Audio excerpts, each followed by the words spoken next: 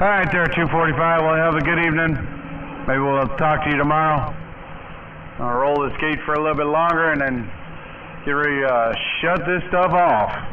245, knockout in the cold Great Lakes. They're still standing by.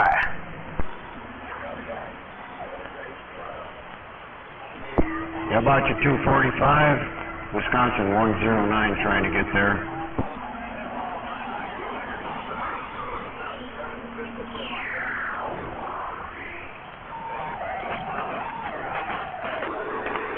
Catch you later, 245. Hey, 61. I might have some Mother Nature, but I ain't gonna have no big watts like they got, man.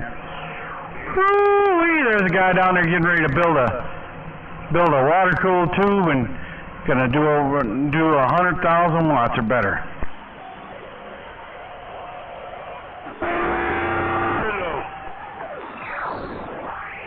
Water cooled.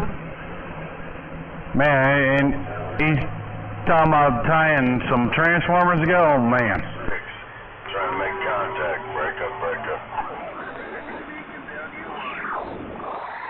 816. I'm afraid of that, man.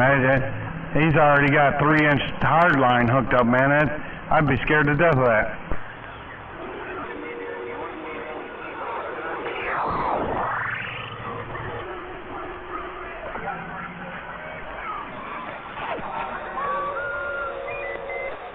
Oh yeah, but you put that stuff in a separate room and contain it, it won't be so bad. Tempo on the pump you up. Yeah, you definitely needed another room. I mean, I'm sitting next to mine and I don't even like it next to me. I'd like to move it on the other side of the basement.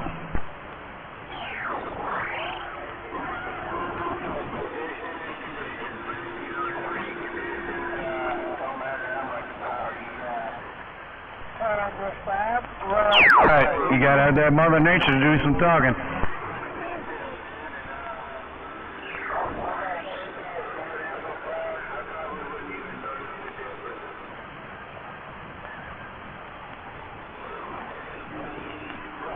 It's quite a bit to change the signal. You know, it's got double almost to get 1 dB out of it.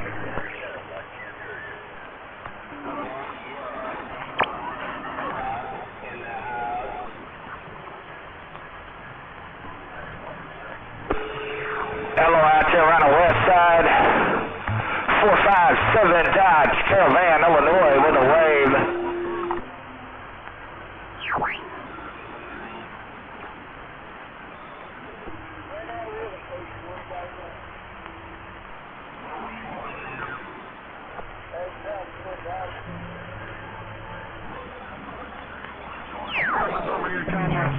Since she shows me a 15 by a 16 she shed that is got all her supplies and hobby stuff in it. I'm like, oh, no, absolutely not. You definitely do not need that.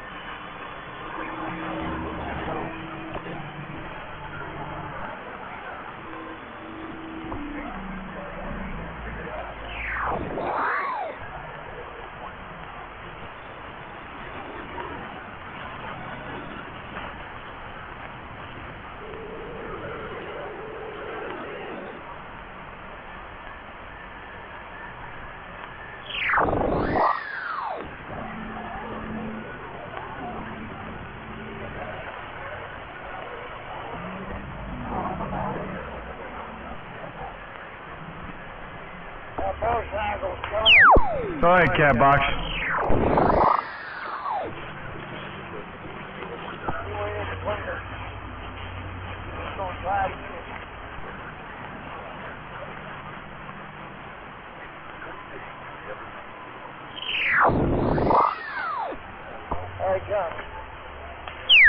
Right on, Catbox. Ain't no pain, no strain. I'll be out here tomorrow. I'm out here all day tomorrow, so we're gonna run a little bit on the bowl in the morning. Maybe try to talk a little bit of England if it comes in on 28, and then I'll be on 17 and rolling the gate all day. Have a great evening there, Catbox.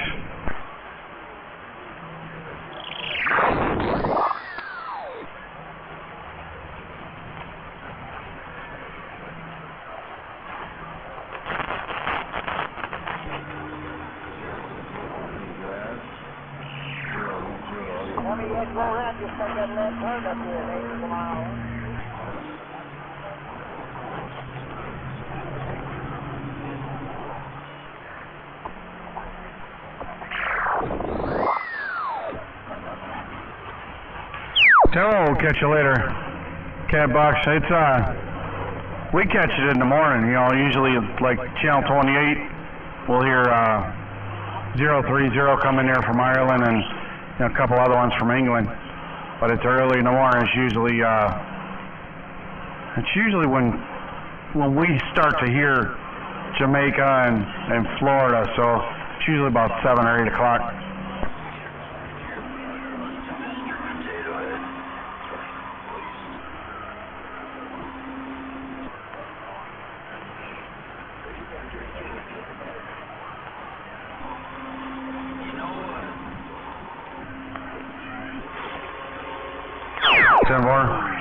We've been getting a lot of Australia too, you know, late in the evening we've been getting Australia. I'll talk to Australia probably about 2 weeks ago, something like that. That was the first time for me.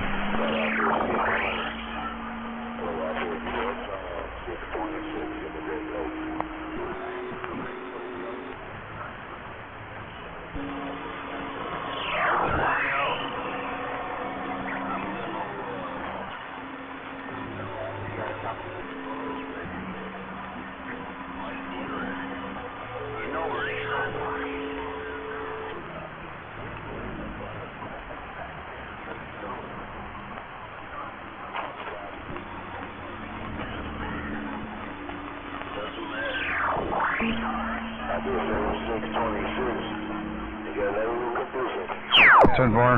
Yeah, it gives it that like woo sound at the end of it when they're talking. You know, I notice with this big 7 element, you know, I don't talk. I talk better off the corner of it. Excuse me. Off the corner of it than I do directly on it.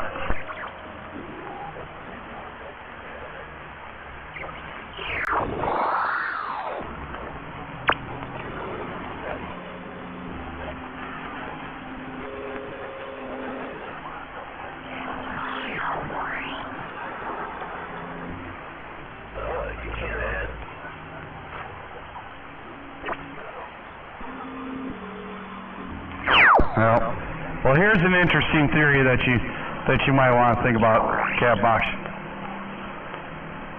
So you know how it bounces across the atmosphere, how you got bounces. So if you take your antenna and put it at a 45-degree angle, how many bounces do you think it'll be before it gets to the other end of the other end of the United States? Now, the guy down in Florida, Terry, 55, he told me, he says, it's a 5 bounce from Florida at a normal antenna horizontal. He said when you put it at 45, he said it's a 3 bounce. It turns into 3 bounces.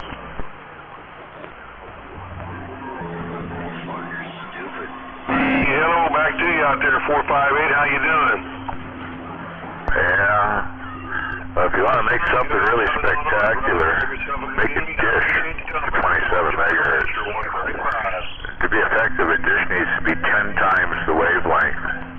You don't need both the vertical and the horizontal. All you need is a vertical. It's the easiest way to build it.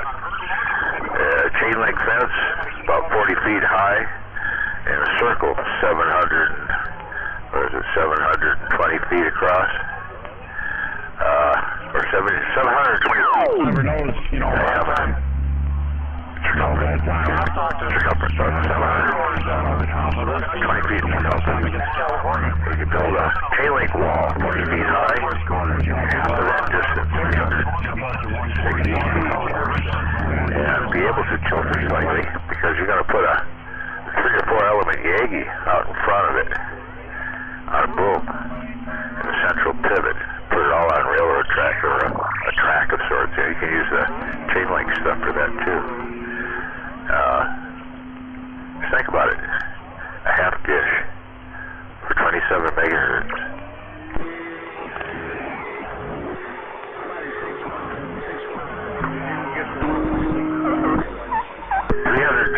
Feet of curved wall, 40 feet high. You got to be able to angle it slightly too. Well, how about that? Smash. Well, Cat Box is starting to get rough, man. It's getting real busy, and you know it's starting to switch. You know, I can hear 61 coming there. I can hear you, and I can hear somebody else trying to mumble in there too. So, nevertheless, there, Cat Box. We'll put it on you later. Hopefully, we'll talk to you tomorrow sometime. Have a great evening. I'm gonna let this gate roll for a little bit longer until it goes quiet, and then we'll put it back up on the Cat Box. Knock out in the cold Great Lakes with the evening wave is getting on down. Yeah, it was not a mumble. That was indecipherable babble.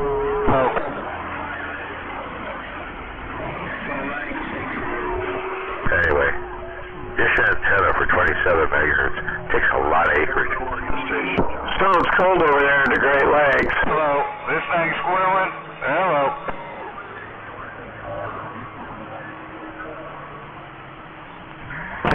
Good evening, smuggler.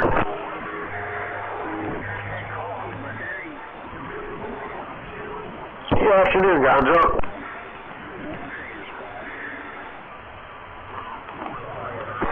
Test 1, 2, test 1, 2. Hello.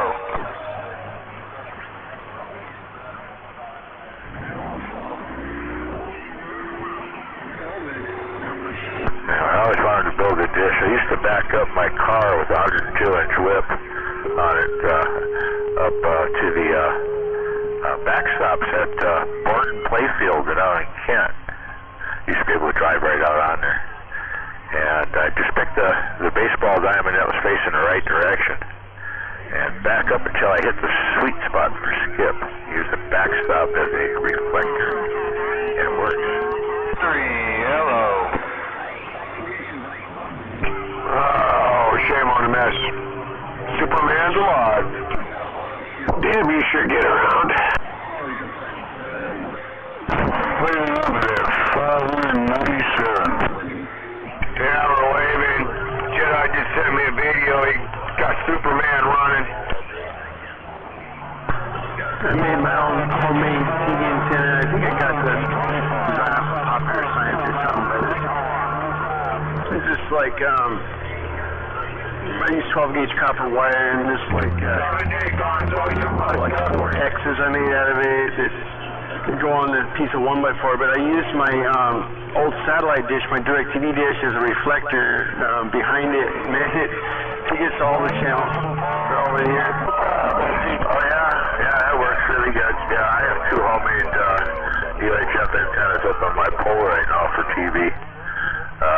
I had to point in so many different directions. I have 5 of them up in different directions. Yeah, Ken. Yeah, I did 2 antennas at my daughter's old place in by American Lake down there. So, like pointing in 2 different directions, so I could get as many channels as I could down there on the 30-foot tower I put up down there. Cool. Yeah, I used to back up against the south wall of Gonison's Marina in downtown Kent. I used to have access to the backyard there when Kenny's Auto Sales was in there. I could back up towards that steel wall, hit a sweet spot there for talking south. That was awesome.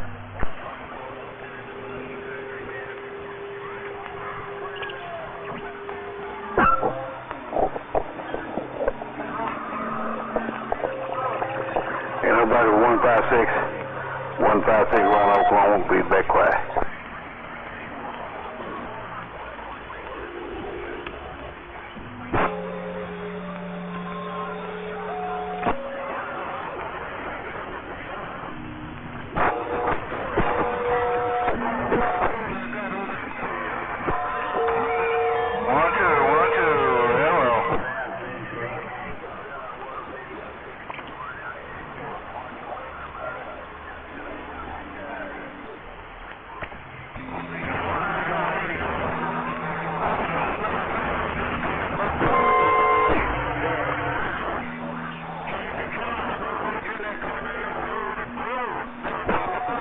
Dang it, man. Hello.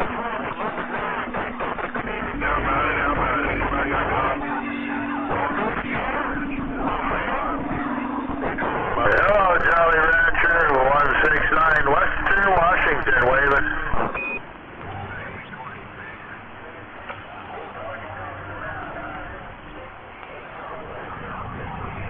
I'm a mud duck. I'm all broke up and everybody walks on me.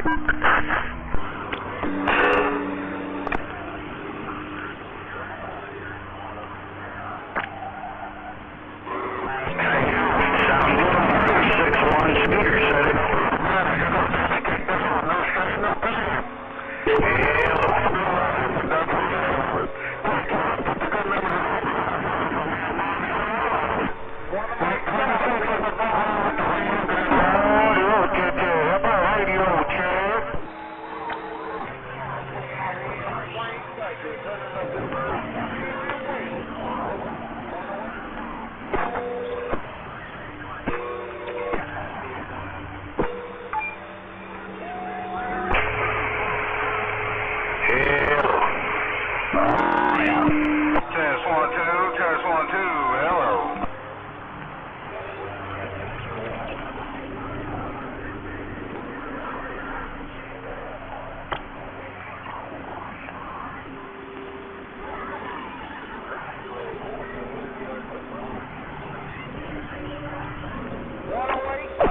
Hey, we're testing over here, man.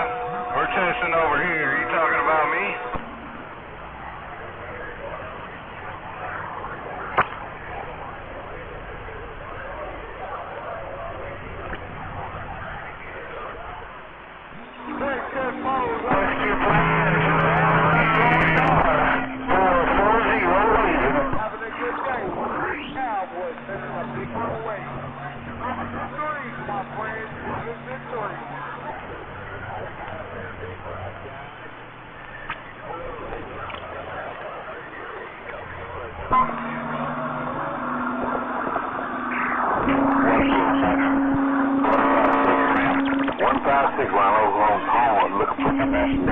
Audio.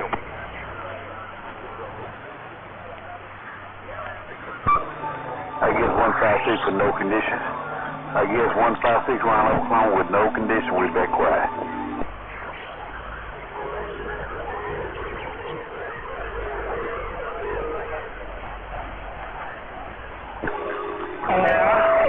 I hear somebody calling 156, but doggone it's rough off in there. I hear somebody calling 156, but it's rough. 156 round Oklahoma. We back quiet.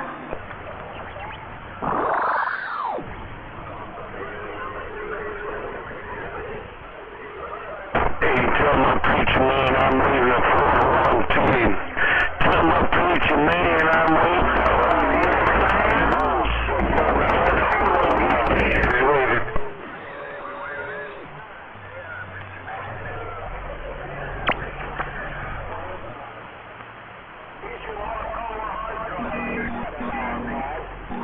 Tell preacher man I'm leaving for a long.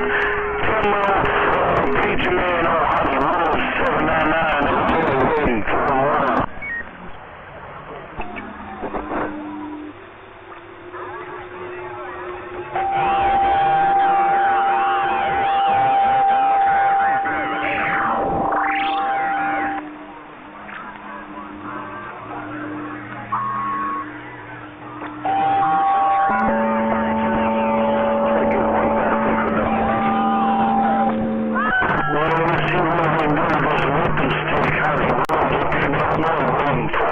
Come on.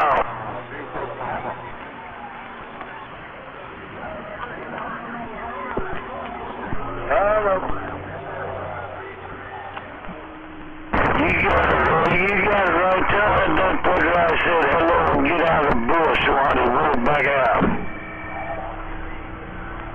16 up in Chicago, say howdy doody. The boys tell old preacher man, Illinois, Chicago, say howdy doody, Blake. Hollywood. Now, I'm not a preacher man, but I'm gonna wave my hand. Hollywood, Johnny, be good. Waiting for the drunk fest to start. She ain't be on it all. She ain't be on it all. You mean they ain't drunk yet?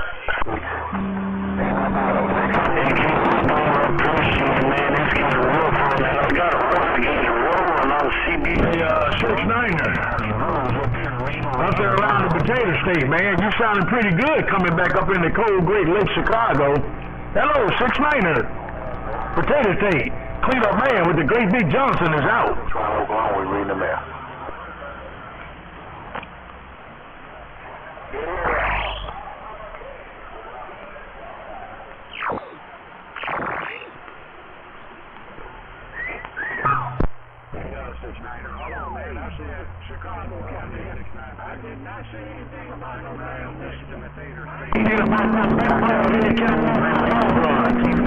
Around Potato State, clean up man, Chicago, break. Boys just sending a big wave out there, GX land. Hey, all this for me and 108 Cowboys sliding on. She ain't for a man to work hard all day and don't get paid. She ain't for a man to work hard all day and don't get paid with. Roger D, sir. Sounding good. Coming back in my car. No get back, no contact on 696. No get back, no contact on 696. Knockout in the cold Great Lakes of Wisconsin, if you don't doubt. Clean up man in Chicago with this big old Johnson biking daddy, and bye-bye. With my 7.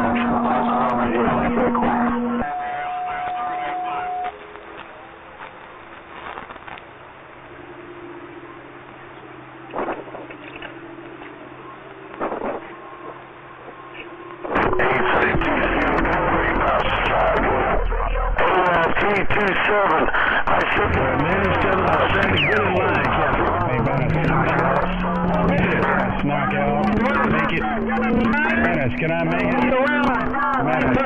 Looking break. Got your ears right by now. Take care, Menace. Mr. Cleanup Man, Chicago said bye-bye. You ever notice that the main difference between sugar and salt is the container you put it in. Salt gets put in a shaker, but we pour sugar.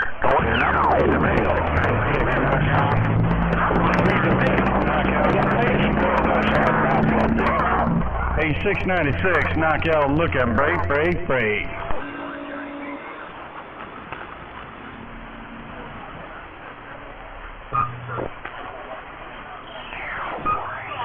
did say 156. 156. Turn right on there, 696. Ain't no pain, no strain on this one. Hey, man, still knockout. You ain't know, baby. Hey, man, a whole bunch of Let's see, 696. Knockout right back. You didn't even talk to you. 156. 156 around Oklahoma, we read the mail.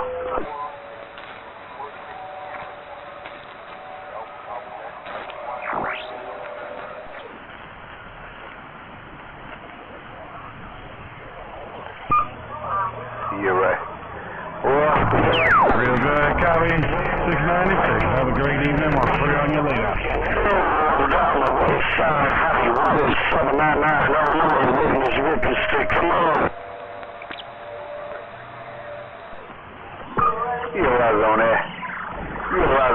Okay. Ain't nothing down in Georgia but a bunch of damn pine trees and peaches.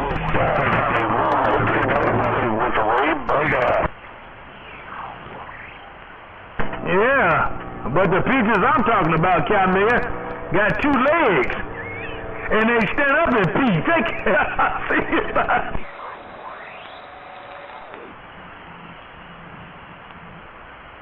Roger D, man, this station around Chicago is back out.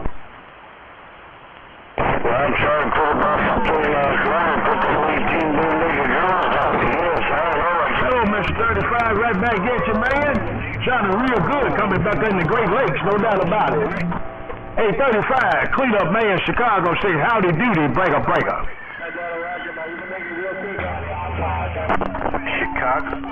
like a low corner South Puget Sound. Wizard said that. Hello, Chicago. Wizard from the north. What I heard you too, Cat Maker.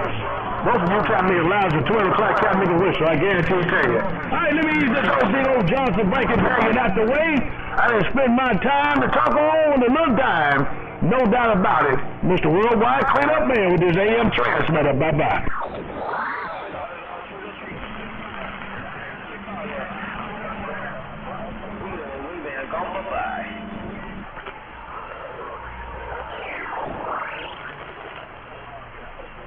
Okay, brother, appreciate the roses, man. Keep some for yourself. I appreciate the Cat Maker roses, and keep some for yourself. Cause boy, you sounding real good coming up in my 75A4 Collins receiver, and I'm transmitting on this great big Johnson Blanket Variant. Mr. Worldwide Cleanup Man saying nothing like two-plate modulation. It's the way radio should always sound like duplicated. Take care, my brothers. I'll see ya. Bye-bye.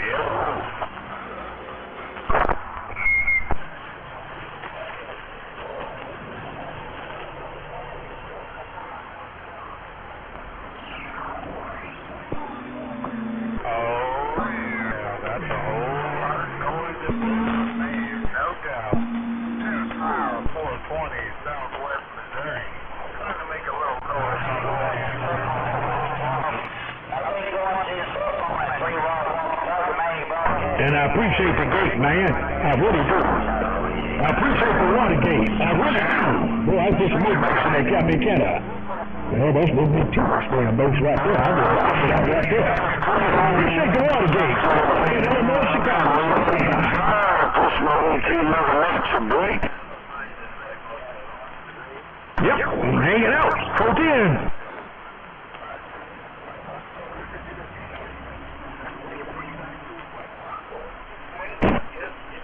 Hey, man, without Mother Nature, nobody can do nothing. I try to tell you, brothers, without Mother Nature, you can't do no type of broadcasting. I don't give a damn how big your box is.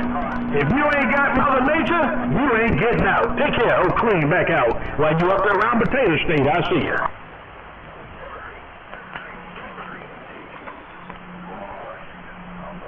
Put me back in them Evergreens, coming back to the old steel driver right here. 74 steel. Okay, so what are you doing to Mother Nature to make you so loud?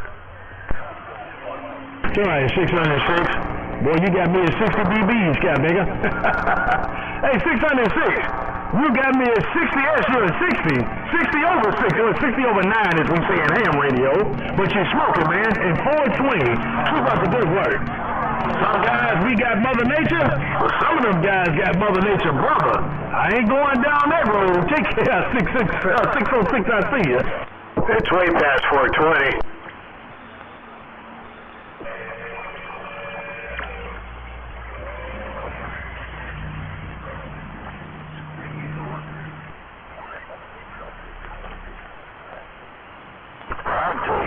Nope, you ain't got no squeal, brother. That's all good audio. Yeah, the couple of you getting back in there, man. I can't quite make your positions out. Ain't no doubt. 74 steel driver, Big Horn on channel 17. Let's go.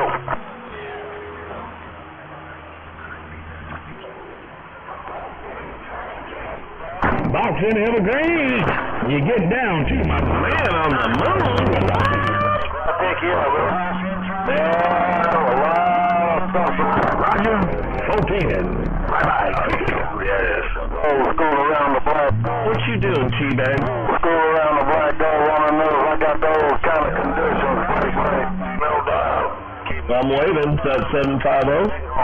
State 10-4, man. What's going on? I'm just watching the NASCAR race. They're cleaning up the mess so we can finish it off here. Mr. Hollywood. Hey, Mr. Hollywood. Mr. Hollywood. I see you. Bye-bye. My neighbors out there making some noise.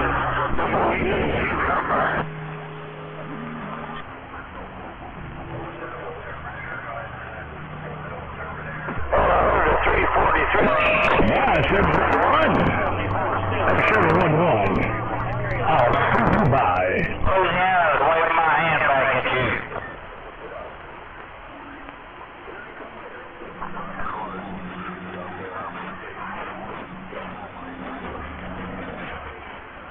Hollywood taking up everyone's receive around Michigan. I'm waving.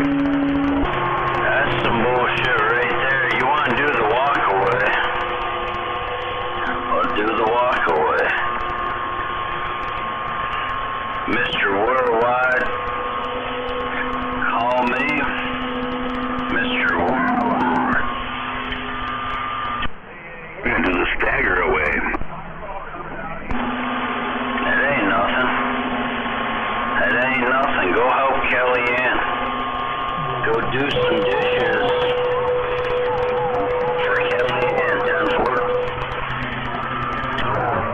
Kitchen's all clean. Hey, Roger, we're passing trash at 343, but we got a grip on your road, not about 074, still driver 343, that's right. No condition on Scooby-Doo. No condition on Scooby-Doo. Baby love when this Mississippi doghouse got doused. Hey, Roger, 343, rough and tough down there, you know that, but you making the trip down there? Scooby-Doo, I appreciate you. Hey, Scooby-Doo, baby love. This Mississippi doghouse, breaker.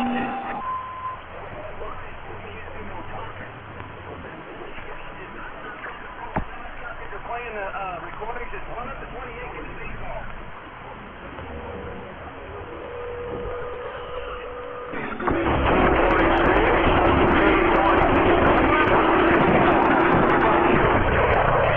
And the big horn, 343, we're in California right there, brother. You sounded that, making the trip, no doubt.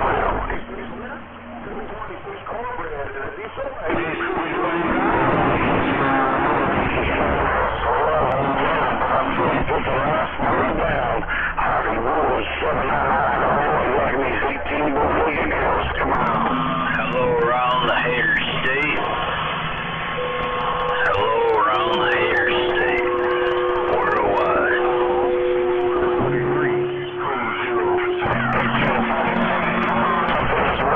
343 Hollywood.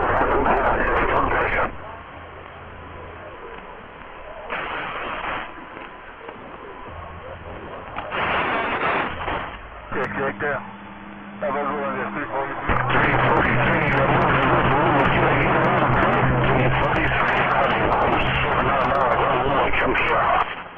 That's me coming back to you there, 343. I got a good grip on that man's lip right there, no doubt. Didn't catch some numbers, old 74, steel driver, big horn, let's ride.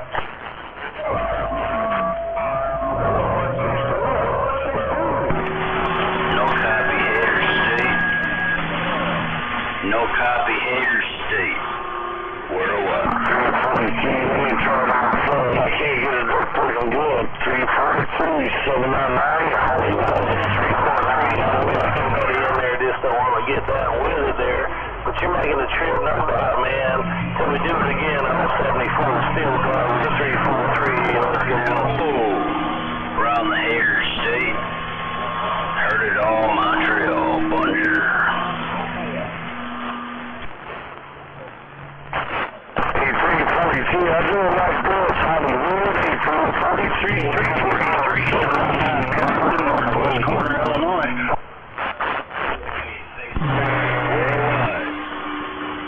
Mr. Worldwide, bonjour. In the hater state. Heard it all, Montreal.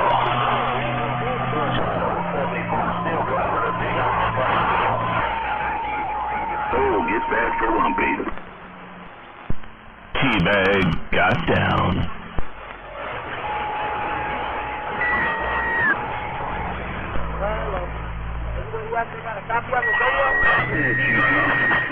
No, you shut up, Froggy.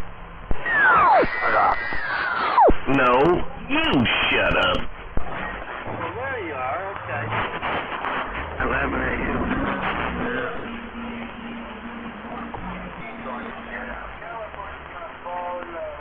I can't do it, they get broke. I can't do it, they get broke.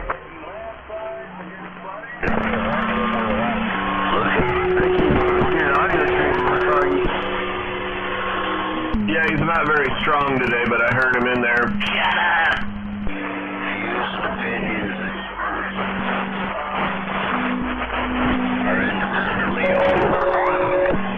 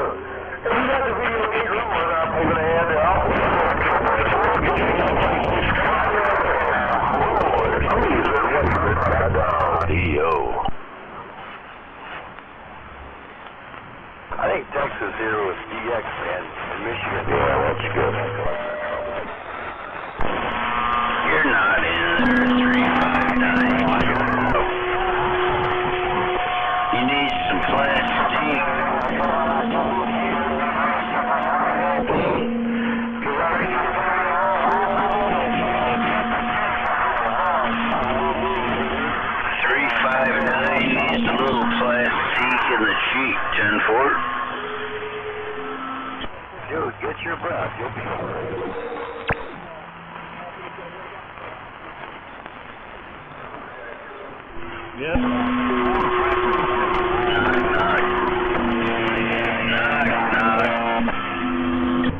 Yeah, it's working all right.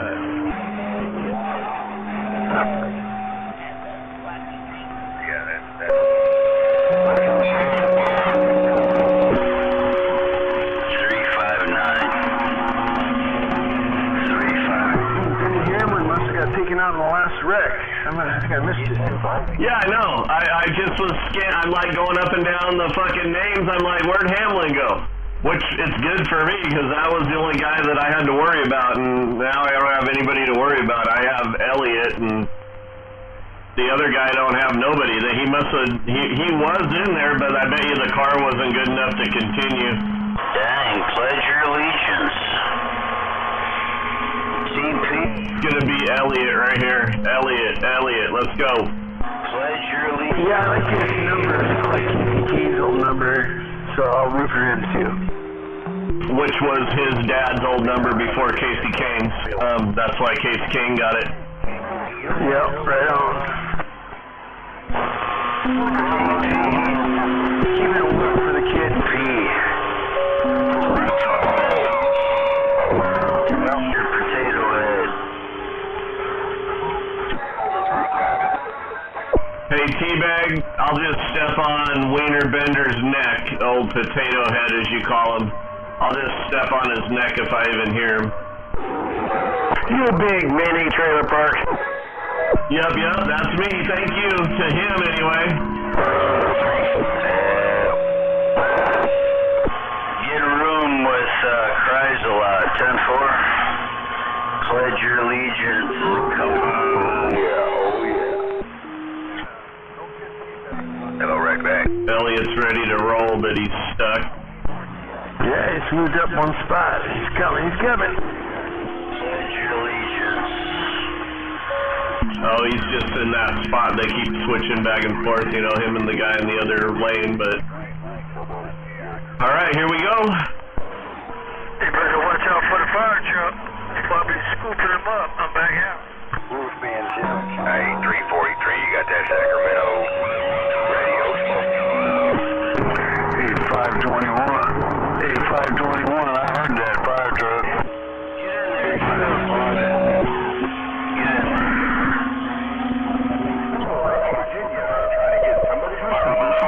Well, Elliot got hose bagged. Thank God nobody else is in the race that's going against me. Good evening, Gonzo. I heard you, man. I was making this turn. Good evening, Gonzo, and it sounded like War Daddy. And I'm back out. Check. Oh, another big wreck. And I wave. Okay, I got through that. Maybe. And then I'm waving 521 in that fire truck. You got down. 10-4 and I'm out. War Daddy, good afternoon. Good afternoon to you all. Hello out there around the bend, 454, West Virginia. Me? Uh-huh. Why? I sound like I'm sick. Because you're yelling and screaming and playing reverb.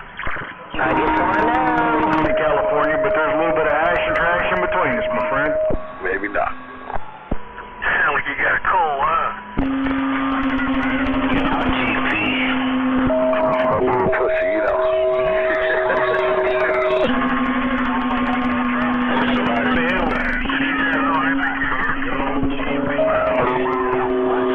They want to pledge their allegiance.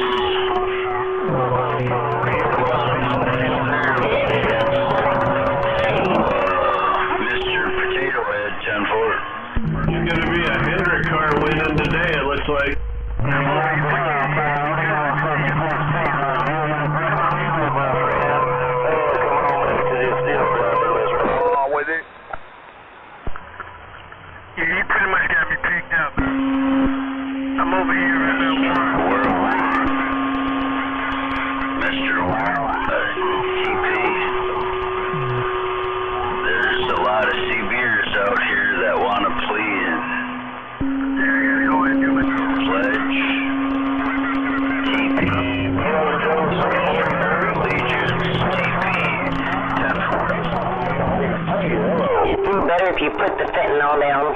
Hey, T-Bag, you know what? I'll tell Wienerbender to pump his station up so y'all can hear him. And then he can hear all of his followers out there. I ain't got no Texas Star. I got Supermod. I'm waving over there, Sweet Pea. Happy Monday evening.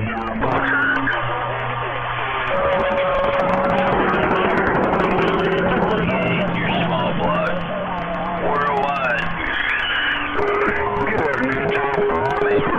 Yeah, I'm waving over there, Mr. Gonzo.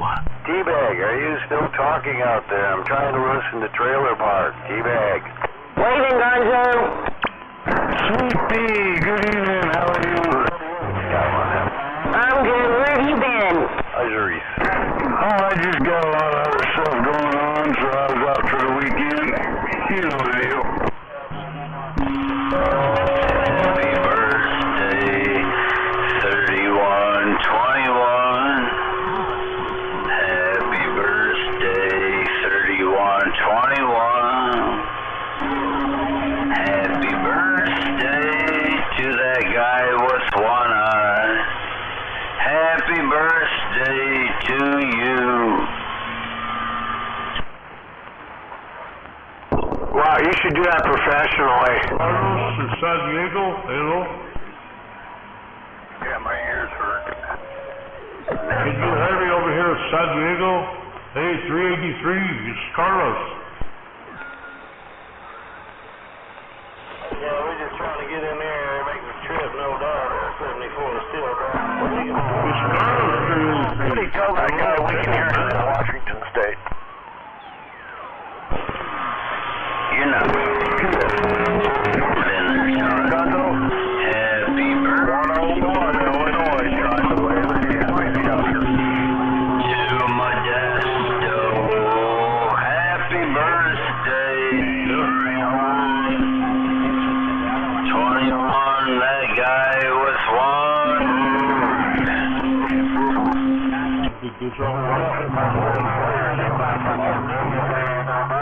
Oh, 74 steel driver, big one in Washington. That's right. Yeah, they're babbling over there in Detroit. No, I didn't say hovercraft. That's, we got 5 through the bay, and then you got, like, hovercraft. Come on, man. Don't get me in all that mess. Happy birthday to the guy with one eye. Hey, talk to him, man. That's a shoe. He needs a name. Oh, his buddy must have been bending over in front of him naked if he's only got one eye. Hey, you got the copy on this one now? I turned it the other way just for you.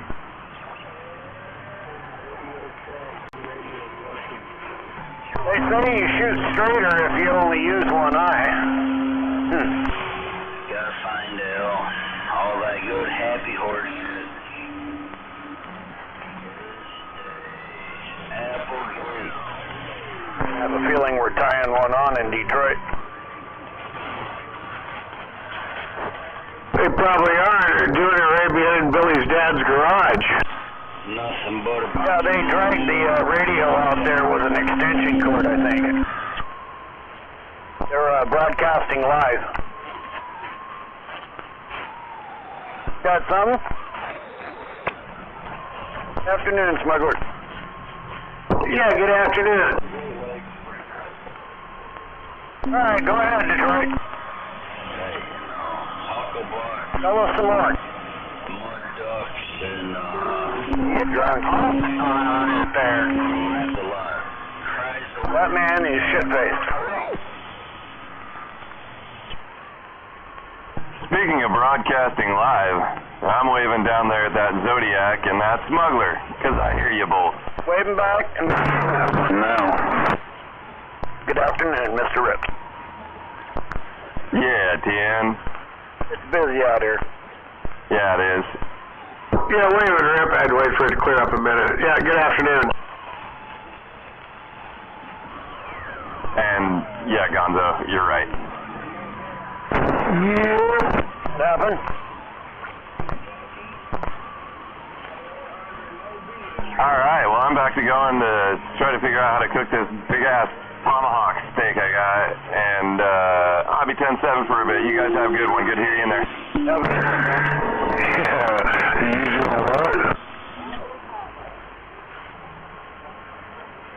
What was that? You're doing the tomahawk, right? Because they were on sale. Big giant piece of meat, and I need to figure out what I'm going to do to cook it. Look at your needle, bro. Bring it down here, I'll show you how to cook it, fucker. Figure out the difference in the two pictures there, G-Man? Talk to you, bro, next. I don't know, let me go put my glasses on, because they look blurry to me. Oh, the Dosey came in today. Hey, Hollywood. Hey, Hollywood. What is it, G? Mobile waving. Cool, man.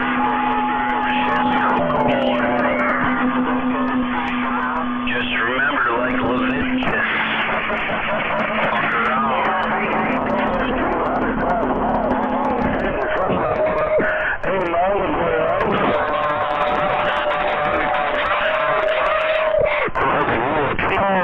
Yeah, good evening, Gonzo. I had to go get my glasses. Okay, smuggler, you said the meter came in. Is it reading the same as the other? No, the Dosey actually has a higher match.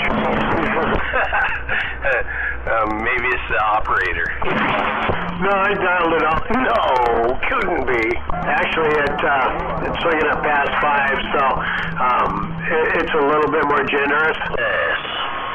Well, I was thinking after I left the other day, the reason that your meter was reading lower was because we're messing with it, remember? Yeah. So this one, yeah, it's swinging up 600 when I hit it with all that audio. But like I said, it might be a little bit more generous, and it might be that way on the swerves too, giving me more than what I'm actually doing. So on the SWRs, it's got me dead keying. So what's your match on that meter? Dead keying at 1.2 and swinging up to 1.3. Oh, okay. Well, that's not bad. Rain now to 121. Sunshine wants to come out. We'll be coming close to what the money will break.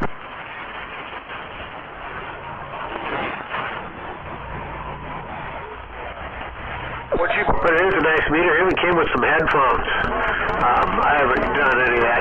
That isn't going to get rid of all the skip. No, but I might be able to listen to a talkback so I can adjust my echo the way I want.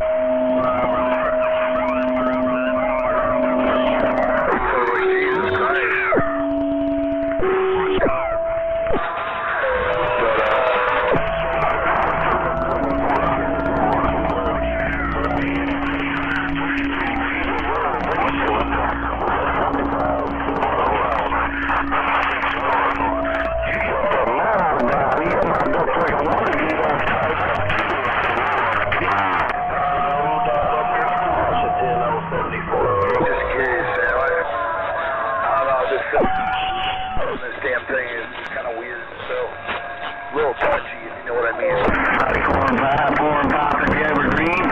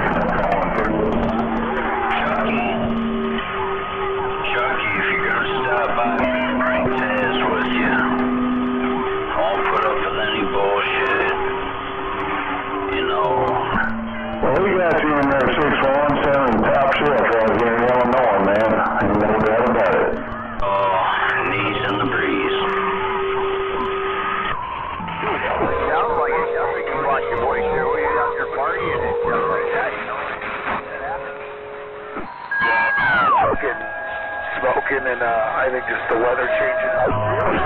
Yes. I appreciate that, 6-1. That's for sure, man. That's for sure. Easy rider, we'll back quiet.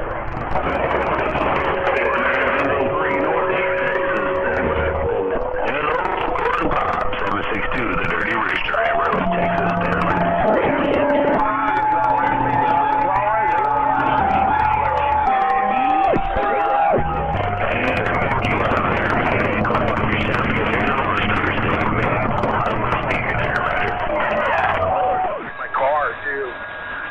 Good God almighty, a lot of noise.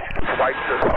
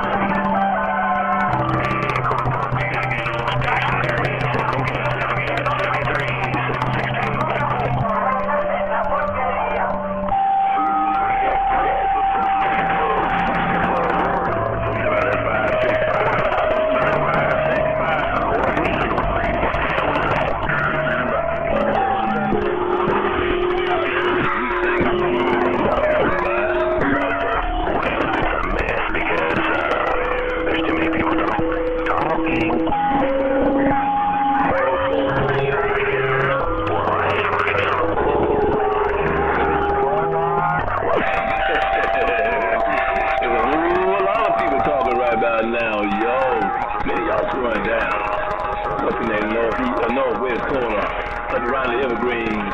318, Central Mississippi on this week thing. I'm going to leave right here and get down. Read the mail. Yeah, you know that yesterday's car too. You don't want it all to get up.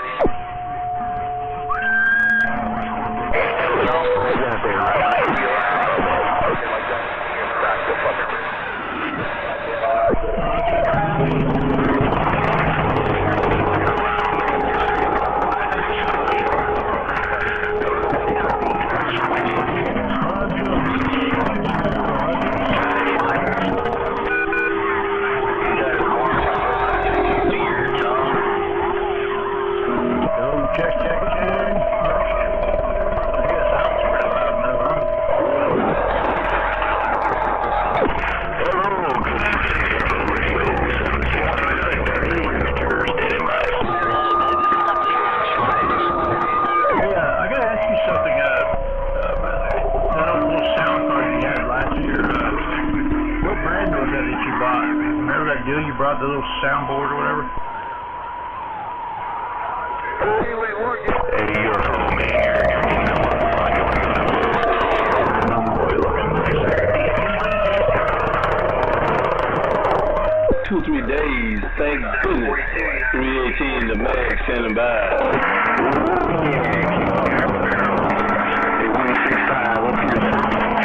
Roger, 6-1, Sir Roger. Right back at you. 6-1, with your bad self, 318, I got you. Zeppelin, Arkansas, we're getting on down. Tennessee, 45 Tennessee on the new Right in Hot Springs, Arkansas, Roger. There's a lot of y'all out there, man. All of y'all sounding fantastic. It's the fact of the matter is so many people. Right in Hot Springs, Arkansas, whoever asked out there. Didn't catch that name or handle or anything, but good evening out there.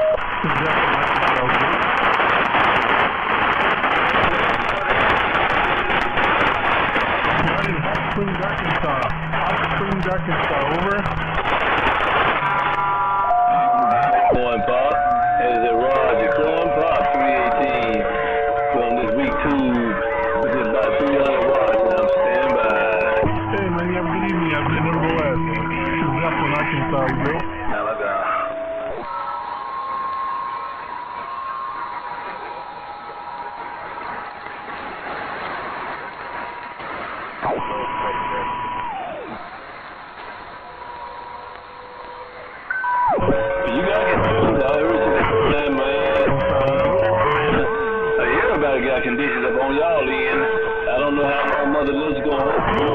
say hello and wave my hand right back in that northwest corner again. 318 Central Mississippi. Right back. Hey, 318 Gonzo 943 up here in the corner. We're trying to get in your receive break.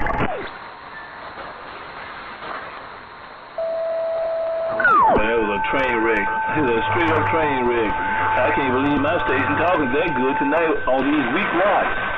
318 on this little bit of week tube. You guys can't keep quiet very long, you know that. Down.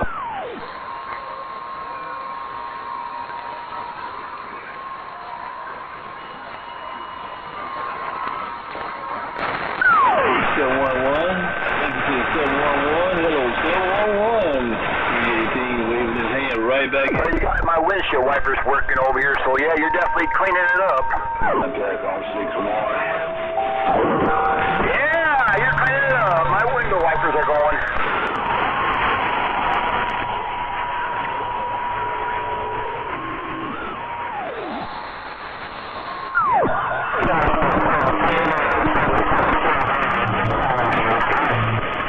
Short break, Sidewinder.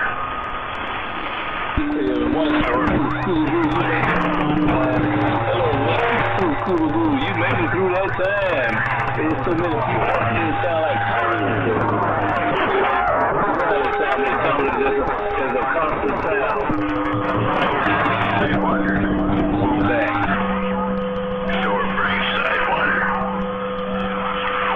Around Portland, Oregon, this station around Alabama.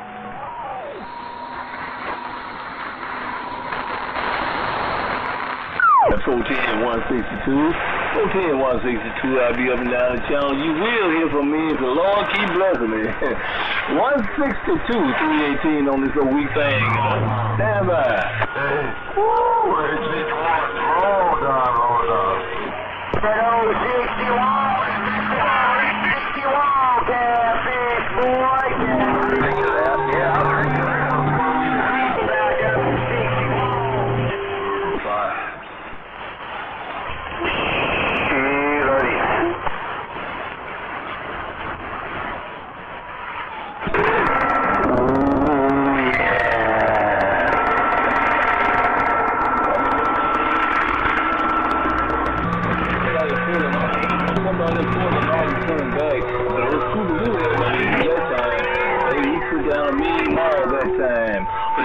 Station up in Portland, Oregon, 318, stand up. Boy, nothing like that right there. Oh, yeah. Oh, yeah.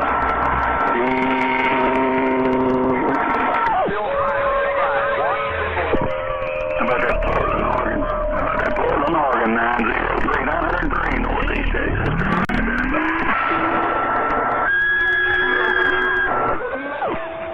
Oh, yeah, well, all right, hovercraft, you in that suit.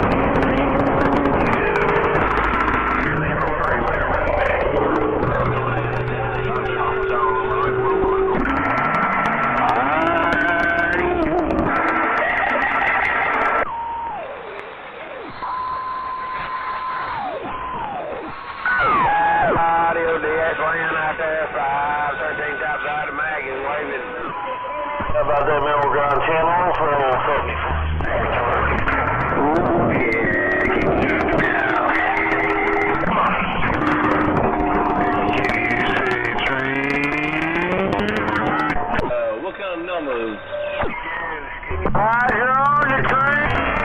Go ahead, Captain. Yeah, what a good driver the train. Number size over. Worldwide.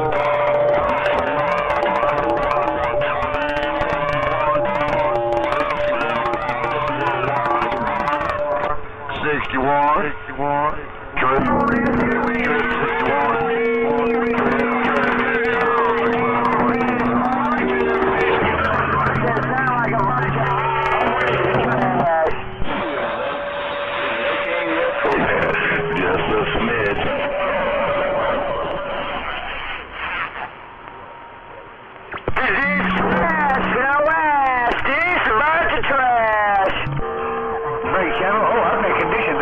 In the Bayou country.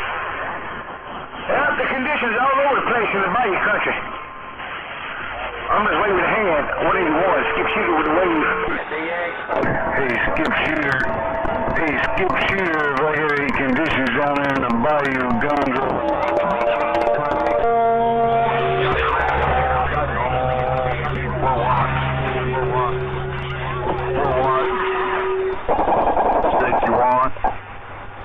Worldwide. 61. What? Hey, check that out. Hey, I didn't know it back down that far. Who's that in the pickup truck? Who's that in the pickup truck, 903 Texas? Where's it? The Ted. Number 23.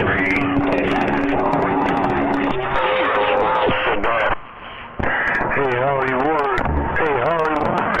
You got any extra corner Gonzo trying to get in here? Always know. Hey, big brother. Always know. What you doing in front? Terrible situation.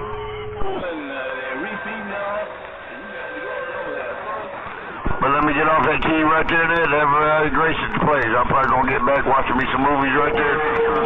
Drinking these old cold extras. Then fine style. Middle of the wall west. Outside. Sweet home Detroit, Alabama. I got a. They doing their thing. I'm telling you that. They are doing their thing. Some Chinese soldiers and the stick there. A little You got a Moonraker 4. I heard a Moonraker 4 in there. 513 in the mag. That's right, Michael Sudrick. Hello, 383. JB, Illinois looking. They look with this rig. They'd have that beam on the other side. And the mag is waving. Well, roger there, 383. Safe motoring out there, friends. We'll catch you later. John Boy, bottom side of Illinois. We got that 383, 274, Illinois looking. 513 mag is waving. Shut the fuck up!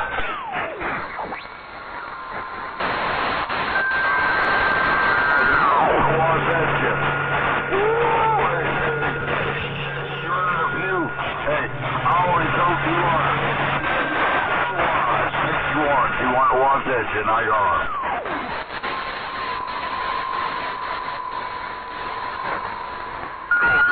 Big brother, hey, 61. I definitely had at least don't you want to only watch at you. But I do got to go right there, brother, in that fine style. Grace in the right place. Like this, like that, like that, like this. How about I done that as well? Trainer coming.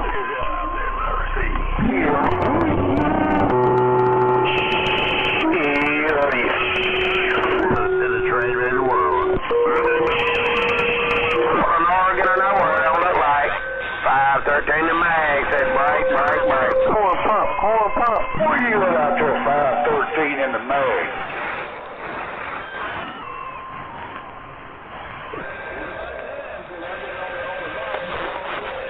Somebody's in there for that pump.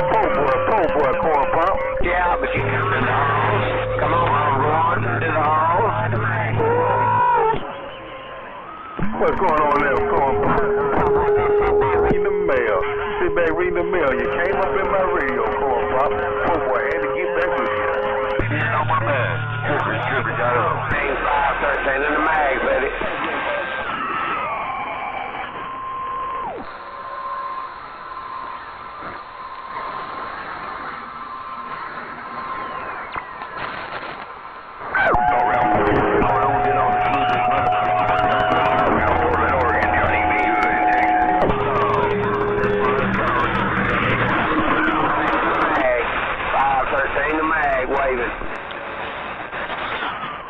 I do gotta go now.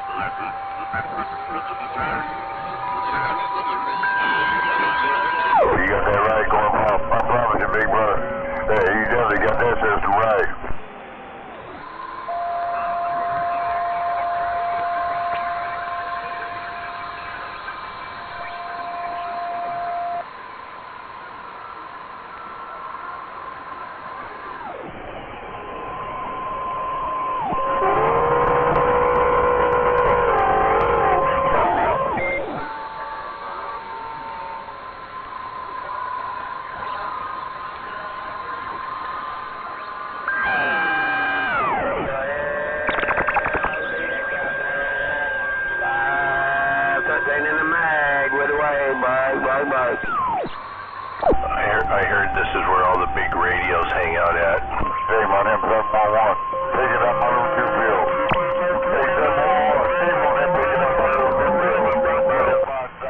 But I haven't heard any yet. I'm just letting you know.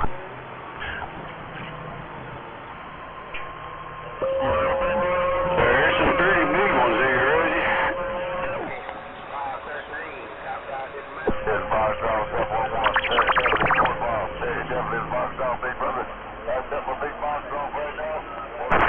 Hey, Popcorn 316. Hey, Popcorn 316. Hello, Popcorn 316. Mini Grass, bring up.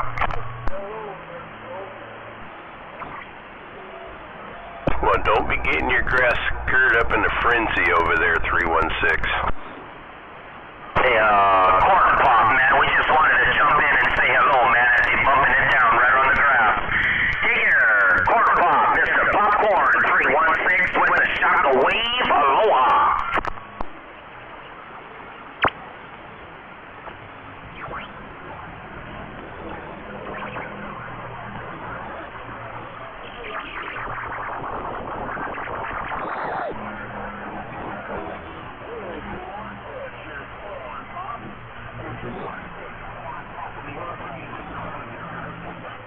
Hey, Corn Pop. ain't no stream, man. Bumping it down out here with a whole bunch of coming in and bouncing right around the town, man. It's sounding good, man, like a local right around the big island, no doubt about it. Quarter pop 316 with the wave off this north side of Hawaiian Station. Aloha. Sounds like that Hawaii's back in it again.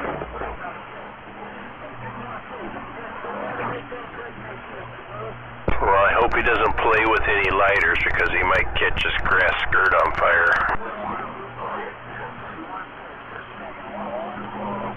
Hey, 711.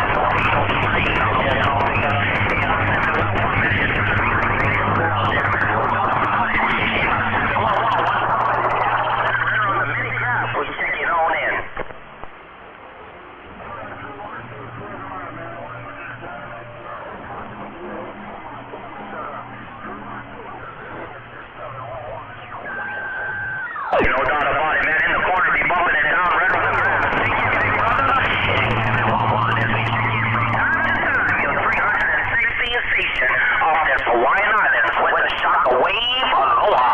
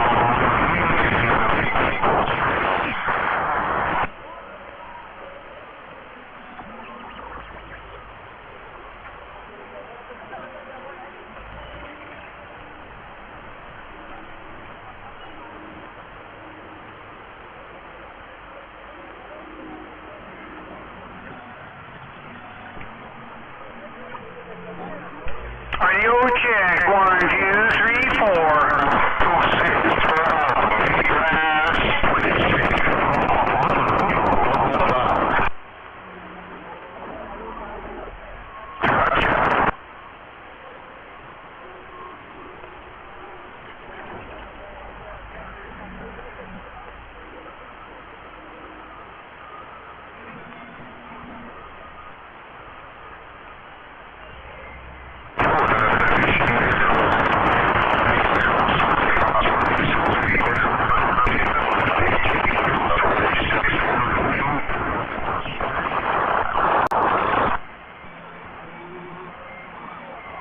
Holy shit, what's going on the gate?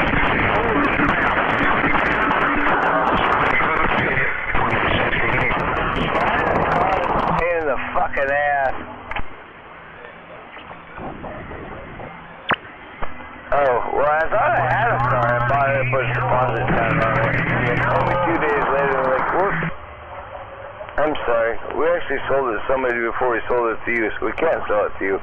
So you can come back and get your deposit back. Yeah, I'm kind of pissed off. I've been looking at cars and driving around fucking ever all over the fucking place. And I fucking hate car salesmen. What the hell happened here, breaker? Okay, I'm gonna get one. I'd buy one from a private owner, but that's just me. Oh, I tried that today. It said private owner, but it was some Punjabi, and he's like, what are you talking about? Like, Audio check.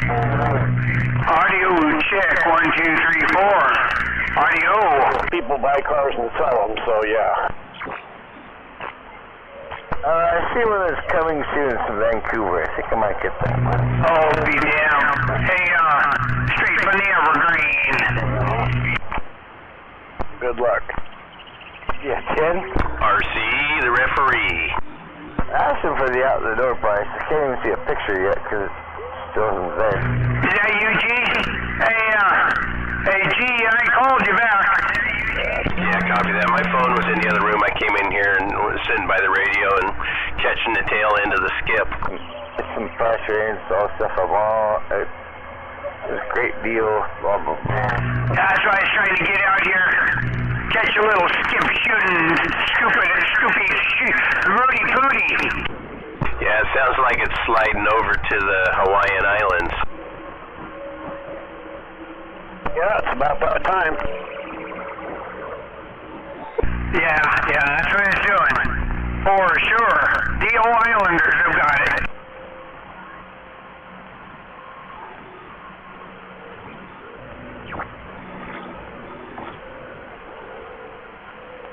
I'm gonna try to get in on all them Rudy Pooty's radios.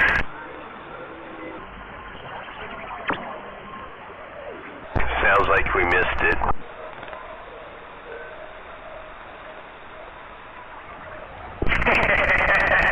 Yeah, we did. Yeah, for sure. Yo-ho! Yo-ho! I hear Sweet Pete. Yo-ho, what's going on over there, Hammerhead? Cigarette breaks. Oh, cigarette breaks? You don't smoke, do you?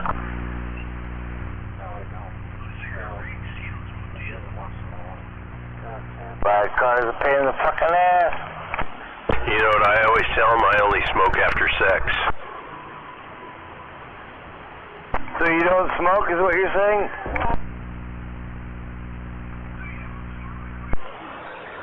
You know what the answer to that is, Hammerhead? Yeah, I don't think you smoke. Yeah, you know if you smoke after sex, you know what the answer to that is, right?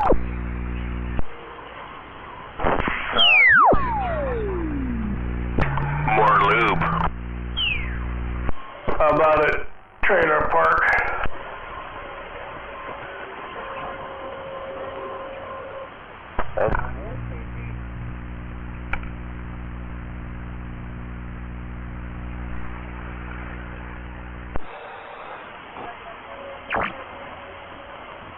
Well, alrighty then. You think you're fucking Jim Carrey or something? Hey, G-Man, we're just gonna get down in the world of sound. Waving to that RC out there.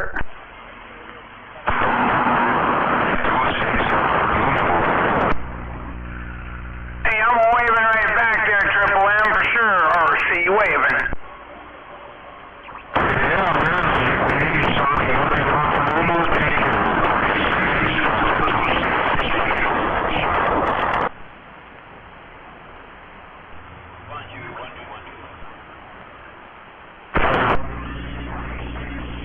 G-Man, who's that doing all the squiggle and squabbling? Hey, RC, the Hawaiian Islands just took you out. Well, that's not hard to do. He's a mud duck. Waving there, G. Little beam around. Good evening. Oh, well, doggone it anyway. Damn it anyway. Doggone it, G. Oh, shit. Damn, RC, you can't win for losing. You ain't growing no mini grass up there. Guess I'm broken.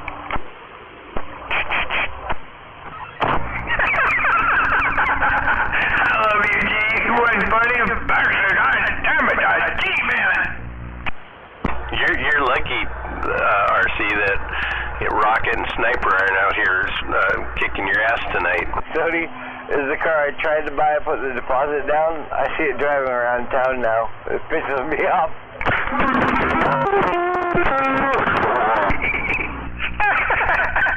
Hey, let me turn it up a little more. Give her all she's got. Well, I thought I did. But I guess it was already sold before I put a deposit on it.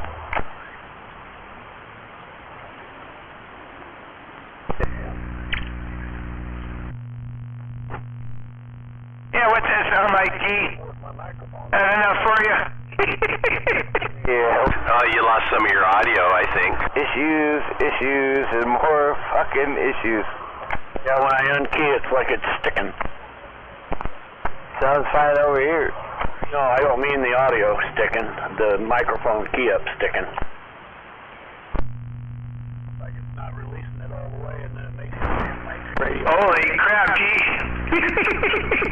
Have to reach. There you go.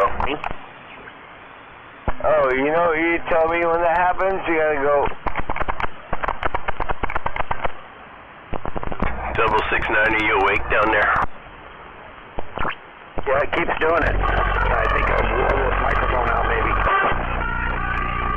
Oh, boy. That won't help. I don't know, pee out of it, it might. No.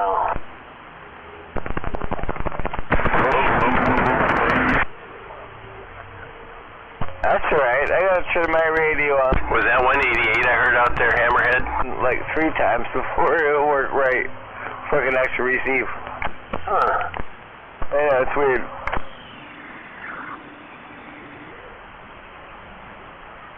Radio gremlins. Well, I think it's just part of life deals. There's something.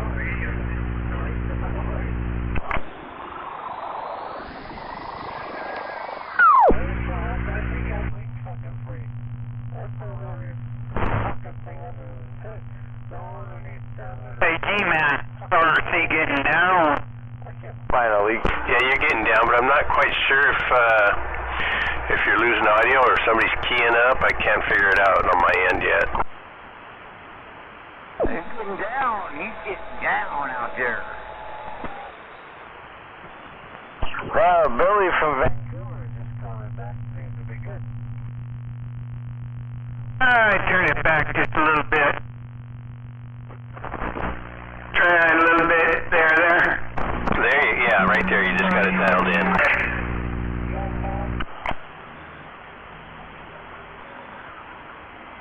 Yeah, right when you backed it up there, you got it dialed in. Hey, fuck you, G-Man.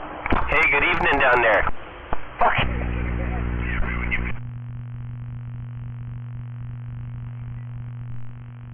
Where's your boyfriend? Oh, I gotta go. Talk to you guys later.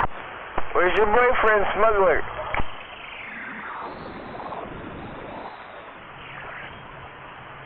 Oh, no.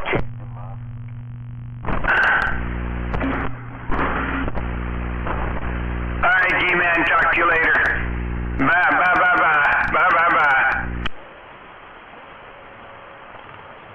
The channel was quiet. Yeah, it's been pretty noisy today. No, I've been doing errands, laundry, propane, grocery store, cleaning that.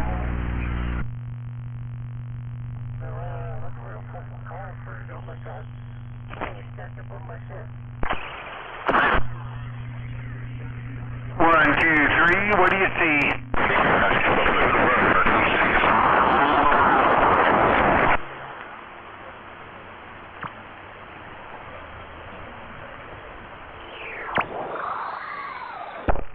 Come on, Gonzo, you out there? I hear him.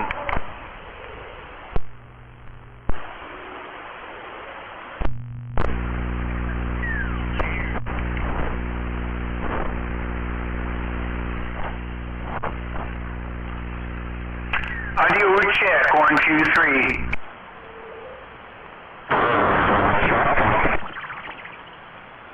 Well, that guy's not from from Mason County. He can count to 3.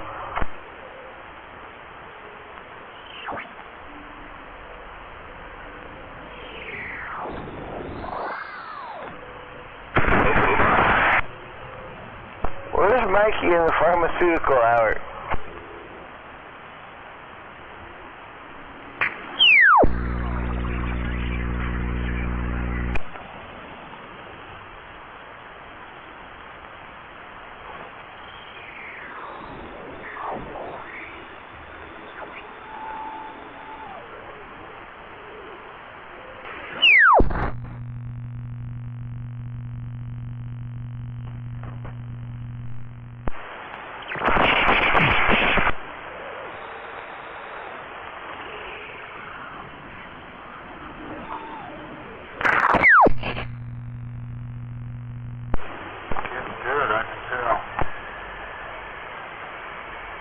I sure hope that's not your new radio, Dave.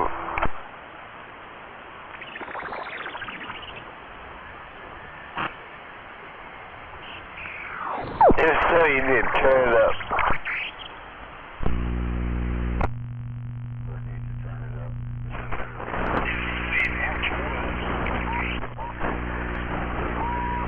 Just put that radio on hold. I've had too many deaths in my family here in the last couple of months, so I gotta get a grip on things before I make that kind of an expenditure. Damn it. 2 friends of the family, 2 family members in the last 2 months. It fucking sucks.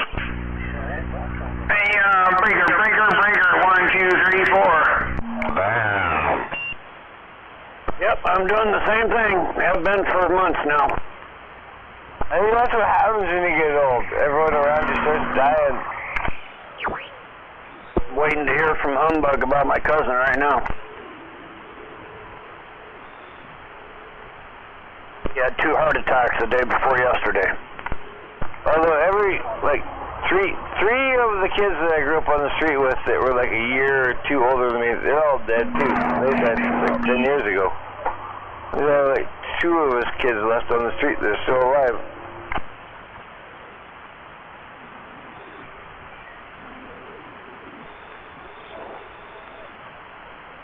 I've got 1 family member left. Go ahead, Kevin. Hang on to her while you got her. Absolutely. She won't go to home either. I told her, I'll take care of you when you go to... We'll move in with you. We'll take care of you.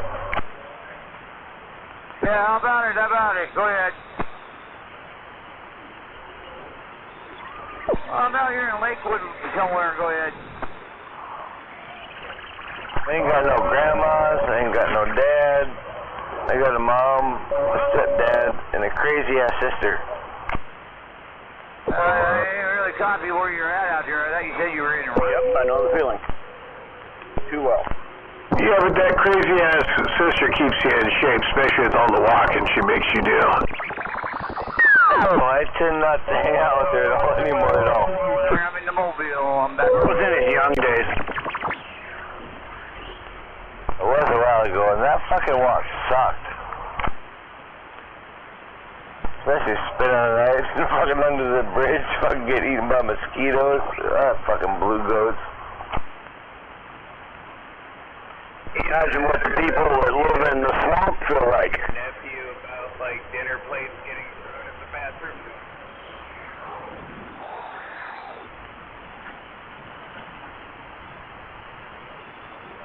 Waving at that Venus. Good evening. Picking my ducks.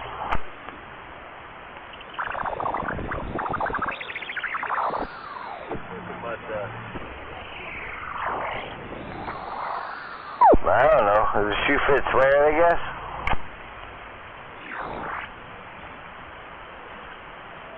Oh, I don't know. Is that better? Yes. Yeah, Tim.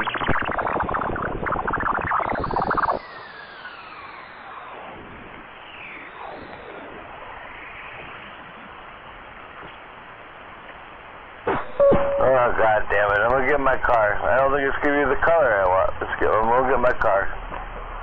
This one's got more bells and whistles. Did you get the one up in Tacoma? No, we spent all day there, fucking Jesse. Yeah, holy crap. You know, Javier, holy crap, it was an interesting day. He did take it for a nice test drive. Oh, he did end up going with you? I told him to take him. But, yeah, that's hilarious. But no, they wouldn't come down just a little bit, so fuck them. Did you find any others? Yeah, I worked with a guy that we're like a grand off in Auburn. But then there's a white one that's got all kinds of fancy bells and whistles that's not available yet in Vancouver. It was absolutely in my price range that I really want. With low miles, no accidents, one owner. I don't know why it's so cheap, but yeah. Not Billy won't call me back. Because they made the mistake of listing it too cheap and they got too many people calling them already. I called them and asked them what's the out-the-door price and can I see some pictures, please? Because there's no pictures available yet. But then the other guy, $1,000 off. I don't know what happened to him, but he disappeared.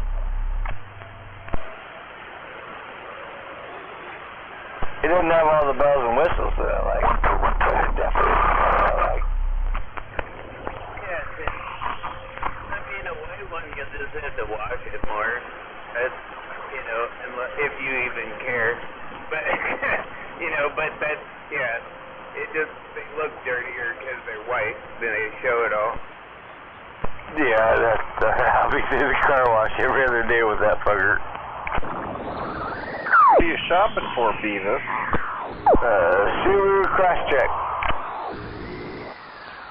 Oh. And apparently they're worth gold now, over Blue Book.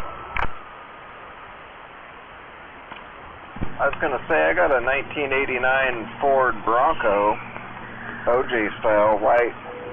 You'd look really good in it. How do you like Broncos? Not that one, though. Always make a good impact on Broncos. Yeah, that's right.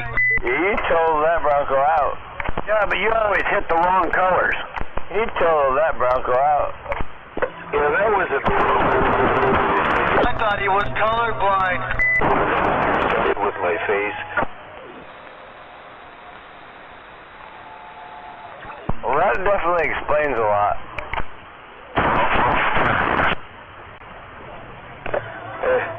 It kind of messed up his door and the door post, bent the fender a little, warped the hood, cracked his windshield. I hit pretty fucking hard with my face on that door.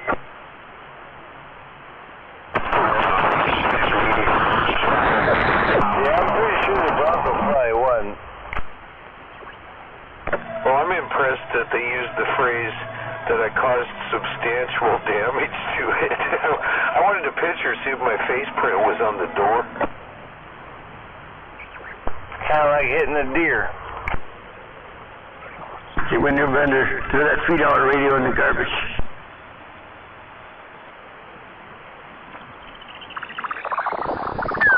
In the news, they named one of the rescue birds that they're showing. They gave his name as Gonzo. I love it.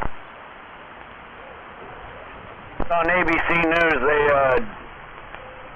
they did something heroic and saved a bunch of flamingo baby eggs and hatched them, and they named them all, and one of the names is Gonzo.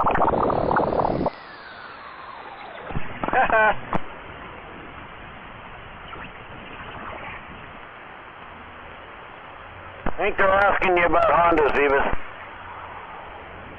Alright, you have a Honda right now. I like Hondas, but for some reason I really want a Subaru Crosstrek.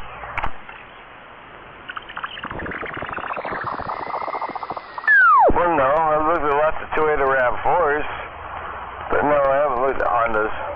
To be honest, I want a fucking Jeep or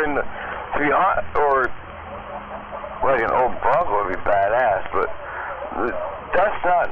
I got stipulations. I'm getting a loan. That's not gonna happen. So I need to find a good little commuter family car that'll last a long time.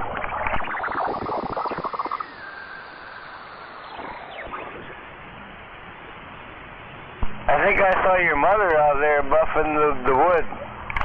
Or polishing chrome. Oh boy. Wow. Oh, I'm sorry. I couldn't help myself. Shame on you. What I saw was a salesman jerking me fucking around for a car that had fucking a baby seat in the back with all kinds of milk stains and yeah. No thank you. Sure they were milk stains? I was hoping they were milk stains. I mean, where it was all rubbed and worn on the seats, it looked like it was a car seat, so I assumed they were milk stains. Oh god, that's horrible. Maybe she was a hugger. Where'd that car seat come from? They have to make some kind of stains to get the baby for the car seat, so you sure those are milk stains? How about it? Channel Jammer, Big Island of Hawaii, waving a hand. Boy, they're waving a hand right back to you. Hawaii? Hey, 969, man, you're blowing smoke over here, man. Sounding good, loud and proud. In the mini grass, 030 Channel Jammer, waving a hand. Well, 030, this is 327 in the northwest corner, Washington State. Olympia, Washington. We're waving. Hey, man, sounding good coming out of that corner over there that you live in. 73s in a shocker wave from 030 Channel Jammer, Big Island. 030, I'm glad to wave a hand. Boy, oh boy, that's quite a trip. Have a good evening. Hey, 565, Portland, Oregon, sounding good, and Randy the Dog just want to let you know. Channel Jammer, over here on the Big Island. No, that was not Diamondback. Oh, 10-4, I'm not sure.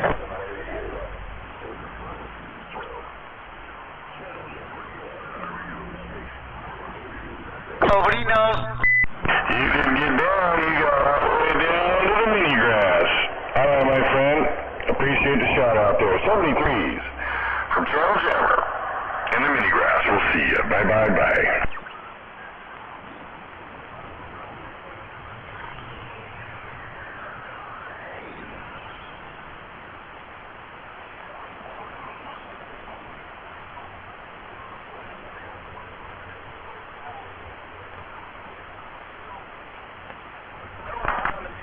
Roger, man, you're making a trip to the mini grass.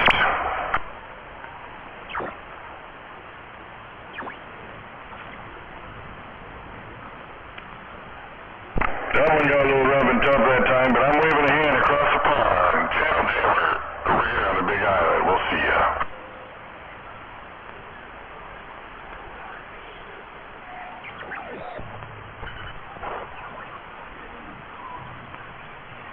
Hello around the Big Island.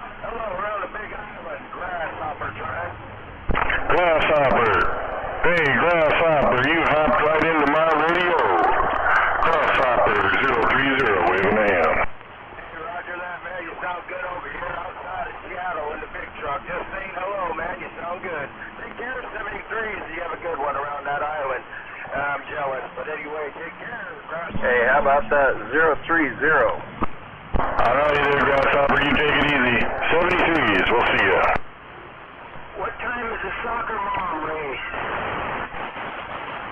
What time is what? The soccer mom race. Ask Washington State when the soccer mom race is. Roger, I'll have to ask. Oh, just a guy here in Washington says he's going to race against a Hot Rod 350 Chevy with his 4-cylinder Chrysler minivan. Hey, I hear that motor mouth down south, you pirate. Yeah, what time's the soccer mom race? Hey, shut the fuck up, Trigger. The soccer mom van race is, we're waiting for details. What's that triple with a soccer mom? Oh, Jesus. Watermouth, down south.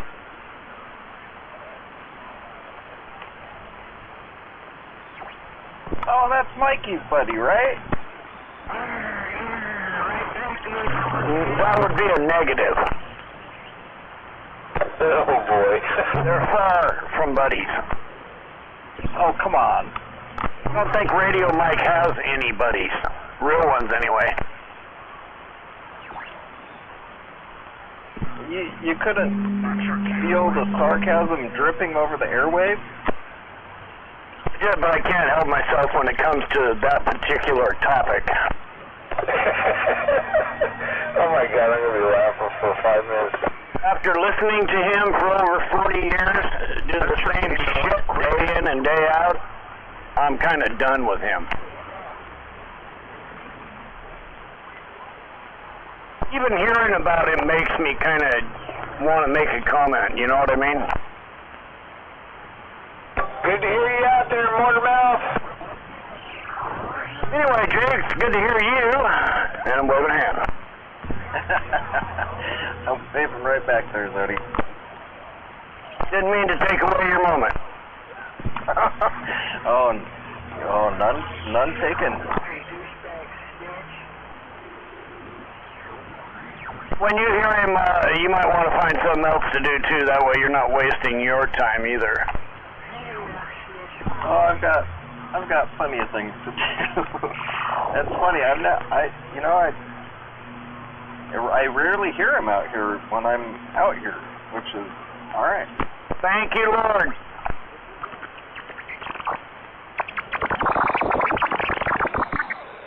Good place for him. Surprise Mikey appearances. It's a good place for him.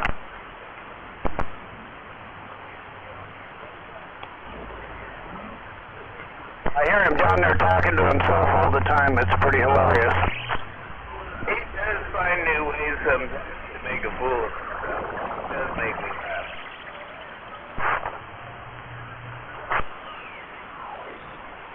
Yes, it's good to get entertained at the Follies.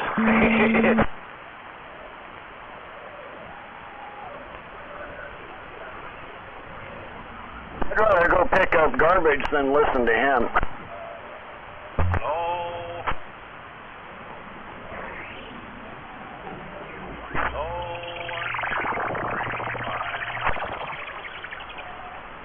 That's what happens when you're a dick.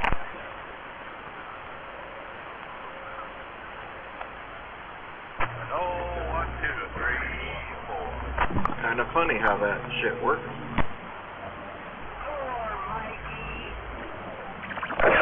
Motormouth, you're funny. That's why you hear him say things like, oh, I don't need people, I don't need friends, blah, blah, blah, blah, blah, on and on.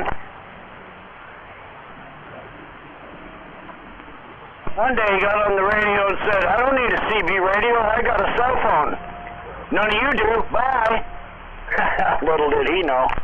Hello, 1, 2, 3, 4. I think my coffee's done by now. I better go get a cup before anybody else does.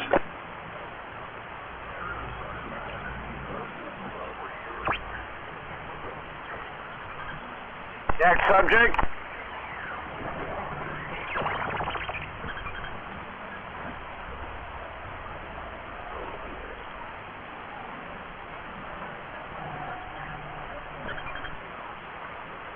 And 1, 2.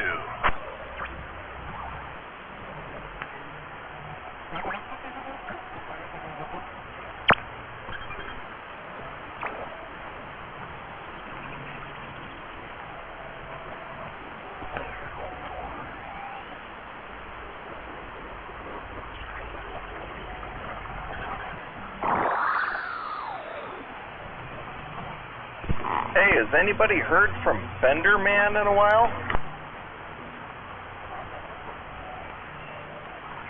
Fender Man. Your holiday. About 3 weeks ago. That time frame. He was around for a bit. Roger. Yeah, he always graces us with his presence once in a while. Yeah, he's out here on the weekends occasionally. But yeah, I don't think he lives down here anymore. So just like when he's here on the weekends or whatever, he goes and keys his radio. Yeah, 10.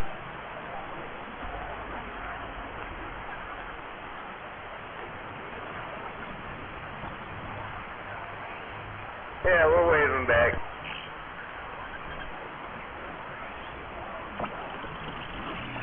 I can barely hear it. I'm way out there past the train station.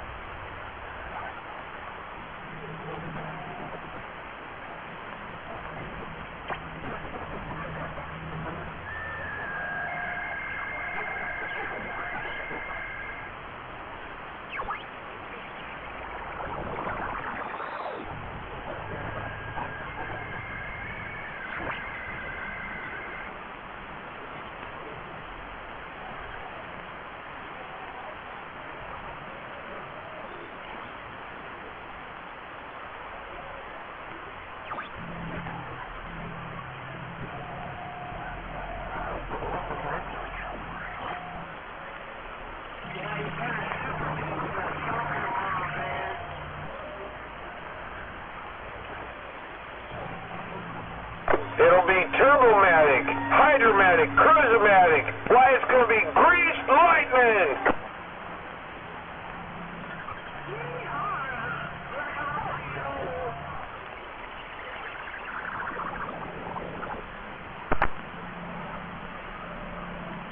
Don't forget the Shifter-matic.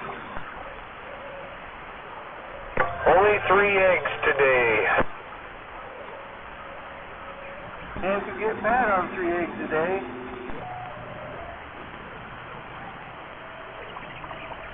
That means every 4 days I get a dozen.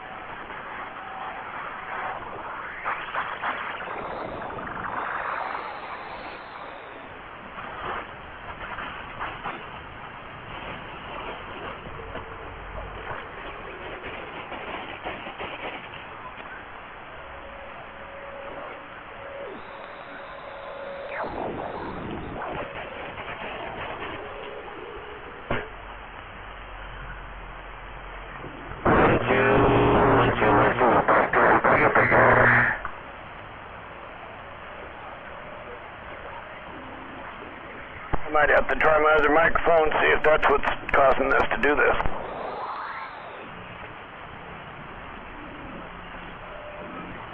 Causing what to do who, what?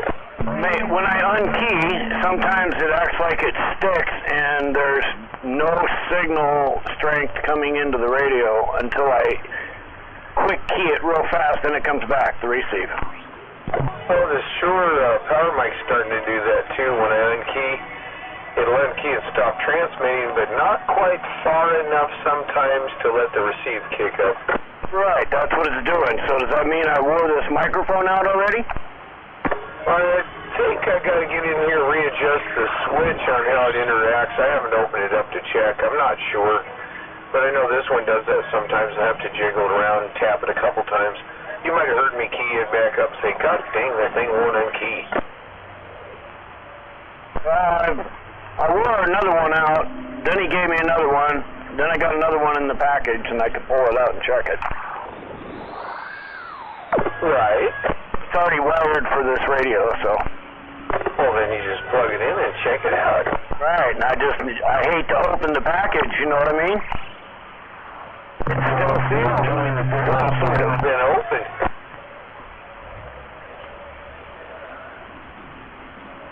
It's my other brand new one.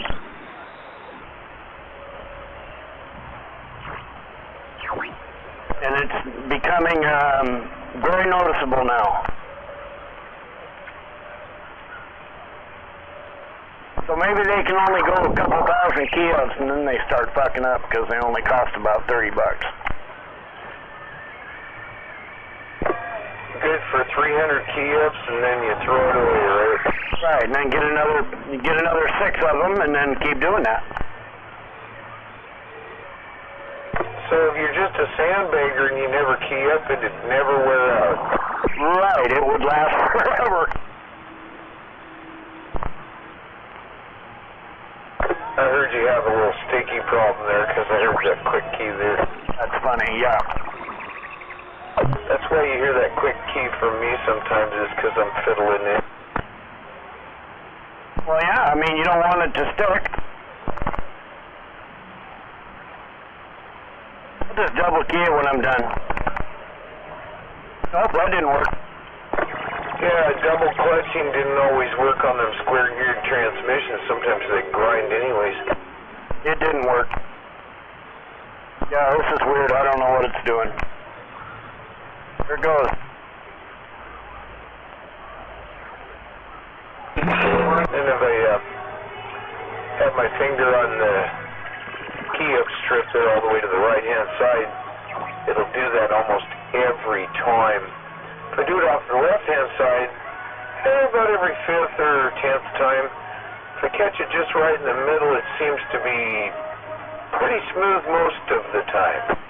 You're right, yeah, and being a hand mic, it's kind of hard to find where the happy spot is, or the bad spot. Yeah, and this is one of those sets on your desktop microphones. The Les West there was a Shure power mic there. It's got that long cord on it, I like it.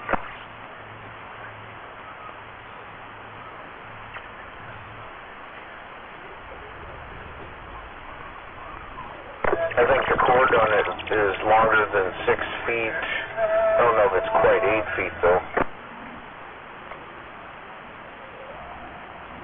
Yeah, it's a straight cord, isn't it? Yep, that's a straight cord, no coils in it. Roger. I got one of those on my 2000. Love that mic. Yeah, I can set this one over here by the doorway and stand there and play my guitar sometimes. Oh, I did that yesterday.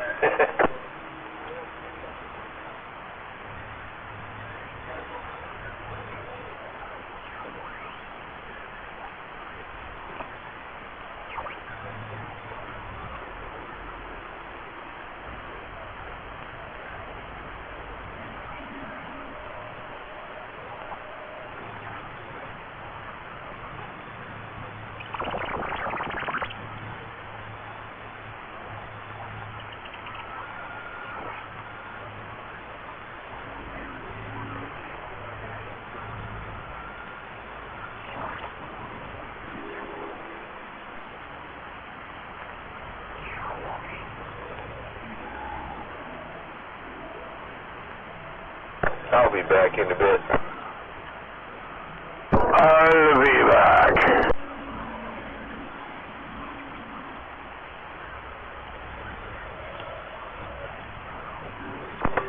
I saw on the news before I take off, it reminded me of when I was stationed down in Southern California in the 70s. Some of them hillside homes are getting ready to slide off again.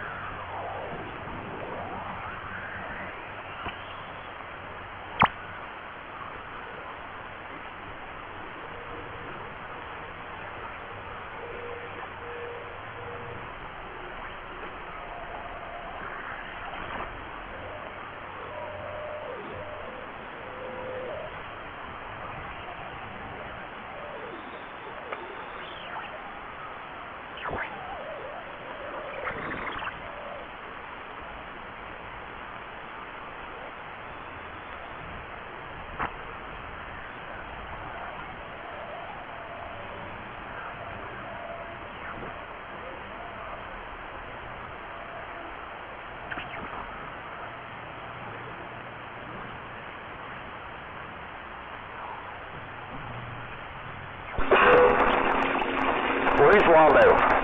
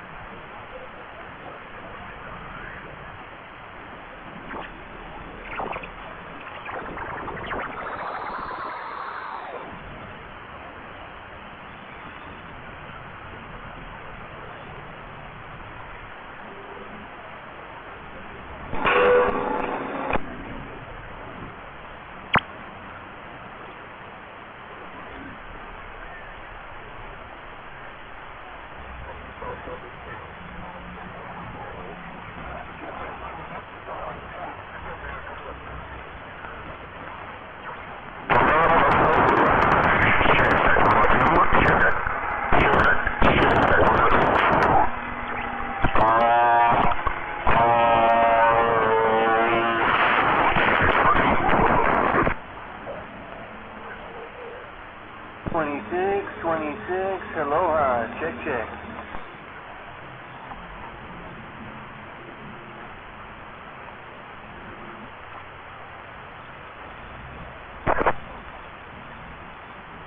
Where you at, Jedi?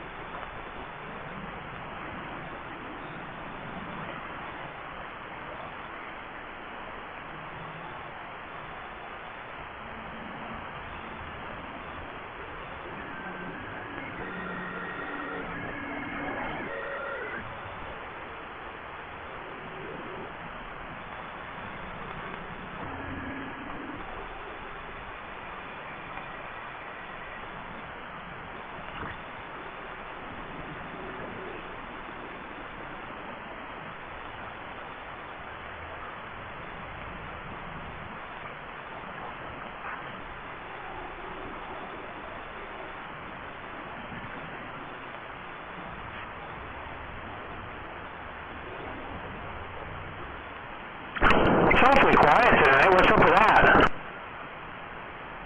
I don't know. You're right. It is awful quiet. Super quiet out there. Probably the calm before the storm. Oh, 10-4.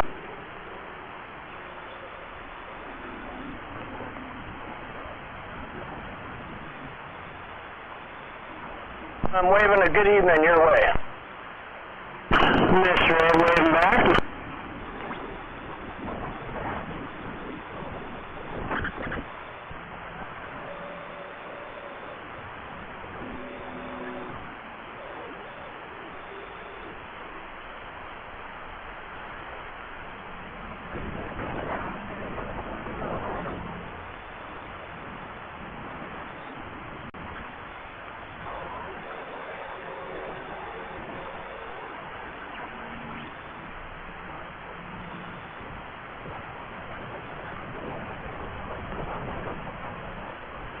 I got static storm at my house.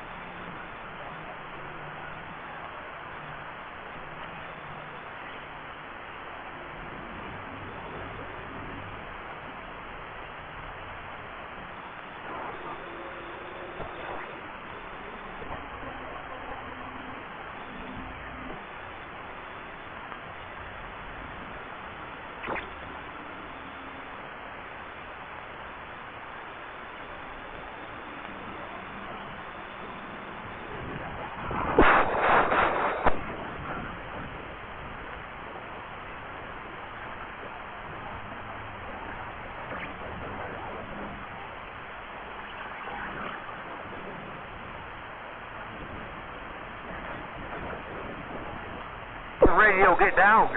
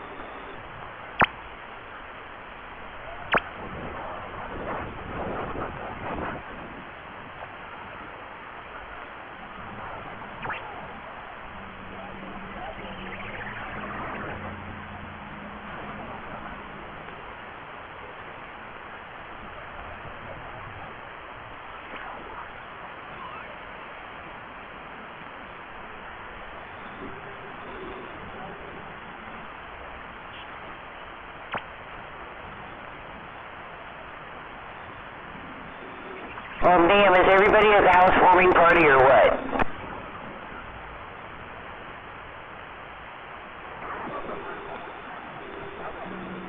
Welcome to the neighborhood.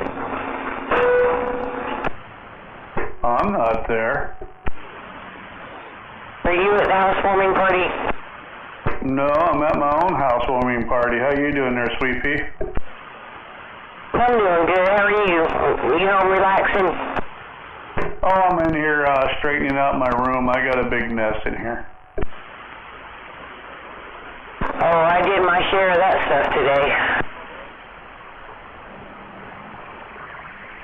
So is Jedi out now? That's what MAD's been yelling. He said they're having a big housewarming party over at Slam Dunks. But I just don't know about that. Oh, if he's out there, I'm waving at him.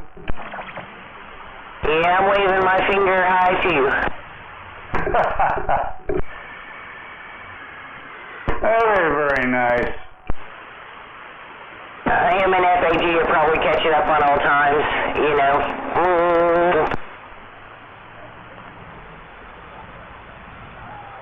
I'm sorry.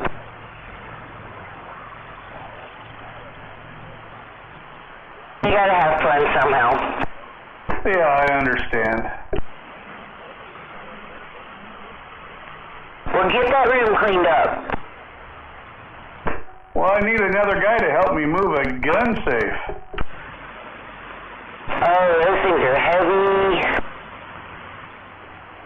Yeah, no doubt.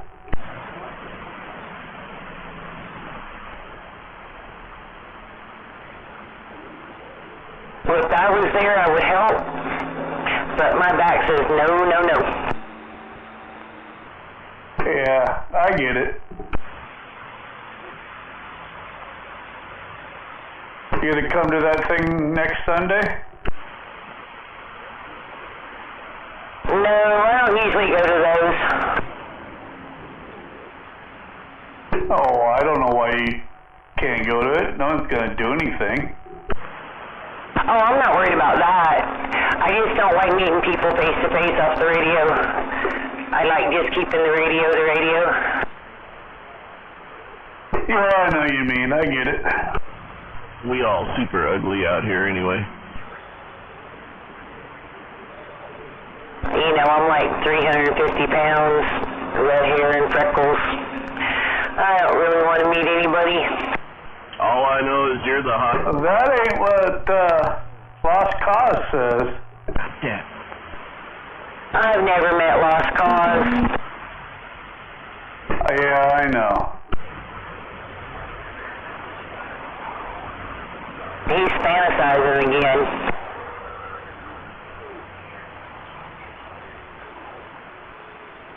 He also said you were in a wheelchair, too.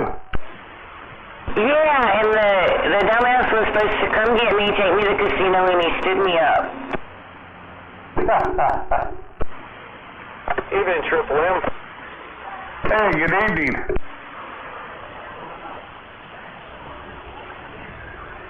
How you doing, Zodi? That's number 10. I'm doing fine. Oh, number 10. I heard Mr. Ed out there. I was going to wave at him, but I was busy. Yeah, I'm still here. I was just talking to Smoker on the phone. Well, tell him hi for me.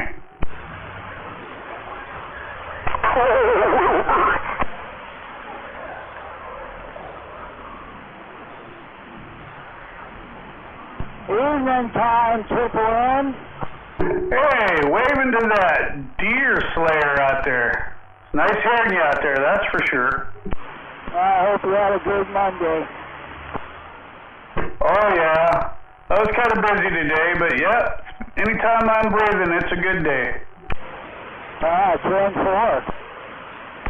I'm going to throw a wave out there to that deer slayer and Mr. Ed. I actually heard you there, Mr. Ed.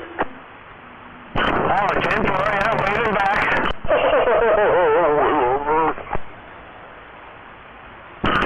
Yeah, I'm playing around with this Galaxy, Smuggler's old Galaxy radio here. How's life on the canal? Well, I'm hearing you fine out here in my Station 10 swap shack. 10-4. Cool. Yeah, nice kind of having a base. I was running a mobile on my base here, but now I got a plug in the wall set up. Nice. Which one was it? The old Galaxy 2547 that he used to have. Oh, right on. I put the 99 V2 I was running back in the box, put it upstairs for now. Well, why don't you put it in line 2? Yeah, I can only talk on one at a time. Well, get you a switcher. No, I mean, the only thing that thing does that this one won't is extra channels, but I hardly ever go on all them extra channels anyway, and this one drives my box a little better. Yeah, right on.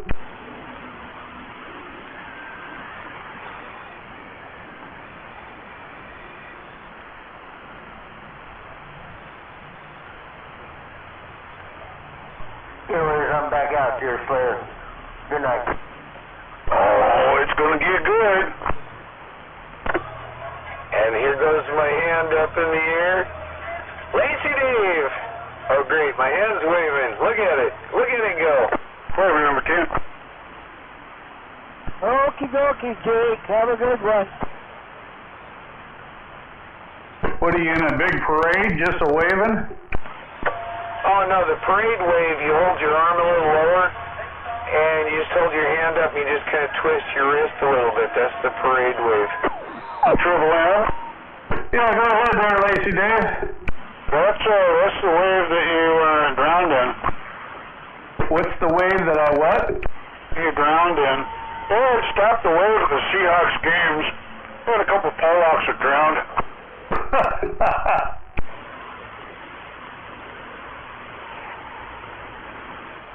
I didn't know that there would be a wave going through the stadium, and neither one of them knew how to swim.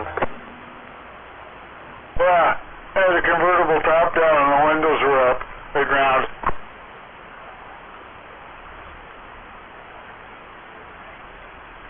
Hold again, idiot. MR Ducks. MR2 Ducks, CDEDBD Wing. Oh, okay, MR Ducks.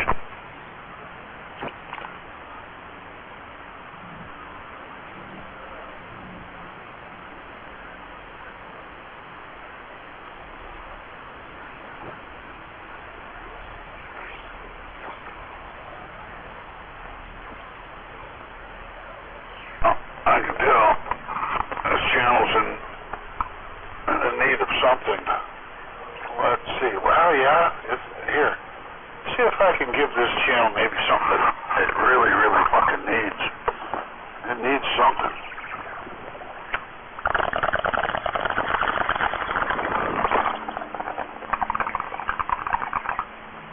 Whoop.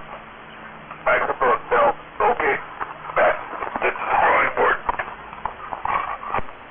Let the good times roll. Let the good times roll.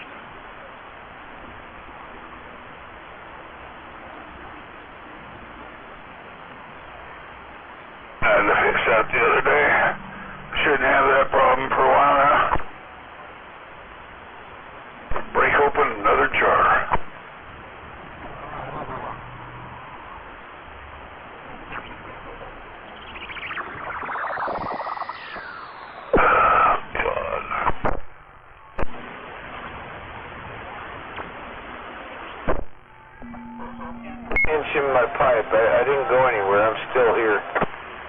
You can smoke a pinch? Well, you've seen my pipe before. It's that old school made out of lamp parts, real small bowl. Yeah. Yeah. Frequently, and I load a pinch in there, and heck, I can smoke on that for until I'm done. I love lamp parts. They give you all sorts of nice usable pieces. I got a stem that's about 2.5 feet long. I made it into a pipe. Got threads on both ends. And damn, it makes a hell of a nice pipe, but you need somebody to light it for you because your arms just are not that long. I was going to say, something that long, you need to leave the light switch on it and put one of them sparkers on the tip with a butane helper. Are you help from your assistant there? Sparky.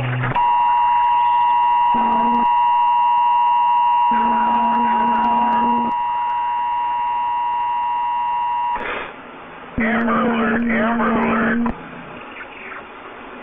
This message is being broadcast at the request of the White House in conjunction with the United States Geological Survey and the National Weather Service. Nobody fucking knows that. All stations shall transmit this emergency message. This is station KING-TV serving the Seattle, Washington area. If this is not your local area, and for your local area, this station will remain on the air to provide news and information for the Seattle, Washington area. At 12:54 a.m. Pacific Daylight Time, USGS personnel reported 2 small earthquakes under Mount Rainier. These 2 are in addition to the 43 other small Given the amount of seismic activity within such a short period of time, along with the visual signs such as steam and light ash injection, the USGS believes that Mount Rainier is preparing to erupt. RC, will you get off the radio? You're about ready to make dang Mount Rainier melt and erupt. Let's hope not. Whoa! Rainier gonna erupt again. Waving that to that dynamite out there. Waving to Blam. Well, if Rainier blew its top like St. Helens did, and if the flank towards our direction blasted out pyroclastically, we're far enough away we would still get toasted by it because we're too close. Yeah, could bring it fried by the boiling hot Lahar.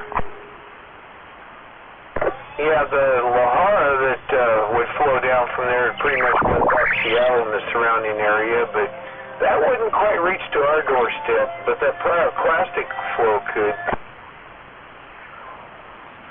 And the explosion of boulders could come flying this far too, you never know.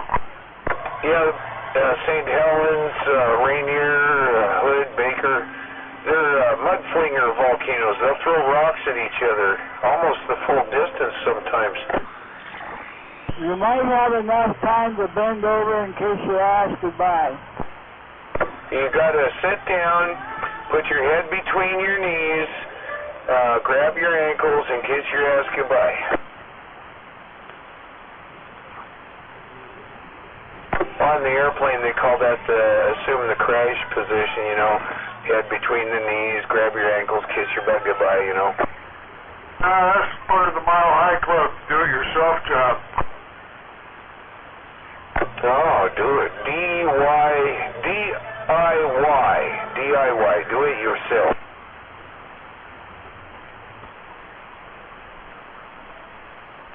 Who else but you knows how you want it done?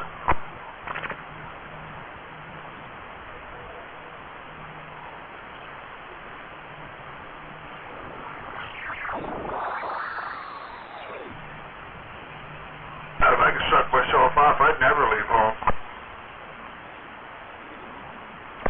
Good thing that humans don't have that flexible spine like dogs do. We'd be sitting around licking ourselves off all the time.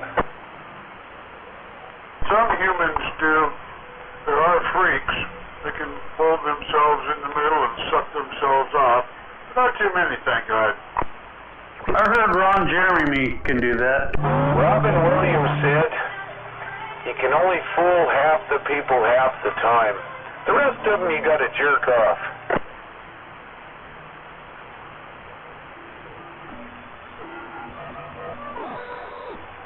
Go ahead.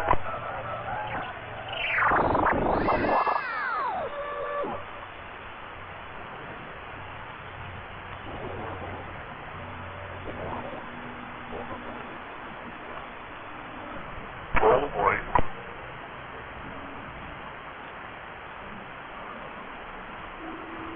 So maybe I'll try this again. Try a little different balancing act. See if I can get the motherfucker to stand up right here. Hey, here we go. Don't move. Number 10, this is for you.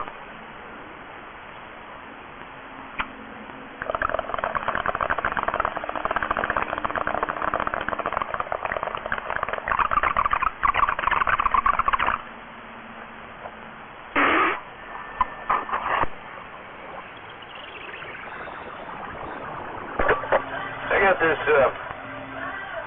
microphone here with the long cord with the red button on it. Just locked the key down for a second there. Got my pipe here, got my little dog with me. I'm not going to blow any in her face though, but hey, look at this. I got my lighter, got my pipe. Here it goes.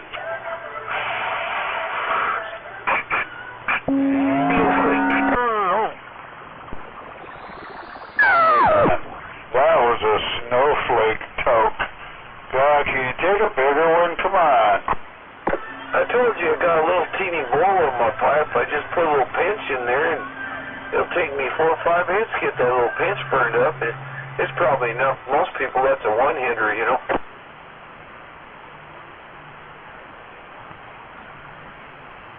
Wow. Yeah. And then there's people out there that smoke a half ounce in one hit. Yeah,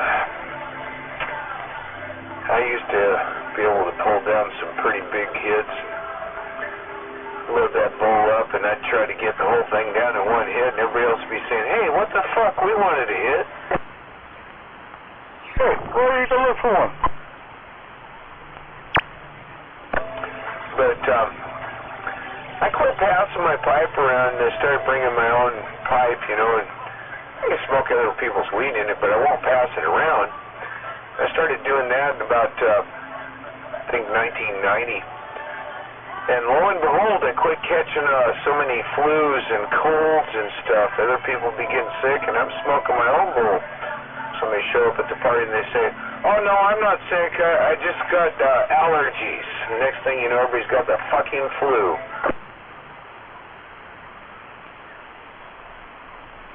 Yeah, that's the bad thing about sharing, because you get everything. Yeah, I don't mind sharing and socializing and stuff, and I'll shake hands. I won't wear a mask. I still haven't had a flu shot or a corona shot, although I had a Corona beer a few years back. Does that count? It could, as long as it wasn't a Bud Light. And I heard they're kind of leaking it out in the news that some of the people with getting the coronavirus shots, it's causing their bodies to produce micro blood clots for them. Not everybody, just some people. I get one that's got the little floating ball in it. It's like a brain aneurysm. It causes the cells in the body to produce something similar to the. I don't understand how that works, but it produces a corona type effect, but it makes the body stave it off. But all those extra little cells that it's producing are evidently causing micro blood clots in some people. Like an oozing tumor.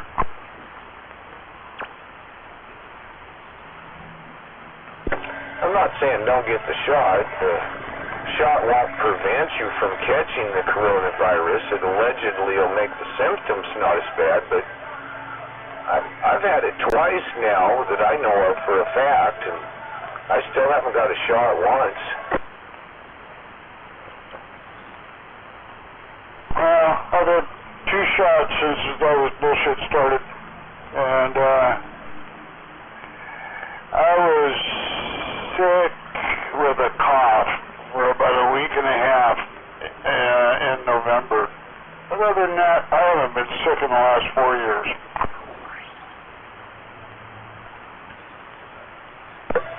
I've been accused of being a little sick in the head. Oh, yeah. I just take that as a given. I always took that as a compliment, though. I was born that way. That COVID didn't do that. Oh, and that's some of the other side effects from getting the shot. Apparently, some people it causes brain grog, fogginess or something, and I wasn't quite paying attention when they was going all over it. They're not really leaking out a lot of what they've found out over the past few years.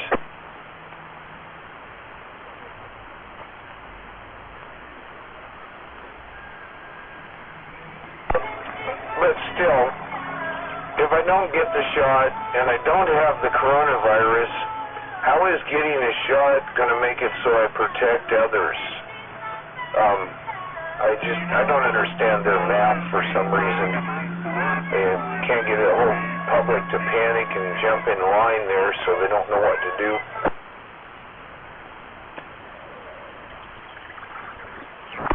Apparently we're not all sheeple.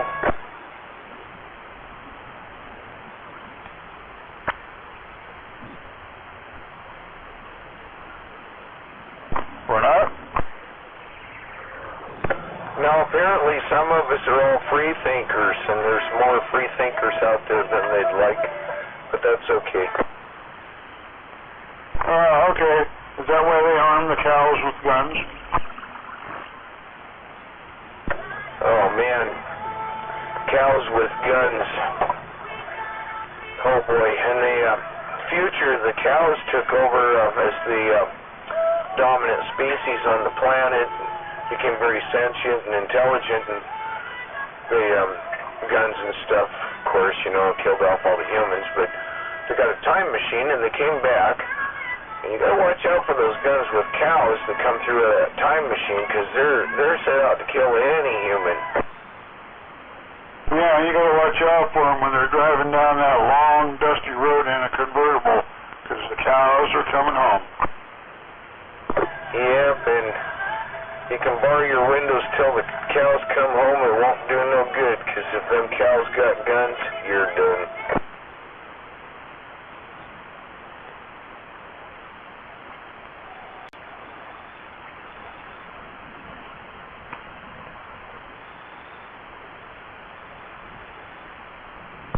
On that note, I seem to have consumed all of my coffee out of my coffee receptacle. My coffee cups appears to be void of coffee, and it's clear full of air. Well, there you go. Your cup runneth empty. Why don't you go and displace that emptiness with some fillage? Oh, it's not empty. I just stated that it's full. It's overflowing of air.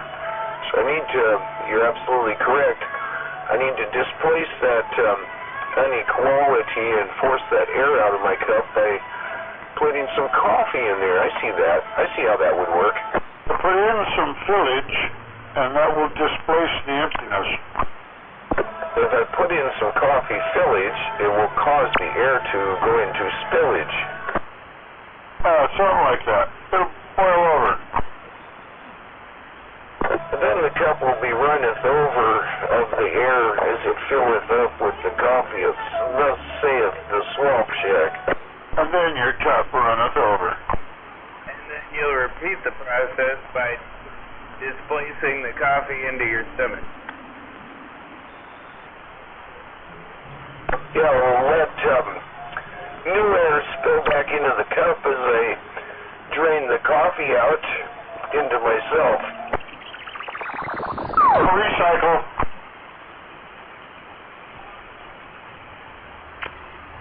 Recycled coffee. Oh boy. I just piss it in the cup and drink it again.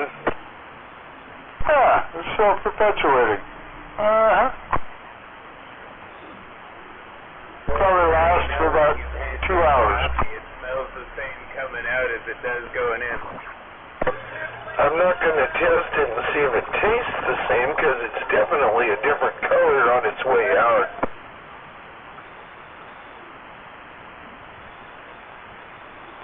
If you drain it while it's still hot, there's lots of good natural Viagra released in it, so, you know, that helps out too. If it's a warm cup of coffee, about body temperature, it's the same temperature going in as going out. So it changes color, but I didn't really actually smell it to see if it smells the same. And I certainly didn't taste it yet to see if there's a quality difference, you know.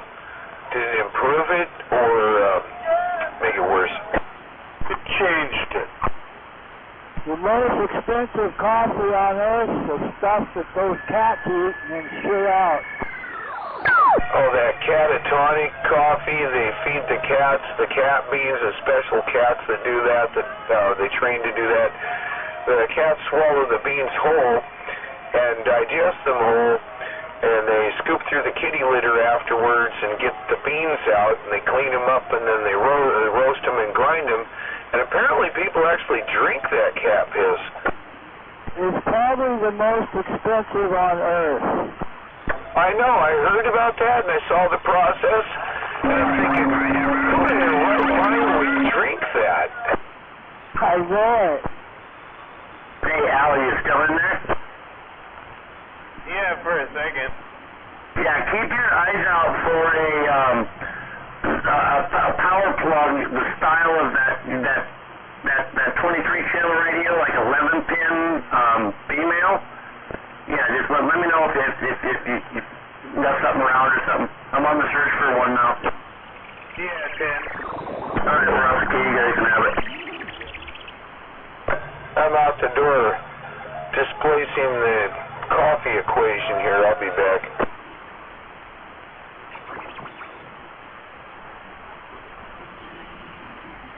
Oh, it's going to get good now. I'm waving to that Curtis. Waving right back at that Dave.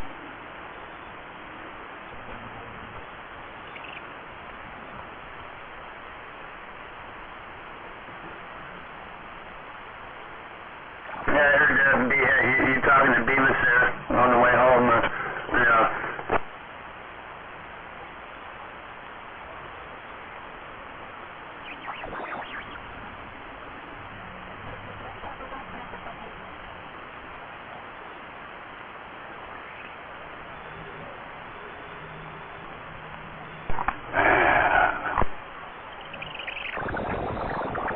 This channel's gone from something to nothing.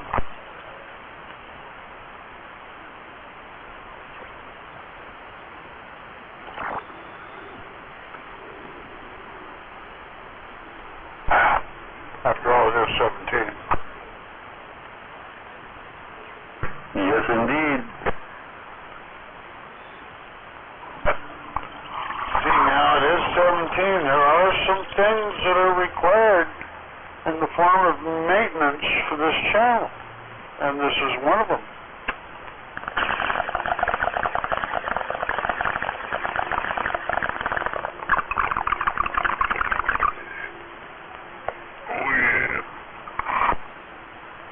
Through the lips, over the gums, look out lungs, here it comes.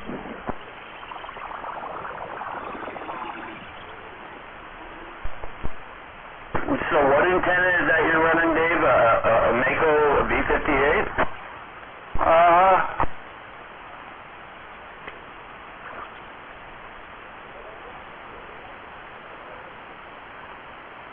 Yeah, I had one. And the part where the coax connects to that has the wire out to that little clip that goes around the hoop at the base, that wire was just all smoked and just really heavily corroded, and so I didn't use it. I gave it to Motor Mouth. He fixed it, I guess. And I bought a new one. All right. The area has been forced out of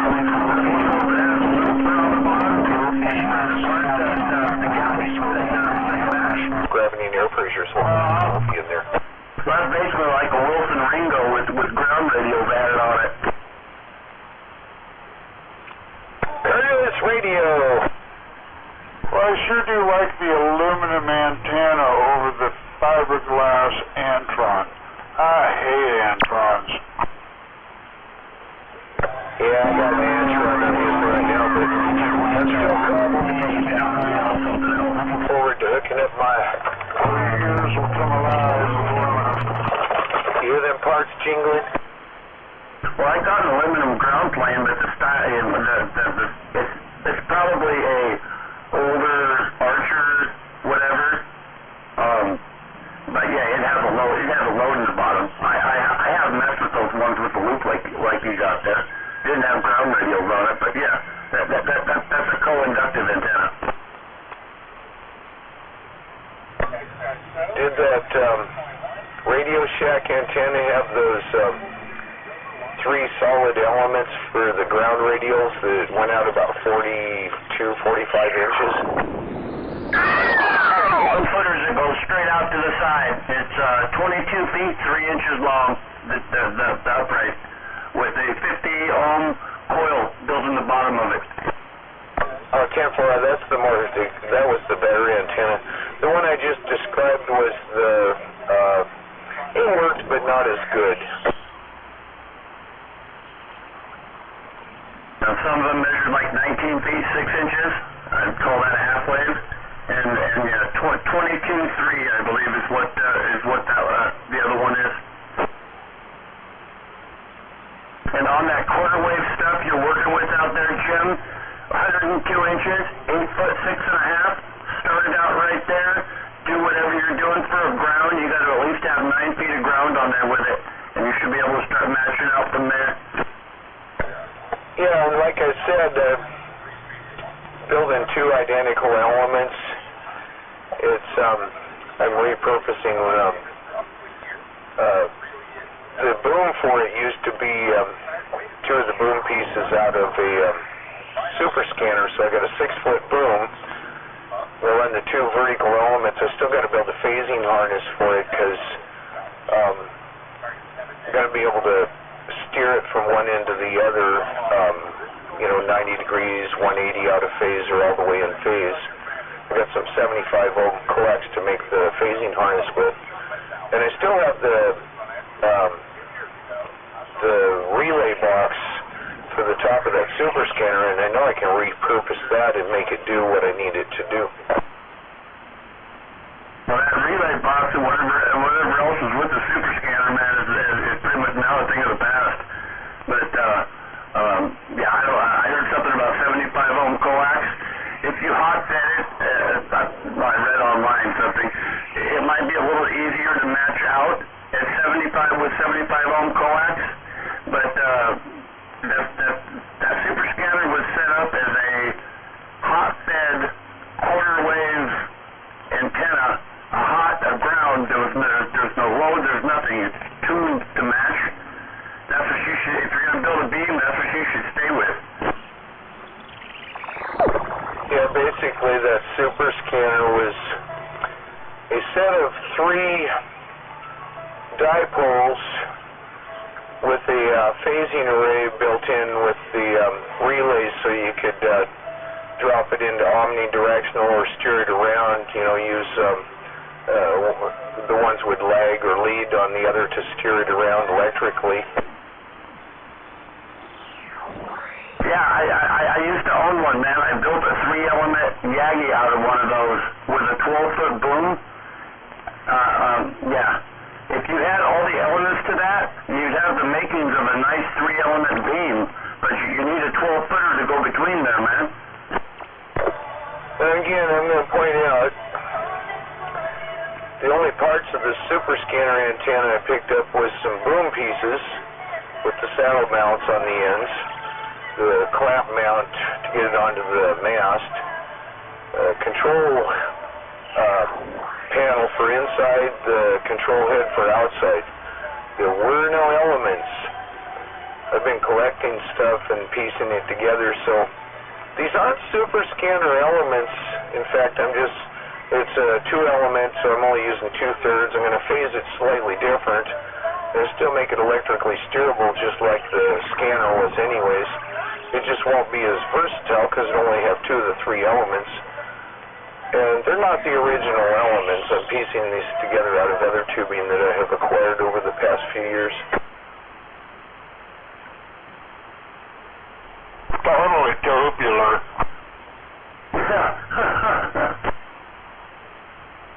Like tubular, right?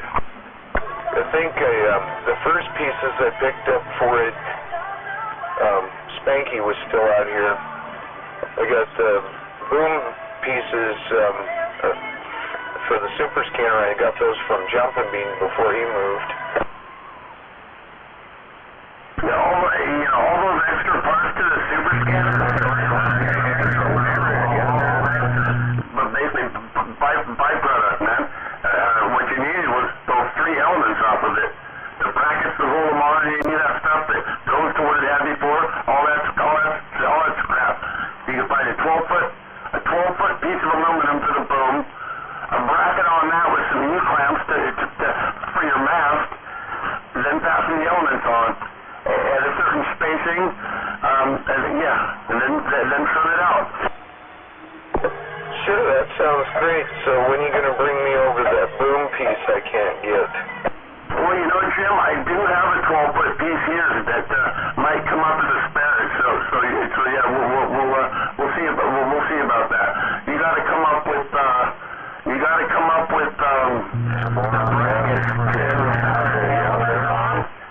but I'll see what I can do for you, bro. I was just kidding. I'm yanking your chin. No, I've been projecting on this as a, basically I'm calling it an enhanced dipole. I refer to it as 2/3 of a super scanner, or sometimes I call it a dipole with an active element and a passive element. And the 75 ohm coax, that's only for feeding arm, is so that I can feed both at the same time and still keep it at a 50 ohm load because of how it feeds. Well, remember where you party at? You're a party. That antennas I found, so I've got the boom from that. How about that Kilo 45? Kilo 45, you out there tonight? 669 looking. That from that 3-element that I built a long time ago. So yeah, chances of me using all those, there will probably be some extra parts. And I know that when I get this set up at the 0 point line, or at the boom point where it attaches to the mast, the 0 point electrically, I know that I can set a horizontal at that same point without interfering with the vertical I'm setting up.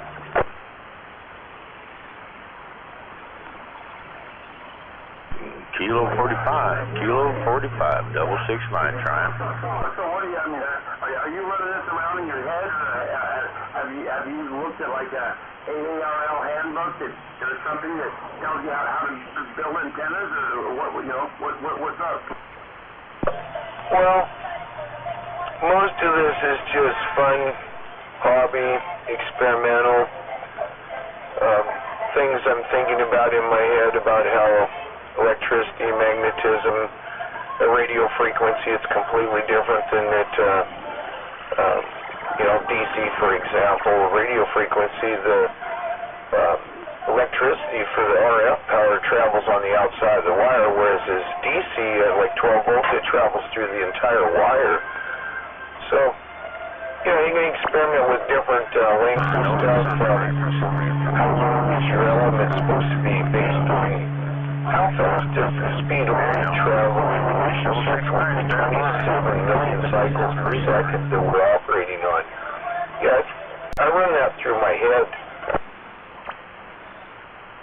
I'm just waiting to see if anybody else answers.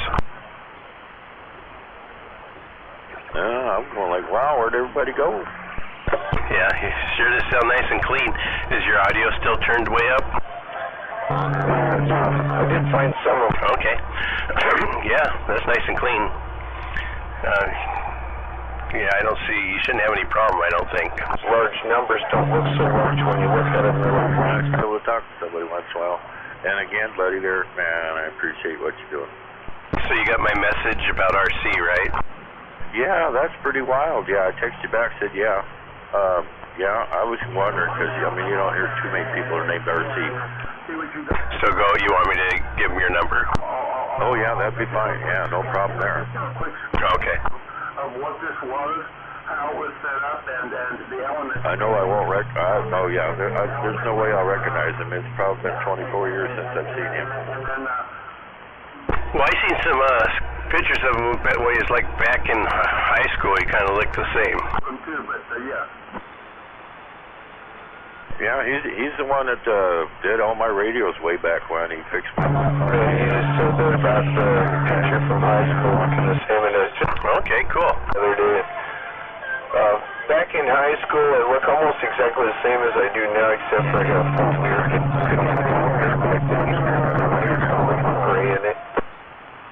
Yeah, copy that. All right, yeah, I'll shoot him a text message and forward your number to him. All right, that'd be good. It'd be kind of fun to get in touch with him again. I didn't mean to... Yeah, are you still up on the mic, or are you holding it away? Oh, I'm talking a low voice. Oh, okay. You want me to jump it up a bit? Yeah, that helps. I mean, it was nice and clear, but I don't know how it sounds out farther, you know? Well, I got kind of a loud, deep voice, so I'm telling you, radio station in real time down here in the swamp, 10 seconds. Yeah, I like taking it right to the edge. Copy that. Okay, well, I'm going to just, I'm trying to straighten that bottom section of that tower up right now. I'm out here grinding rivets off, and boy, I don't know if I'm going to be able to do it or not. It's that one main structure leg is pretty whacked out of shape. Oh, well, maybe somebody has some heat they can throw on it and you can straighten it that way. Well, I've only got 8 more rivets to grind off, and then the whole leg's coming off, and then I'm going to try to put some heat to her and put some pipe in the middle of it and see if I can use some clamps and bend her into shape. If it works, it works. If it don't, it don't. Yeah, copy that. Doing some MacGyvering, you know. Oh, yeah.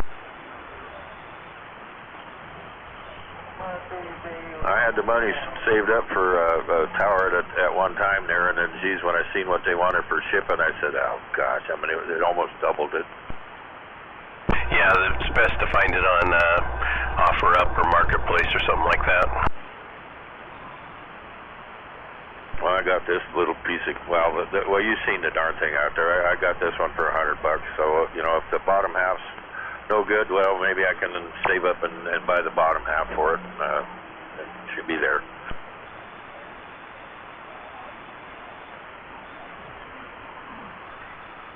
Sorry, I had a message pop in. Yeah, that'll be a nice little tower. Well, it'll help. I don't mind putting a tower up. I just wish I had a bigger backyard. I might have to borrow my neighbor's post out in his backyard to do one of my guy lines. Well, yeah, you won't need any lines for that tower. Well, first, after I get the tower fixed up or figured out, then I still got to come up with some kind of base work, because there's no, I want to put a lean-up tower, I have to have some kind of a hinged base. Oh, you're going to make it where you can lay it down. Yeah, just pour a little pad and rotor hammer in some threaded rod or something, and then put some L brackets on the legs. Yeah, there we go, back to MacGyver and stuff. Yeah, I'll come up with something, because I'd sure like to have a tower up there, and then I don't have to leave shit alone for, hopefully till I'm gone anyhow. Yeah, you're going to just kind of build a bracket and fasten it to the eave of the house, so right at the peak? Well, no, our deck is in the backyard, so it kind of goofs that up. It's going to have to be out in the yard somewhere. Oh, okay. Now we got a 14 by 22 foot deck that's right out our slider, right where I'd like to have it, but yeah, that's kind of impossible.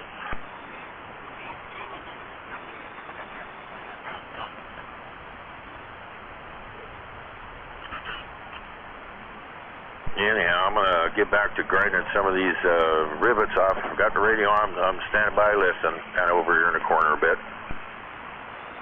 Yeah, copy that. Yeah, I'm just, I'm in and out of here, so I don't know if anybody will be out here tonight or not, but I'm kind of curious to see who you make contact with. Yeah, me too. Anyways, I got it cranked up so I can hear it over the grinding, so we'll talk to you later about it. I really, really appreciate you. Yeah, no problem. We're on the side. Now, I can hear you just fine, but for him, down here at Black Lake, I got an audio trace, and I'll back out. I was just sandbagging.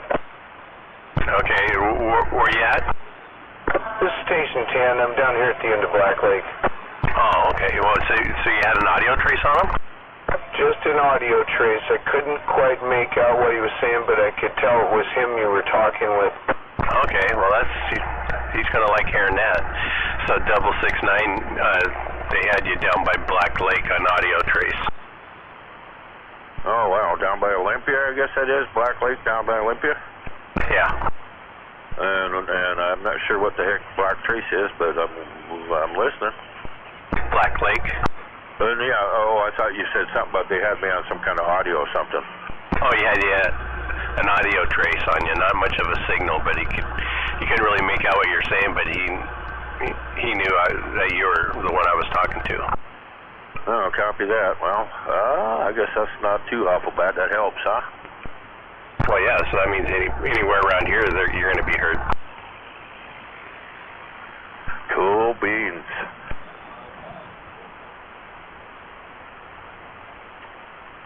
Yeah, this little wiki jimmy jigger I got here, does this work pretty good on the old sideband units too? Oh yeah, that's the one thing I was going to tell you. No sideband. Okay, I was just checking on that because, okay, no problem. And try to stay in the 1 through 40 band, I mean as far as AM. Gotcha, okay. I forgot to ask you about that. I was going to tell you, but I got tied up, just spacing. No problem. All right, man. Okay, I'm going to be standing by and doing some grinding on some rivets. I'll be listening. Hopefully some of those guys will get out there tonight. Yeah, maybe your good buddy Hammerhead will show up. I'm surprised I haven't heard him all night. He was out there for a short bit, but I don't know, he must be busy doing something. Okay.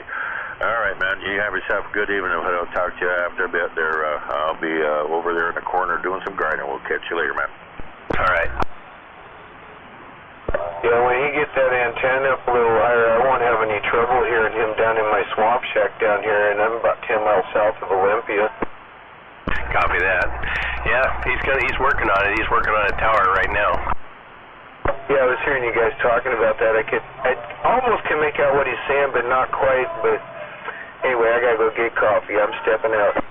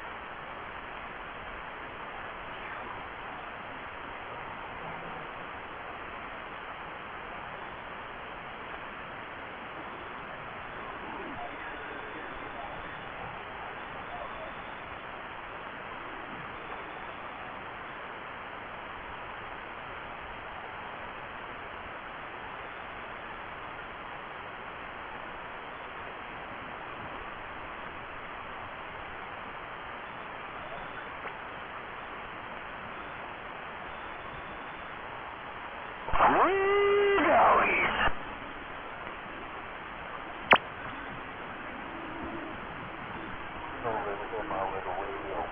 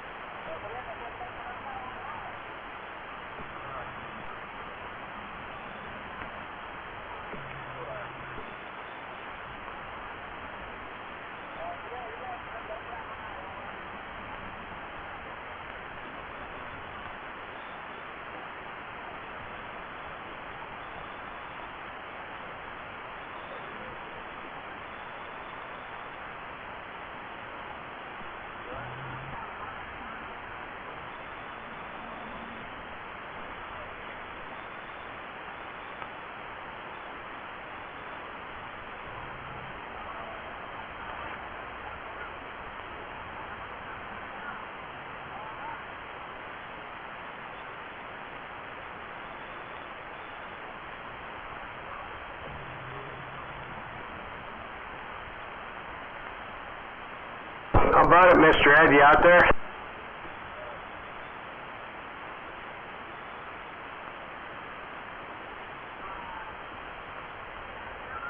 Oh, that darn Mr. Ed.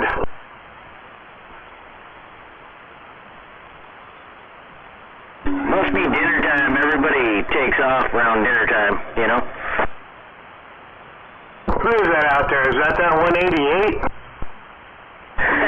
The rain's running over here, Lake Taps waving. Week 1 down here in Tacoma, I'm waving right back at you. Well, good to hear you. Week 1, happy Monday. Holy shit. I can't even believe I just said that.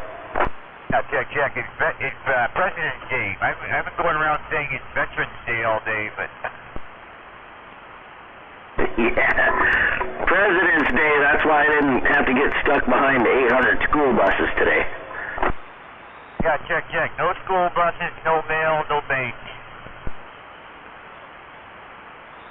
Alright, don't report. Hell and effing and yes. Right on. Roger, I was trying.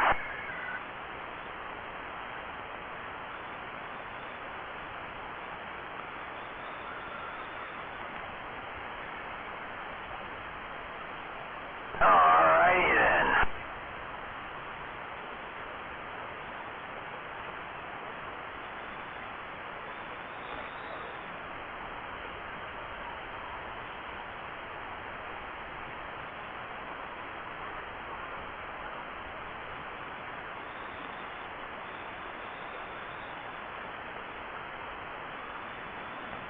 How about it, Smoker? Yeah, go ahead there, Mr. Ed. So how's this sounding? Yeah, a little bit over mod.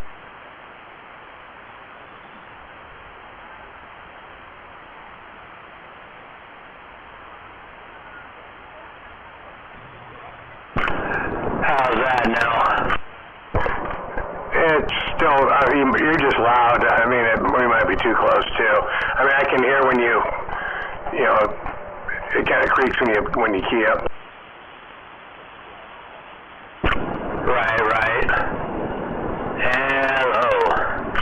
It sounds good. What's it swinging up to, 6? Yep. Yeah, it's good and loud. I mean, your audio is loud and everything. I mean, you're not like over mod, but it's just right on the verge. But that might be because we're so close. Hey, Range Runner. Yeah, go ahead. Yeah, it's quite possible. Yeah, I pulled the Yaesu out of here. I got the 142 out of here. I got the, put the 99B upstairs. Got it all out of here. So now all I got is this radio and my amp and my power supply sitting next to it. Yeah, did you check the match on 915? I did not check it down there. You want to go there? We can do that. Quick interjection.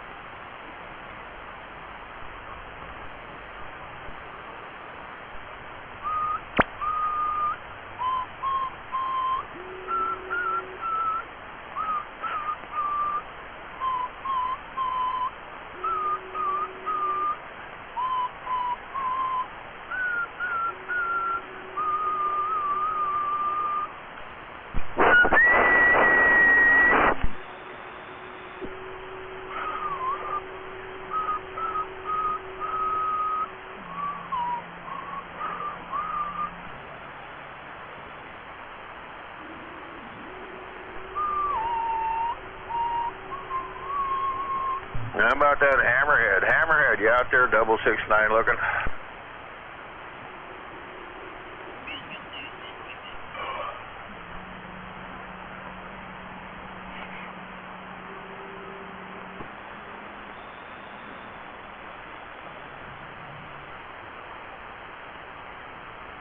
Still there, Smuggler?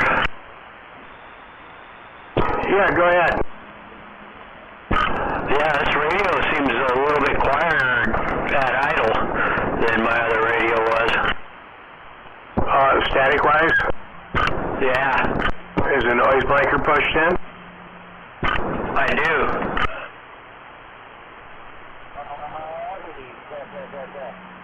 What's that G and F? It looks like another noise filter of some sort as well, and I got it pushed in. Yeah, I don't know. You know, I might have my original instructions with that somewhere around here. Not the ones that, not what, you know, that came with my original radio. Right. But I don't think the buttons, I don't think it's going to do you much good because the buttons, it sounds like the buttons do different things than what they were designed to do. Yeah, a couple of them. I'll have to play with it and see if the clarifier is unlocked enough to do the B channels too.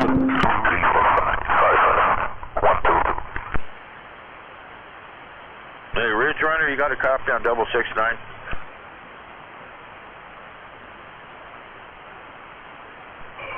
Double 669, you're in Ording, right?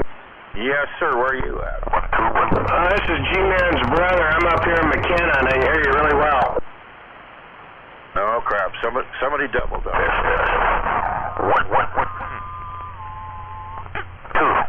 He said he's G-Man's brother and he's out in McKenna and he can hear you really well. 5. I done 6. I could hear the conversation going on there, but they were so far out there in the distance, I didn't know what was happening. Yeah, somebody's out there messing around. 1, 2, 3. Yeah, somebody practicing his counting. He's got he's worked his way all the way up to number 3 now, and then tomorrow night he's going to practice his cursive, which is going to be a lot quieter. Yes, yeah, he's practicing his counting. He's got up to 3 so far. Wonder if he had to take a shoe off to do that. Yeah, he must be missing toes, huh? I guess so. So, G-Man, how's that radio Ed's on? That's Galaxy I got from Snake originally. Ed's working it. That Ed has? Yeah, that 2547. Oh, was Ed out there? Yeah, I'm right here.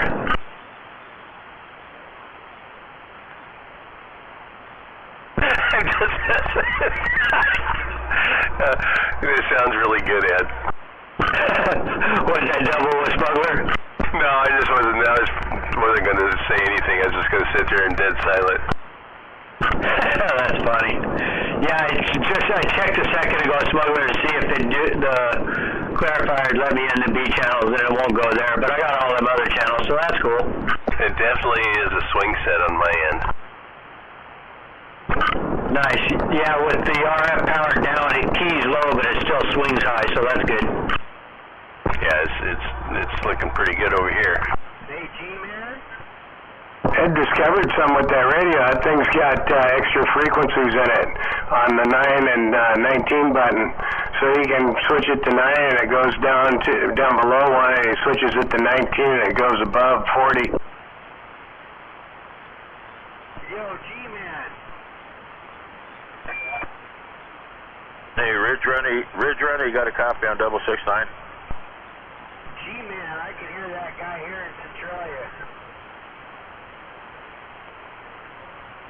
Alright guys, we're going to go back to the show. We're watching The Last Kingdom.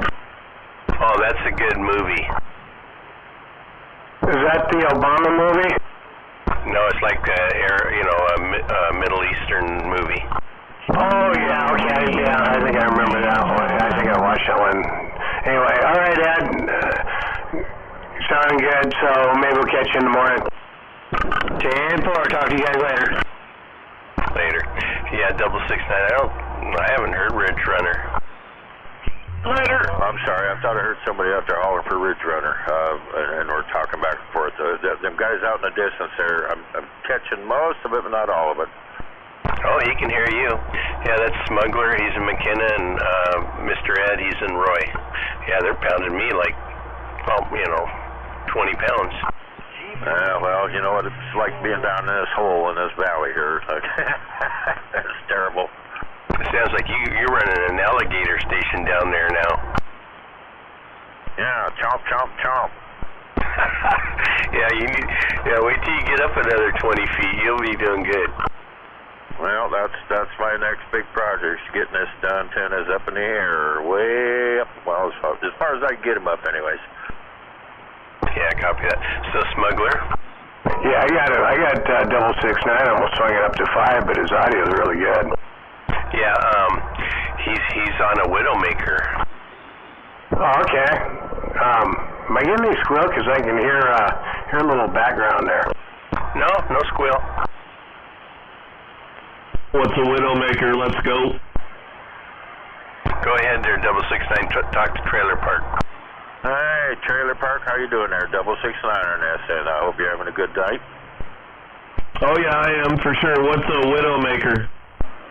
Well, I stopped at a garage sale today, and this guy had this unit sitting there, and he wanted 50 for it, and I told him I'd give him 20, and he sold it to me for $20. Trailer Park doesn't know what a Widowmaker is. Oh my goodness, it is one of the most beautiful amps you could ever look at. It's a what? It's an antenna we're talking about, right? No, it's an amplifier. Oh, okay. It's a little box that goes between your radio and your antenna. Okay, yeah, I got those. I mean, I understand that part, yep. What's it called again? Say it again. Maybe I do know what it is. I thought we were talking antennas. It didn't sound familiar as an antenna. No, it's a Widowmaker amp, man. She's doing a number. Roger, right on. Cool. Yeah, I think that's the first time I've actually got to talk to you. Well, yeah, we need to have it slightly clear, not everybody freaking keying up at the same time. That's how it usually works. Yeah, that was my problem, being a mud duck down here in this valley. I just listen a lot. I listen a whole lot. I don't get to talk much. You get that picture there, TP? I heard my phone ding. It'll answer all your questions. Which picture did you send him? The original one that was over here that she's running at 450. Oh, okay. Yeah, that's a pretty one. Oh, yeah, very cool. Right on. Yeah, well, I'm hoping when I get done with this a tower I'm putting up, it's gonna take like 5-10 seconds in an elevator to get to the top of it. That's what you need. Yeah, either that or I need Corliss to cut more of these mountains down around me. Well, just let me know when you want to upgrade. Well, I'll settle for getting my tower up and getting my darn beam up there. That would help a whole lot, I'm sure. It will. And boy, I finally got that leg off that bottom section of that tower totally cut off of there. Ground all the rivets off. Oh, that thing is in bad shape. I'm going to try to straighten it. We'll see what happens. Yeah, well, we'll keep our fingers crossed. So you got that, you're going to hide that from Mama the whole time, right? She was sitting out here playing on a computer while I was grinding, and she didn't even notice it.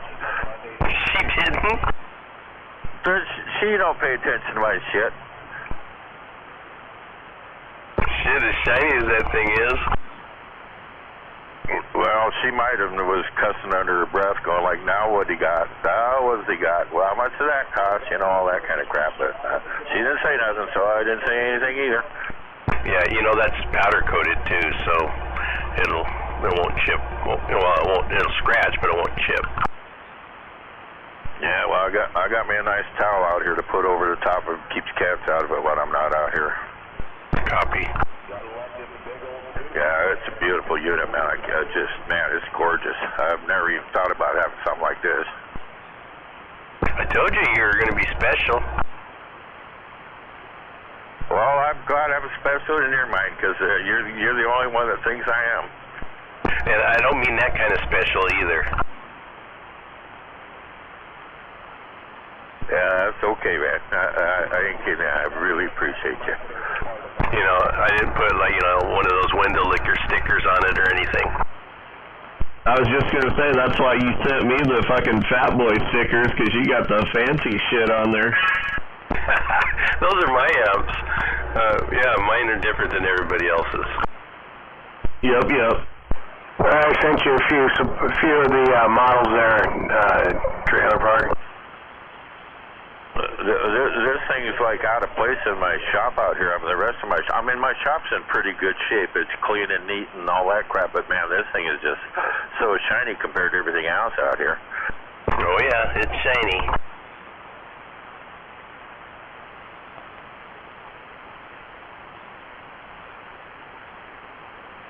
Alright, well, I'm still waiting for Hammerhead to show up. I want to talk to him and see if he can hear me tonight, for crying out loud. I don't know where that boy's at, but doggone it. Take up the darn mic. Well, shit, you're making the trip down the valley into Des Moines. Gosh, I wish I could hear these people. Man, that's awesome. I'm putting out. Now I got to get some ears up. I got to get some better ears. It's always better if you can find somebody that'll put out. Yeah.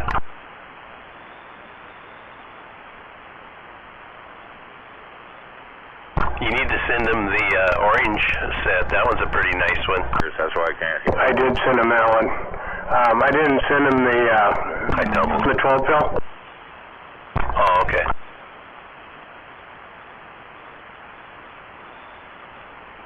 I doubled with you at 669.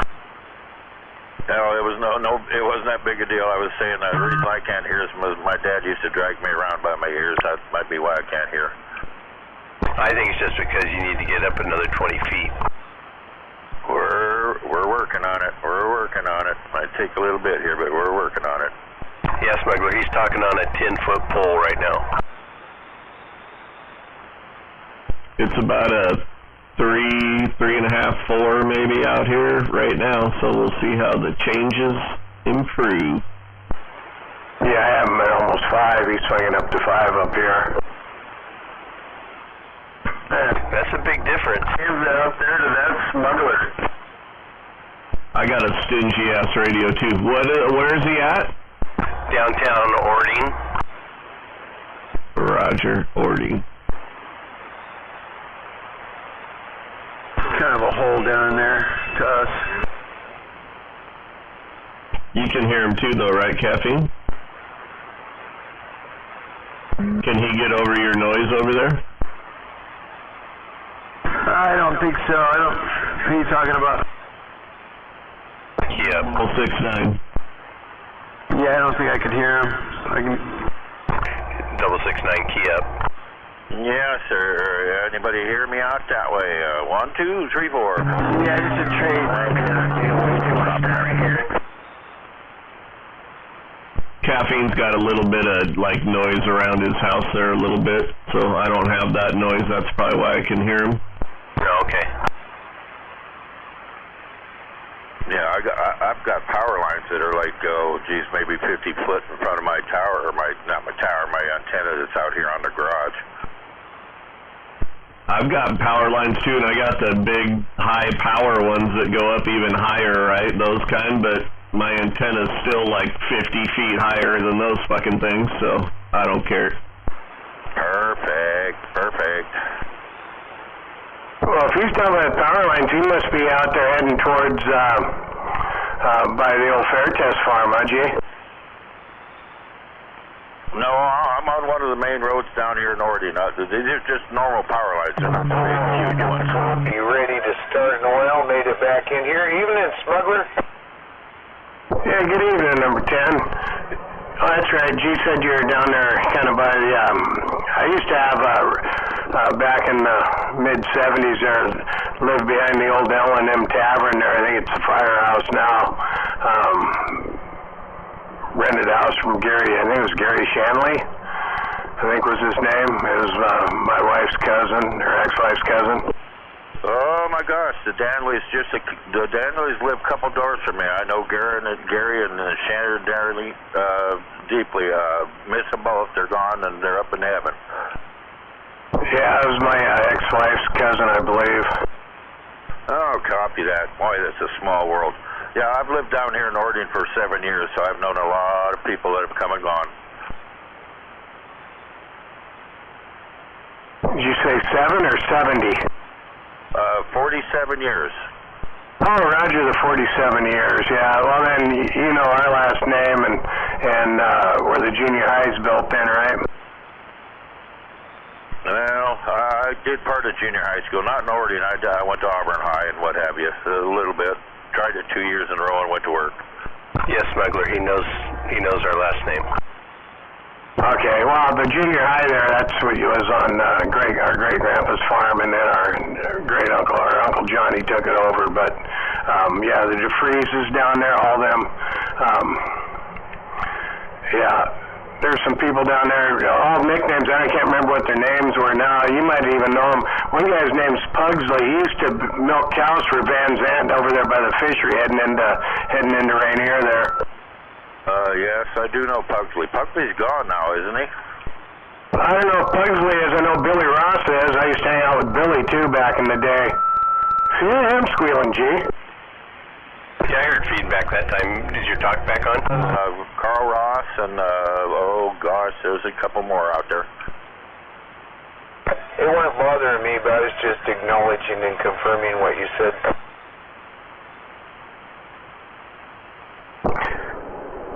It's not doing it. I might have been leaning a little too close. I don't know. I think it has to do with this external speaker. Oh, maybe, yeah. Yeah, maybe the RF that radio puts out. Hey, Hammerhead, can you hear me?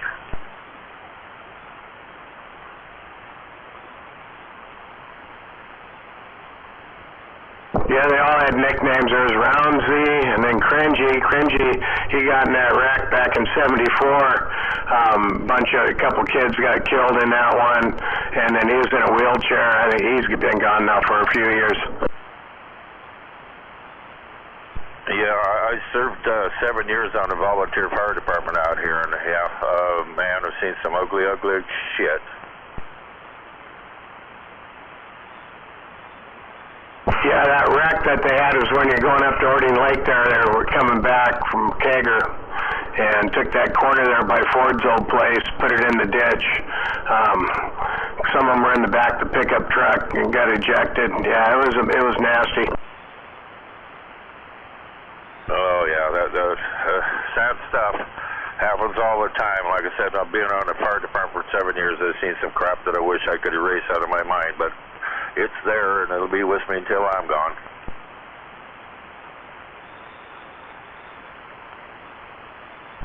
Hey, Trailer Park. Yes.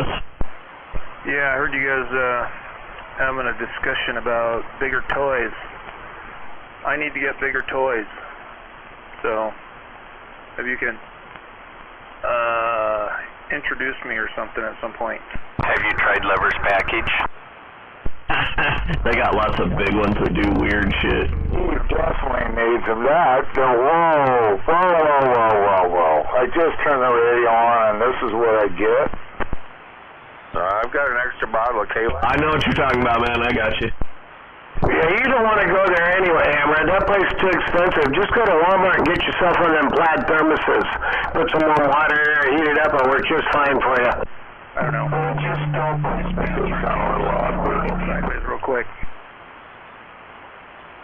The conversation. He wants to plug my ears is what he wants to do. Yeah, I know, I did. More clear. No, it's all good. Hey, Hammerhead, you and I have had this discussion before, and I'll play nice.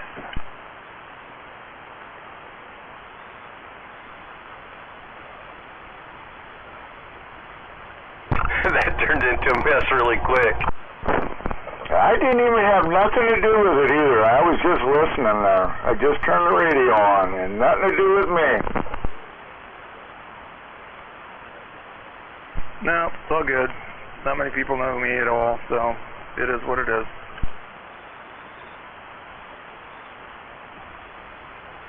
But hey, Trailer Park, can you help me out? Hey, G. What's up? I'm sorry, I was reading something on the phone. What's up? Oh, nothing. Just kind of teasing around there. Yeah, then the response would be Lover's Package. If they're still even in business, who the hell knows?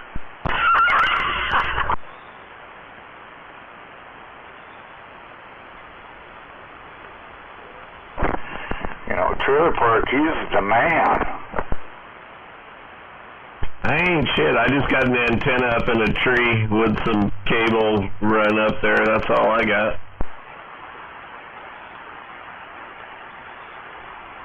Yeah, that's what he's got. No, he's got a bunch of studio. Oh, Trailer Park 3000. I do have a little bit of, like, equalizers and things like that, yeah. I don't like to use regular, like, CB microphones. I do have a couple, though. I got like an Echo Max 2000 and a Sedalta and a couple D104s, stuff like that. You want to unload any D104s? God damn it, I'm almost at the verge of squealing again. Turn your mic gain down a little bit. In California? Turn it down to like 9 o'clock. And keep the mic back from the speaker. Usually I pick shit off of eBay, but I don't buy a whole bunch off there. I just go through, and if it's a good deal and it's what I need, I'll pick it off there every once in a while. But Facebook lately, I've been looking at all the different groups in Facebook. Better deals if you go through there. Everything's way cheaper. People don't mark everything up so much to pay eBay like they do on eBay. Way more better. It's true, but we just burned a scammer on Saturday. Somebody who was posting stuff on Facebook Marketplace said he was a ham out of Sandy, Oregon, and was selling a bunch of amps. Frank Wienerbender's warming up. An ACOM 2000A, all big boys. And I corresponded with that dude for 2 days before finally we caught him, and he wasn't the ham, and he just hijacked somebody's Facebook account. Oh yeah, there's lots of that. People like throw it up there, go, hey man, this guy hijacked my account, those are all my things he's trying to sell, so don't get scammed. You know, I see that out there a lot, so I've dealt with a couple of people so far, and it's went well, but the like one person I've sent money to, that person was, you know, I just kind of was following him for like a month, and he'd post like every single day multiple things for like a month, so I knew he wasn't like just a scammer guy. I could just tell by all the correspondence with all the other people and stuff, so that transaction went pretty good. And then the other one was a dude sending me money, so that went well because all he had to do was send me the money, and then I sent him the package. Yeah, copy that. Yeah, this guy who was supposedly in Oregon, yeah, like, you know, because he put his ham, you know, it's the ham call sign, because it was on QRZ also, and we're on our way to buying for hams. And I pulled up the guy's neighbor. I found out who was hams around him. I reached out, and sure enough, the dude who he was impersonating was 96 years old. My father's 96, and he sure as hell doesn't do anything on Facebook. So I think we get out of here, G. We'll catch you later. So yeah, just gonna do your due diligence. Oh yeah, anywhere you go, you got to, because those guys are everywhere, man. No question. All right, back to cleaning my shop.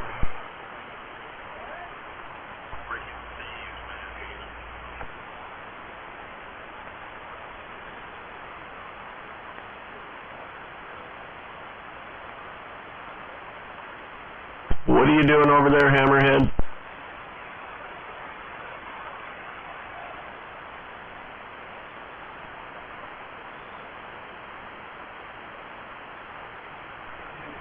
He's greasing up the red cup there on the top of that plaid thermos. If he stops by Spencer Gift, he'll get what do you need? I put a subframe in the front of a 70 Camaro today and then put it on the rack so it rolls around. But the subframe's in there now. I feel a little more confident about everything fitting now before I finish the bodywork in the front.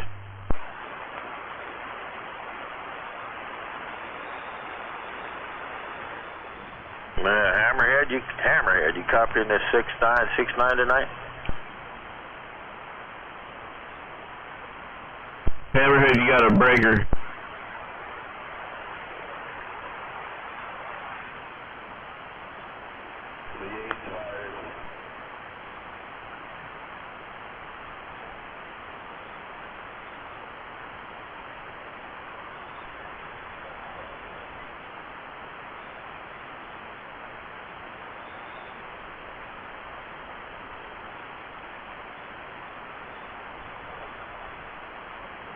G-Man, you out there?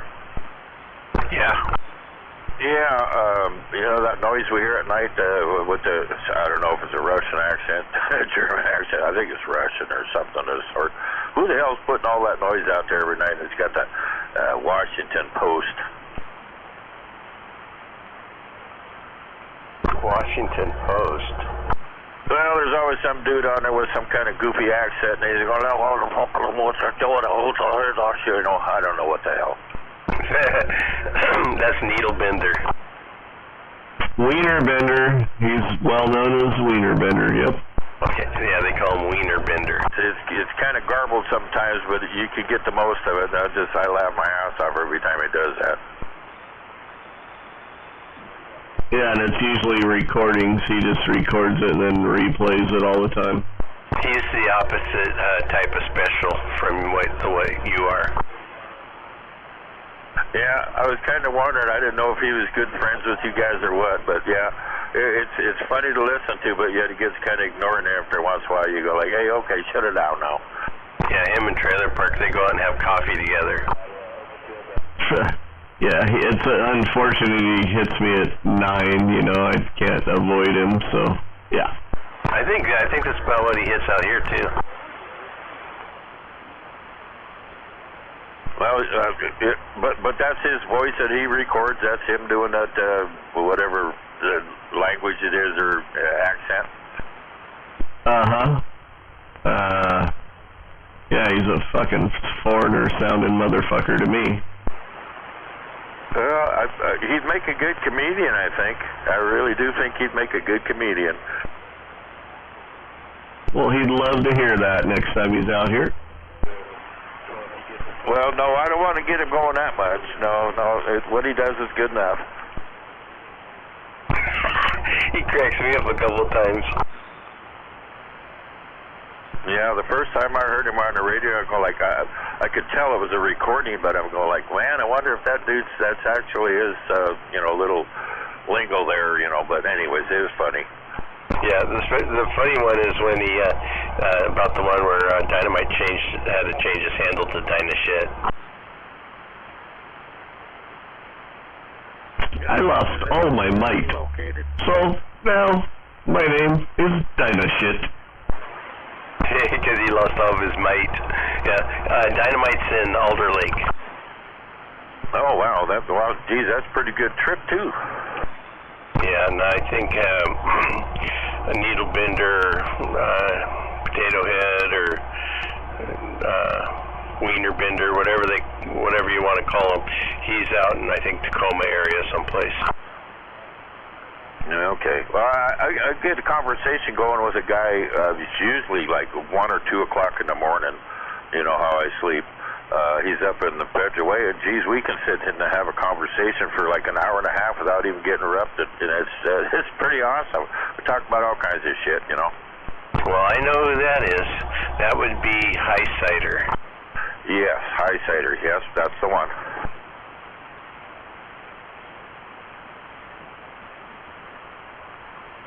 He seems like a pretty nice fellow. We've sat and had lots of conversations for, Jesus, an hour and a half, just bullshitting it, you know, late in the morning when everybody's asleep.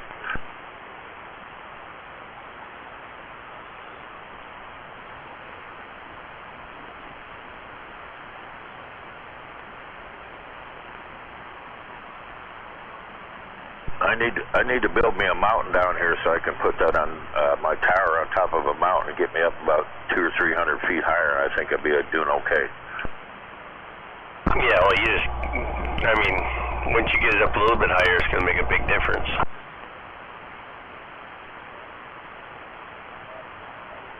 Well, you've seen where the serial 5/8 is out there. It's I don't know, the top of it's probably 35, 36 feet, somewhere in there. Yeah, I get the tower up, and I think I'm going to stick with that antenna because it has really good receive. Oh, it's that high? It didn't look like it. Well, the top of it is. Oh yeah, it's up there. It's on a 17-foot pole plus another 10 and another 6 plus it's 4 feet off the sitting on the deck out there. Oh, okay. Shit, you should put that in the front corner of the garage. Well, the only thing about that is I got my power lines coming in up here in the front yard, and man, if the thing ever blew over or something happened, it would end up on my either my power line or the neighbor's power line. Yeah, you don't want. Yeah, you probably had to put one of them yellow stickers on it. Yeah, do not touch. Do not install by power lines. I think that's in the drawer of my toolbox. All right. What Omni are you running there, G-Man? I'm on a coily ground plane. Yeah, I need to do that too. That needs to be my next move. Yeah, and then my beam is a flat element Joe Gun, the Super Audio series. Yeah, because you've had other antennas, now you got heavy-duty antennas. Oh yeah, that's what I run up at Ashford too, is coily. Yeah, and the Joe Gun's super heavy-duty too. Oh yeah. Okay, what is a coily? It's a guy that makes ground plane antennas. Oh, somebody local? Kind of. I think he's in Oregon. Yeah, I think he's down in Oregon.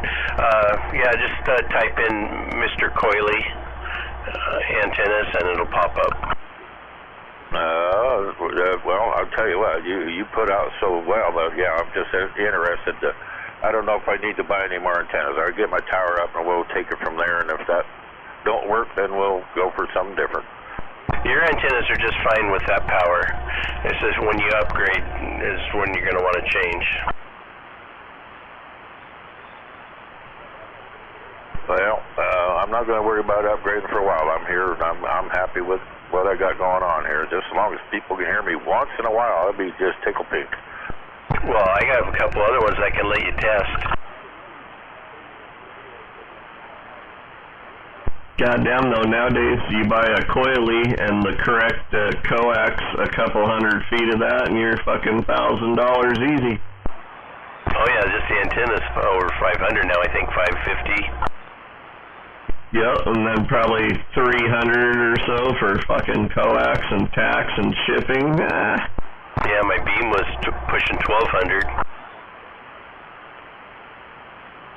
Yeah, the days of, I mean, the first antenna when I had the yard sale CB, me and double tap, $5 CB, and then I used an antenna that we found at somebody's house that was just like some old ass 5/8 wave, but then it kind of freaked out after a while, so I had to buy an antenna, and I bought a $75 Sirio, 5/8 ground plane, which worked killer. They're super lightweight though. That only lasts for a while. That got bent up and shit. So I went through all my little skinny antennas. The penetrator up there in the tree's fairly heavy duty, but nothing like the coily. I need to put a coily up there. Yeah, that penetrator was my second antenna. My first antenna was a blue Radio Shack pogo stick. You know, it was kind of like an Antron 99, but it was blue fiberglass. That lasted for about 10 minutes. Ah, there you go. My very first antenna when I was a kid, when I, 15, 16, I had a Radio Shack .64. That was a badass antenna right there, but they obviously don't make those anymore. Yeah, as soon as I hit mine with the 12-tube Phantom, yeah, it was a meltdown. And then I even burnt burnt up my penetrator, so I had to run a bigger wire and just rebuilt it, you know. Right, that's where I could be in jeopardy of that. Not right now, but at some point here again, I could be in jeopardy of that happening. That's why I think a coilie needs to go up there. It's the way to go. You know, if you order one now, you might get it in 6 months. He's really super busy. What's going to work out perfect is my kid is going to start going to college in late August in southern eastern Oregon, so way down in the corner of Oregon. Towards the middle of the country there, so I'll be able to just pick it up wherever the hell he's at. I'd be able to drive there, because I'll be going down there for football games and shit like that when my kid goes to college there at some point here, so that'll work out good. Do you follow his website or his Facebook page? I don't know if I follow it. I might. His stuff, though, kind of pops through my feed. If he puts something up, it shows up. Yeah, because he'll do like 10, 15 of them at a time. Yeah, he just, he was doing like mobiles the last time I saw it go through or something. I don't know. Maybe he was showing bases of those base station ones. I can't remember, but yeah, I see all that stuff pop through whenever he posts something, and then he says, hey, don't text back. I'm just showing you what I'm doing. Yeah, that's what I seen last, were the bases for them ground planes.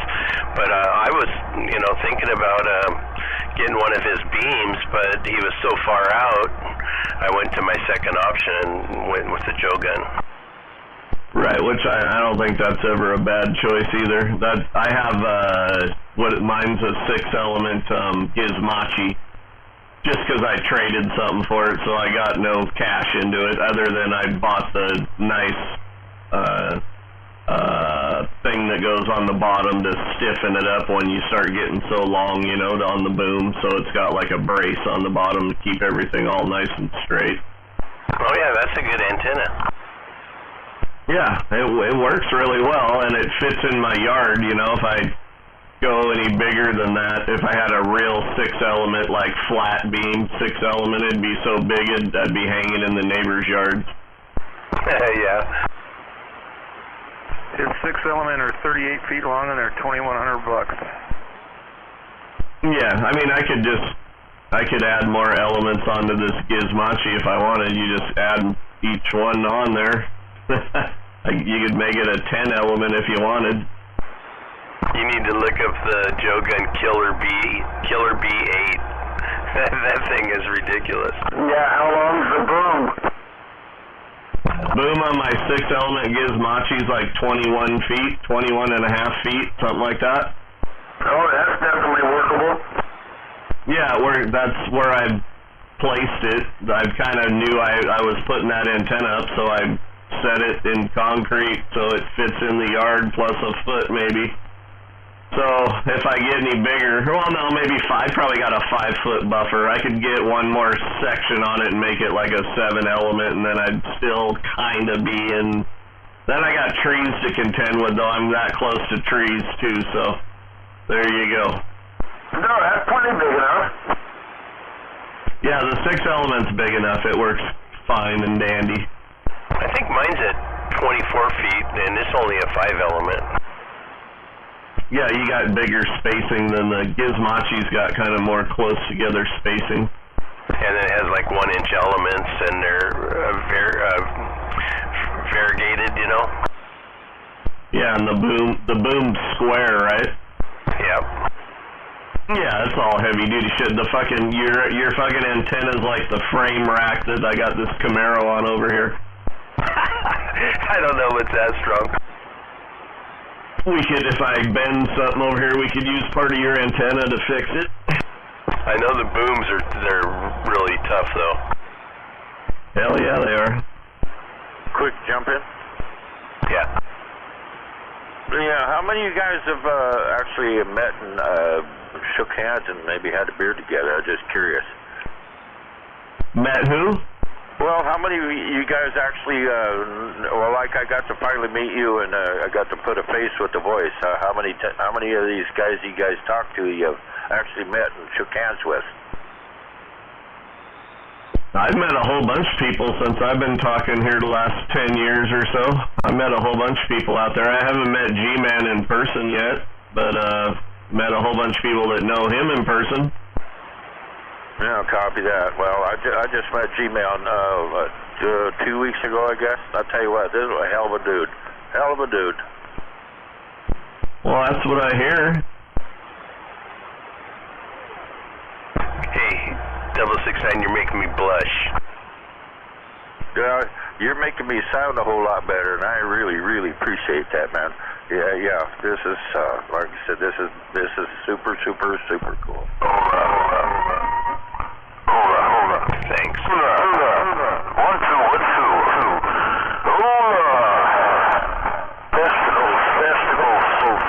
I was just going to say one thing, and then all of a sudden he keyed up. I was going to say, G-Man must be a good guy, because Wiener Bender doesn't say nothing bad about him, like he does about me.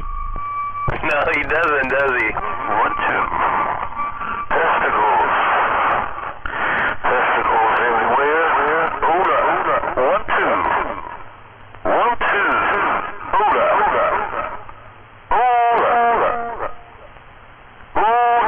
And I haven't even set him up with an amplifier. Hey, don't catch me live.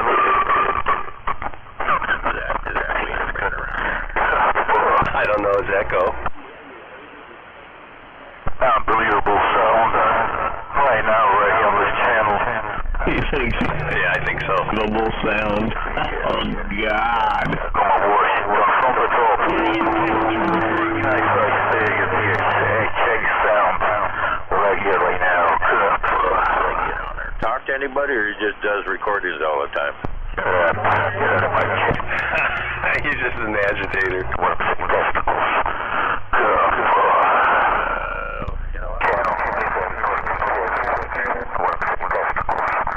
Didn't it ruin all of our entertainment?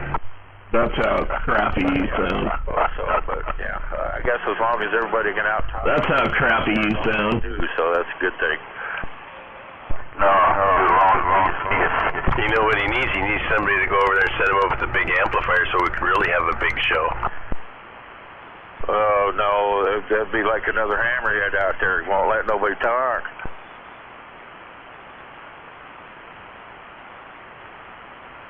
Yeah, but you just crack open a couple beers and get a bag of chips, put your feet up on your desk, and listen to the show. You know, just sit there and listen to the show and drink your beer.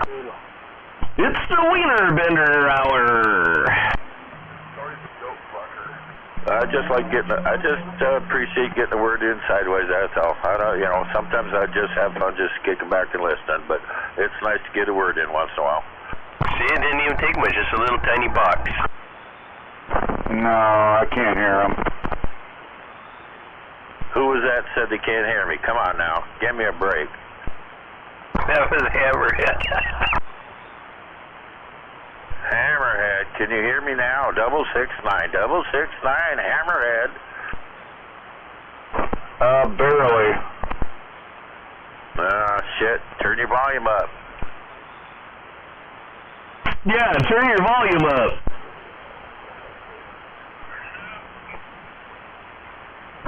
I'm just thinking there's a lot of helping hands out there lately. I haven't seen any. You haven't asked for any. Oh no, I asked about my amp, that old tuber. It's way too busy. Okay, another quick interjection for G. Uh-oh. Go ahead, 669. I don't know, but what do you think this unit would do with my Rangers that I just picked up there? It's already got the 200 kicker in it supposedly, but kick it down to put her on low, because that other radio's got such good receive compared to this one. I think you better just leave it with that one. You don't want to hit it with more than 40 or 50 watts of swing. Okay, copy that. Well, my other antitones puts out a little bit more than this one, so I'm just curious. I just want to get the best I can get out of it. Yeah, I mean, even if you got an extra 75 watts out of the box, we wouldn't be able to tell out here. Okay, I'm gonna leave well enough alone. Yeah, don't do anything. We can't get replacement pills. They don't make Toshibas anymore, so yeah, you gotta be careful. Copy that. Yeah, I don't want to overdrive it. I just want to, you know, there's just something was running through my head there. I go like, well, my other radio puts out a little bit more. Yeah, well, this one's doing good. We'll leave it right where she's at. Yeah, it's nice and clean. You're still making them for people with Toshibas? Still? Those are old surplus. Okay. I mean, that's what I deal with. That's what I like. I mean, I'll wait and just keep searching them out, get an old thing, you know, with them in there. Yeah, these are ones I've had for, shoot, I don't know how many years now, 8 years or whatever, maybe more. When I bought them, I paid $28 a piece for them. Nice. Yeah, now you got to just find old units with them in there, so before the other guy finds them. Yep.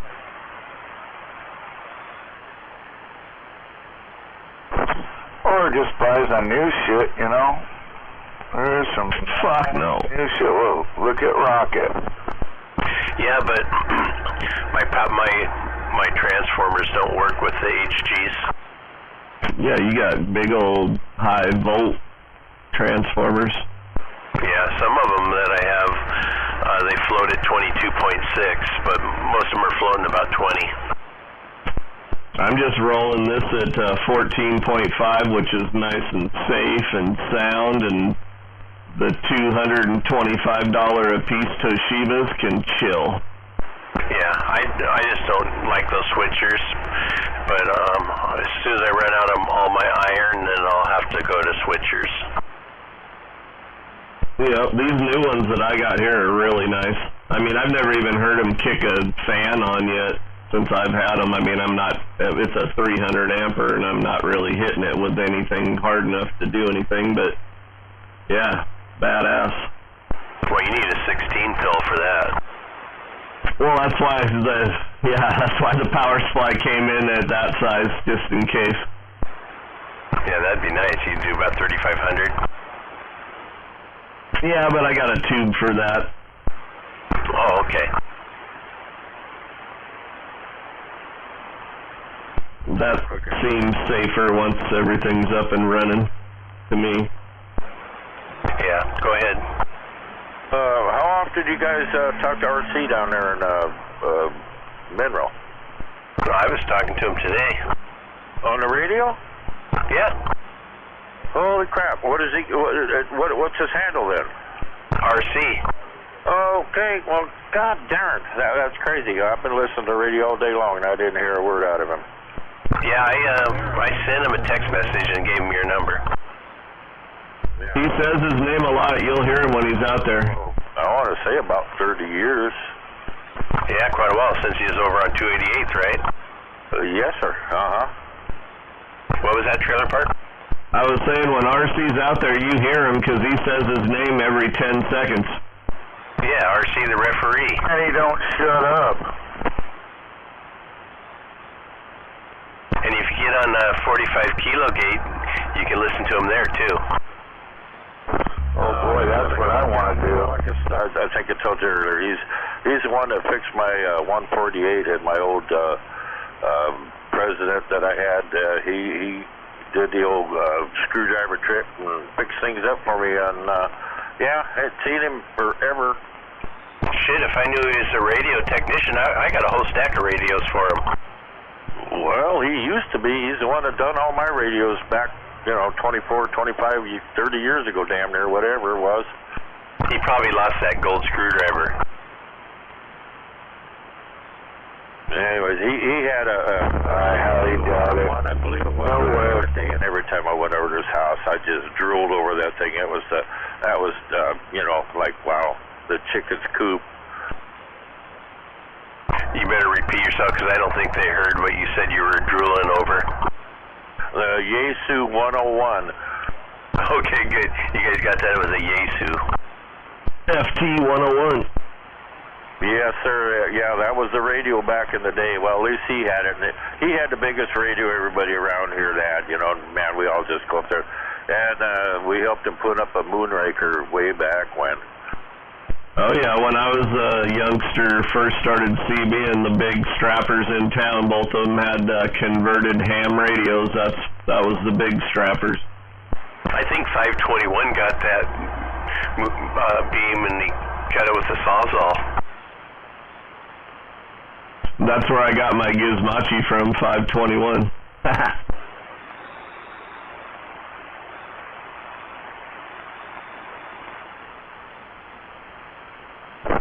Yeah, there's a lot of Moonrakers out back in the day, that's for sure. The 80s, all those stations were all running those Moonrakers. Anyways, I was there. Yeah, they weren't much fun to get up in the air. God darn, there's so many elements and wires hanging out there, but we got them up and they worked good.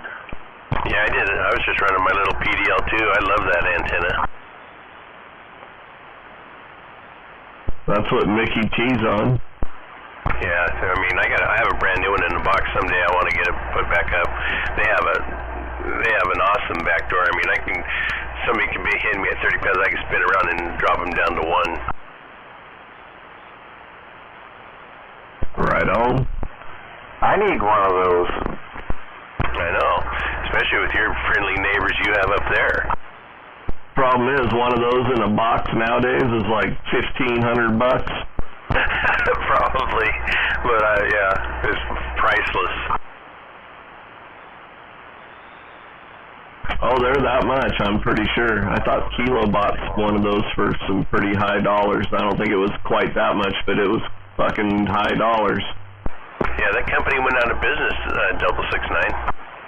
Well, yeah, but do you think somebody would pick it up since there's such a kick-ass Yeah, you would think. One. Make it even better. Oh, yeah, with nowadays technology, tweaking it here and there, Jesus, that Moonraker could probably be able to talk to Saturn, What's cooler about now is there's just better manufacturing techniques they could use, but still the design would be the same. Yeah, copy that. Yeah, make a little stiffer aluminum here and there and better wiring here and there and, yeah, a little tweaking here and there. And, Jesus, somebody could make some money with that one, I'm sure. You gotta remember, we're a bunch of fucking old toots or young toots and a dying breed. Who you calling an old coot, you old coot?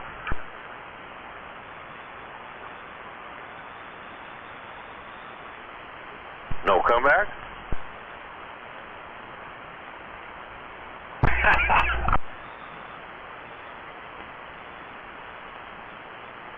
Well, I like calling the kettle black. That's kind of fun. Maybe you gotta take that defensively. Are you powder coating those yourself, G-Man? No, I took them to Perfection powder coating on Canyon Road. Just checking. I have a guy that custom makes all my aluminum boxes, so they're different than everybody else's, and then I take them in and have them all powder coated. Right on. Yeah, I could see that how it looked like it had a lid on it almost, right? That's an old, that one's an old Yellow Jacket amplifier box. That used to have a 16 pill in it. Right on. Cool. That's the only one with the orange fan? Yeah, I think so. Yeah, that's not one of my custom boxes. That was just an old one that I did up. Yeah, it just looked like it had a lid that kind of had a lip on it that went over the edge. Yeah, that's the old shoebox style.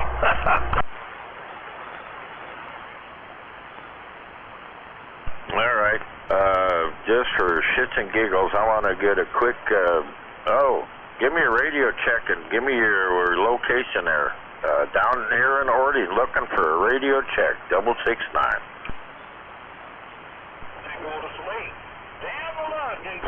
Why would he say that now? I think he wanted you to give him one, actually, because he's been waiting this whole time for you to come out so he could talk to you, and then you ignore him. Well, I can kind of hear him, but not very well. Here's your radio check. Oh, come on, you can do better than that. You're hitting me at about, 3 bars. 3 bars, got down. Well, that's better than 1 or 2. 3's not bad. How many bars am I hitting you at? Well, 1 or 2. Yeah, look, Hammerhead, you can walk on me right now. There you go. How many bars are on your radio? 20. There's 20 bars on there? I didn't even pay any attention to it when I was looking at it. No, I was just giving him shit. Oh, okay. Was there like 6 bars or what? Well, actually, yeah, he was hitting me 5 and 7 somewhere in there. Oh, okay. My nuts shriveled up when you said you had 20 lights. I was like, what? Yeah, this is no quad 5 antitone. That's nothing special here. But it works good. Oh, I've had one before. They work just fine. They're nice, clean radios. Yeah, I'm pretty happy with it for the price. You know, I mean, they're $250, something like that. They're yeah, I've talked all over the country with it on sideband. It seems to be a pretty good radio. I mean, considering. That mic really helped out that radio too. Yes, sir. We got to figure this one out because I don't want to give it back. No, like I told you, I got a stack of them. What mic did you switch to? The one that Rubber Snake always ran. The 2018 or whatever. Oh yeah, okay. That's what I use out in my shop on my Cobra 29 that I talk on in the daytime. Yeah. No, those work well for mobile microphones. Those are nice and clean, and you can get a little echo in there if you want. Yeah, I'm not into the echo stuff myself. I just like plain old talk. You know, if you're like Smuggler and you took a couple shots, you'd be twisting all them knobs. That's the only fault of those. What I do is I adjust my delay where I want it, not really the echo. I don't have the echo on so much, but I got the delay on a little bit, and then I tape the knobs down. Otherwise, every time I grab the mic, I'm turning the fucking echo. That's how I was the other day when I was rolling through Orting. And you don't even know it, and you're talking, sometimes you got, 20 reverbs going. For like 10 seconds. Yeah. Oh, man. Yeah, because I don't ever mess with those, and I'm on a gear retractor, so whenever I grab my mic, it probably, I was hitting those dials. Yeah, I threw a piece of tape on both of them once I had them dialed in so they don't move. Oh, God. But at least 069 let me know it was working good. He said it was echoing for about 10 seconds after I said something. Why'd you say fuck that, Hammerhead? It sounds goofy when your echo's all knocked out of whack on those microphones anyway.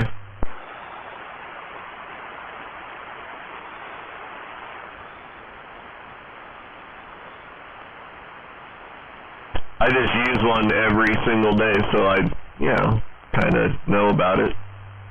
So, anyway, it's like the 3rd one I bought. Yeah. Do they still make this mic? Oh, yeah. Okay, well, I'm going to try one of these on my Ranger and see what it sounds like, because I've tried 3 or 4 different mics on there. Everybody tells me it sounds like junk. So is that Ranger a 6-pin? Oh gosh, yes, I think it is, now that I think about it. I have one wired 6-pin, too. You can test it. Where do you have your mod set on the Quad 5? Because, like I said, I've tried different mics on it, and everybody tells me there's something wrong, but that radio should be putting out pretty good. Yeah, what was that trailer park? Oh, I was wondering where he had his mod set, what number on his Quad 5. All the way. I was going to say, that's usually how I did it, and then I adjust it, whatever. It was usually all the way up on mine. I just bought that Ranger 99N2, I believe it is. I'm not getting very good reports out of that thing, and as much money as I pumped into that damn thing, I'm pretty disappointed.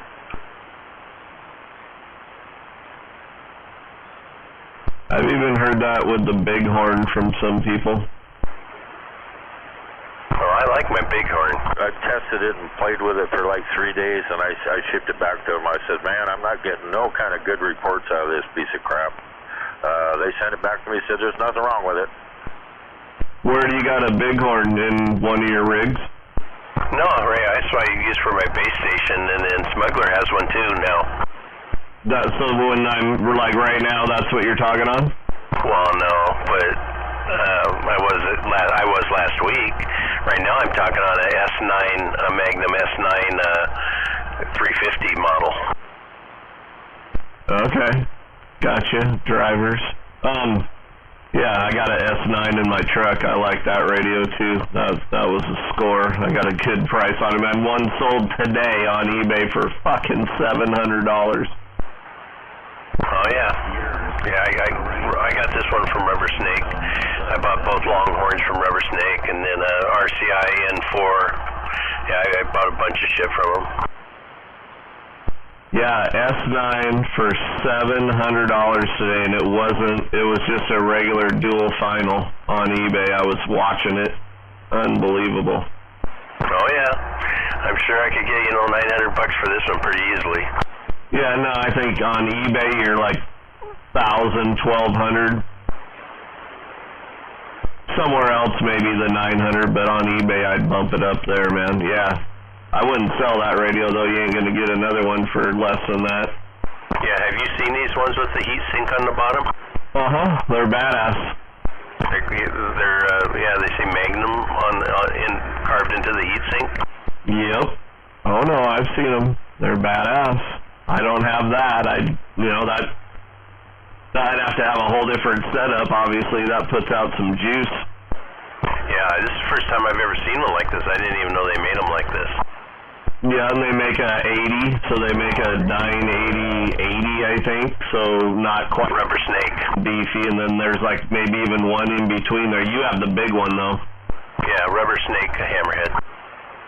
Oh, I heard you. No problem. You're my neighbor.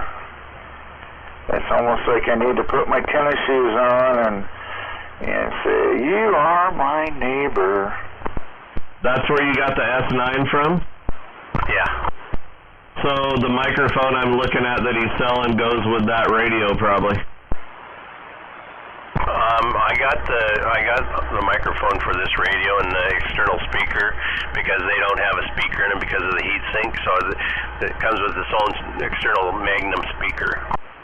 Okay, maybe it was for a different one he had. He said it was for an S9 that he had, 350 or something, but... Okay, cool. Wow, I like my S9. And did you use it with the Top Gun modulator working? Yeah, it's on. Oh yeah, makes it kind of swing up a little bit more. Yeah, I have my mic gain ain't cranked up very far. It's only set at like, I don't know, 10 o'clock or something. Cool, yeah, and I don't even use a power mic on it. I just use a wider frequency range, just hand mic called a Caliber. That's the brand name of it, but just like a $25 mic. I guess I better double check with Rubber Snake and make sure that's not the microphone I need, because I want to keep it as a package. Yeah, that's why I was saying that. He just texts me pictures, of the stuff he's selling, and I saw that, and I go, well, I didn't get one with my S9, so I should probably have one, so I kind of have a package if I ever get rid of it, but if it goes with yours, then yeah, you maybe just check with him. How long ago did he send the pictures? Today. Oh, great, okay. Just like a couple hours ago. And I told him to keep it for me, whatever, don't sell it, so he has it still. Copy that. I'm going to show you a picture of this one, and just keep in mind I have a mirror slit underneath it, so you're going to be seeing the bottom of the radio. Roger, cool. Mine has blue turbo knobs on it, and it's got the flag front face on it, too. Looks pretty cool in the truck when it's turned on. Nitro knobs, you said? Yeah, blue nitro knobs. Shit, that's a lot of blue, isn't it? Yeah, and then, when you key up, it turns red. That's badass. And then a mic plug on both sides. You can have two mics plugged in. Yep. Yeah, I got a lot of blue on this one now too. And I got mine for $400. It was like $380 something. It was about $400 with shipping. So that was I mean, it was, you know, $400 for a fucking 30-year-old radio is kind of a lot of money, but for what they're going for, that was pretty good because they sell from there to whatever, you know, sky high. Hey, right. There you go. Check that one out.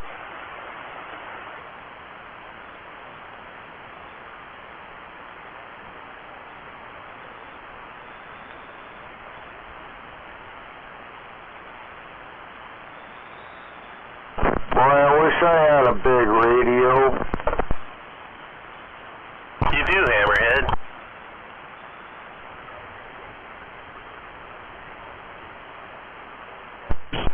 Sounds pretty big over here. Is he on his mobile or something? I'm not hearing him very well.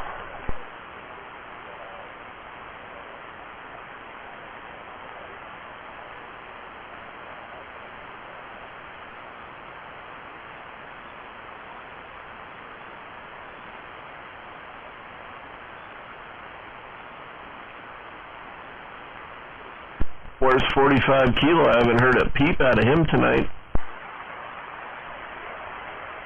Yeah, I don't know.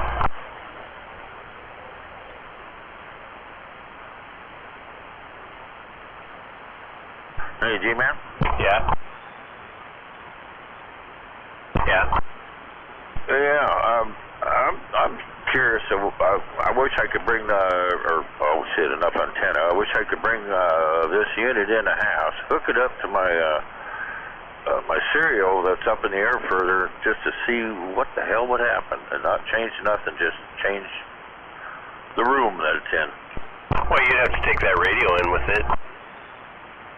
Oh yeah, copy that. Yeah, no, I'm not gonna. I'm thinking about not tonight, but just picking up everything disconnect it, take it in there, and hook it up to that serial 5/8, and because that antenna just got so much better receive. It's your amplifier. You can do whatever you want. Well, I know. I was just curious. I don't want to mess with anything that's working so good, but you know, I'm just talking off the old A99 out here, 10 foot off the ground, where my the other 5/8 in the backyard's probably 10 foot higher. Just double check it. You know, after you do your coax, your jumpers, just double check everything before you key up. Make sure it's right. Oh yeah, copy that. Yeah, because I know that antenna in the backyard, the one well, I've got 3 antennas up, and yeah, that serial, it's got super ears on it. Yeah, that would probably work out pretty good for you in there. But then you have to lay in bed and talk on the radio. Just that's kind of what I was thinking too. Well, we didn't want to visualize that. Well, you didn't have to say that. You could have just kept it quiet. I got a phone call. I sleep in a recliner, actually.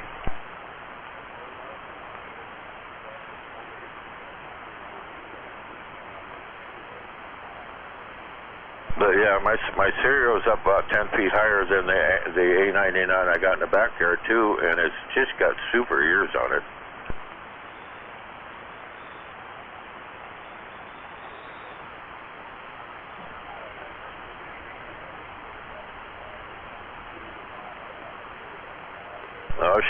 Oh shit, where'd everybody go? Lost everybody.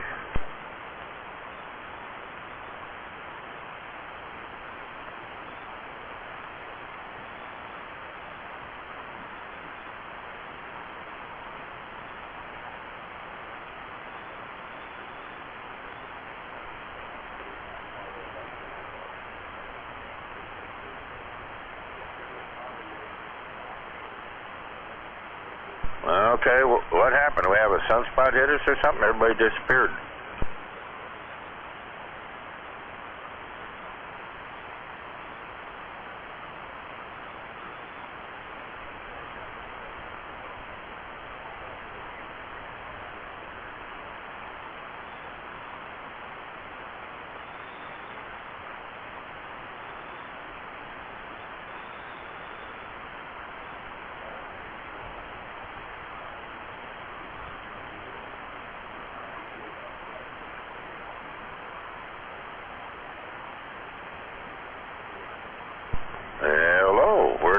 everybody go.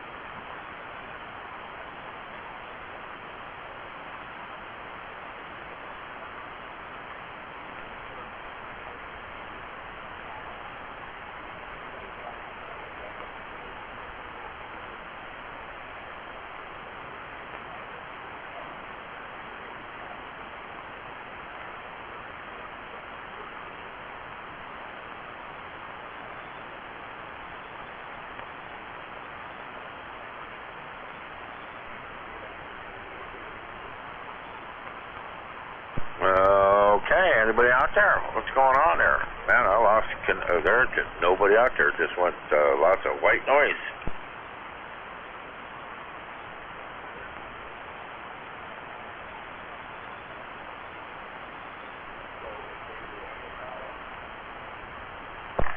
We're all in bed. Call back tomorrow.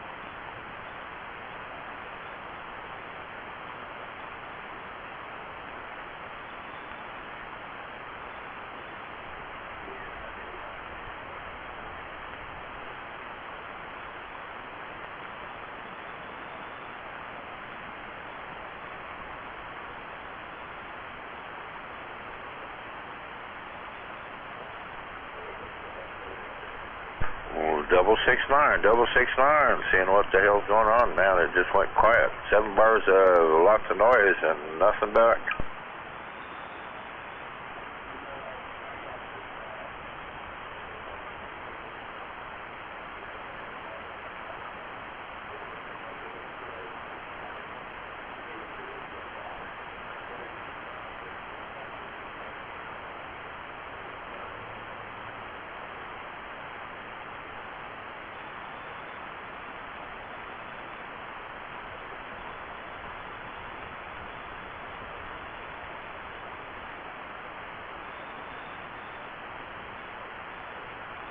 Good night.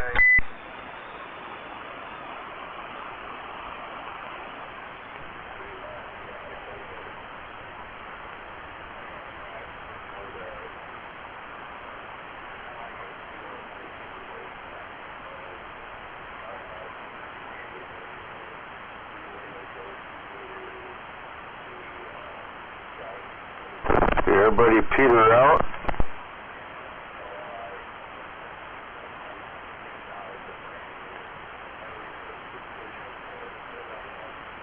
Apparently. Well, it is Monday night. What the hell happened out there? What is Monday different than any other? Oh, that's right. Like everybody shut the hell up. What's going on? No, everybody had today off. It was President's Day.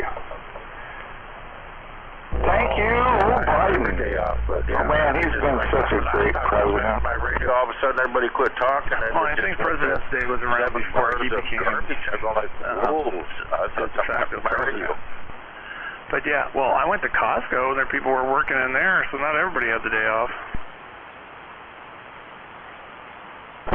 There's some electricians and elevator guys, and yeah, there's certain people that got it off because I went fishing with my son. Actually, he's an electrician. Had the day off, so we went to Lake Washington. We actually got some water. Got some really nice trout. Yeah, I got a right on my mouse. I caught about a 23-inch cutthroat. It was, I went playing up a little bit when he was trying to catch it, but we got it. That's why they call it fishing.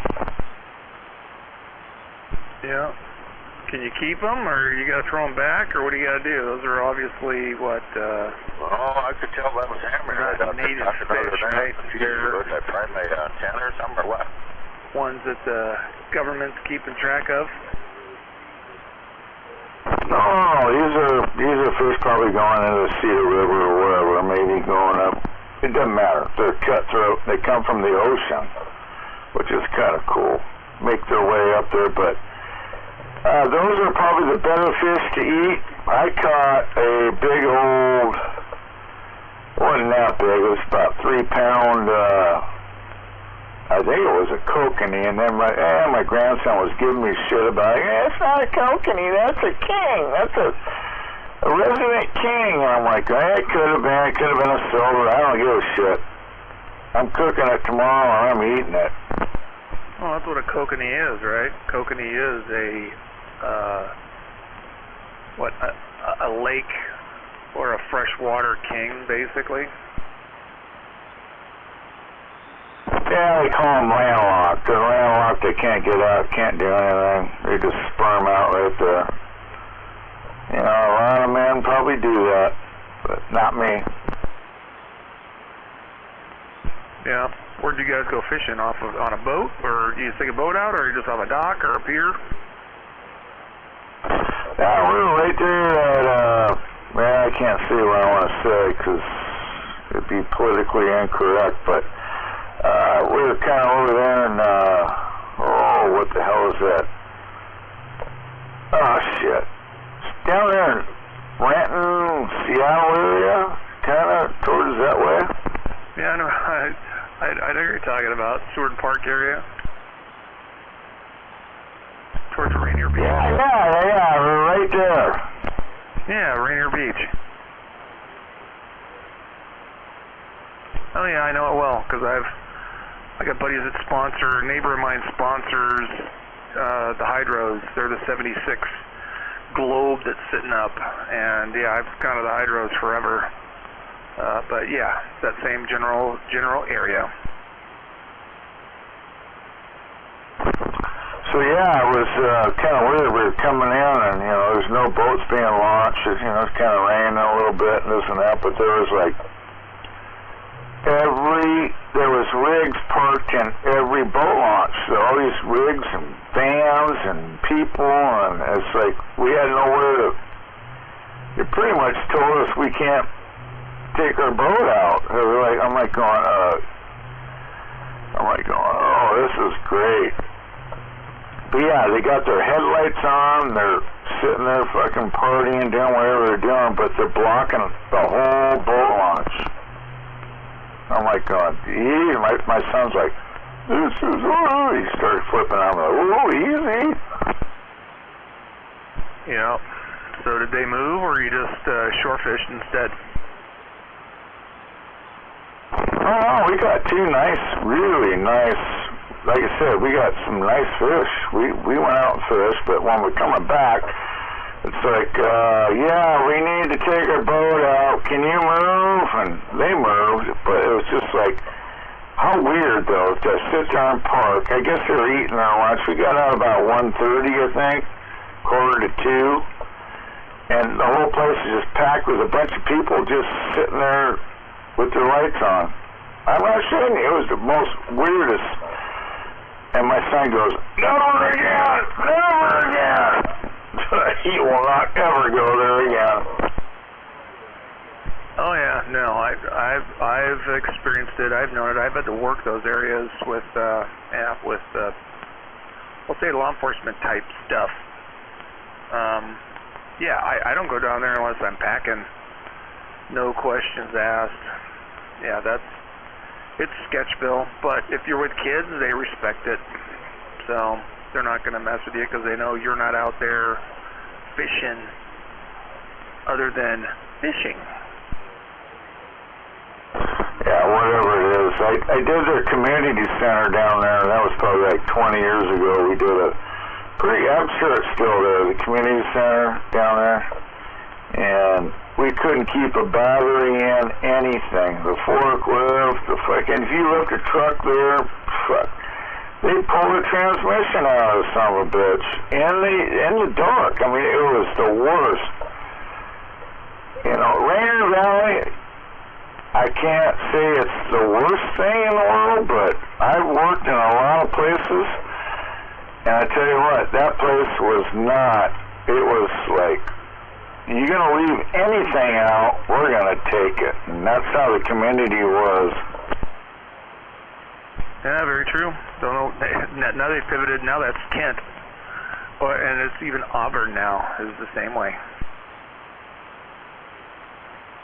I ain't going to say it's quite that way, but it's just kind of sad. I mean, we literally had to take our batteries out of our trucks if we parked them there.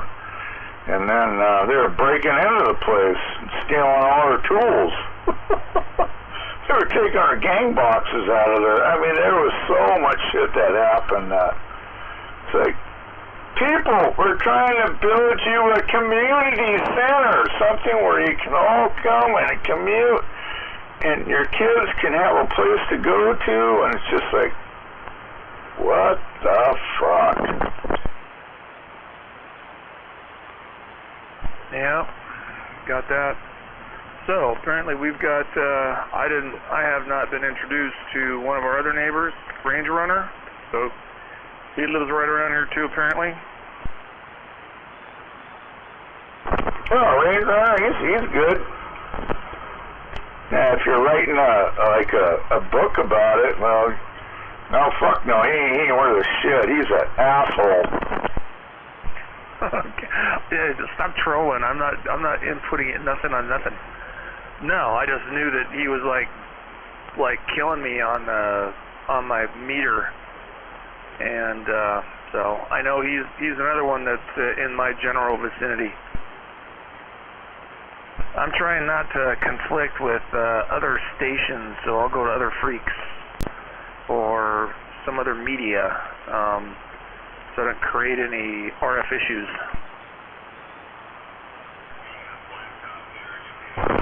Well, you need to go over towards Kilo. He's over there in, well, he's almost in Eatonville there, but he's over there and, yeah, you need to research him. He's been a big problem. You're only saying that because he's listening. No, not really. I mean, he's kind of loudmouth and he talks a lot of crap and yeah, I want to see what he's running there over there. Maybe he's causing a lot of, you know, a lot of parts. Nope. Anything about him causing problems? What do I know? I'm nobody. I just monitor, I go on to the other bands, and I do my other thing. I was almost thinking, you know, I come down here for a lot of these guys out there. A bunch of skipping last week. Holy crap. Here at anyways, you got a handful waiting for you. And it's still cool. Now I'm going to buy more toys and make it more painful. Not for you. Well, sorry. That depends. Yeah, Kilo sounds like a really thorough guy. I know. And I'm just trying to get along with everybody, and I'm not being hostile to nobody, and I guess I am nobody. He's a nice guy now, but he's getting well, you know what, you look at the radio today.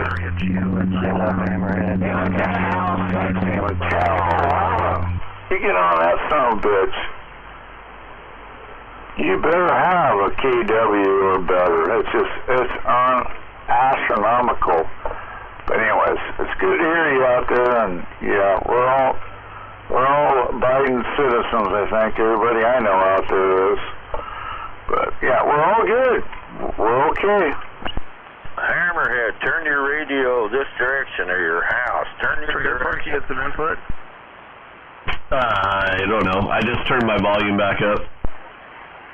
Oh, copy. Now, he was just venting about people, and I don't know anybody out here. The only person I've had face-to-face, in reality, back in the day. Oh, my God. I really don't care. If Sweet Pea was out here, I potentially have met her, high-side her, back in the day, but it was so long ago, who the hell knows. But 333, just one. You better watch what you say. Yeah, Hammerhead. You're not allowed to hurt my feelings. You hear that? Did I hurt your feelings? No. You maybe let them all know you can't hurt my feelings because of you. No. Okay, stop it. I'm not trying to hurt anybody's feeling. I only have one, so maybe you have more. Maybe you have feelings. I don't know. I think it's a song. I just think so. Alright, I'll have to back out. Sorry, neighbor, Hammerhead. We'll still get along because we still have a common enemy that lives between us. He's a putz. He's no enemy. He's just a dumbass. Hammerhead, are you copy on 669 tonight?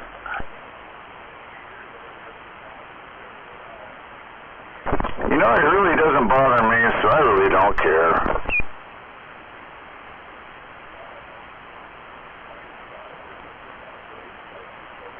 Yeah, he doesn't stick out here very long.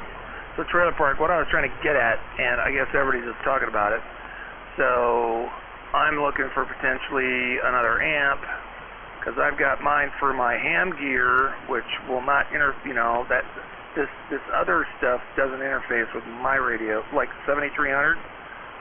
You obviously, you're gonna have to get some specialized for that, or have a pedal.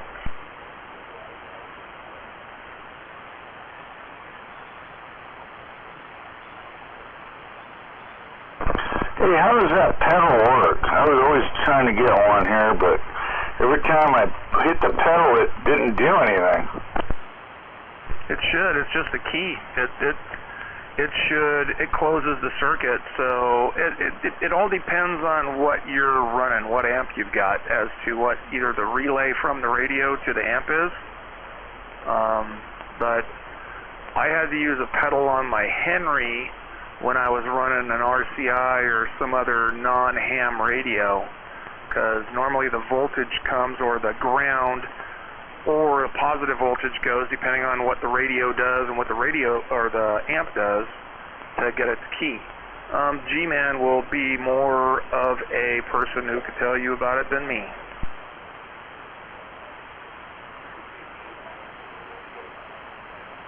Well, one of these days when his underwear isn't up his ass, I might be able to talk to him.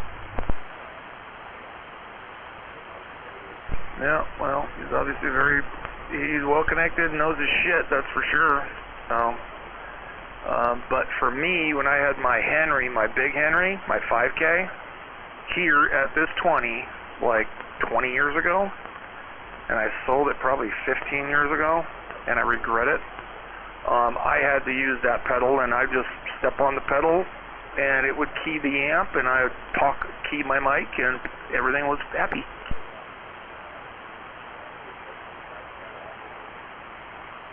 I just didn't know how that pedal worked.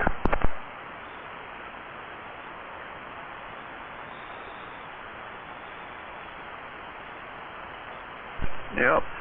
So if you got ham gear, then it's totally different. You can actually key it off of your, like the ICOM has got a 13-pin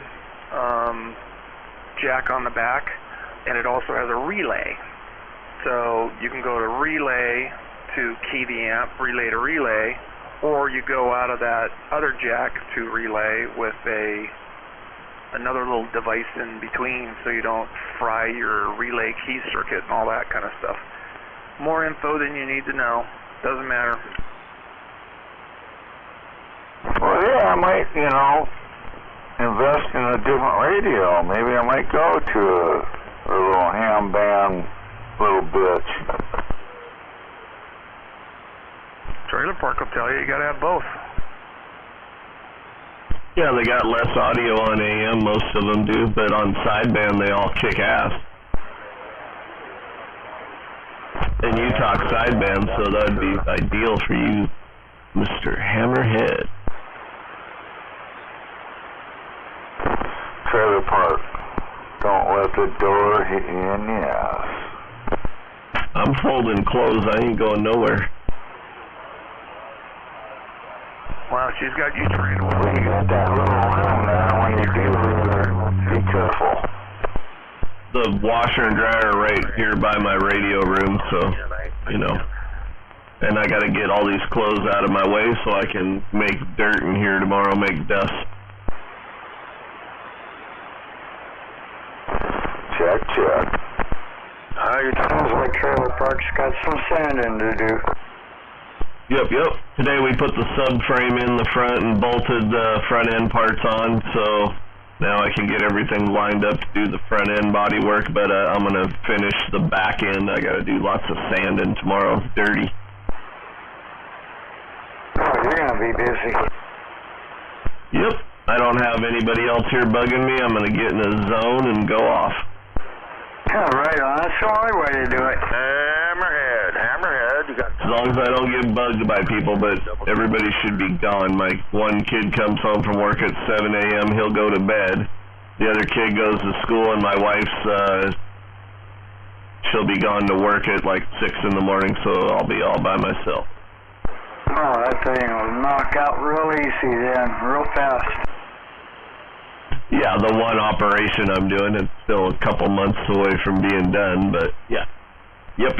Putting the subframe in is kind of a big deal, big old heavy metal and shit, so It's nice to have that out of the way. It's still sitting on a rack I can roll around though, but it's got the subframe in it, so sitting on the rack just like it'll sit on wheels. Oh shit, you're spoiled, dude.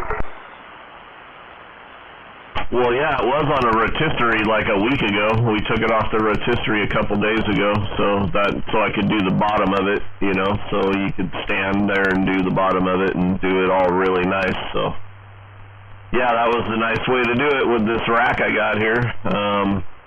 Yep. Now I can just kind of roll it around wherever I need it. Sweet. Boy, I wish I could do that.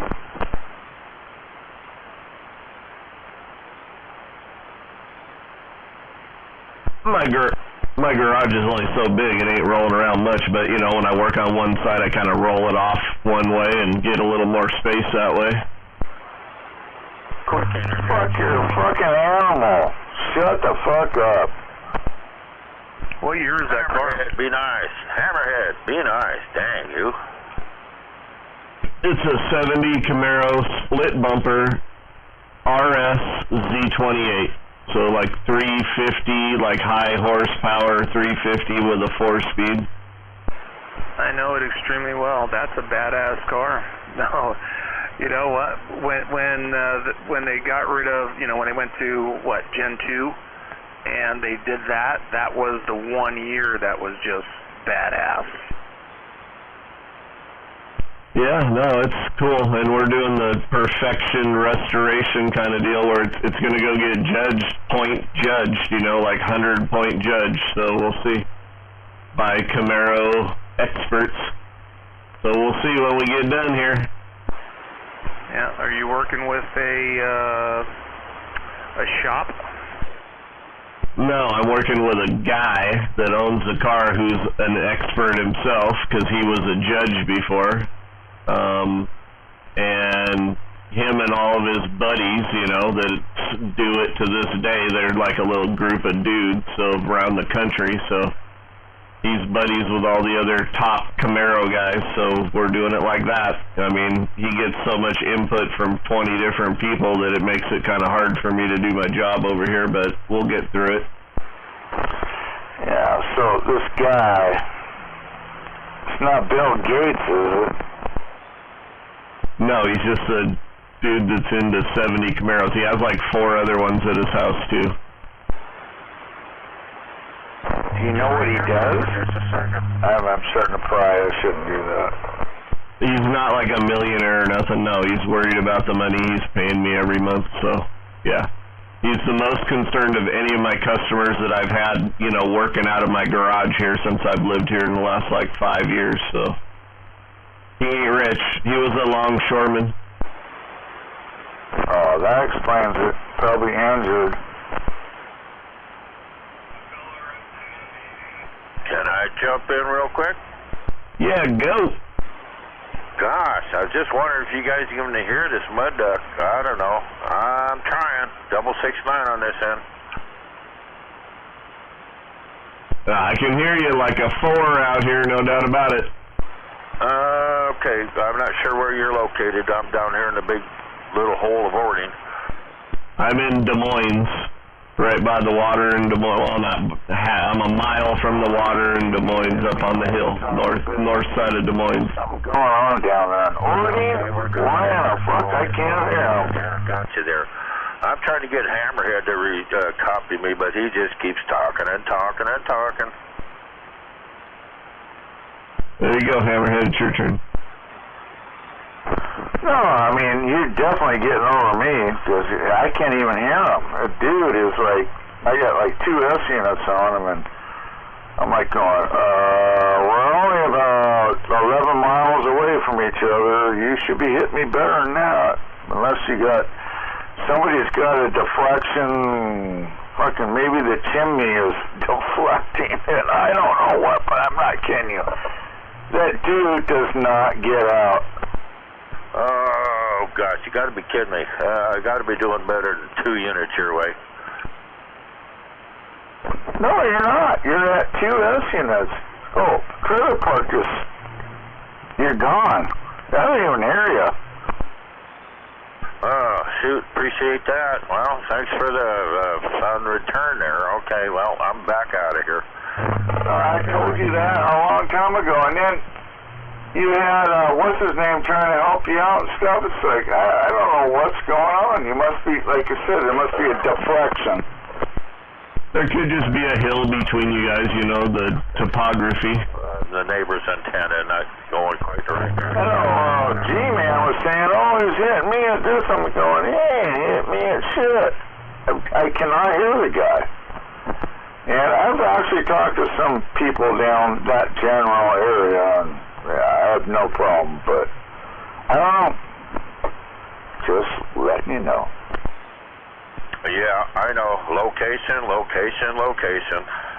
It's like a valley, so he's probably tucked behind the hill. It's like totally blocking you guys, between you guys. That's what I'm thinking. It's just like one bump or something, probably. Oh, it's just like, all you guys right now are just stomp him. I mean, he's only 10 miles away from me. That's not right.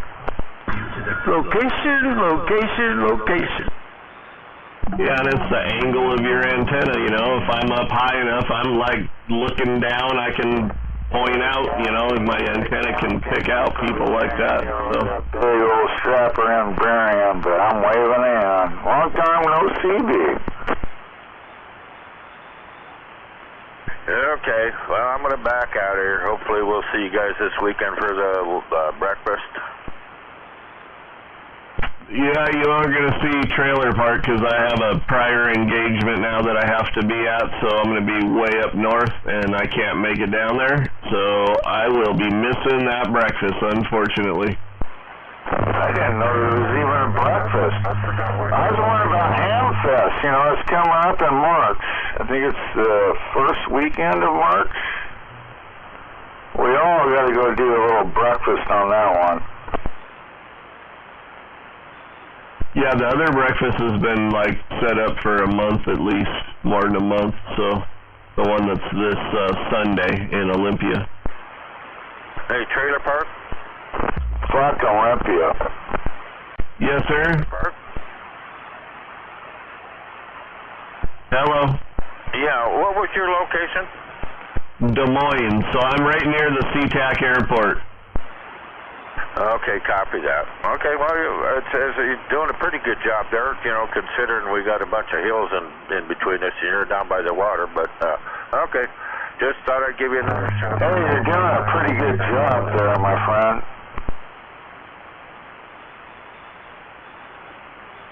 Right on, yeah. I mean, CBs really aren't supposed to go this far anyway, so there we go.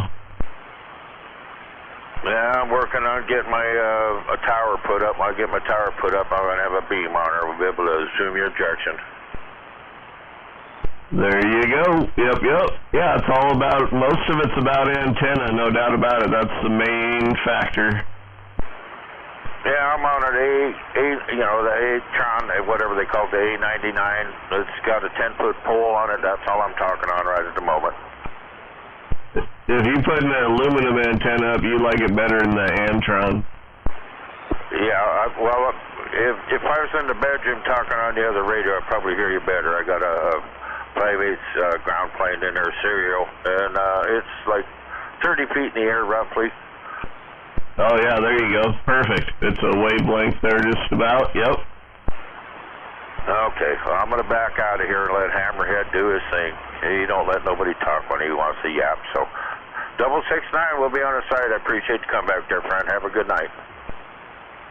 All right, 669, take it easy. What, are you trying to hurt my feelings? I've been actually pretty nice tonight. I'm actually nice every night. Come on now. Oh, no, you've been way more than good tonight, Hammerhead, no doubt. Well, it's his Sunday. He's got to go to work tomorrow, so he's staying mellow. Everybody's got to go to work. You all have to go to work and do something. Life doesn't just stop. Well, my life stopped about 6 years ago, and I'm just waiting for the rest of it to end. Well, anyhow, it's good hearing you guys out there. We'll see what's going on. I'm listening.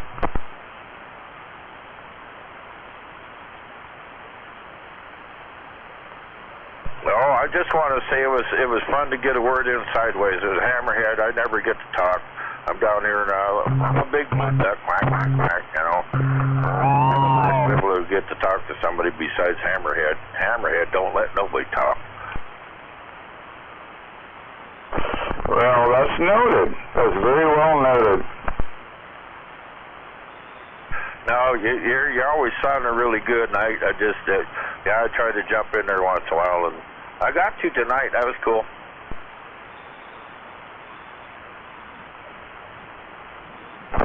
Yeah, I enjoy everybody out there. I can't say I don't. Maybe a couple people I really don't, but it's all good. There's a bunch of good people out there, and they're all doing their thing, and you know what? It's good to hear them. They're doing their shit on the old two-way radio. Yes, sir. I've been doing this shit since I was like 16 years old. Got away from it for a lot of years, and trying to get back into it again, and you know, working my way up. I'm damn near out of money and damn near out of life, so trying to make the best of it. Hey, Trailer Park, still out here? Yeah, you're still doing a fine job there, my friend. Take care and enjoy the evening. And welcome to the new week. What do we got? What is this? It's Monday. Monday. All right, don't start no karaoke shit. You get me going. Well, I wouldn't mind hearing something. Come on now, who's got some karaoke on them? Let's do it. All right, crack with Rose. I have no ears, so you guys, I don't know if you guys are actually talking to anybody or not. So. Is Trailer Park still out here, or did he go back? Is he 10-7? I'm just over folding clothes. Copy. All right. So you brought up, you guys were talking about. Oh shit! I thought we were going to talk about some singing, but I guess we're done. I'd love to. It's all about certain people. A system. Well, you and Hammerhead doubled. I kind of was talking. Go ahead, Hammerhead. I think my buddy already ran off. You guys go ahead. I'm sorry. I just, we were kind of talking, and it's all about, what do you call that? Anyways, take care. No, it's location. I know that. I've got it. Shit, I have nightmares about that. So go ahead, finish your Q cell. I didn't know you were having one. I was chasing my cat. That makes a lot of sense.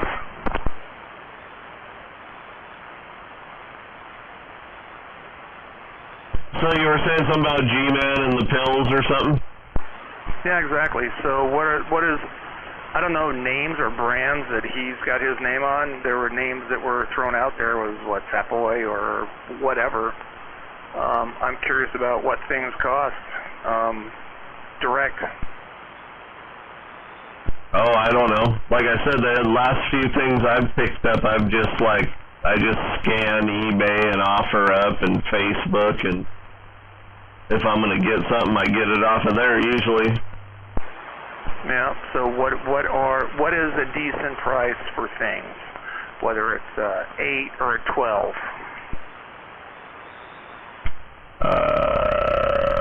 Like an 8-pill or something like that, you're going to be like $1,000, $1,500 probably, somewhere in there, 1,000 to 1,500.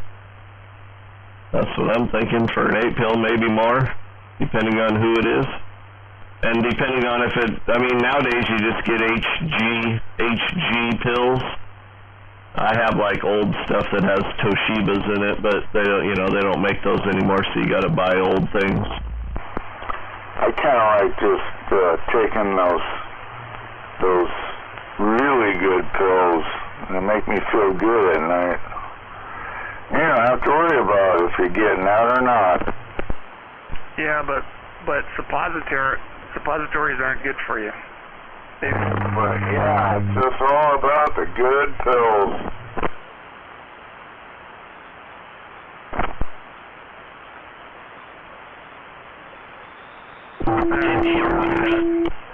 Yeah, because either like a 10 is going to be what, a 2-drive an 8, and I don't know what a 12 is. I don't know how the configurations are. He's trying to play like a little fucking dipshit. Powering them. I see there's a bunch that come with, either you get a name, not good. Don't deal with them. or whatever, or whomever, or they're just AC. Mine's not going to be a mobile. Use a putz. Yeah, that's the deal. You either get a base unit that has a power supply, or you have mobile units, and then you have to have a separate power supply, and you have to add all those costs together. And so obviously a base unit's going to cost more because it's a power supply and an amp all in one, obviously. Yeah, and prices are pretty crazy right now. I don't know. I'd say look on all the Facebook groups. That's where all the good stuff is. Okay, or I'm just going to go. And Hammerhead, don't call me a putz again. No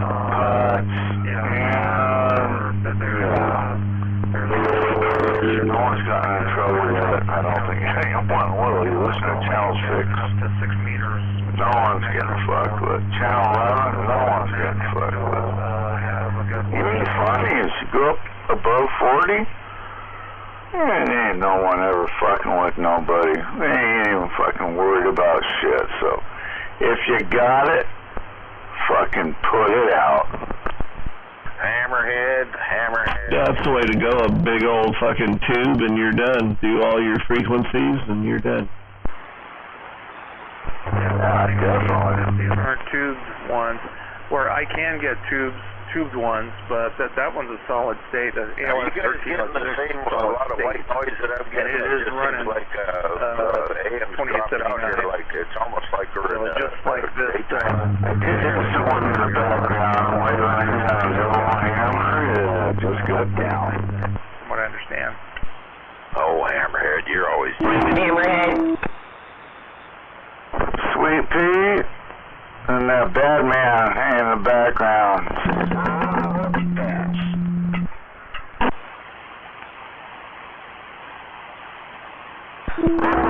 We'll chat buggy tomorrow, but I got my mobile set up finally. So now I can actually get out in my mobile. So we'll chat later. It's all about location. All right. No problem, man. Yep. Yes. We get it. If you want to stomp on me, Hammerhead, I apologize for pissing you off, apparently. Oh, you better think about it now. You really pissed me off, you son of a bitch. Oh yeah, you just tore me up. Whatever. Oh, quit your goddamn crying.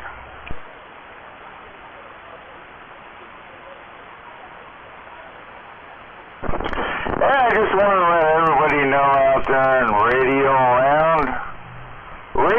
Land took the grandson out to Lake Washington. We did a little fishing, and we caught 2 really nice fish.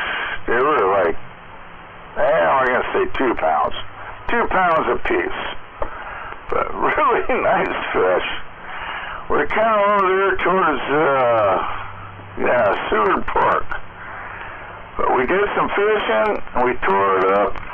I tell you what, it's always good to see your grandson light up with a beautiful smile. He caught one. I was just like, oh, we caught a fish in a long time. Yeah, you're catching fish if you're with Grandpa. The 4311, the old Hammerhead, again, got down on Lake Washington. Hammerhead, do you know what a worm looks like? Nope, the grandson always puts them on. I don't touch that shit.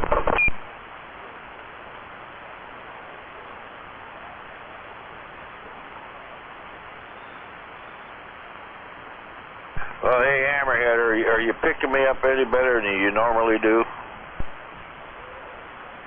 No, you sound the same. You ain't sounding bad. Dude, just take a break. You're not doing bad. I got you just fine. I'm just fucking with everybody if I can. You know what? The Hammerhead, we're always just a loving person. Yeah, you old cantankerous son of a gun, you. I was just curious if you were hearing me any better than you normally do. That's all. Yeah, you do sound a little better, I will say that. But anyhow, it's good to hear everybody out there, and again, don't let the door hit in your ass, don't let the band roll. I'm done talking. All right, we'll see you again another night there. Have yourself a wonderful evening there, Hammerhead. 669 standing by just to listen.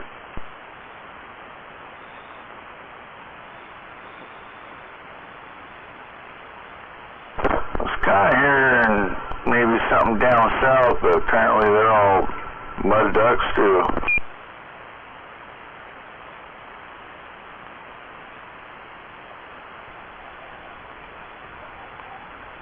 Damn, it is pretty late, actually. Son of a bitch, it's really late. Oh my God.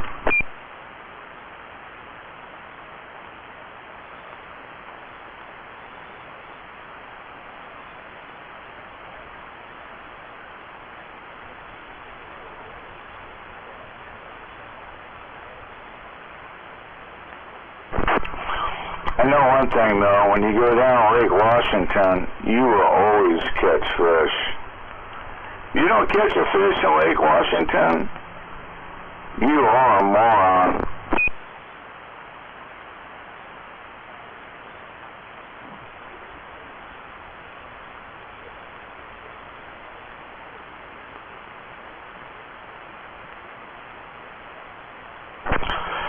But you know what? It's always good to dip a line, whether or not you're going to catch one or not. You just got to go out there and try. And it's like, I think a lot of people don't want to try. I don't know why, but it's like, yeah, it's not my gig. I don't want to do that. Yeah, what way do you want to do that? You know, but once you do it, you might get into it, you know, but I think it comes down to when you're really young, and it's like your parents bring you up into it. It's like doing a little fishing here, doing a little fishing there, but a lot of kids never got to experience that because of bullshit. Just, they don't even know what it even means, but anytime you can take a child out and do some fishing, it's the most beautiful thing in the world as far as I'm concerned. I try and do it myself. I do it a little bit there, and I ain't saying I ain't the greatest motherfucker, but I'm just saying, take a kid out and do some fishing, because it is an awesome experience. Just do it. Hey, a response on that 188, the weak one over here up that way. Moving across that county line. Are you gearing up? Stay down there to that swampy station. No, I'm done. Fuck, I am. But you know what? Every kid's got their destiny. Hopefully you rubbed off on it.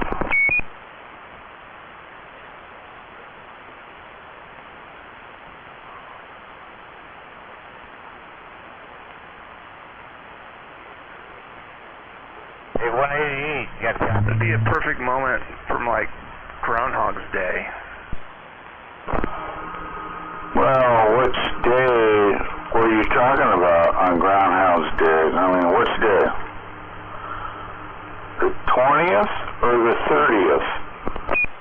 I don't know, it was towards the very end when he brought the coffee and Danishes. and somebody said to Bill Murray, you did that the whole time.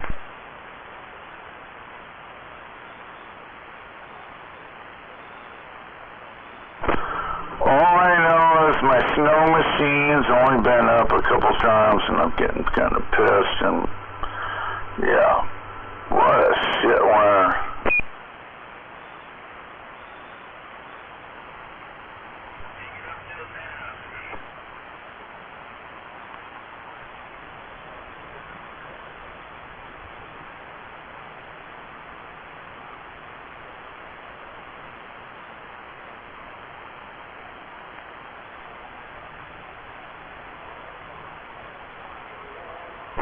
Everybody had to go to work.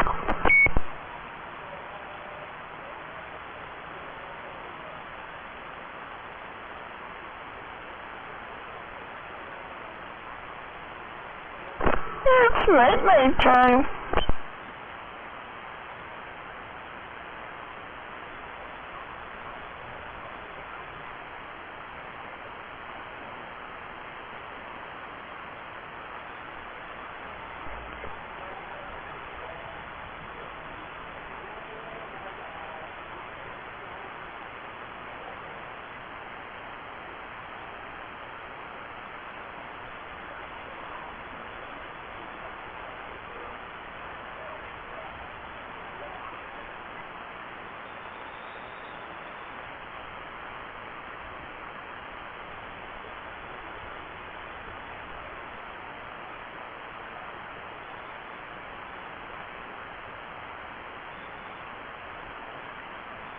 Mud Duck calling. Anybody got a copy on the old Mud Duck 6969 down here in the big valley of Orting? Well, the valley in Orting, well, actually, it is kind of big. I never thought about it. Well, I know it's not that big, but it's my valley. I love it. I've been down here 47 years. Well, one thing about it is, like, when they started pulling that bullshit, you can't park here. You will be towed anywhere in the... It's like, are you what? I still park right where I always park. It's like, you tell me, I'll pay a lawyer to fucking sue your stupid fucking city. Okay, I think I copied most of that. Okay. That RC guy you guys talk to once in a while, a few of you know? He's a fucking moron. I'm saying that very lightly, but I want to say it very highly. He is a piece of shit. Oh, I'm sorry to hear that. Are you talking in that mirror again, Hammerhead? Well, maybe. You might be right. I can say no or yes. Took the old golden screwdriver. Oh, okay. A whole bunch of my radios years ago and got my radios working pretty well back in the day. Mickey, good to hear you. Hopefully, obviously you're still alive. I haven't talked to you in many moons. Yeah, it's been a while. I'm not out here much right now. I got a lot of stuff to do here, right? You know, that's what I say every week, too. Getting a lot of shit done. Yeah, you can't let it pile up. You know, otherwise it gets overwhelming, and then you wonder where you're going to start next. Yeah, check.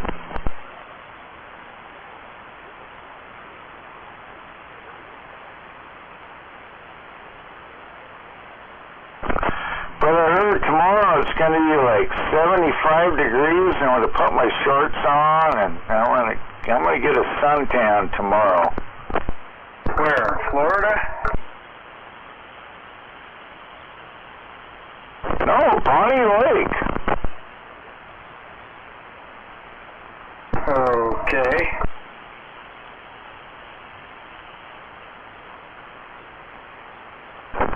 you all want to get a tan, come on up.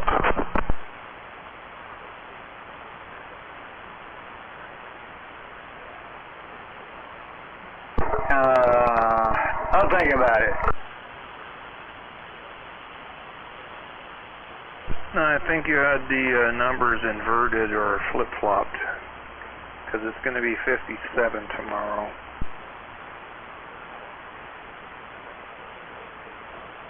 You never brought that up. 57 in February.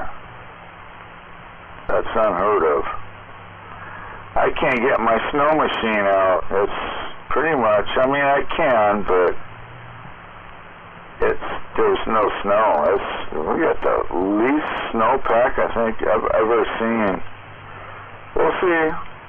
They ain't talking too much about it, but they're gonna start coming in there going, we got no snow. Damn, you look at Ketchulus on top. There ain't no water in there. They're trying to fill it, but we'll see. But there's no snowpack whatsoever this year. So that's very true for my youngest son and his fiance. Today they were skiing in Switzerland. Tomorrow they're going where I guess it borders Italy, so they're going to ski in Italy tomorrow. Because they got the Icon Pass. So, like, you go to Crystal Mountain, and you get an annual pass. You can only ski there 5 times. And then you can go to Whistler, so you have to travel. So, they get free lift tickets all over the planet. So, they're going to be skiing in France for 2 days, Italy for 1, Switzerland was today, and their airline tickets from Seattle was $650 round trip.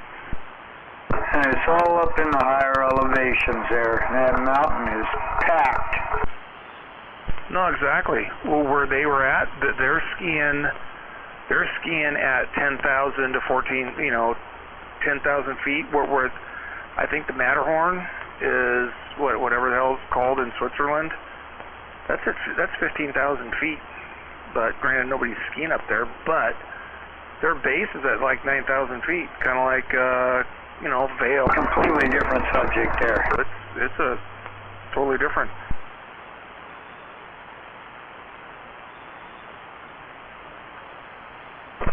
I just like the smell of snow. Okay, now you're going down a different road. I like skiing too, but I like every bit of the opportunity we had back in the day. It was $12 to go night skiing up at,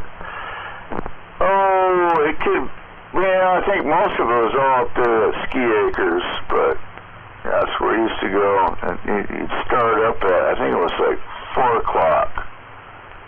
You could night ski until midnight. That was some good times. Yeah, the snow kind of makes everything a little quiet, don't it? Yeah, night skiing at Crystal. $12, that's all it costs. That's amazing. Kids, the elementary kids and middle school. But that was a lot. Ski school. Man, let's go to it. Don't get overdue. That's what we want. Looks like 4 to early February. Then they have night skiing up at Crystal, but there's no snow up there, so it's a shit show. I'm talking 25 years ago, up on Snoqualmie Pass. Night skiing, $12. Let you in. Oh, that's still pretty cheap.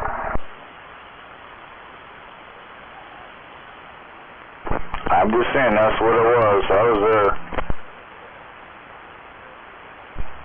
Yeah, I think Crystal's over $150 for a lift ticket. I'm too old to ski and I got bad knees, but with military discount, it makes a big deal. But they only give you like military deals on like a Tuesday, which who the hell skis on a Tuesday? You know what you got to do is hook up with one of the nurses. So Ski Patrol rolls with these nurses, and they do it on pretty much, they're supposed to do it on all the resorts. So Ski Patrol and the nurse, anyways, I was fucking banging this gal. Anyway, I went up to Crystal Mountain. Again, I'm banging this fucking nurse. Yeah, I skied for free the whole season. And I got fucking laid. Oh, you gotta beat that with a big stick. Yeah, you can't beat her with a broomstick nowadays. You go to jail for that.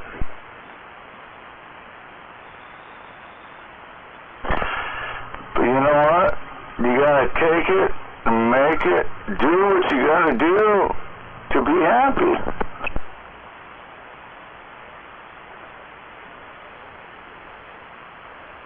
Well, just as long as it's at nobody else's expense, right?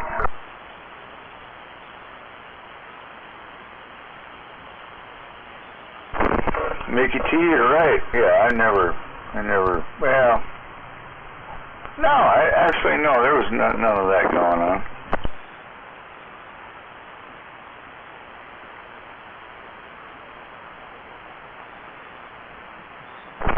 I remember being up there though, and I hadn't skied for like 10 years, and I'm up there on these old Roswells, 200 Roswells. So I'm like going, I can figure this out. And when I'm doing a couple hits of something there, anyways, I made it through it, and they weren't happy. Ski Patrol, they're all yuppity. But I made it through it. I did make it through it. I think it was the last day I ever skied. Yeah, you don't want to take any mescaline when you're doing that. I was actually doing a couple hits of something there, that's for sure.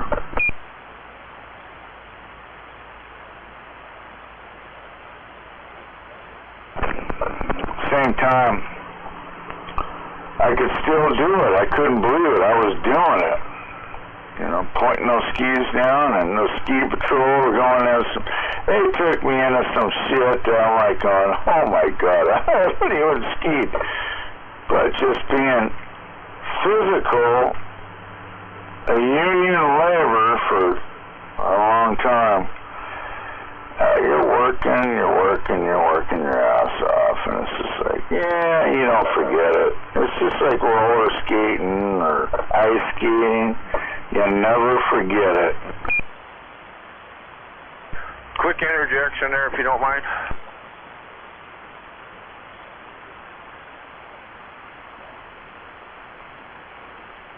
Hey, Hammer. Yeah, go ahead.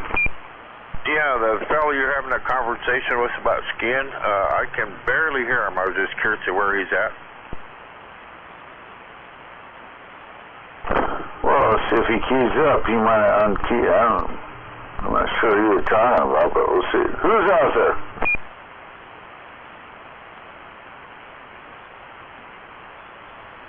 Well, I'm talking about the guy you were talking about skiing with. I could just barely hear him. I was curious his location.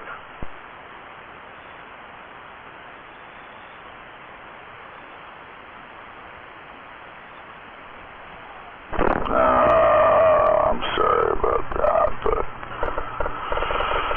oh boy, I ski with a bunch of people, but when you were talking about that era that we're talking about, it was this gal. She almost got me into snorkeling. I never did do it, but you know, there's so many women, so many different things.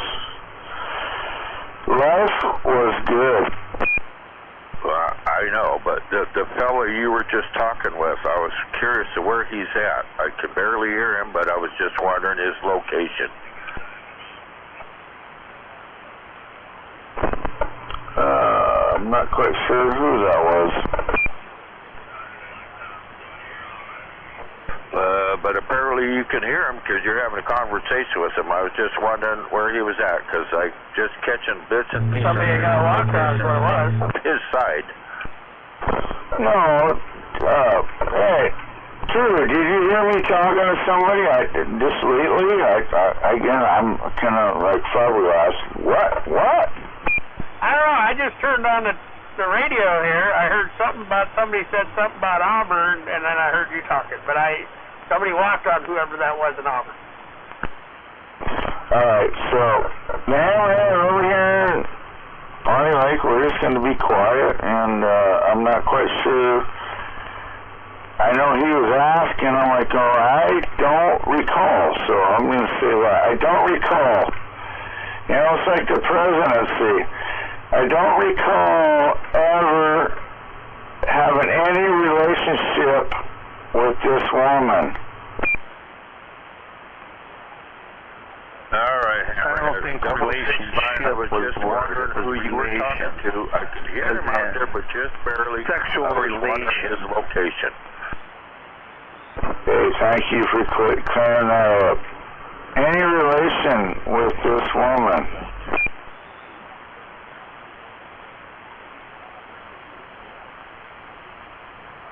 Hey, Drew, good hearing you out there.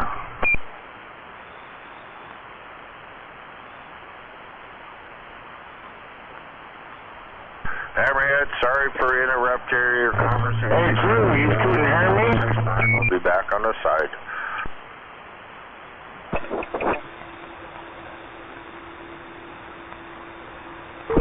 I'm getting a cold shoulder tonight. Anyhow. Drew, it's good hearing you in there. And don't let the door hit you in the butt.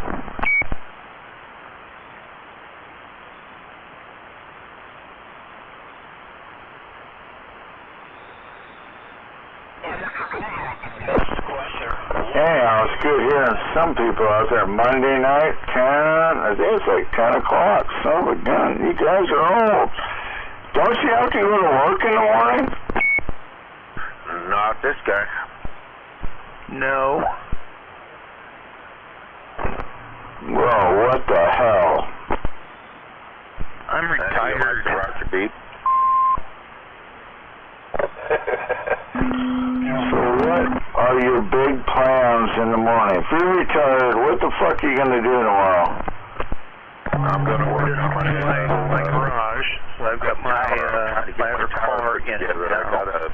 And I'm going to play with some radios. I'm going to surf the net and find some big-ass amplifier just to piss you off.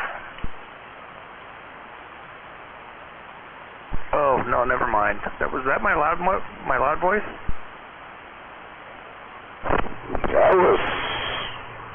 Well, you know what? I hope you do it.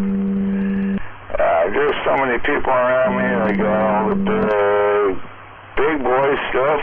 That's great. Whatever. I don't mind. When it comes right down to it, right now, and right here, we don't need no big boy stuff. But it's kind of nice to have. But them guys... Just location. About 4 of them now. It's like, I'm not spending that kind of money. No, but I'm not going to be playing in the same play space here. This sandbox is not going to be the general vicinity of where I'm going to be. I'll be at 50 meter, 160 meter, I'll be all over the place. Well, see, yeah, you're a hamster, so you'll be all over the place. I'm just not. I probably should, but I just have so many shit going on that I have no time for it. If I was bored, I would definitely get into the ham, and you would not like that. Oh, no. I like having the equipment. Doesn't mean I talk with those guys. I'm a member of a club here out of Tacoma. And do I participate? No. Because I'm not 80 years old yet. Granted, we've got a lot of young guys, a lot of military guys, special operations guys, I actually trained a bunch of them and got them their hamsters. That's where I got mine. No, just a matter of having the equipment, having the knowledge, and it is what it is.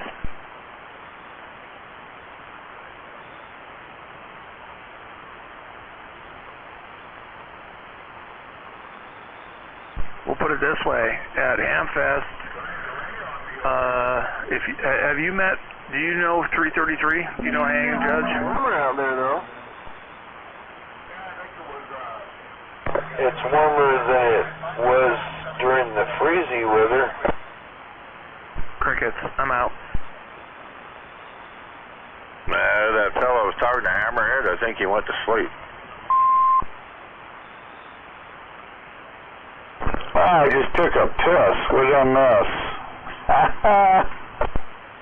Hopefully you didn't miss anything. You're supposed to let no, what I was saying is, you're walk away from the radio for crying out so loud. if you're going to go to the Hamfest in a couple of weeks, there's, you know, the anal hammers who won't sell shit unless you're a ham. Well, shit, I'm a ham, so that's where with 333, I'm going to go with him. Hopefully, you know, we discussed it, and then we can pick shit up.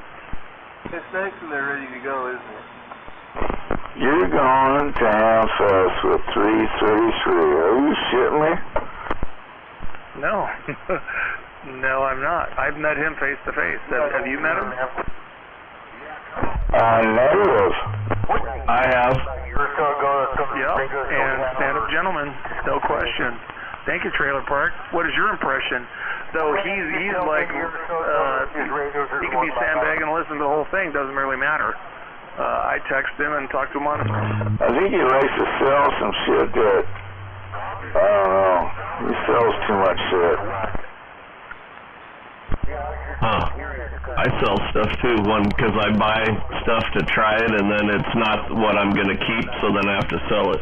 Yeah, he's kind of, yeah, they're on the... Roger that, and I picked up his 2970. Well, he was probably biting out the fence till he was talking to you. The show's talking to you. I've got a 2970 N3 that I picked up from another CB'er out here. That's pretty cool too. Yep. For a good price compared to a new one. So you're supposed to sell the stuff you don't want? You are, and then you don't have that much. Like right now I have all the stuff I'm showing out on the shelf is what I have. I don't have that closet full of shit I had. I got rid of all the skeletons. Exactly, and that's why I'm cleaning my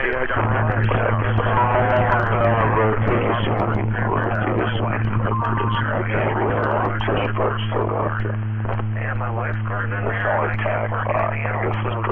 I've actually got 3 things in my garage, so yep, sold your shit. In December I sold like $1,250 worth of CB stuff on eBay. And then I bought an amp and then a power supply and spent all the money that I got. So you know what? That was a good. So that power supply, how much does it do? The power supply is 300 amps. That 300 amp power supply is off the charts at 300. What did that thing run? Or who even makes it? So when you run that big old 300 amp, what does it take for amperage? It ain't 300 watts, but anyway, it's pretty close. It's a 300 amp power supply. It'd run like a 16 pill. Probably a 16 pill and something little maybe. No, I'm wondering on the amperage, so if I ran a 260 amp, it wouldn't run it. So it has to be exactly that amperage, or are you cheating it? It has to be below 300 amps. 300 amps is a shitload though, Hammerhead. You're probably using like 50, 60 amps over there. Can you convert yours? Is it on 220? Can you convert that to 220, or is it just 110? Mine's on, it's only on 220 to do 300 amps. Got it. So it's probably, what, a 30 amp circuit or a 20? That's all I was kind of asking. It's on a 30 amp circuit. It don't take that much though, but it's on a 30 amp circuit. It's three small switching power supplies. It's made by Hammer Jockey on Facebook. Go on Facebook, look up Hammer Jockey, and that's the guy. Got it. So they're putting them all in parallel to each other. Yeah, I've actually seen a bunch of those. So interesting. No, good to know. Hammer Jockey. I'm going to make a note. Yeah. So you probably run a L1430 or plug to an outlet? Oh. It's got the 3 cords coming one off each power supply, and then they're twisted all together down to the plug, and then I've just got one wire from each cord going into the big plug that goes in the wall. It comes without a plug on it. You put your own plug on it, and then it's got this, and it's got like 3 4 gauge wires, twisted up coming out, and then you just terminate it however you want to. I have it going to post so I can put multiple things on it. Oh yeah.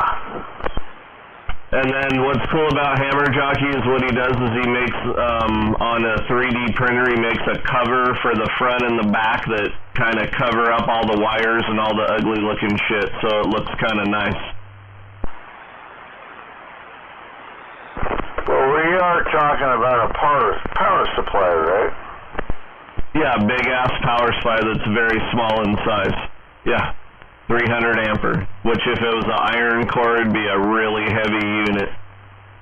Oh no, I hear you, Sam. Oh, we got Dill Doyle out here eating now, sounding like he's sucking on a big dick.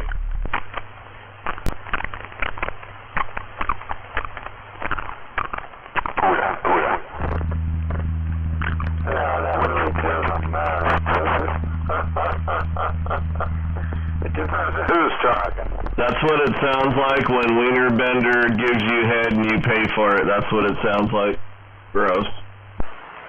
Yeah, anyways, come waving a hand. I don't know if I'm getting over that bullshit. Who's Sam waving?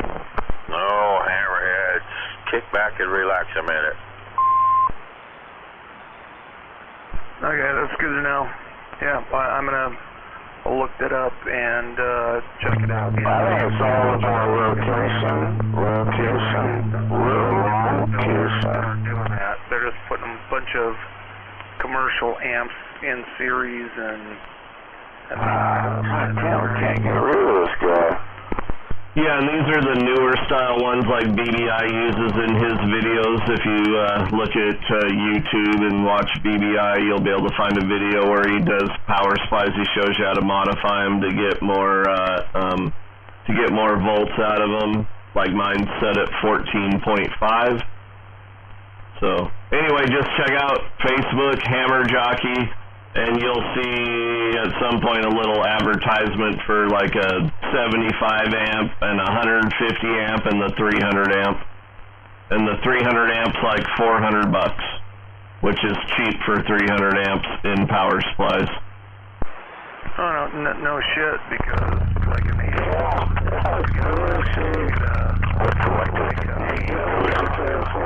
that's gonna cost you $400. Yeah, all I can hear is the guy sucking dick out there, sorry.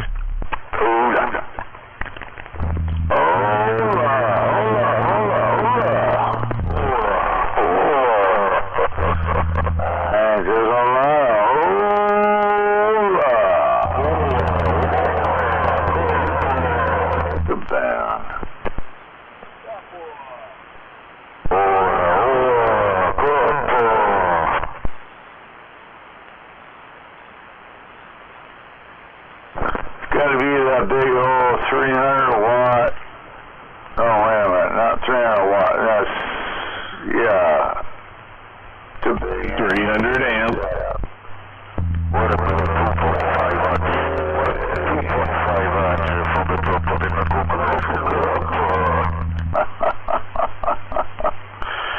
big amp ain't gonna do much when you can't hear.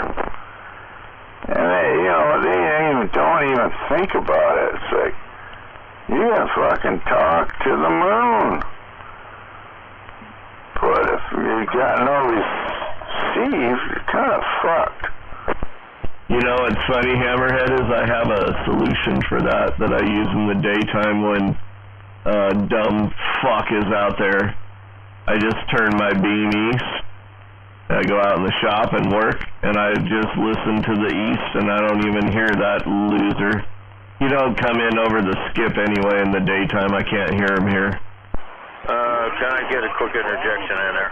No.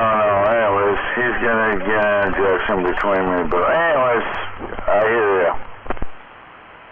Quick interjection. He can't make it over the skip in the daytime. Even Wiener Bender can't. It's like solid 9 over here in the daytime, and I'm standing by for that breaker.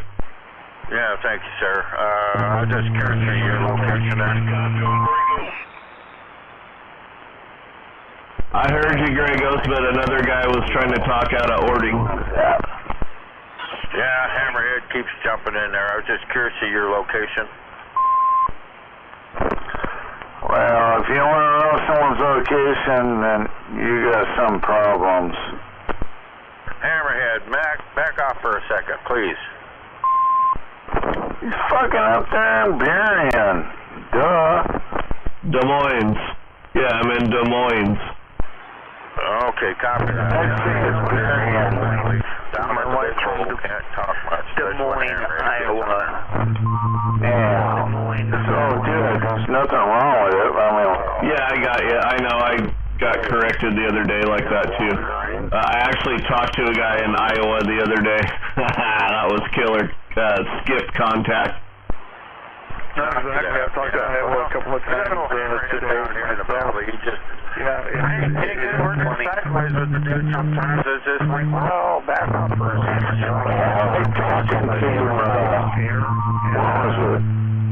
I'm looking at my somewhere over there. anyways. Exactly, yeah, and he's got amps on there. If you thumb through all of his shit, he's got amps on there for sale right now. He buys them, rebuilds them, does cool stuff. He makes little boxes. He does all kinds of radio shit. He's pretty cool, and he's legit, man. I sent him $400. He sent me my power supply, so there you go. Oh, copy that. Wow, right there. That's great.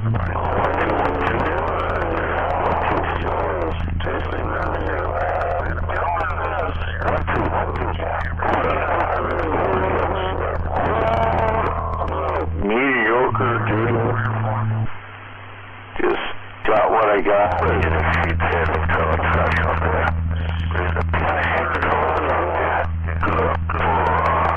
Anyways, it's just amazing how well this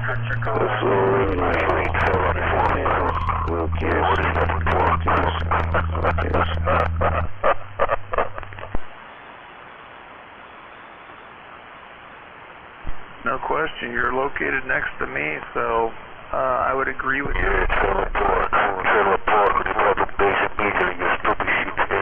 This guy's infatuated with me.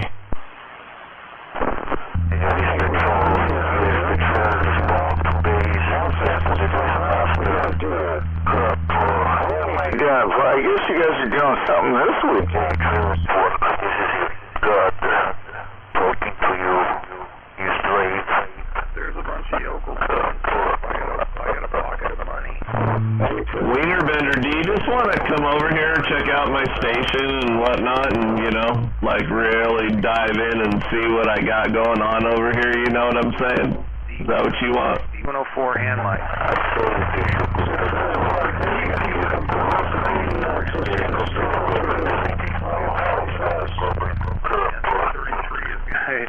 He was chomping at the bit because he knows where I got him from. He's like, holy shit, I cleared this guy's inventory out.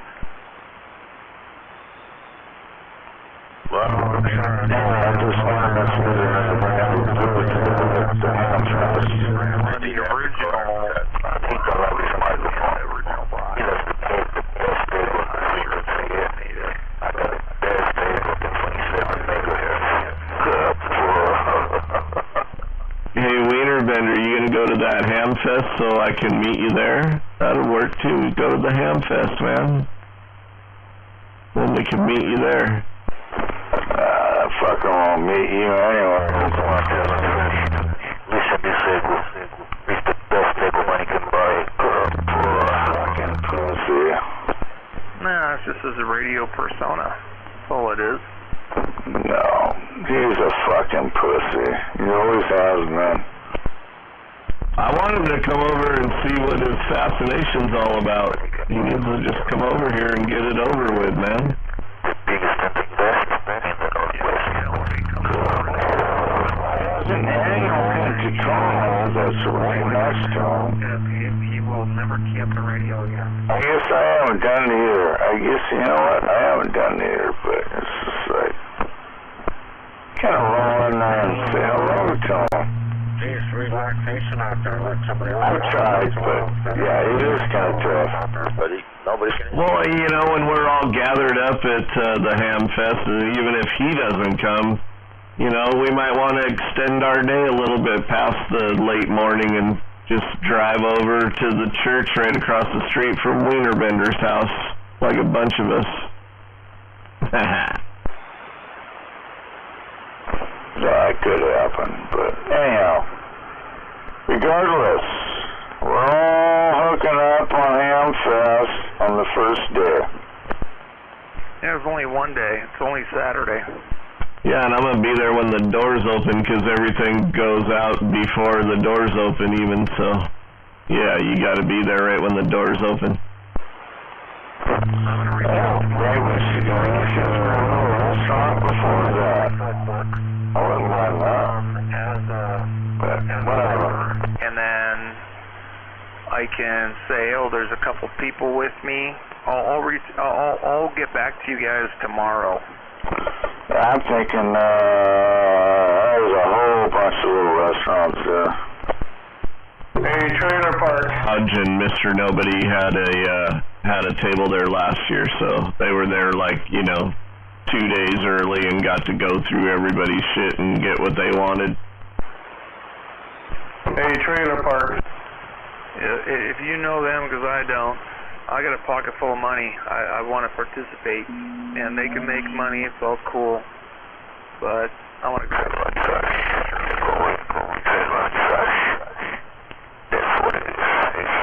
Yeah, I don't even know if they're selling stuff this year. They just had a whole bunch of stuff they were offloading there last year. They had a couple of big old amps like ham amps, though, you know, like with 1,500 in it. Yeah, well, I'm gonna look for a variety of stuff, but yeah, I want stuff to sit down here. I want some. I'm gonna get my ham stuff. I don't want him to get shit. One, a big boy, and then something else. Get a SB220, the dual 3500Z. That's a good one. That works pretty good. Break for Trailer Park. Hey, God damn it. Son of a bitch. No. Matter of who makes it. You know, name is name. Hey, Trailer Park here. Coax is ringing.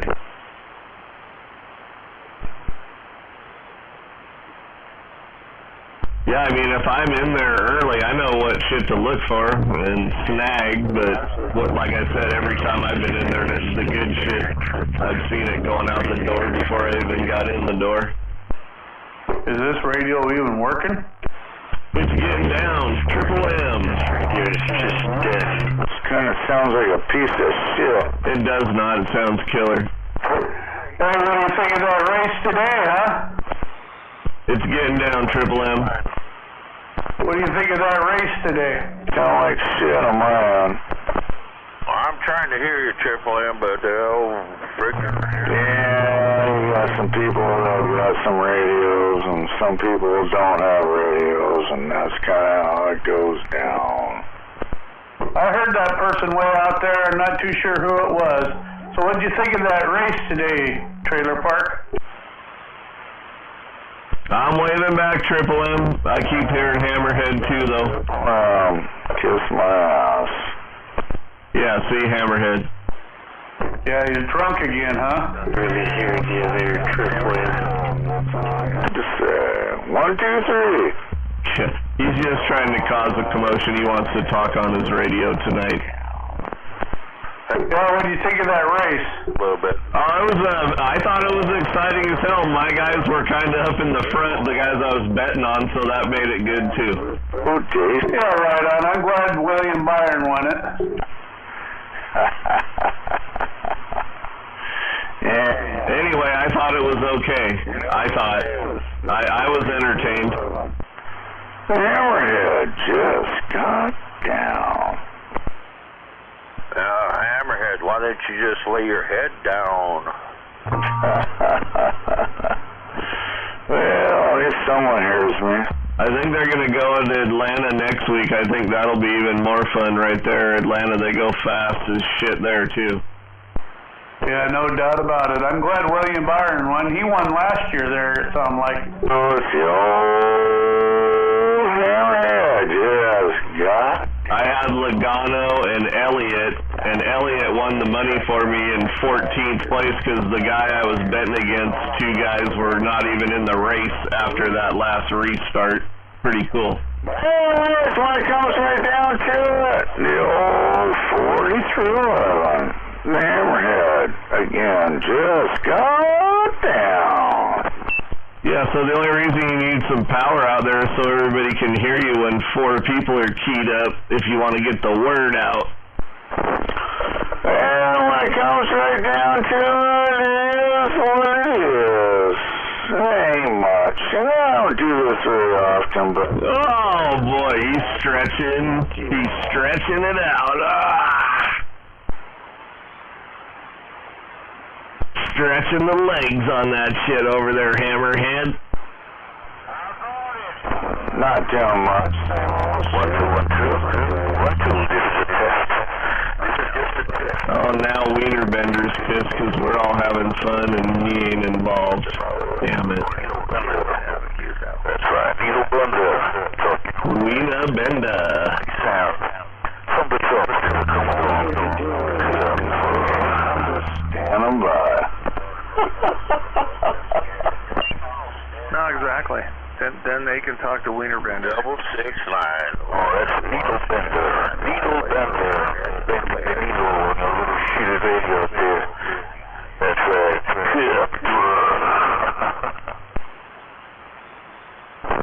I think someone knows them. Must be a... This is the best in the West. Every time I push this mic, crush everybody else out there. That's right. E95 stereo. Hey, Wiener Bender, just be on call on Sunday and be watching out your window through the blinds all day because we'll be showing up after the Ham Fest. All right? You just remember that on Sunday in April, the first week. You'd be looking out those blinds. I don't wear blinds. I don't have no blinds, stupid. My windows have no blinds. But I tell you what, bulletproof windows. But I have no blinds on those windows, stupid. I live in the cold. You're so fucking poor over there that you can't even afford to have blinds or curtains or something in front of your windows? Damn. I didn't know it was that bad. Absolutely no. I don't need them. Just bulletproof windows. It's alright. In Tacoma. Are you guys copying 669 at all? I don't know, man. It's hard to get through all In your fucking shitty neighborhood, you need bulletproof everything, yeah. Hey, motherfucker, we're coming for ya. I know. And the boogeyman will come for you, too. I tell you this. You're watching out of the window. Behind your door. It's coming for you. The boogeyman is gonna get you. They're gonna get you well.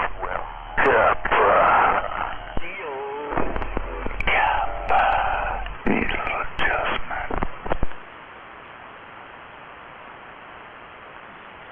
You know, the key thing is he's Samoan and he's speaking like broken Samoan, so he's like Stand by and zeroing on these. He's a loser is what he is, 100%. That community, I mean, me growing up in Hawaii, and I've spent time in Samoa, Micronesia. Hey, apparently I'm really bored tonight, so I'm listening to this. Redheaded. I still don't know why. Hammerhead, come on. Be a nice guy. Just let somebody talk once in a while. Jeez, you know. Hey, we're all in here for fun. Apparently I get out pretty good. Thank you. Oh my God. Location. Heaven forbid. Hey, Trailer Park, I looked up the power supplies. I'm going to end up buying one of those. Hey, Trailer Park. How do you hear me tonight? Give me your check. Good, boy. Yeah, you're the next one on the list. A kaput. Trailer Park. Give me your check, stupid. How you hear me tonight? Good, boy. I can't. You don't even hear any of that bullshit. You just hear me. That's not a bad thing, but anyways,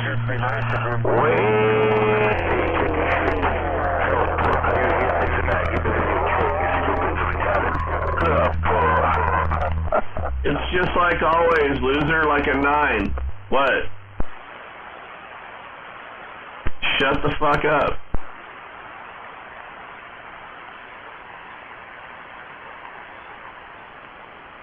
Turn your goddamn amplifier off and you're like a 2.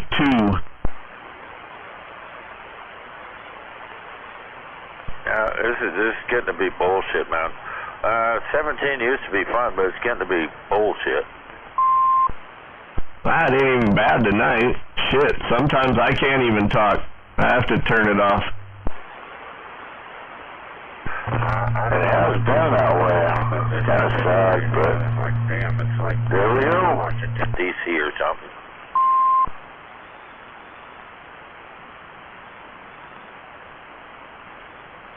I don't think I have any Roger beeps, but I'm just saying that's kind of whatever. Well, I haven't met him personally, but I want to meet him personally because I want to tell him he's a jackass most of the time. Like I said, he might not be, but I don't know. It's just like, this is crazy. Trying to get down here and have a conversation with somebody and get all these people that just want to throw all this, oh, God, I don't know what you want to call it, but whatever. It's fucked up.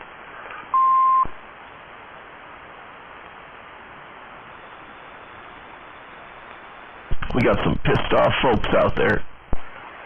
Oh, God, it's just, man, trying to have a conversation with somebody and you get these old goofy bastards out here doing their thing. It's stupid. So is your Roger beep. That fucking annoys the hell out of me. Oh, okay, I'm sorry. Yeah, I never usually turn it on. I thought I'd turn it on tonight just to see if people would pay attention. I'll shut her off right now. Fuck him, don't listen to him. Leave it on if you want. I got mine on now, too. Hey, fuck you all. Oh, come on now. Hammerhead, be good. Yeah, I was just trying to be nice. Oh, hell. You think about it. How long have we been out there? It's been a while.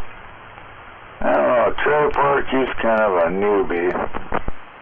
Hammerhead, would you be nice once in a while? Just once in a while? I am fairly new. I'm like good 10 years back into it. I was into it when I was younger, though, in the previous skip cycles. Okay, I wasn't asking for all that, but yeah, okay, here we go.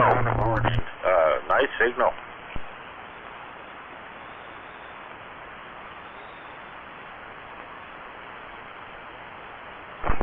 Yeah, I've heard a lot of stations out there. I've always been just, wow.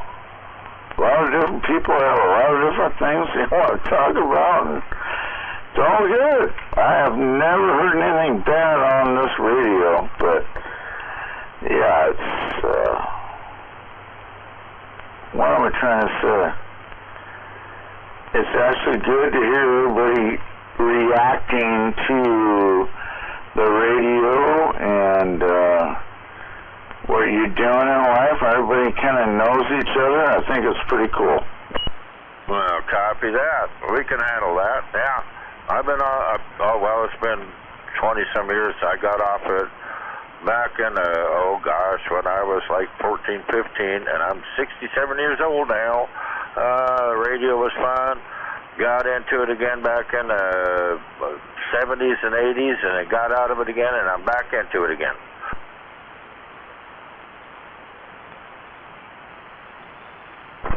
Well, it's good to hear you, my friend. Damn.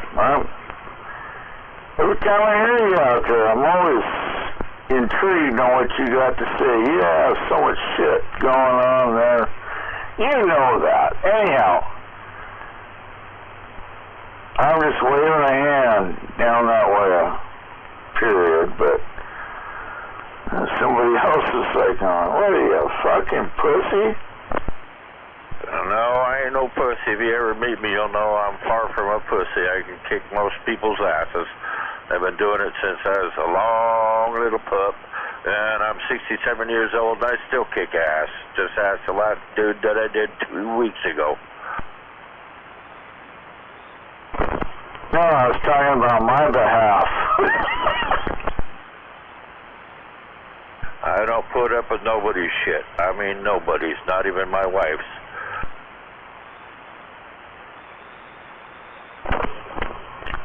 Scott, it's okay. Easy up. Alright, we're just out here to have fun and try to enjoy each other's company on the radio. And yeah, I have fun talking to everybody. Like I said, it's been a long time since I've been on the radio, and I'm back on here again, and I hope everybody enjoys the hobby, because that's what it is. It's a hobby. It's a fun time.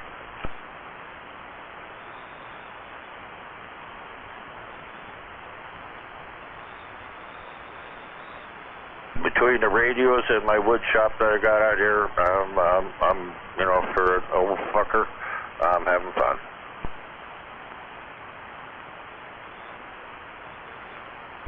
Oh, check.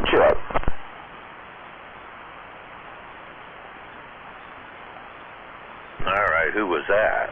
Check. I said it was Scott.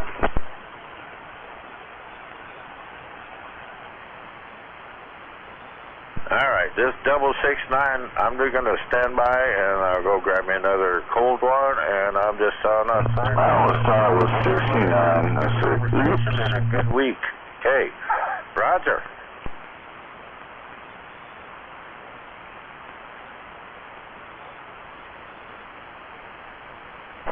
Right, yeah, we're on a different channel. What channel are you going to? I can't wait to listen.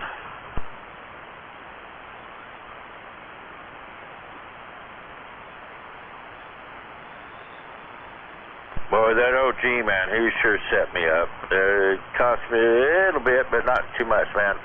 This old Black Widow maker. Yes, I'm loving it.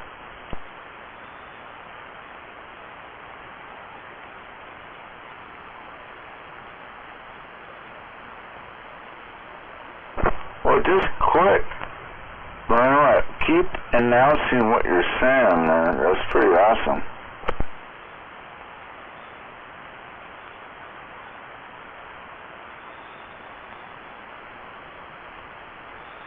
Well, I think I got me a radio that's going to work for a while. I hope so.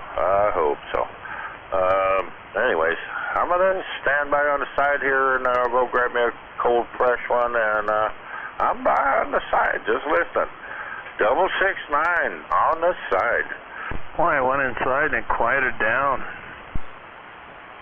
Quiet what down? No, well, I just stepped back into my garage and no, it was quiet. So apparently maybe you were just in between breaths. Oh, yeah, kind of, a little bit.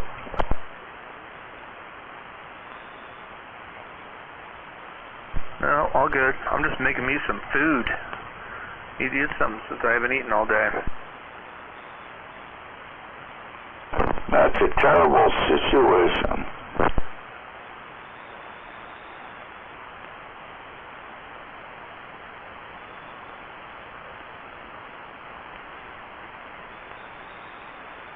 God, y'all disappeared.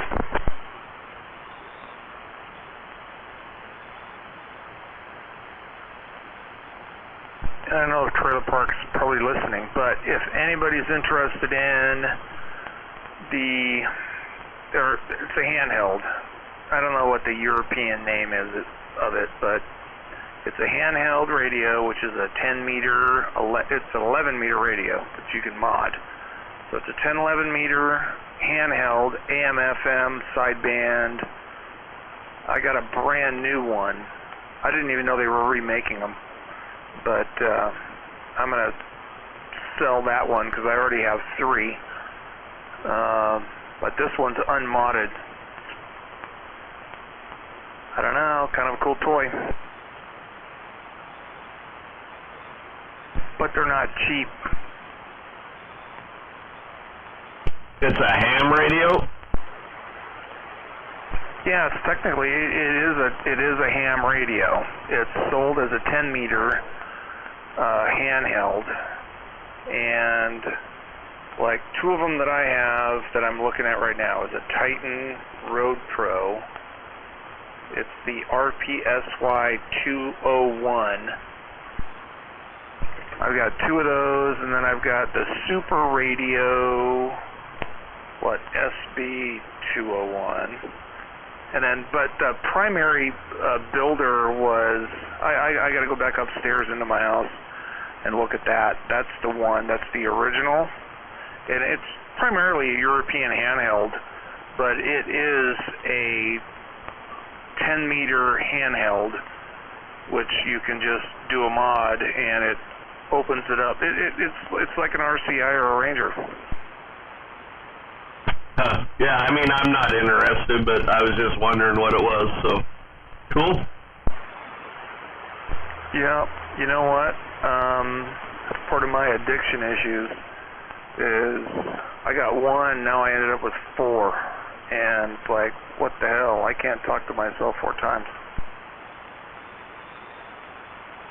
Oh, I had somebody looking in my radio room, and he was going, so those are all radios. He goes, but you can only talk on one, right? And I was like, yeah, at a time. Yeah, definitely. I know. Yeah.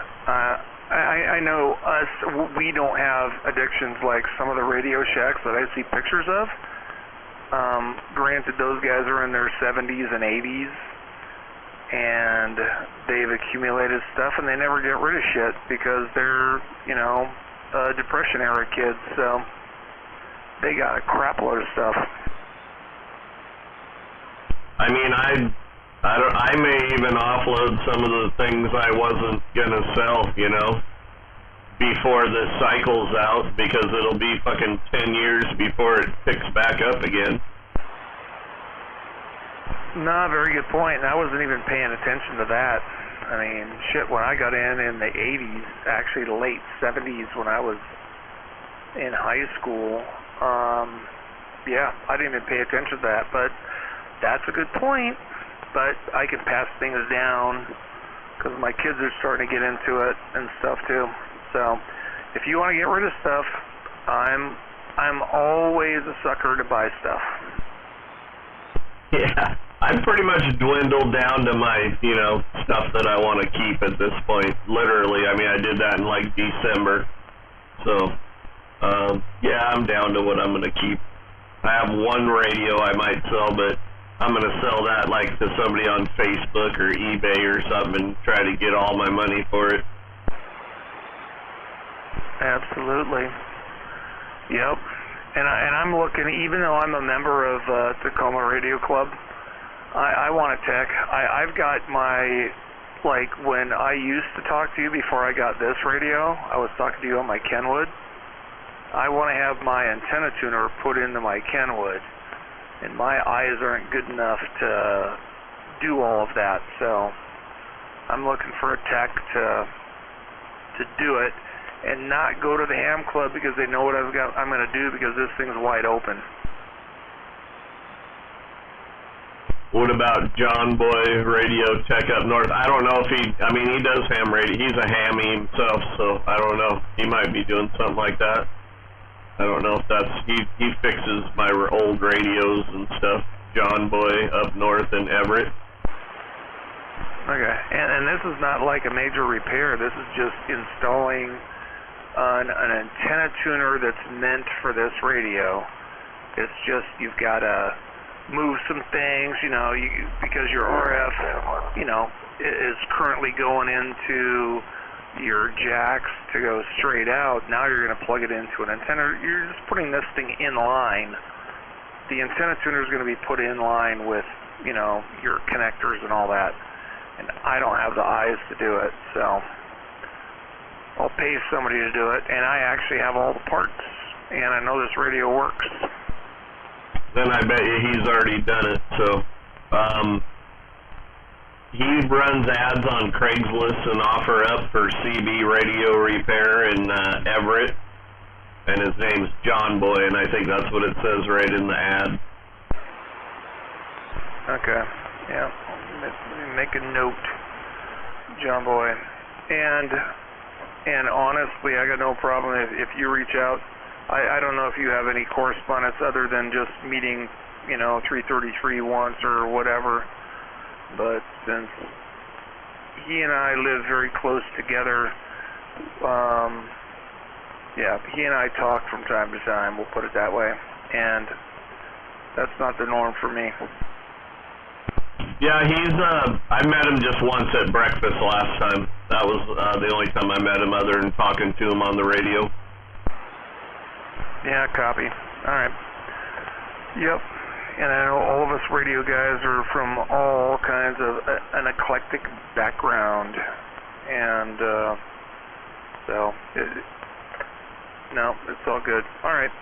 So what is the name of the guy? I'm gonna write it down now. His name is John Boy. He talks on Channel 8. I don't know if you can get all the way up to Everett, but he talks on Channel 8. Sometimes, in the morning probably. I don't think you'd get all the way up there, but John Boy. I'd look on Craigslist and OfferUp for under CB repair, and he's in Everett. So if you see John Boy Everett repair, that's him. Trailer park. No, copy that. All right, good to know. All right, I will do my research, and I'll figure it out. Thank you. What kind of radio you want to put together? Well, I got a Kenwood TS440S, and it works great. It's been modded, so it's wide open for HF. I just need the antenna tuner installed. It's a brand new antenna tuner, and the radio works. Oh, it's an internal tuner you want to put in? No, it's the Kenwood antenna tuner that is meant to go into this thing. There's a space for it. If you actually open up the radio, there's a space for this thing to be put inside the radio. Oh, I know that. That's what I said. It's an internal tuner. Yeah, copy that. 100%. Yes, the internal tuner. It's the AT, I don't know what the nomenclature is. It's the AT440, I think, maybe? Or I got to look it up. It's just a plug-in, and you do bolt it down. Cut 2 screws up, if I'm remembering right, and you plug it into the open jacks that are there. Yeah, I didn't know what open jack. Well, we're going to have to pull things off, but I don't know. But sounds like you're more educated on this than me. But I actually have the antenna brand new in the bag and in my radio. So I just need somebody to put it in and make sure this thing's going to be on the radio right now.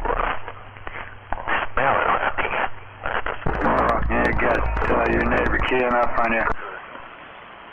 Yeah, everybody keys up on me. I'm a mud duck.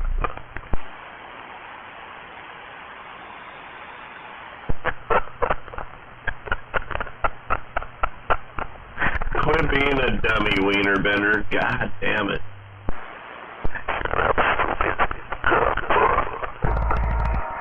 Bender, you might want to put some mustard on your little wiener when you play with it the next time. What, 1 megahertz to 30 megahertz, and I'm not going to just sit on his frequency just to bother him.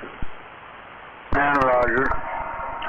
Yeah, it's an easy install. I mean, you just plug in and then plug into your tuner.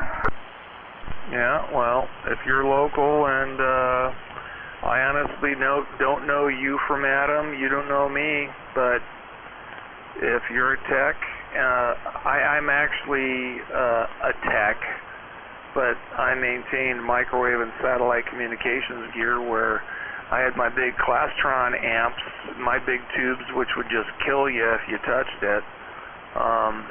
But yes, I understand the whole process and how things work, but I don't, my near vision is not so well, so I don't want to fuck it up. Oh, Roger, you got the paperwork for that, don't you? Paperwork on what? On? Yeah, manual for the radio. Oh yeah, well this is a standard Kenwood TS440, 440S. Yeah, I have the instructions to install it, but I don't have the ability. I have the ability. If I want to fuck with it, I'll mess with it. But you know what? I'm retired, and I have extra money, and hey, maybe I can employ somebody and they can do it, and I'll give them a few bucks. Oh yeah, I understand what you're saying. Some things I can't do anymore for obvious reasons, but something like that's easy. You know, I've only done it a couple of times. No, it's all good. Worst case, I'll ship it off to my guys in California, and they'll mess with it. And this is just going to be another radio that's but this is one of my favorites because I did everything on it, and it'll be passed down. I'm never going to sell it, so. Roger. We might have run across some people each other at one time or another. If you remember RCT. This thing does everything it doesn't cut, so. But I want it to be a standalone. Beg your pardon? Alright, I'm hogging it. Even though I'm 10-9. I'll step out, but I appreciate a local guy at Trailer Park. I will look this gentleman up and go from there. The key thing is relationships, and if you've dealt with him, I trust him. Oh yeah, I've sat there right when he's worked on my radios before, no doubt. And you know what? Right there.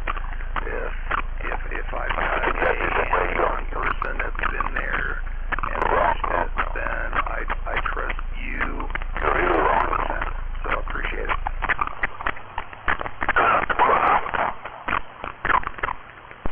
Get that dick out of your mouth, Winter Bender. Yeah, dummy.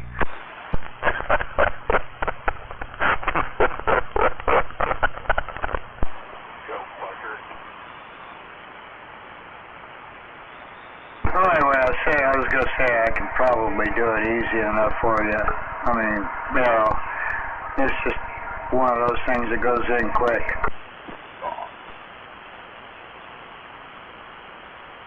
But take that manual up, John Boy, because that has the instructions on how to do that. You know, I don't know if he's ever done that.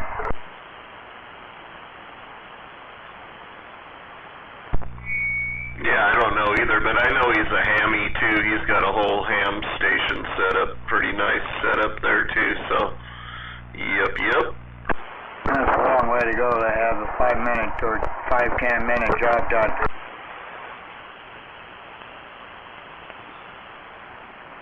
But go ahead on. Primarily a radio pirate all my life. I just got my ham license so I can buy more cool stuff. Yeah, I've got a few units here. But yeah, I know what you're talking about. You can do some pretty cool stuff there.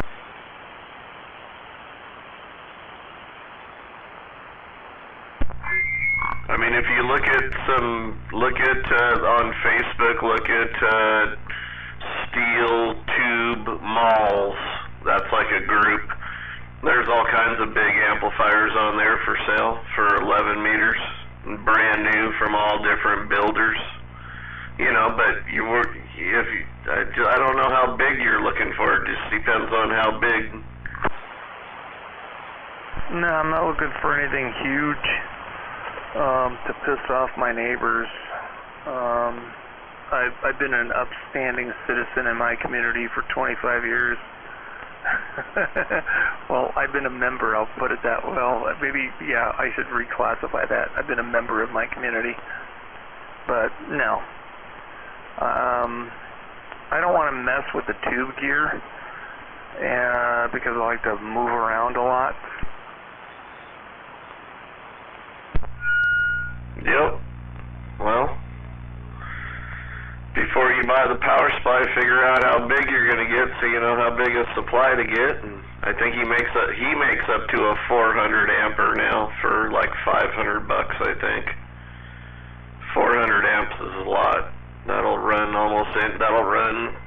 probably a 24 pill or something.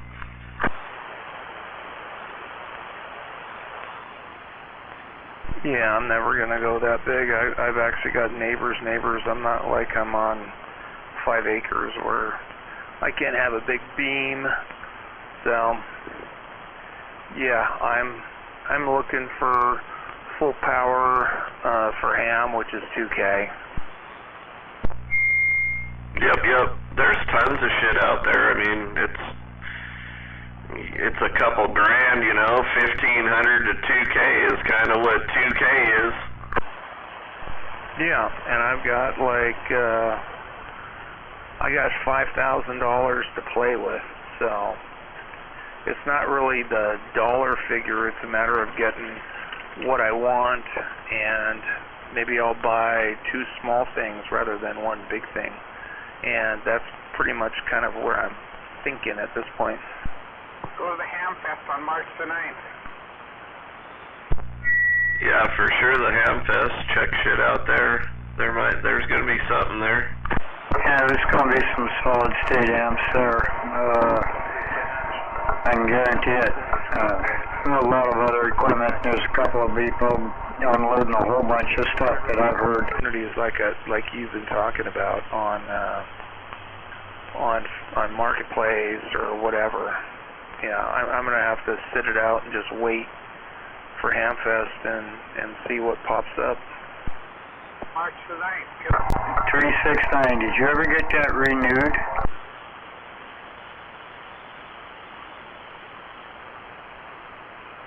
In Trailer Park, you totally fucked up my numbers too. I'm getting confused with everybody. I know, it was kind of just a joke that night, but shit. Oh yeah, it fucking stuck, dude. My actual number, yeah, exactly. So that's where, like when I was like, E.F. Hutton, 333 had a heart attack and said, hey, that's my call. I'm like, what? I mean, I used that in the 80s.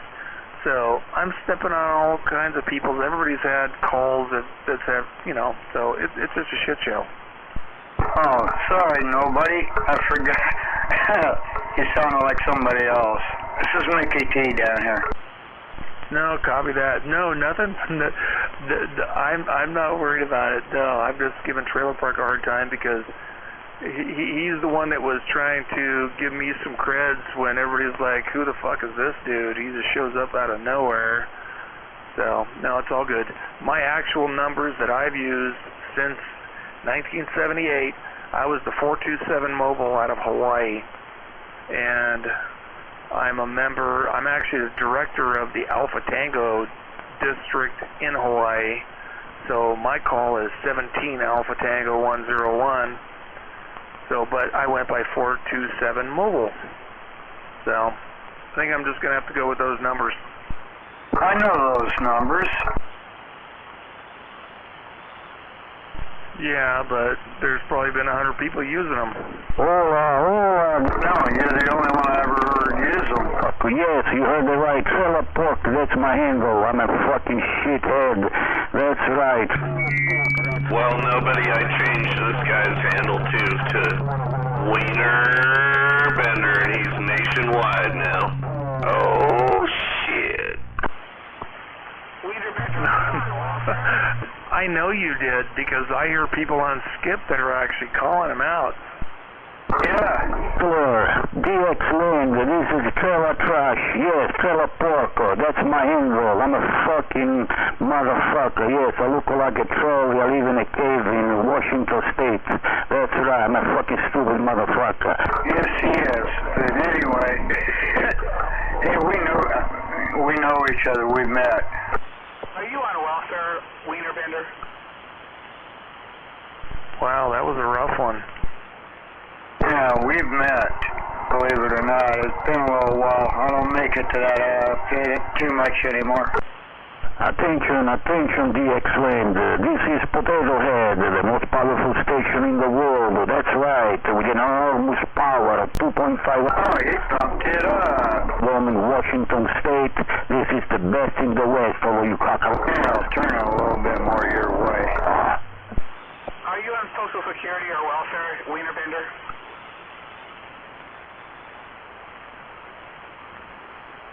You don't seem like you could hold down a job. I was just wondering. Yeah, he's just dripping mustard off the last wiener.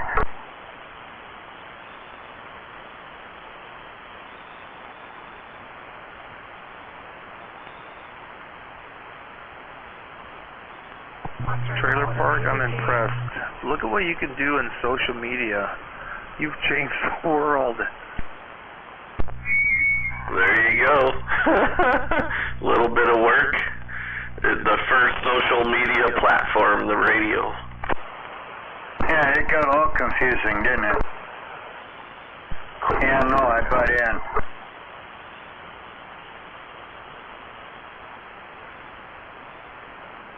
Yeah, 017, everybody got a copy on this unit, 669. Yeah, so basically we've all been witness to how easy it is to manipulate the media, and interesting. This is a good social experiment. I knew my equipment would come in handy for something someday. Exactly. You could get a Pulitzer Prize, or maybe even I don't know. Who the hell knows what you're going to get?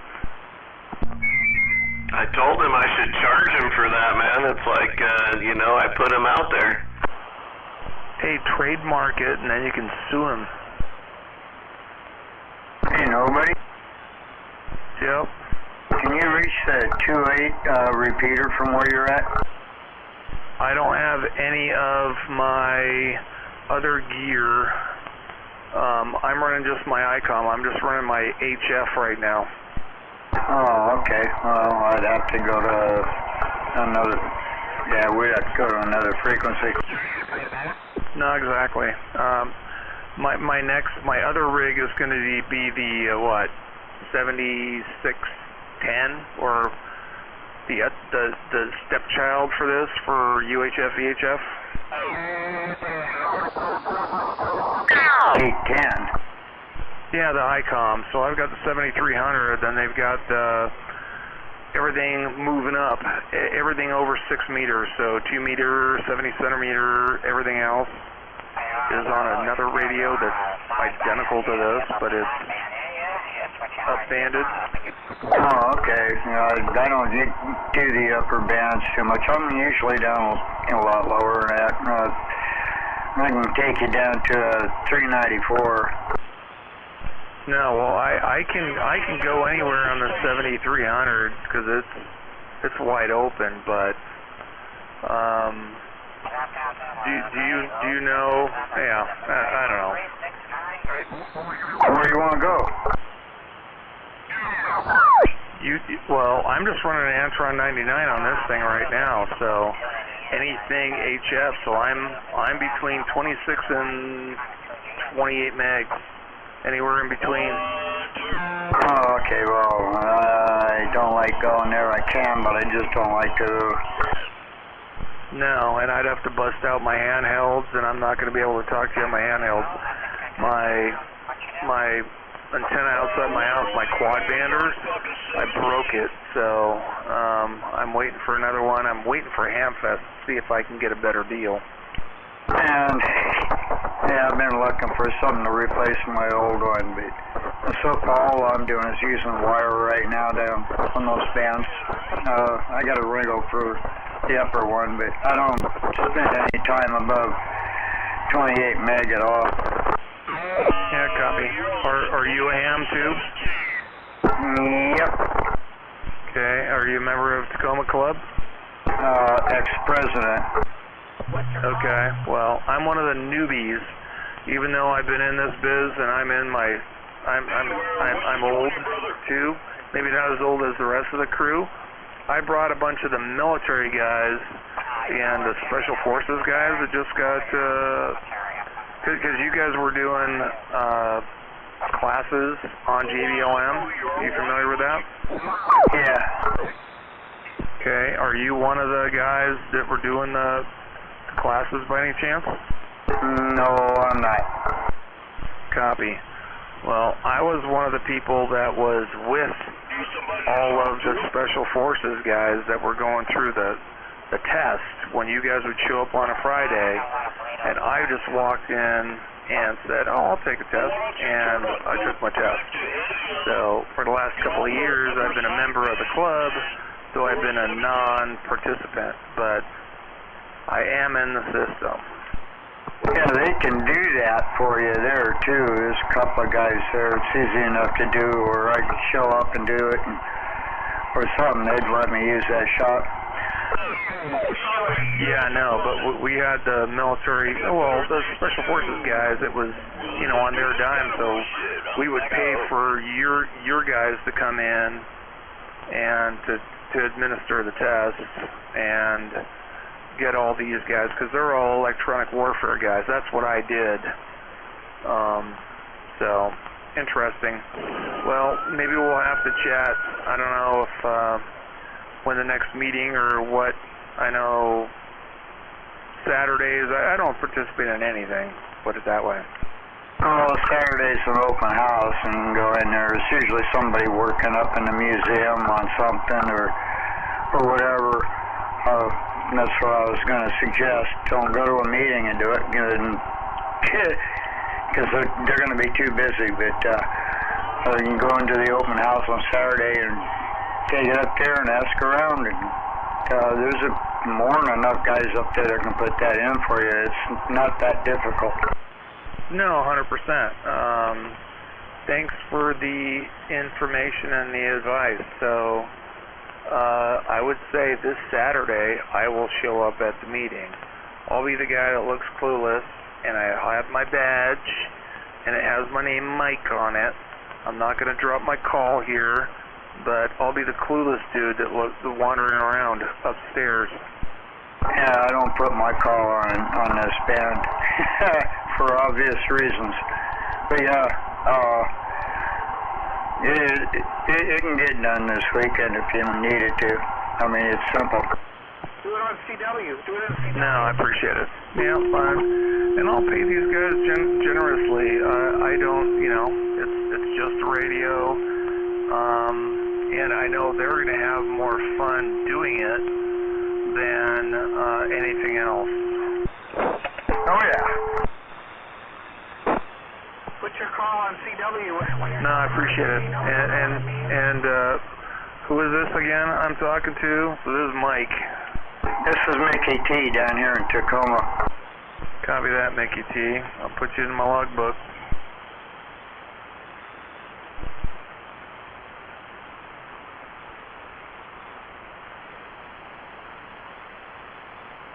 Roger, Roger. I'll try to stop in there too and see what happens.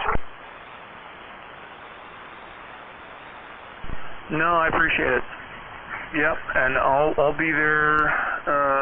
I don't know if I'll make the breakfast thing, but I will try to show up in the beginning when everybody else is there, and I'll be the one that's holding a TS-440S in my hand, so you could ID me. Okay. All right, Mickey G. I appreciate it. Thank you very much. Roger, Roger.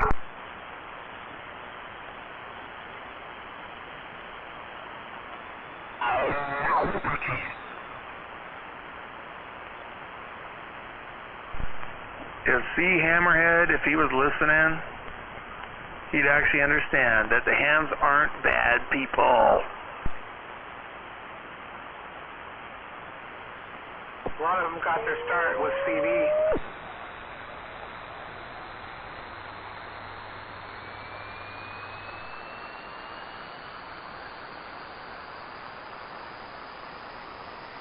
It's a fun band to play on. Oh, geez, this is nothing. You should go up to 27,425 during the day. Oh my God, they're worse than like the Navy and truckers and everything. They're just the nastiest people. And they're all in their 70s, 80s. And granted, I'm in my 60s, but these guys are just like grumpier than crap. No, thank you. I'll pass on that one. Yeah, no question. I was just passing through, looking for some QSOs and doing some DXing. Yeah, it was crazy. The old Peters band.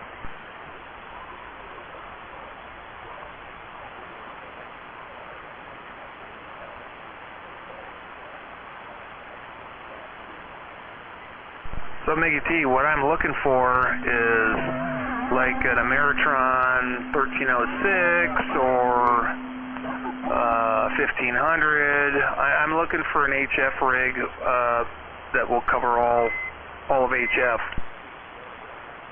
Okay. They got a posting up there on the board. I think last time I was up there, somebody had an ALS up there for sale. I don't know. Remember what it was, but he had that and the power supply that went with it. But there's going to be a couple of them at the Hamfest next month that I'm aware of. There may be other things there, but there's going to be a couple of guys who got a lot of equipment. They're just going to get rid of some new, some old. No, fair enough.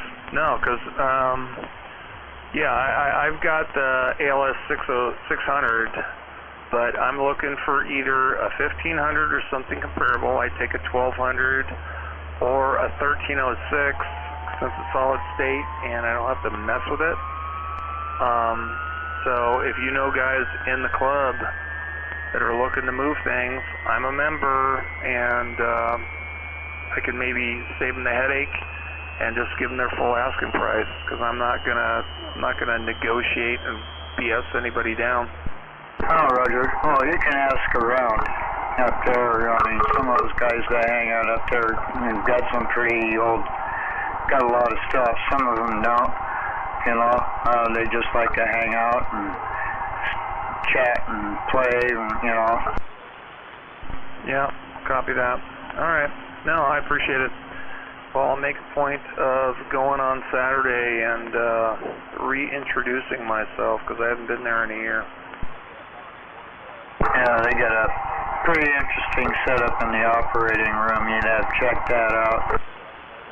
Oh yeah, I've seen it, and I've seen it in full swing, especially when after we did a class and certified a bunch of 2nd Ranger Battalion guys and guys from 1st Special Forces Group.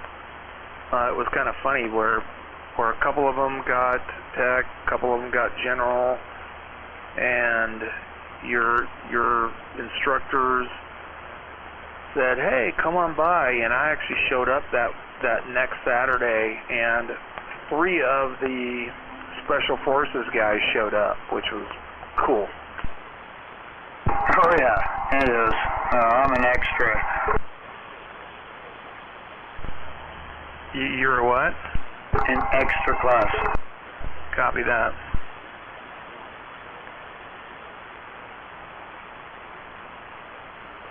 Yeah, I'd have to look at my books as to who was the instructors, but whoever the testers were, they're the same crew. I guess, one was Navy, prior Navy, 2 were, I think, maybe Army. But, yeah, I watched you guys, that at least the club, come in for quite some time, for a couple of years. Oh, right on. Yeah, I knew they got involved with it, stuff like that out there a while back. So yeah, that's good. I mean, it keeps them active. No, exactly. That they had fun, and actually the young soldiers, since I'm not super young, and I retired from the military in 2009. That these young soldiers were getting it, and they were really absorbing everything that these old school techs had to offer, so it's kind of cool. Yeah, it's funny how that works, ain't it? Yeah, no question. Well, the key thing too is because, like, when we would be downrange, we'd be in Afghanistan or Iraq, that's what the bad guys were using, was old school technology. To bring up a point, like Morse code. My wife, so I'm a retired intelligence analyst. So, and my wife is a Morse code intercept operator back in the 80s. And that's where our foreign adversaries used Morse code to do all kinds of stuff. Yeah, well, they kind of knew we outdated it, but it's still, there's a lot of it going on. I don't practice too much of it anymore, but yeah, I like the voice and hearing who I'm talking to. A lot of them are doing on the computer now, just type it in and it sends it out in Morse, CW, and there it goes. No, very true. But So what happened was we were doing a class for the electronic warfare guys for 1st Special Forces Group. They're at JBLM, and they're listening, and these guys are like, oh my gosh, what is this signal? There's noise. And we pull up and we listen, and we're like, they did not understand. We're like, dude, that's Morse code. We're like, what? They're like, what's Morse code? So they had not even taught the intelligence people who are listening to this stuff to even understand what Morse code is. Oh, that's not good. It gets a lot of stuff snuck right on by you. It's definitely not good. And the key thing is, Morse code's in English. It's not like it's a foreign language. There's one language for Morse code, and it's in English. Yeah. I don't care if you're Chinese or you're Russian or you're Korean. If you're pushing Morse code, you're pushing it in English language.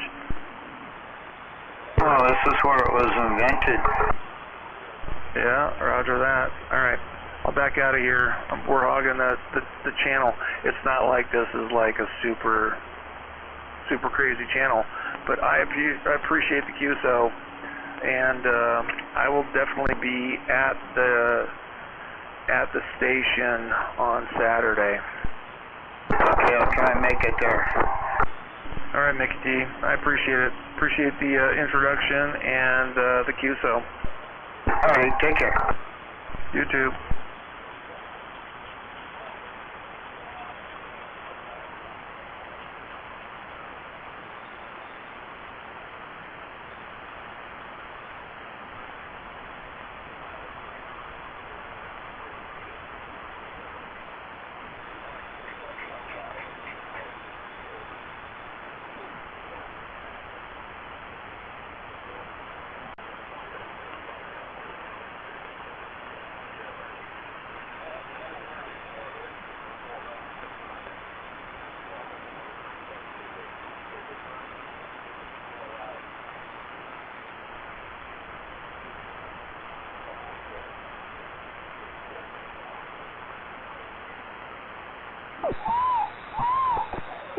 Trailer Park. If you're still out here, good luck with the car repair tomorrow. Sorry, Trailer Park, I didn't want to shove you off.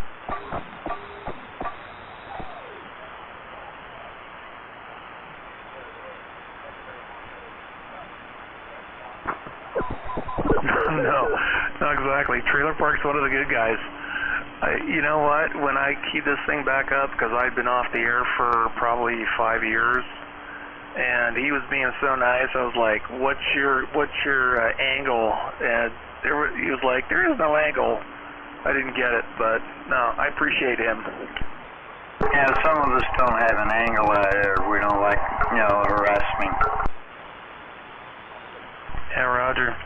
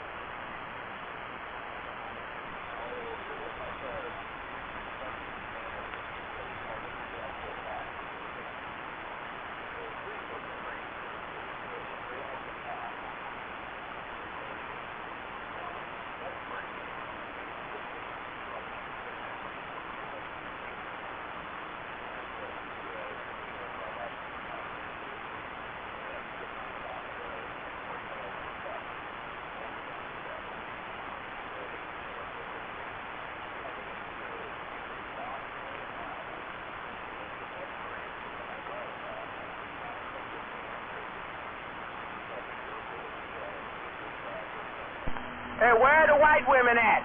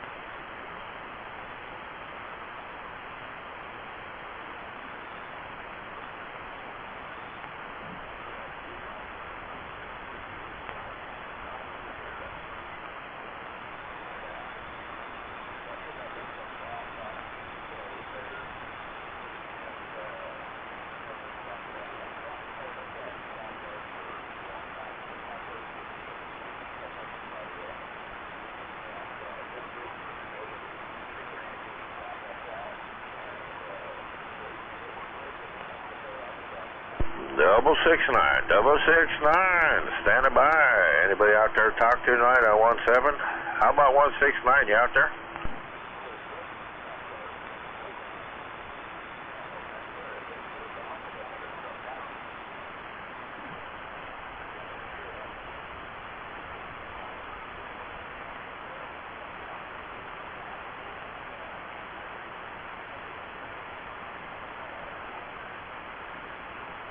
How about it? 169, 169, 669 looking. You out there, my friend?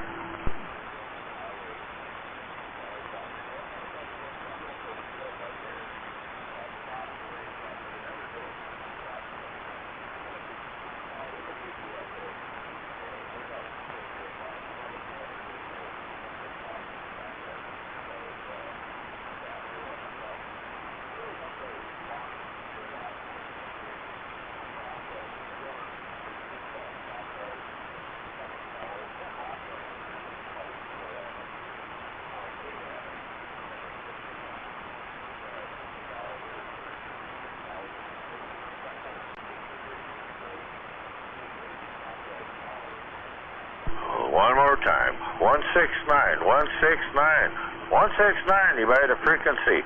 669 down there in the big town of Orion looking.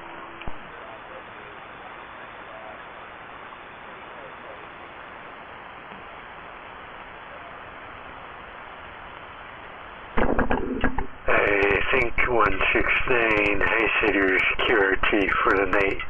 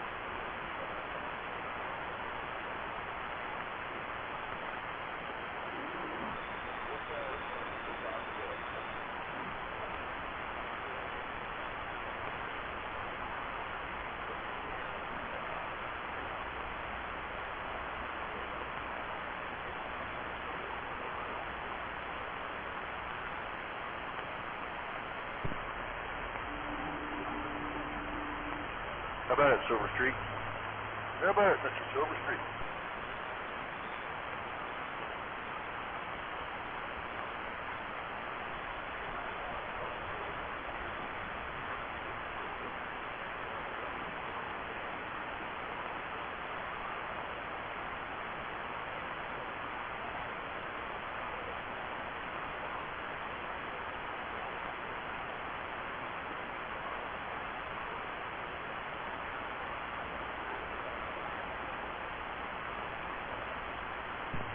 Well, not too bad for a barefoot radio going into the gate.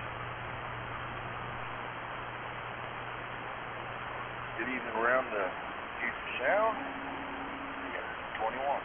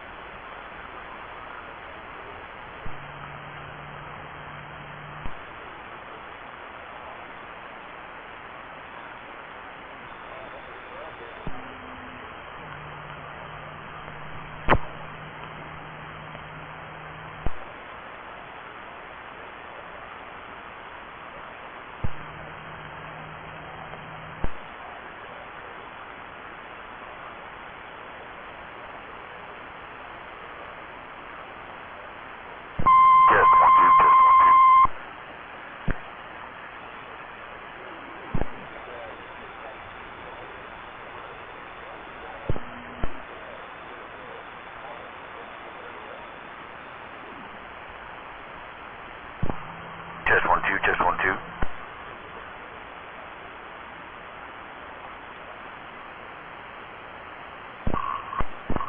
it gonna squeal again? Oh, it's trying to. It's trying to. I'll back it down a hair.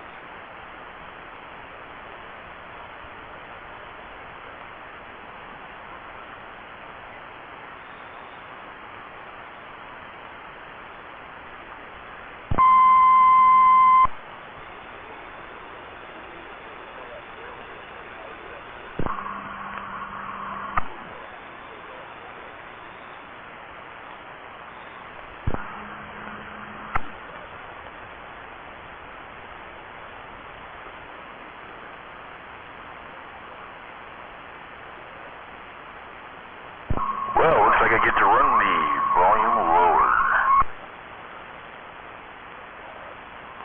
Even lower. Still gonna squeal. I'll bring it down even more. 1, 2, 3.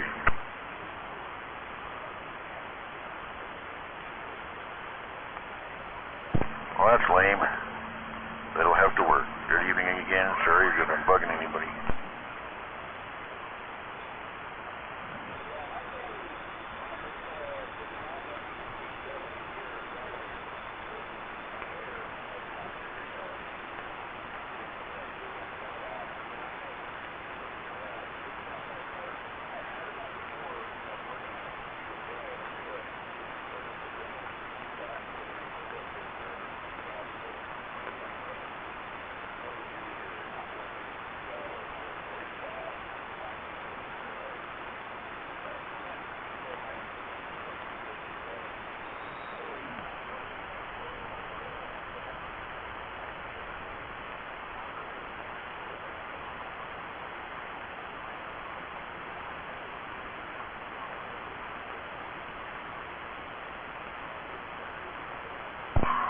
if I make it to this other gate here. 1, 2, 3.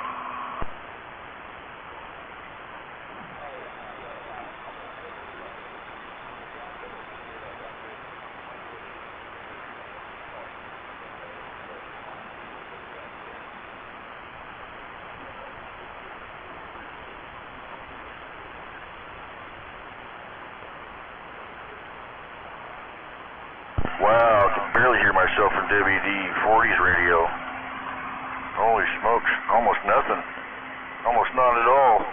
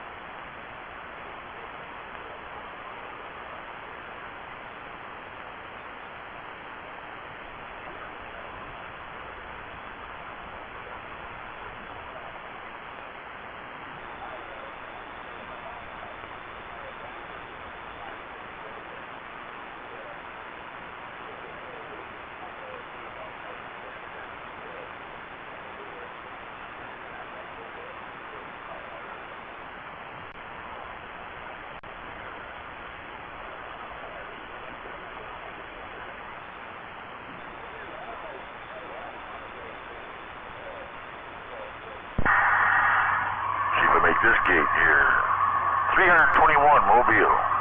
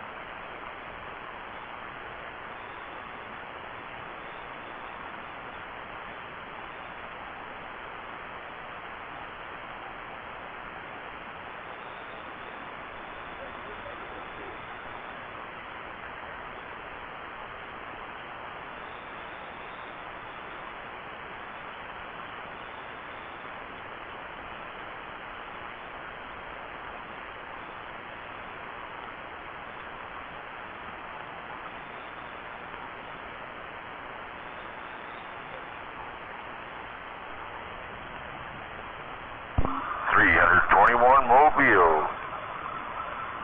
Monitoring.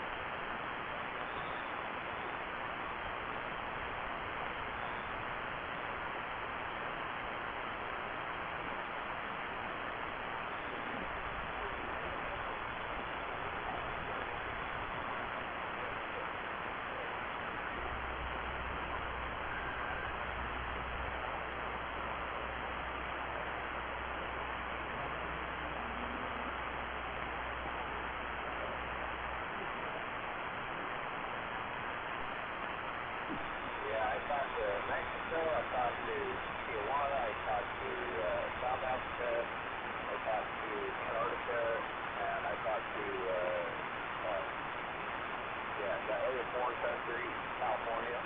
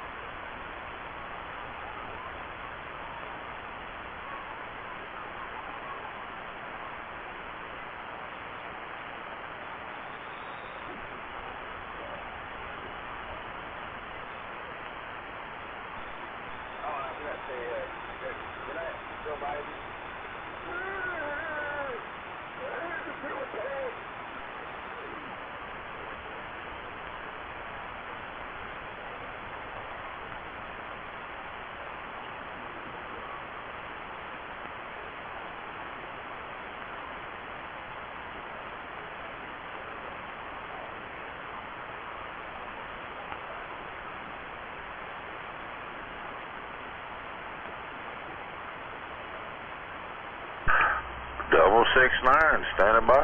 669, anybody out there tonight? Bring her back. 669, looking.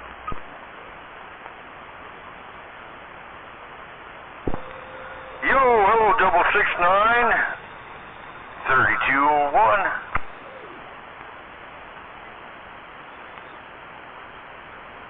Well, I heard a unit way out there. Try it again. 669, Western Washington. We're standing by. Yeah, 669, 321, 321. You ought to hear me okay. Oh, shoot, my friend. I'm sorry. I can't pull you out there. Man, I hear you, but it's, man, you're so far out there in the distance. 669. We'll try it again. Let me see here. Where am I at? 669. Hang on. Stand by.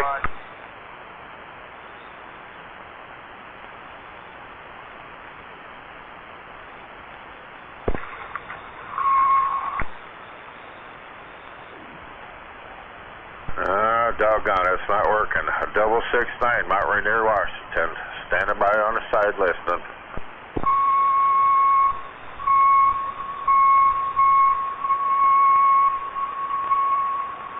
Almost sounds like it wants to squeal. If this doesn't work, I'm going to change antennas. Hey, 669, if this doesn't work, I'm going to change antennas. 321, sitting on here, over here on the Olympic Peninsula.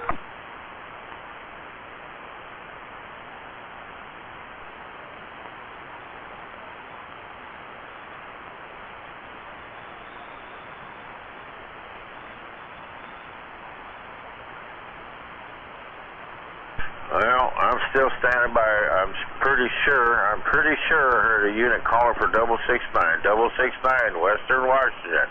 Mount Rainier, Washington. Standing by.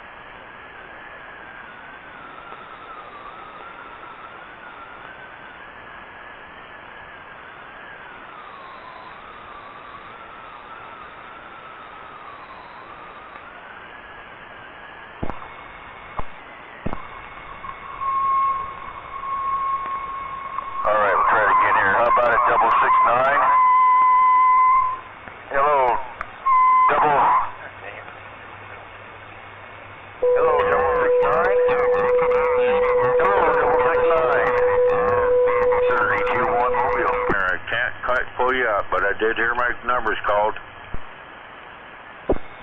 Check your settings. Check your settings.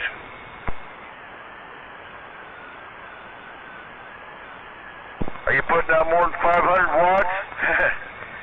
You should be able to hear me.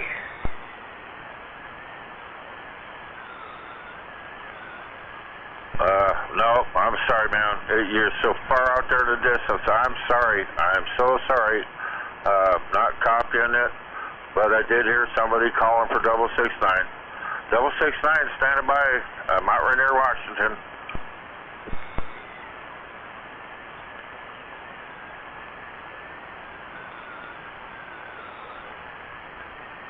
Sorry about that. The ears on this unit just aren't very good.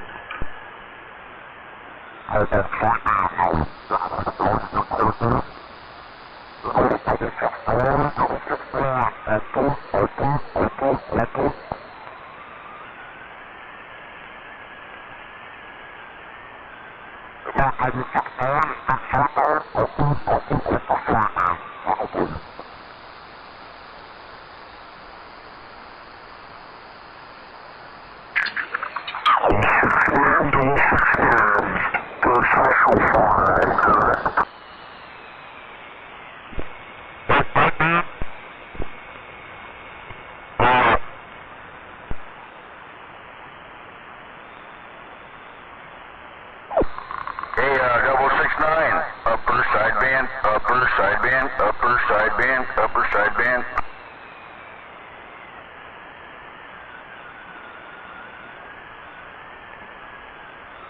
Oh, 669 back at you, but you're so far out there. I mean, you're not moving my needle. I can hear you.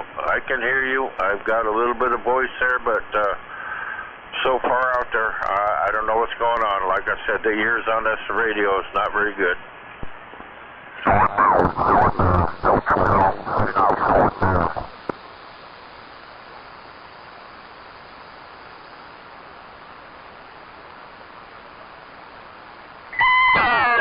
Upper sideband.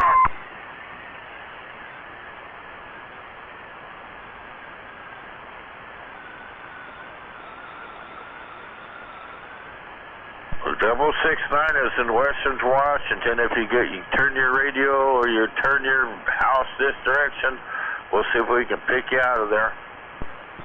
Single sideband, single sideband, single sideband.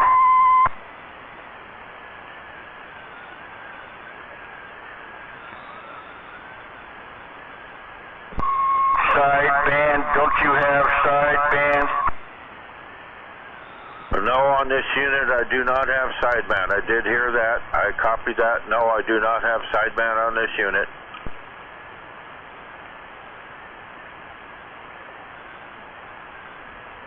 Change unit.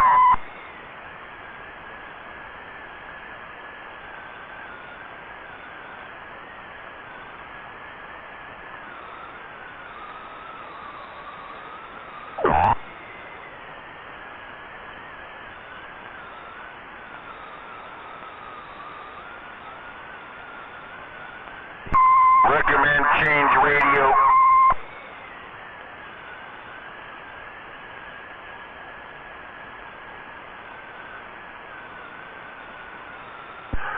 What is your location? 669 back at you. What is your location?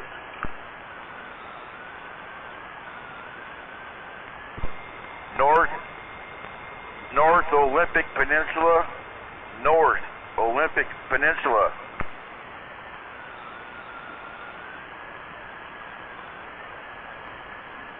Strait of Juan de Fuca.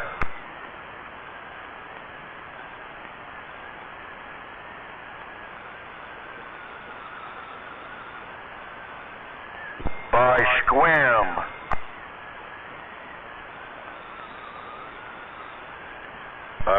Did I hear that right? Squim, Washington? Squim, Washington? Affirmative.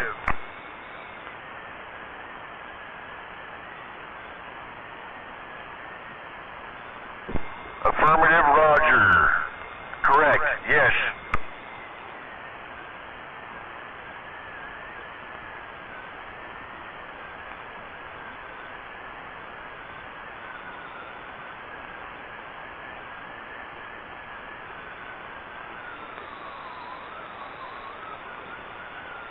No, 669 back at you. I'm sorry. I just can't pull you out of there. I wish I could, but I'm sorry. I'm going to be standing by listening some more. Okay.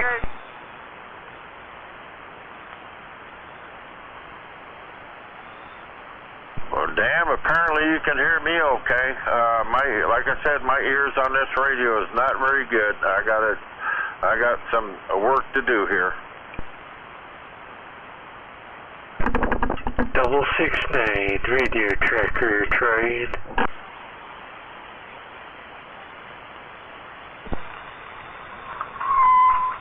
Roger.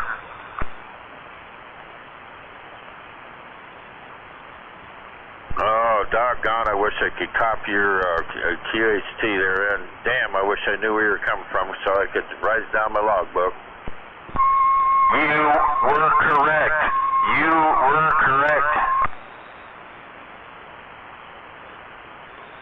Squim. Sunny Squim. Was that Squim, Washington, up there by Port Angeles, correct?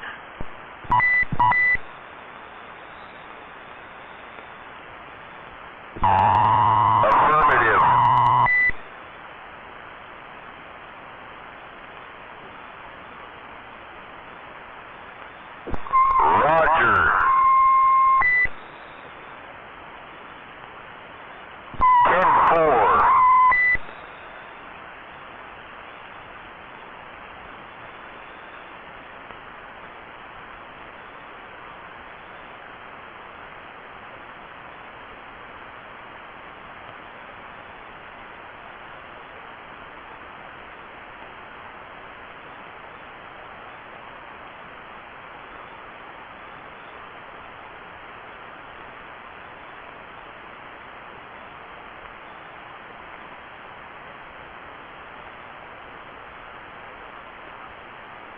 How about that unit trying to talk to 669? How about that unit trying to talk to 669? You still got a copy?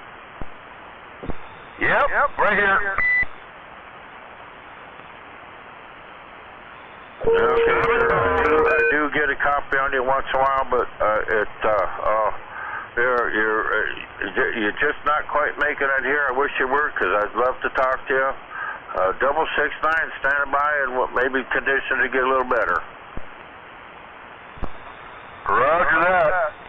I'm standing as tall as I can stand.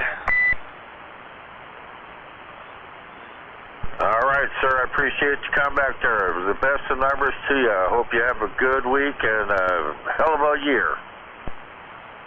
Right back, right back. You too.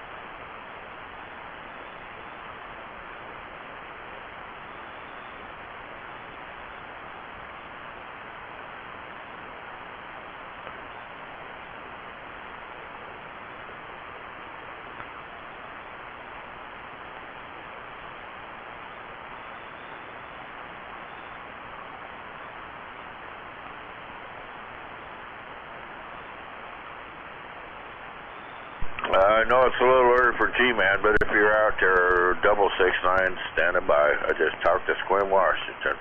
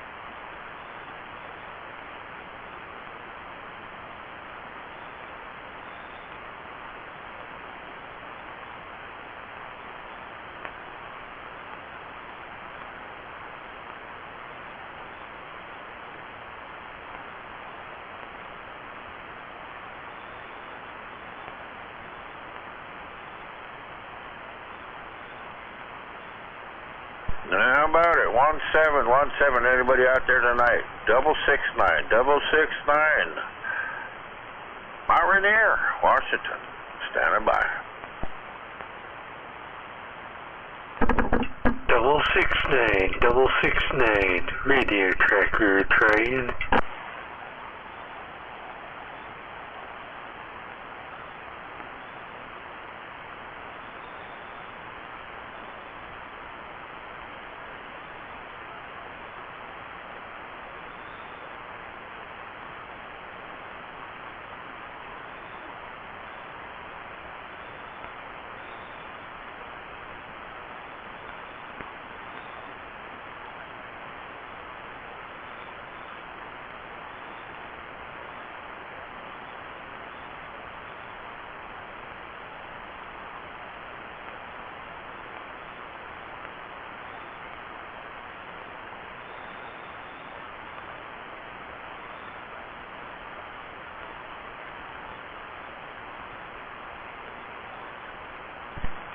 Ain't no DX when she's gone.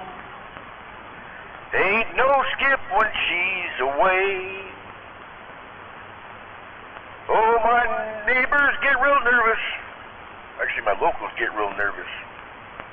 When I get no DX service, every time Mother Nature goes away. Oh.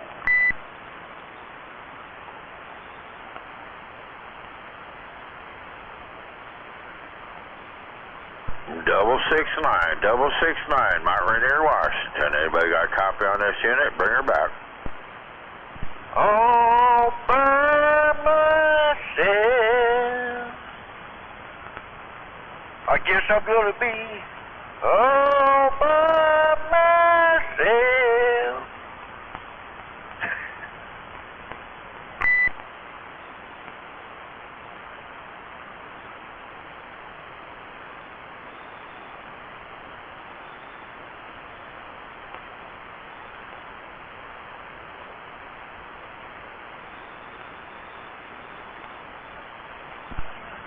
Be in the Alligator Station.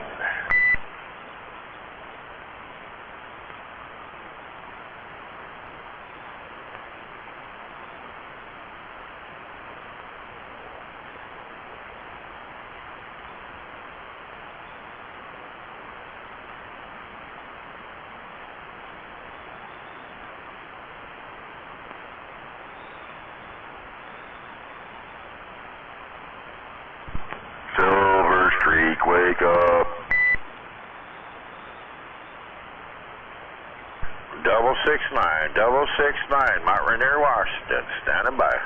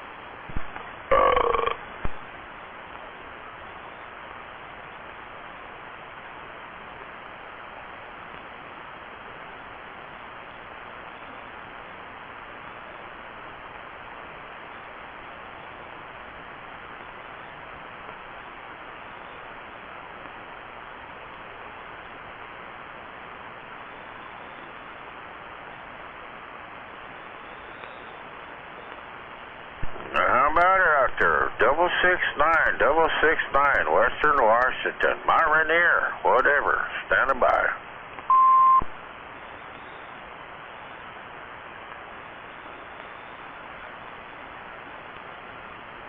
Come on. I know you guys got a copy on me. Bring her back. Bring her back.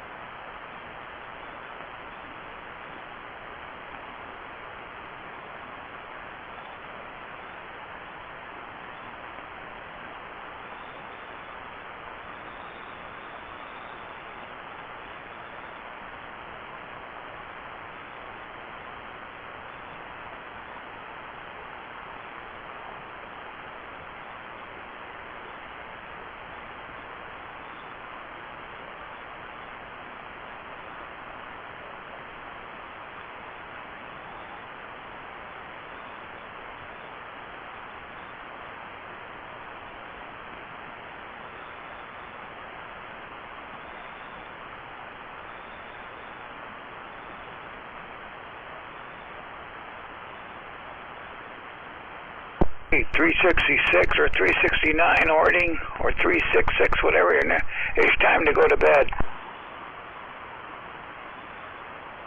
Hell no, it ain't. It's time to wake up. Doggone, it's only 12:30.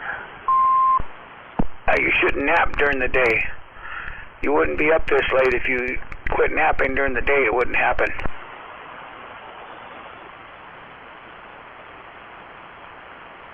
Yeah, well, our clock's all goofed up here. We don't sleep at night, usually.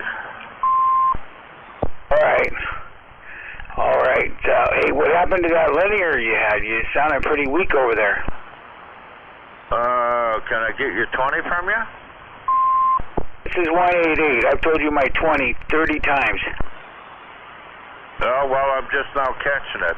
Are you the guy that's up there in Sequim? I'm sorry. The guy that what?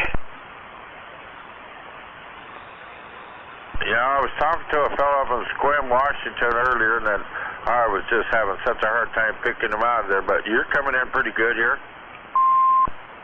Yeah, I heard you talking to the guy in Sequim. He comes out every now and then. Comes out here and talks to us. I don't think he's out there anymore. But anyway, what happened to your power? Well, anyhow, I just want to let you know, I mean, I'm not, you're not booming in here, but I can hear your voice and sounding pretty good. I mean, your voice is clear, but it's not real loud. I don't want a radio check.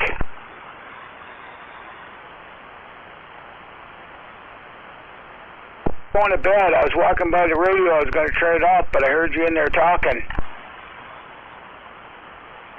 Well, that's what I do this time of night. I'm one of them people that don't sleep at night. I stay awake all night, and then I stay awake all day, too. That's what happens when you get old and feeble. You're afraid to go to sleep. Yeah, well, you're not that old. But all right, I'll catch you later, man. I'm going to get out of here. Waving out there, 188. Thanks for the comeback there. Numbers to you. Have a good one out there, 188. We're clear and down. Waving out there, 188.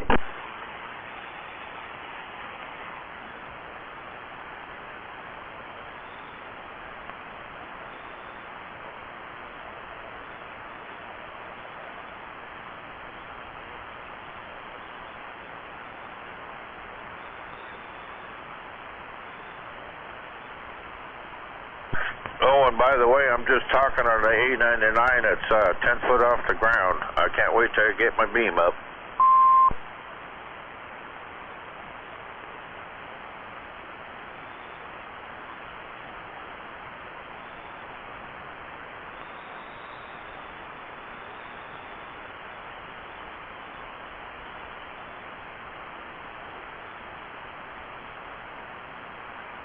I don't know if you copied that, but I'll repeat it. I'm talking on an A99, 10 foot off the ground.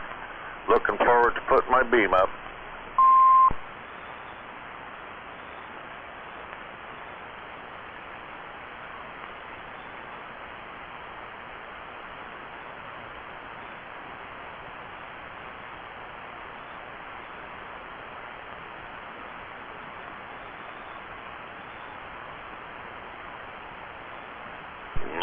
Shit, it went from here to like 7 pounds of white noise there. 7 pounds of white noise covering you up.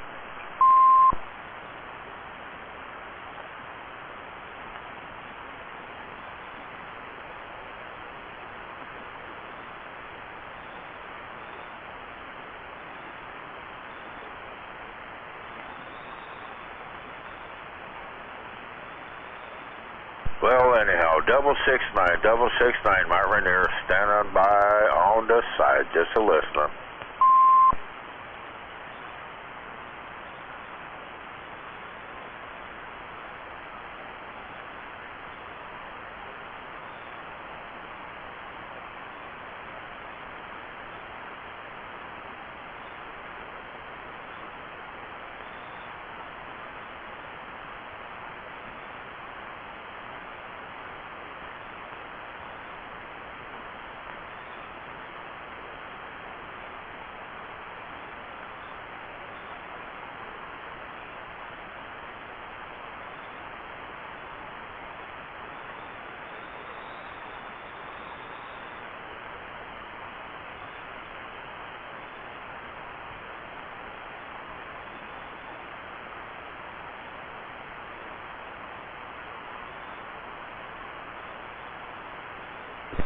Great big chair wide.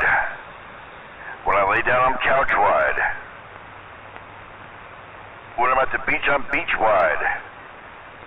Fat Elvis, I'm reading the mail.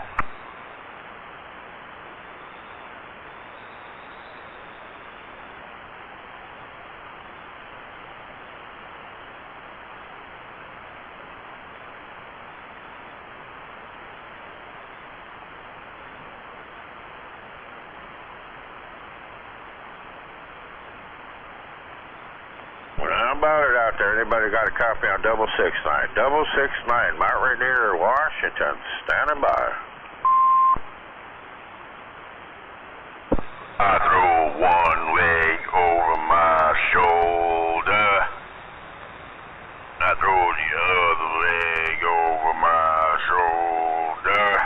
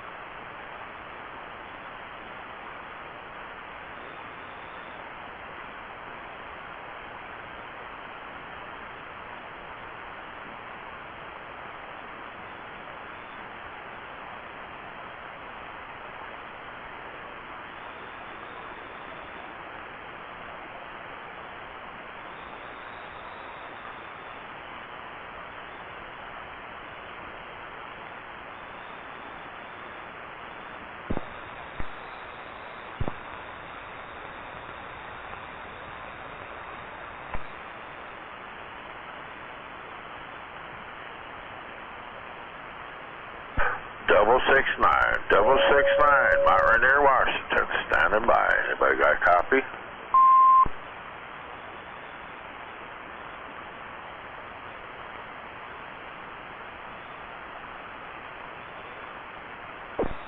Hello, 669. This is Saul Rosenberg.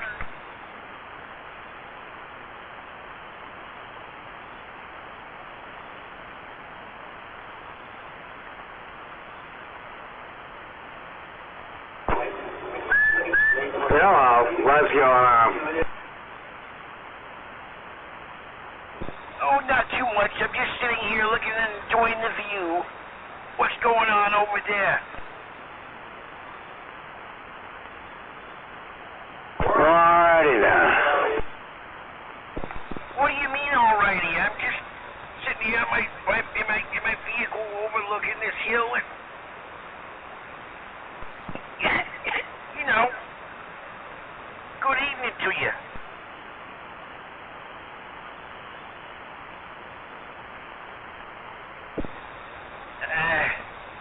I don't know. Hey, Saul. What? Why do you think I'm an idiot? Because you're an idiot. Shut up. No, you shut up. No. Give me that microphone.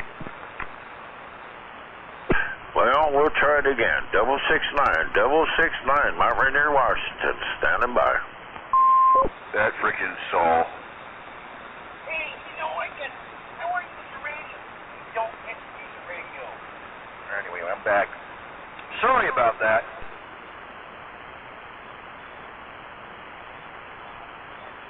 Who do we got out there? 32 much?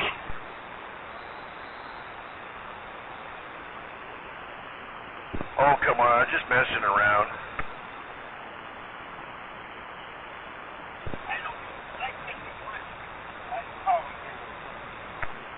Anyway, I'm on the side.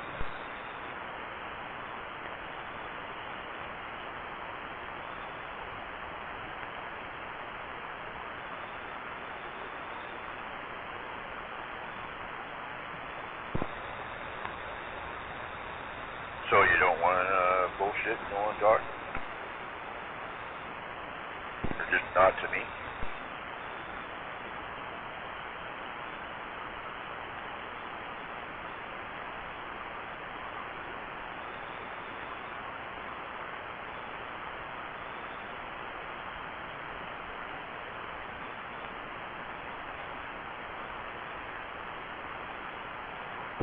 Okay. Guess you can't take a joke.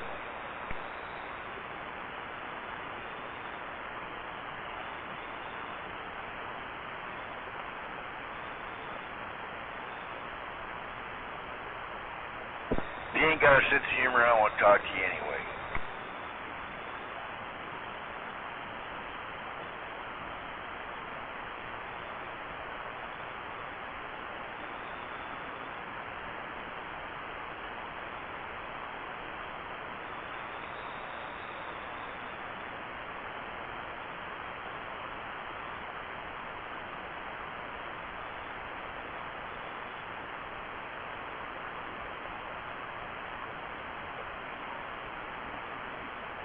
How about in Silver Street? This is Saul.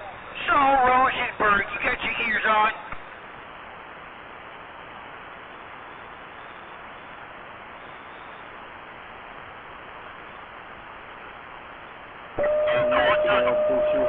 Yeah, Mike. Why? Sorry. No.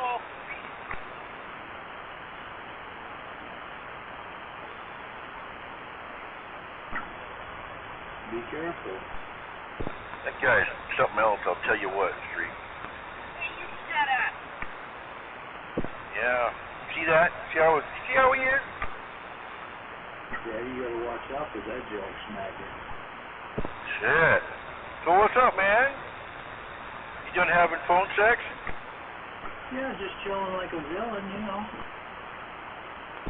10-4. Man, I'm gonna tell you what. I've been thinking about skipping all that, and I hear you out there, and I try to wave at you, and I do, and you know, them jack smackers don't know how to roll fives. Most of them on 17 pop up there, man. Them guys are about as useless as tits on a boar hog, half of them. Well, you're about halfway through it, don't they?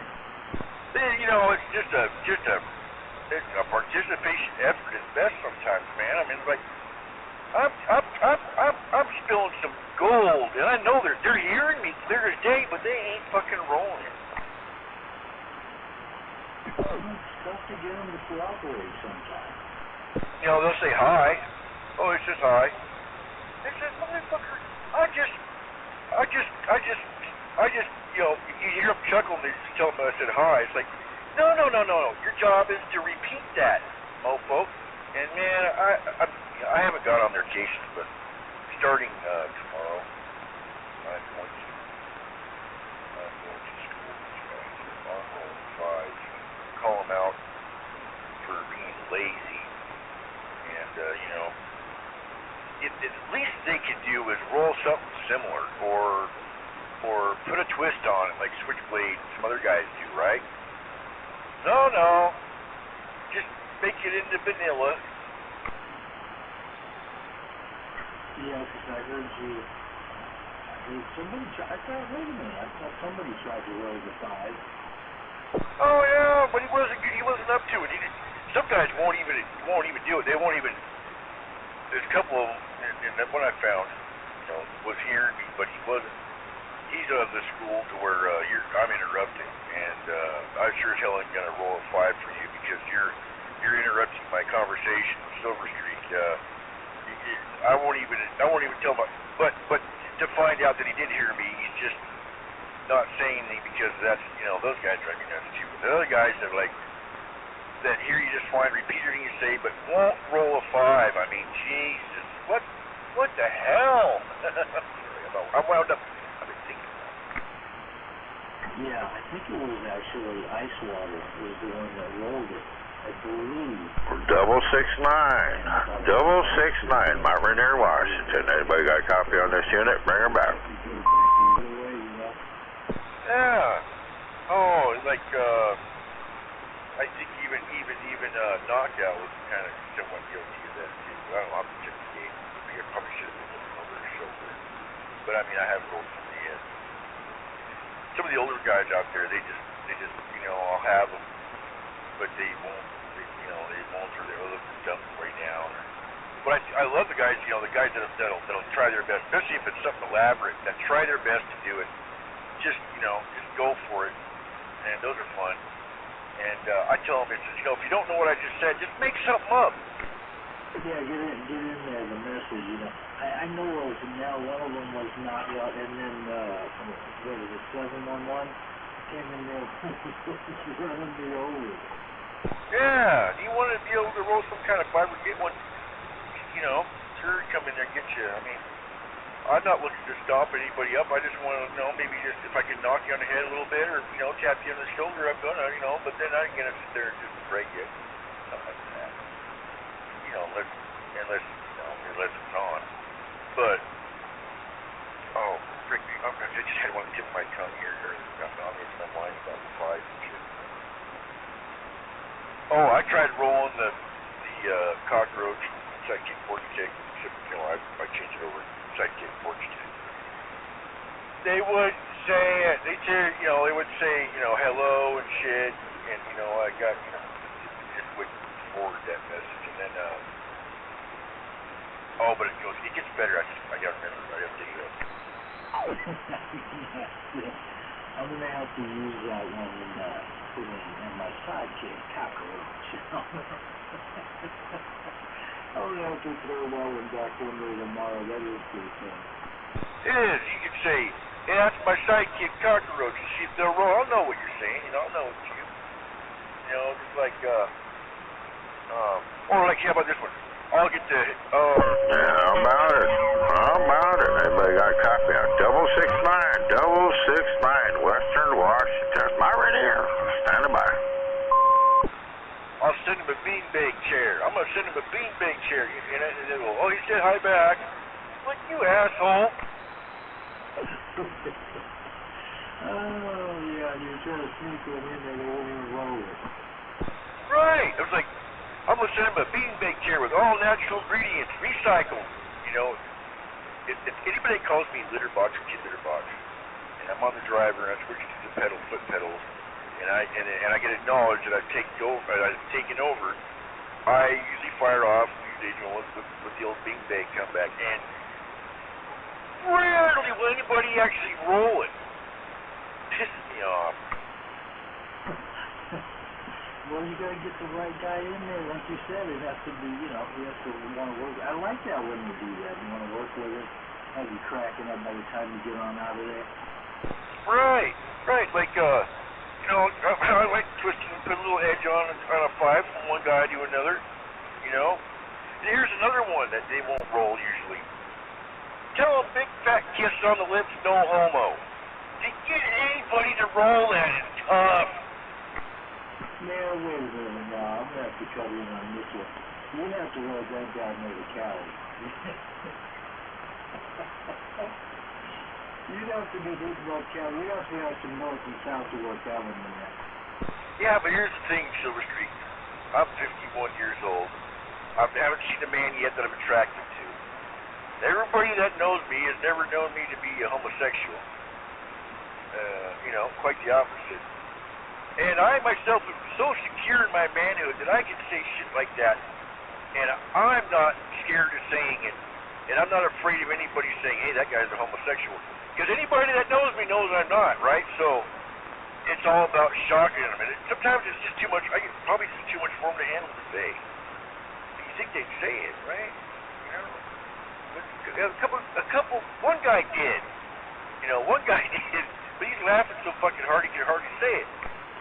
Yeah, couldn't get it out. No, I know what you mean, though, but I've did some crazy stuff out there. I've said some crazy stuff.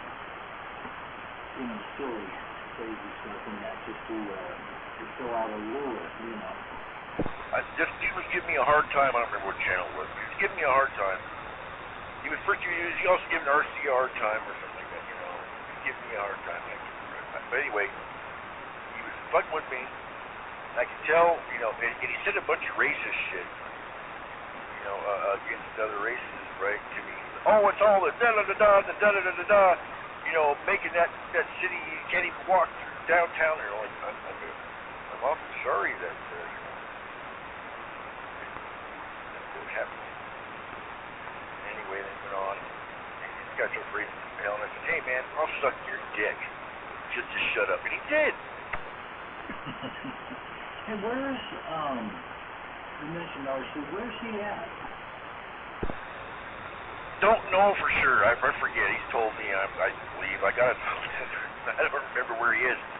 But I hear him when he's talking towards, like, Hawaii or Australia. I hear all the guys. I hear everybody when they're talking that way. I don't hear him. I was wondering where he's at, but he was working me over a couple of, I don't know, maybe it was last night. But anyway, yeah, he was wanting me over. I thought, well, let me just get the heck out of the way then. I'll tell you what, the ratio of RC to CB is in RC's favor right now. Man, he just had him locked down.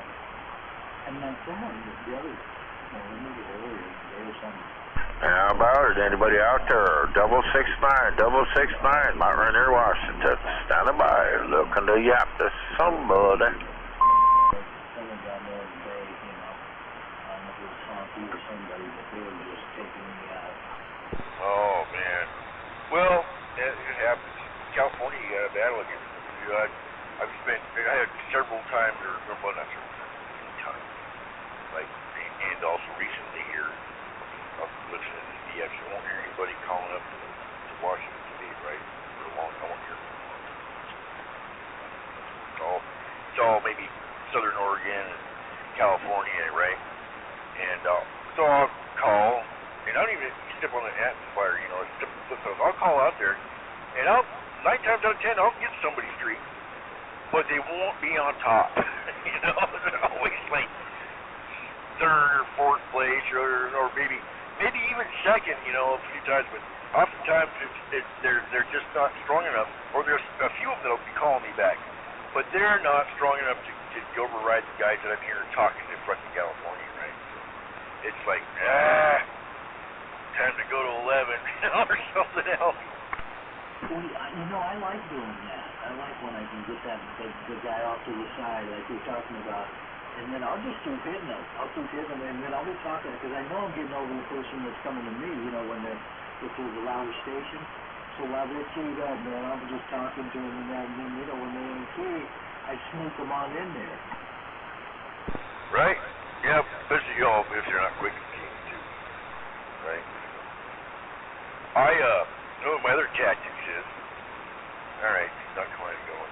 I hook up the freaking smartphone direct feed line. Somebody will come in a little clearer, especially on top, you know. I may have called them already and not got their attention there. Get their attention focused on California or something down there. So I'll just Watergate and play it back. First on the driver, then on the big box. And it usually gets their attention. The next thing you know, I've got it steered over my way. You know, the one thing that works too is occasionally is I'll switch on the, I'll hit them with the beam, but I'll receive them on the Omni. And sometimes I can put a little guy in there, you know what I mean? Totally. I've been there, man. I was talking to some Jack Smacker back east in Mobile, and, you know, vertical, he just had an antenna on the rig, right? He was dropping the hammer, man. We were just getting into it. Good QSO, and this dude jumped out of nowhere, you know, and G's on him, but he was calling me, but it was somebody that had, you know, I don't know, I don't politic much, but I was like, no, I remember now. I was just finishing up with the other dude, and I was able, I hit I muted down the beam and just, listened on the ground plane, and man, that one dude that came in just disappeared. I could hear him again, right? Oh, yeah. Yeah, just like you're saying, right? Kind of like that deal? Yeah, but even sometimes I'll be on the Omni, and I'll hear, just listen to how heavy the skip's coming in, and I'll hear their comments, and I'll go, oh, yeah, cool, going on then. And so, well, then I'll hit them with the beam, and you flip over, and they just disappear in a whole different conversation, and a couple of people come in. I mean, that's that difference, of how the waves are going at a particular time, and that's pretty cool. It's pretty cool, because it's totally different. You can't hear those other people once you flip over. No. Sometimes. It's always sometimes, right? Because it's not always that all the time, because it's sometimes. And I've followed a guy, from vertical to horizontal and back on the same queue, so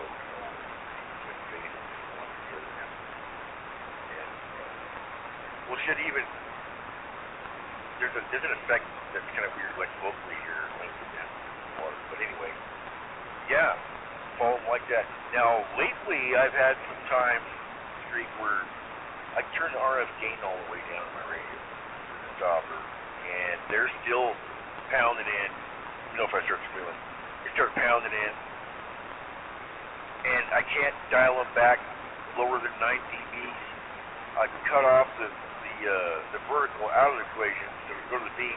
I can turn that frickin' beam 360 degrees, and then like one or two, maybe 3 dudes that hit me 9 dBs with an RF gain, turn all the way down, no matter where I point my frickin' beam. Yeah, no, I know what you mean on that. And usually, you can't even put a usually on it, but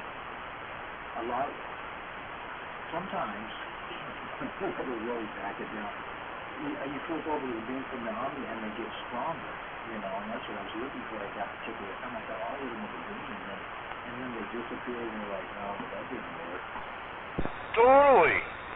Totally, man. Or I turn my beam away from all the racket, and then I start hearing individuals clearly. Today I was talking to the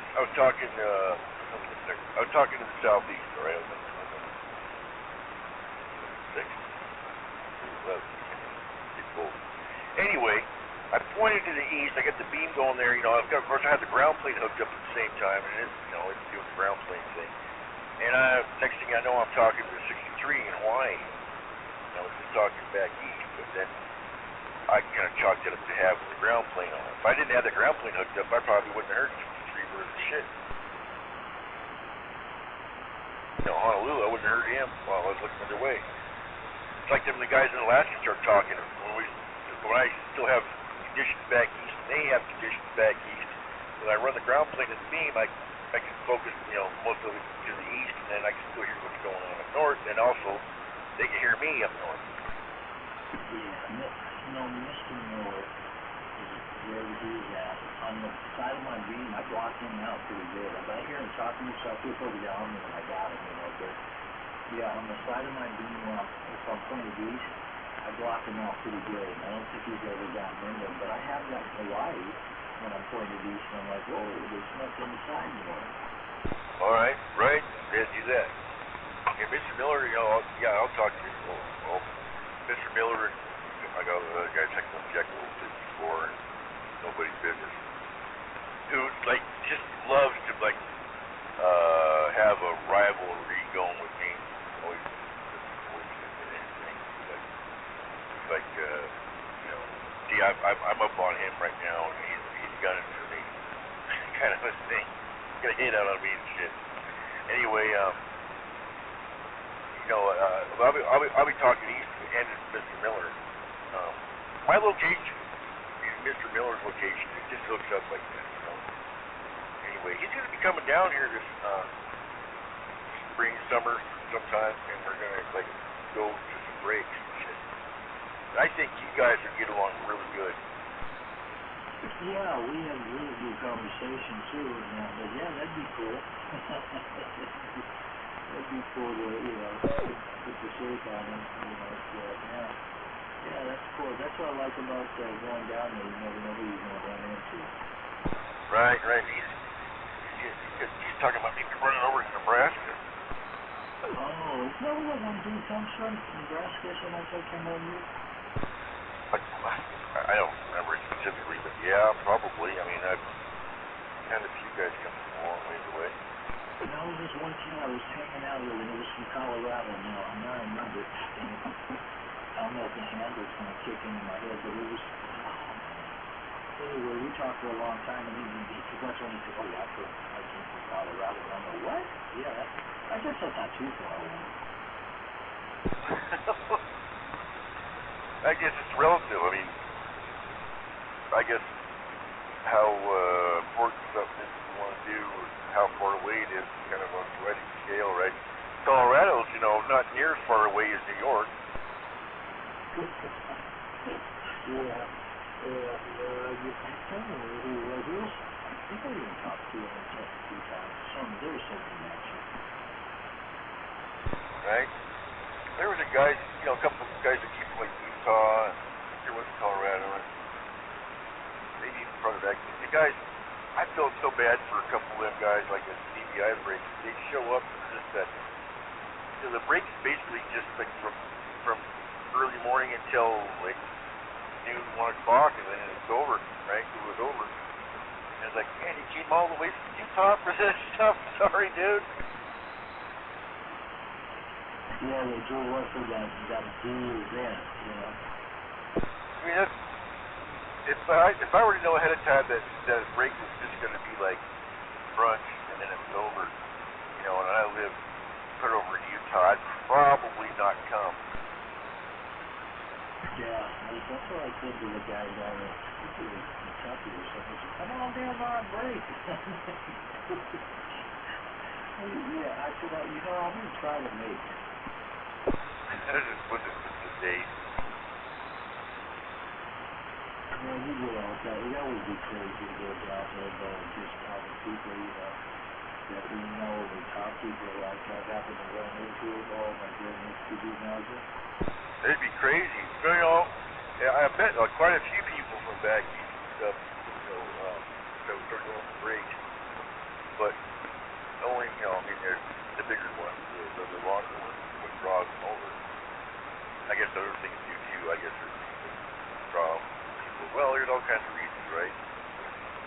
We're all in the same boat. See, the breaks are, for the most part, man, are probably some of the most fun I've had. Like right up there with driving a race car and shit, because it's just fun and shit. But I hung out with the gold wingers, motorcycles, like-minded. I started off on a journey by myself and ended up, cruising along with 4 other people on bikes. One, throughout the trip, kind of shit, that stuff. But you get a bunch of CBers together, and it's even more fun than that. Yeah, no, I totally get it. I mean, it's just like meeting all these people, it's random. You think they could be coming from anywhere and whatnot. And especially if you talk to them and then you go home, and you meet them and they're like, oh, Steve, really? And it's just a kid. Yeah, you don't look anything like you sound. That's what that's one of the things you go-to line. You gotta tell them how you thought you looked. It's like, I'll never forget with the 4040, and I was talking at one of the tables at this break. I hear his voice.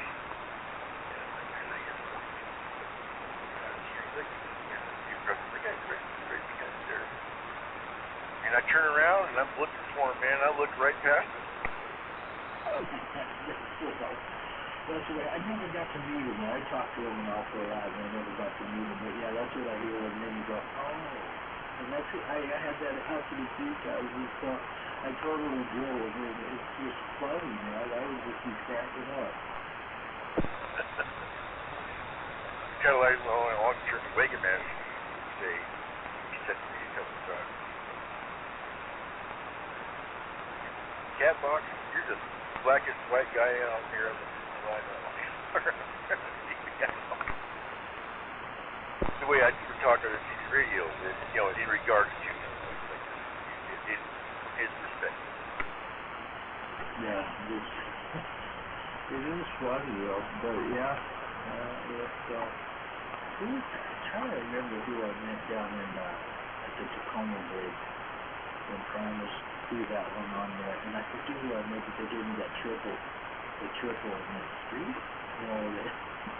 leaning back, I was laughing. Yeah, some characters, that's not the only case. I mean, it's been vice versa too. It's gone both ways. And that's one of the things I really like about radio. All the different perspectives. We got a core hobby around, right? And I just love hearing all the different accents and all the different isms. I love all the isms.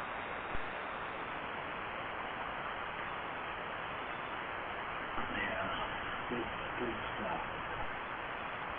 It is good. The way, they put this together in different parts of the country.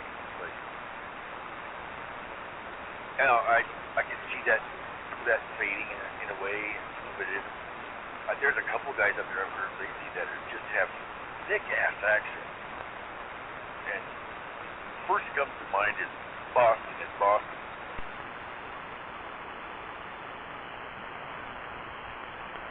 You can't tell me you haven't heard Boston and Boston.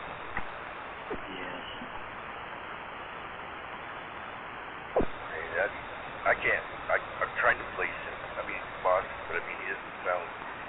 He reminds me of those guys. Did you ever watch that? I never watched a whole lot of them, but where the show. Folks with their family that live in Alaska, back in the woods. Mom and dad, daughters, I think.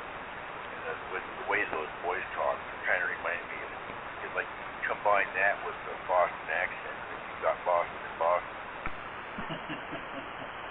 There's a certain way, and it's just the same deal, but it's crazy. It's like a character voice. Character voice. I heard a character voice, Southern accent character voice today as well. This guy sounded straight out of a cartoon, man. I mean, it was like a Warner Brothers Southern accent. I know a couple of them. I'm thinking 77 in the Smoky Hills. He got that hillbilly way from the mountains voice. And it's just funny. I think it's really cool, and I love when I get to, he's an old man. I don't know music. He's an older guy. But I love checking in with him there because he's just got that crazy voice. Yes, he does. Yes. I can listen to him like, wow, this guy's like, he just came out of a bunker or something like that, type guy. That's so good when he just popped out. He's like, 1 minute I was out there in the field, the next minute I was walking through a big city.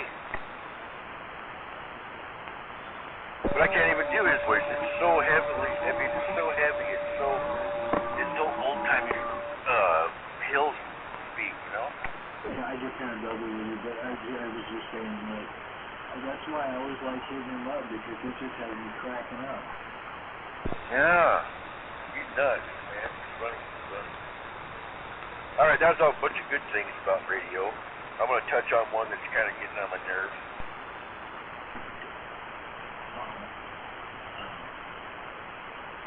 GRMS license went bad? No, but my radio died right after I got my fucking license. Right before I got my license. Can't remember. It was right about the time I got my license, my radio died. And also my other radio died. So, like, I didn't even have MERS anymore, right? that's not it. There's too many freaking the novelty of the wind up and the wind down VFO. The novelty is worn off, and now everybody and their brother's got them, you know, and some of them are just audio, but they're just, god dang, you go to channel 6, you know, maybe channel 6, and all you hear is the freaking VFOs whining. These guys will key up, big hammer, VFO whine, but you can't fucking barely hear them speak, but they're VFOs whining. Well, just a lot of that stuff, you know, trendy, with the trendy thing in there. You know, and there's certain levels of all that, the Roger beef and all, you know, on and on and on. But then that one, for the big dogs, supposedly, or whoever, they got that one going on and that. So, I know what you mean, you know, just like the digital audio, everybody's running damn near the same processing, same setup, same this and that compression, you know. So then you start to sound duplicated, you know. I like my own color on the canvas, but it's kind of in that same mode that, oh, well, this out, I'm going to give me one, you know what I mean? Well, yeah, I mean, like, half these guys are starting to make my receiver sound like mud because they got so much bass, and that it's just, you know, slapping my receiver. So I gotta get a broadband, you know, electronic. But what I didn't add in there with the VFO wine rant was that on top of all the heads you're dying from some of them old timers out there that haven't seen a fucking a frequency counter or wouldn't even know what it meant if they saw one. Got their radio so far out of tune they're causing heads dying when they key up. Then there's the guys out there. There's a couple of them. One of them pretty notorious in my book with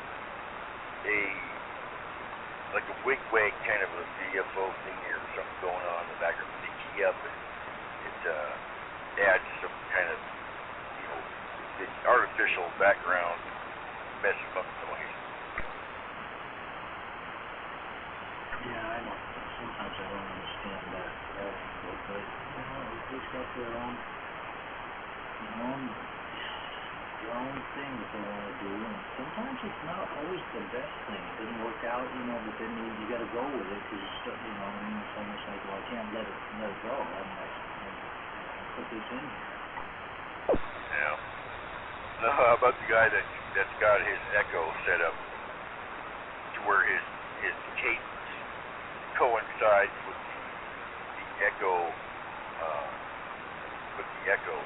so he as he's talking, he's canceling himself out with his previous syllable. I always call that, you got so much echo, you're slapping yourself in the back of the head. Yeah, there you go. You're double speaking, you're double talking, you're back to that. And, yeah, you can treat some guys,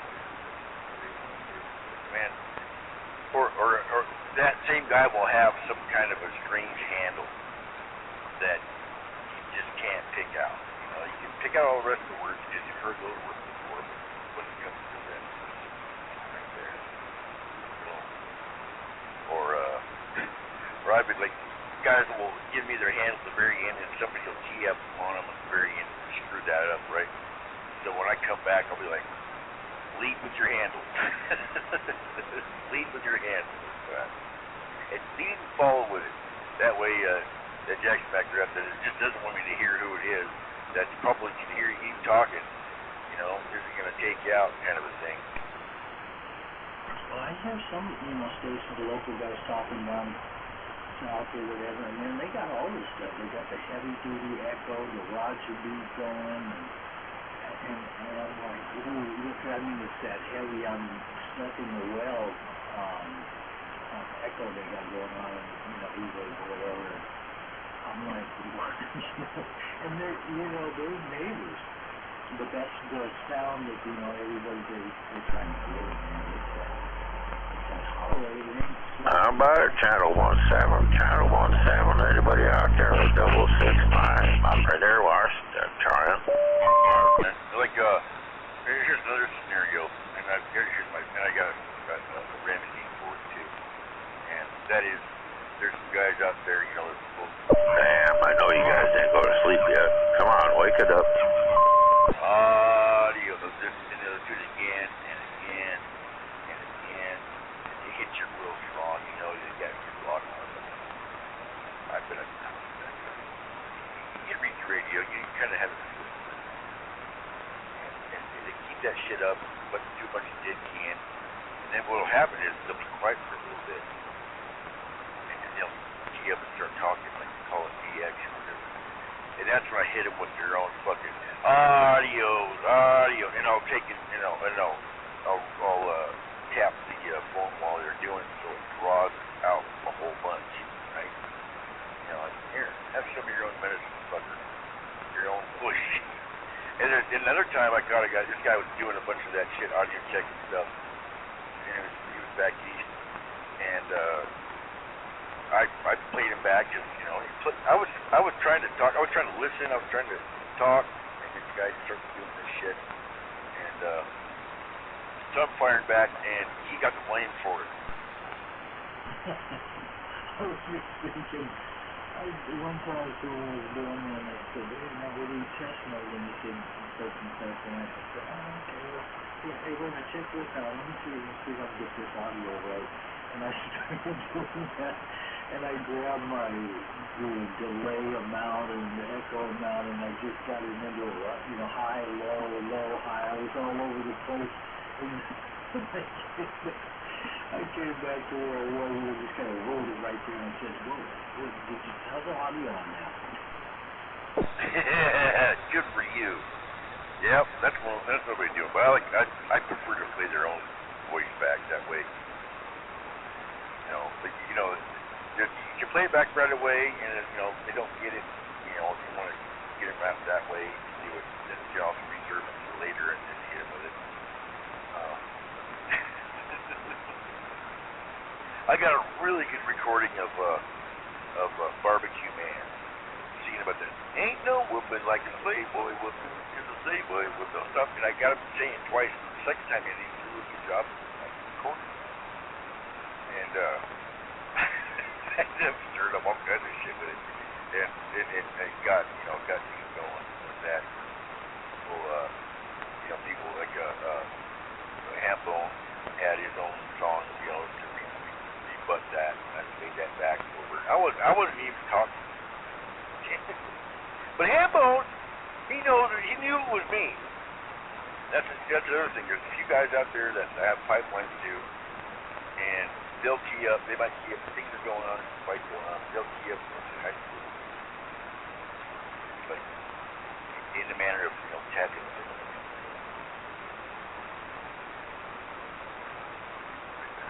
That's all there is to that. That shit happens all the time. I'm gonna have to do that to one of my partners out there with money. Just so like that. I took that thing all over. I was, you know, just all over. What a mess. I don't have anything to record with. They'd be waiting for days for some kind of playback. Oh man, so easy.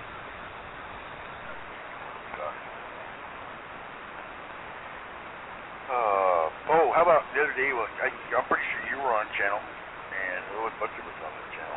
And you know, we were getting, and there's this guy out there that really didn't like RC. And sounded kind of like Yosemite Sam. He was just, you know, being a real ass and you know, pretending he was RC. You hear that guy? No. Really? You hear him?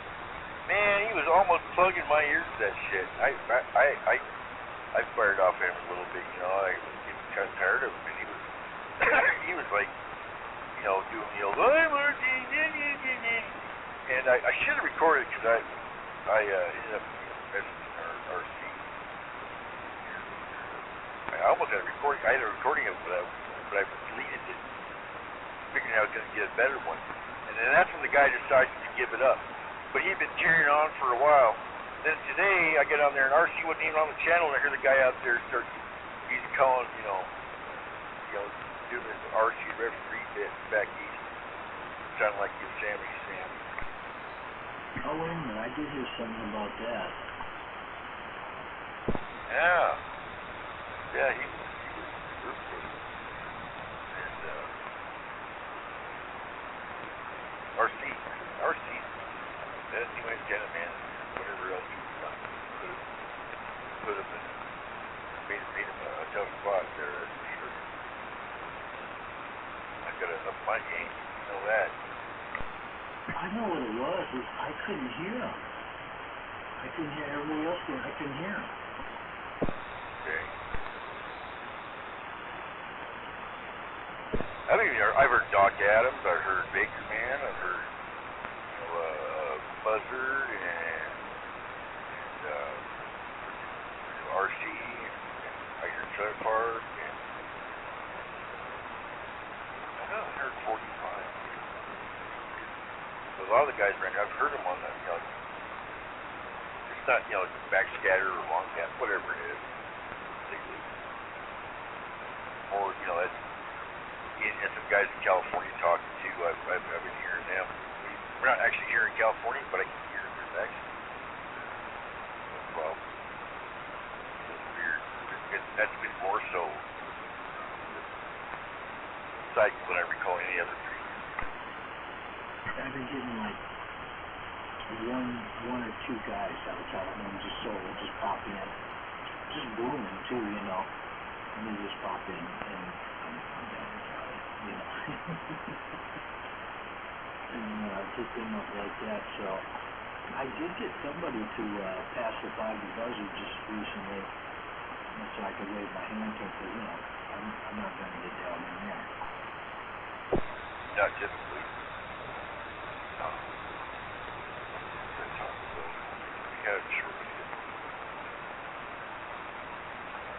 Weird, like a long time ago I talked to Baker.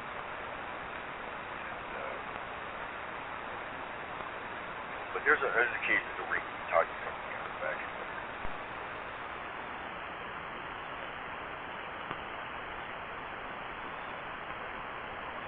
The old backscatter. That's right. Backscatter.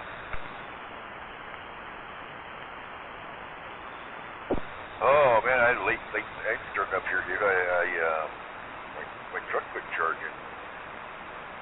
Got plug-in connector in the back of my alternator come loose. Wait a minute, you ain't got to worry about a battery or anything, do you? No, I got her figured out. I got partway here, and I was like, I plugged in my volt meter, and I was like, it was reading 11 volts, 11 something. Well, that's not good. But my charge light wasn't on. I'm telling you, it's a problem. And, I went out and I checked the fuse. It actually has a diode. It put in there, diode. So I drove back home, looked around, and I see something kind of wiggle-wagging while the engine was running. Damn, what? So the clip-on is gone. It's anchor clip, AWOL. Well, at least it's not like that one rig I had where I had to kind of tap on the alternator with a screwdriver. I did that. I stuck a block of wood down in there and I banged it on with a freaking big old pair of vice grips, so keep going. It didn't work. Hey man, sometimes a little nudge, Yeah, get that old worn out ass freaking brush to make contact again, kind of like on a starter.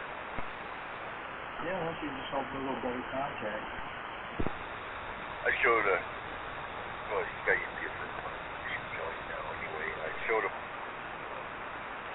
how to get his truck going. His starter was click, it wasn't running. We're out west.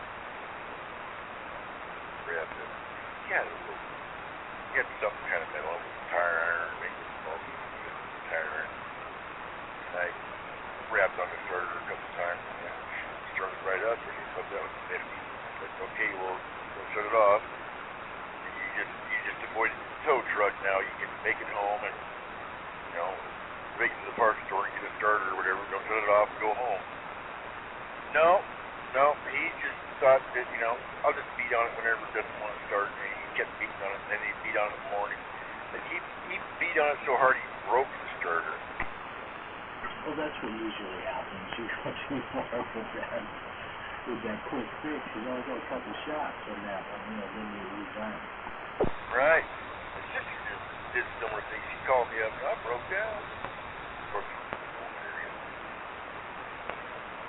Man, I don't want, you know, what if...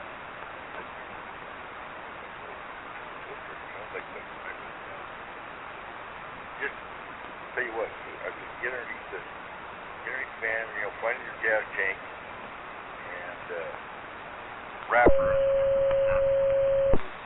palm of your hand there, give it a couple good smacks, and go see if it starts. If that doesn't work, have somebody cranking on to start it while another person smacks on the tank, and that'll get you home. That got her home, and to somewhere else, and she did it again, apparently, and then what? Just saw me.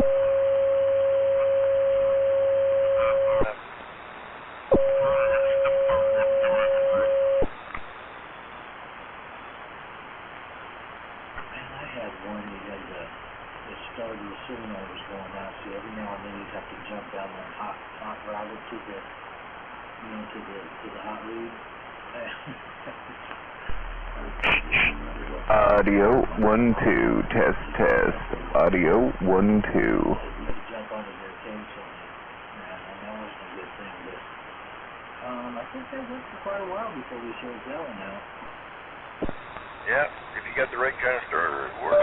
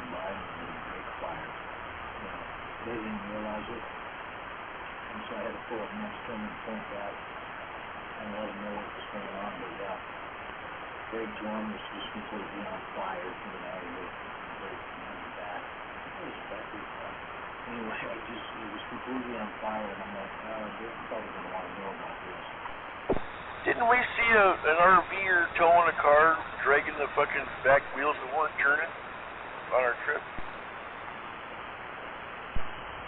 Burned up junk. Check.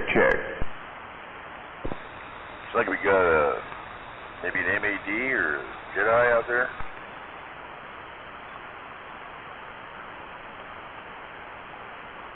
Huh. Hello, Brigger.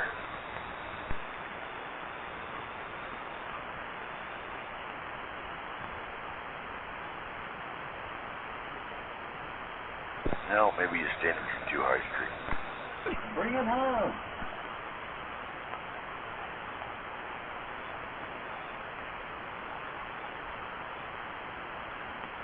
Well, guess you don't want to talk.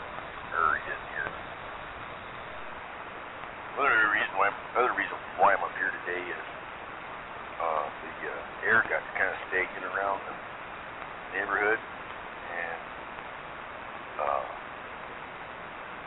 not close, not super far away from where I live. There is I know there's a laundromat, and of course there's other neighbors.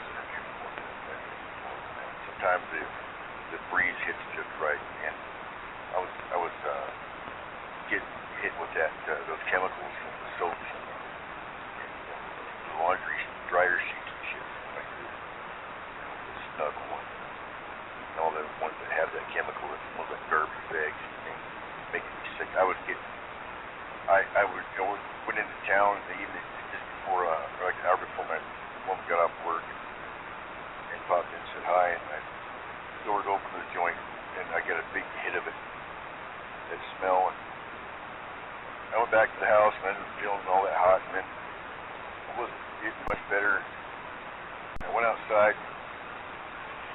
and it was like, yeah, it had been raining, but it didn't smell like fresh rain. It smelled like I was in the middle of, surrounded by fabric softeners and shit like that, man. It was making me ill. I had to get out of there. It's like a nightmare for you, but they're trying to Double 69, Western Washington. Double 69, Western Washington. Anybody out there?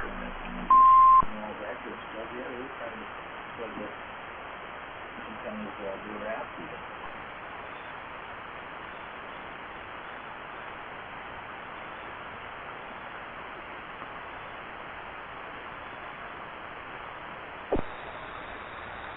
God, if I could get that shit taken off the market, that chemical, wherever that chemical is, I'd do it. I mean, it makes me physically ill. It's not like it's offensive smelling. It hurts me physically, right? You take a whole lot of it. There's a big cloud of it. It's like I don't want to get on airplanes no more and shit like that because I'll be stuck near somebody that's got that. And like, it seems like 1 out of every 10 families use that awful shit. Yeah, and just nothing to do outside to do anything else. I'm sure there's other people, that it affects, so, but just, maybe not that many, but still, there's other people who have that same reaction. And so, we can't, it just overwhelms them.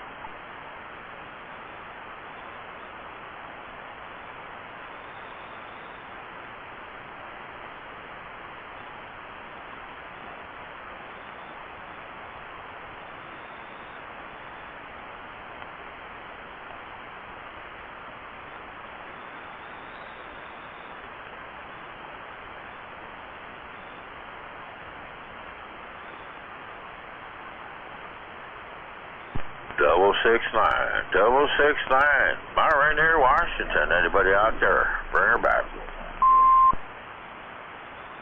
There's Beat Cat. Excuse me, I had to take care of something.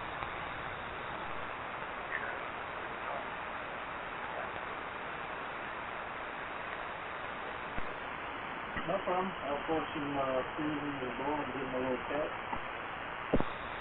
I'm going to get up out of the seat here and just take a little quick stroll around. There's no lady.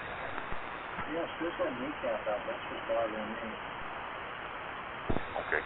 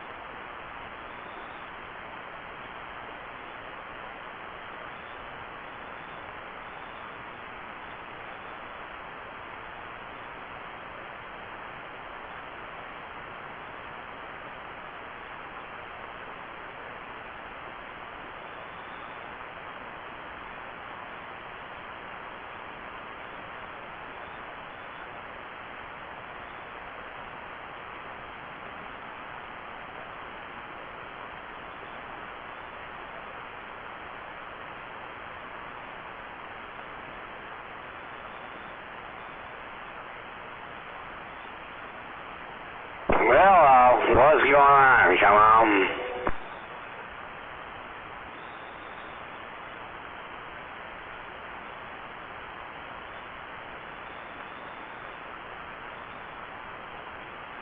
Alrighty then.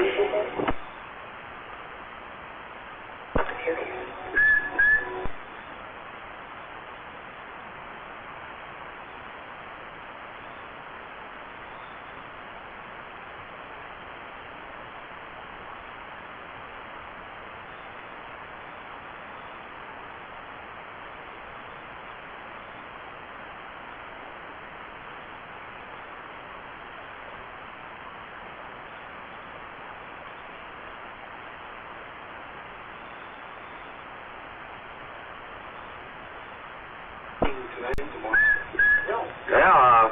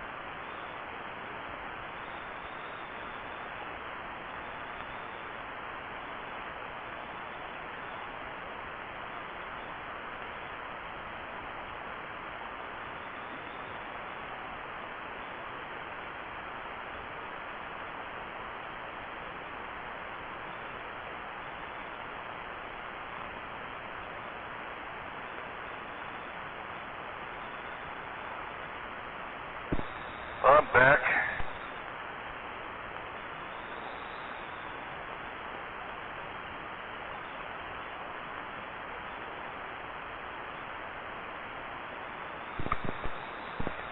$32-1 Mobile.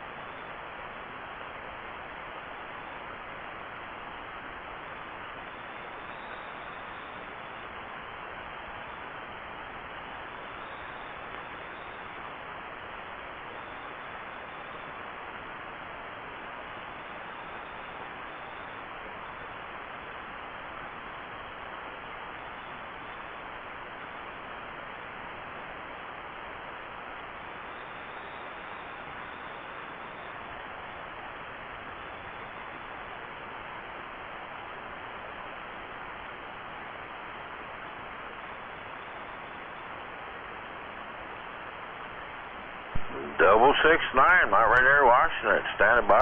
Anybody out there tonight? Or this morning, excuse me.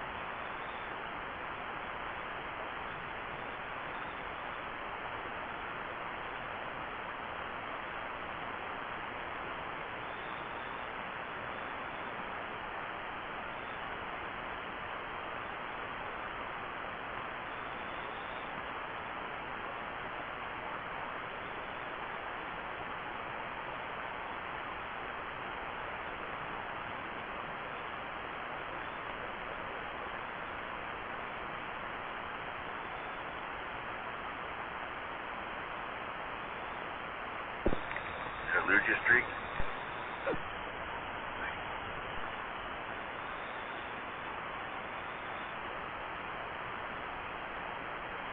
No, I'm here. Hello. Yeah. So the new garbage dump that's been dumped out here, a whole fucking truckload full of it. There's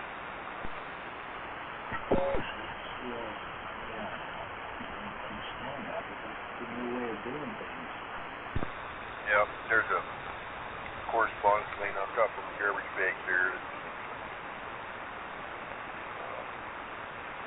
DSHS explaining what benefits the person is going to get when they're expiring and expired.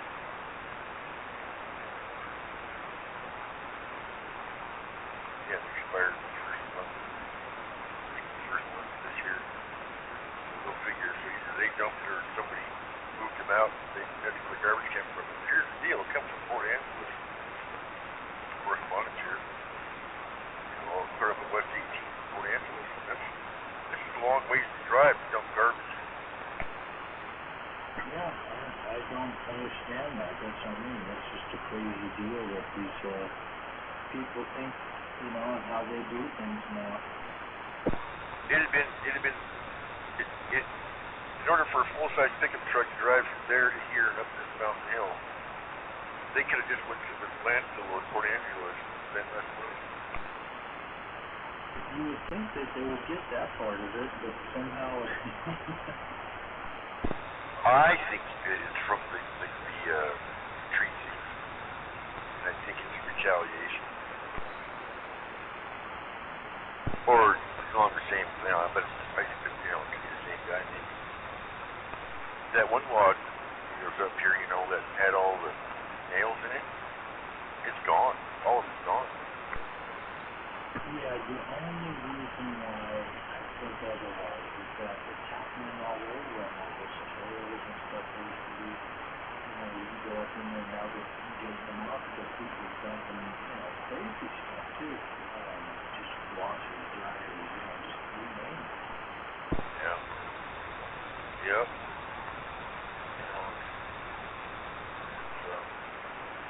Yeah, too bad. It sucks. The whole truckload, man, right on top of my strawberry patch. Oh, what the heck? Sucks.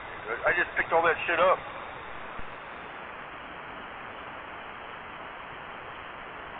There's so many people, you know, now they just go too far with it and just, you wonder how, you know, you can even think like that, but there's a lot of people out there like that for some kind of reason. You know, if I was going to do something like that, I'd just have the decency to put it somewhere nobody's going to find it until they log it.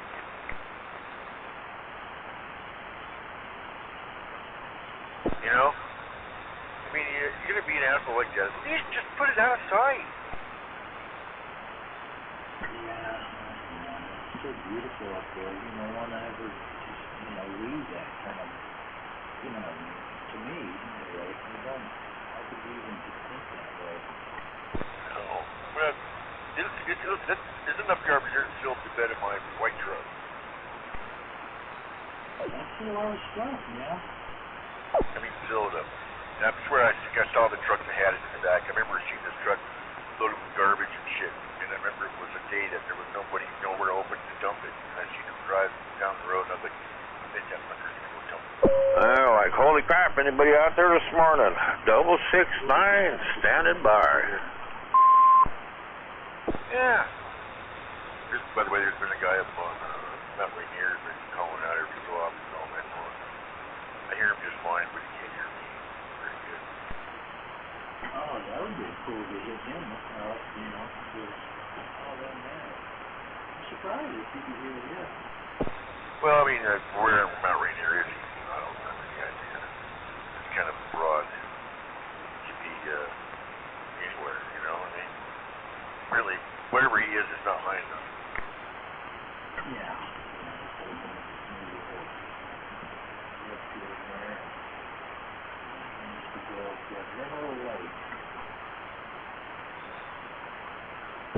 I don't think I've ever been up there, Mount Rainier. It's part of the lake. It's part of the dumping ground there. I would try tribe's got some kind of meadow around there up there for black blueberries or something that they can gather.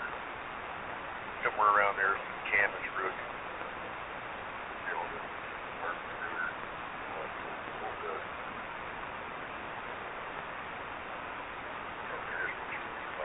I just never got in there and did it. Yeah, and that wasn't even up on the mountain, that was just close. And we used to go fishing up there all the time, the mountain's just right there, you know, over the creek, way out of mountain.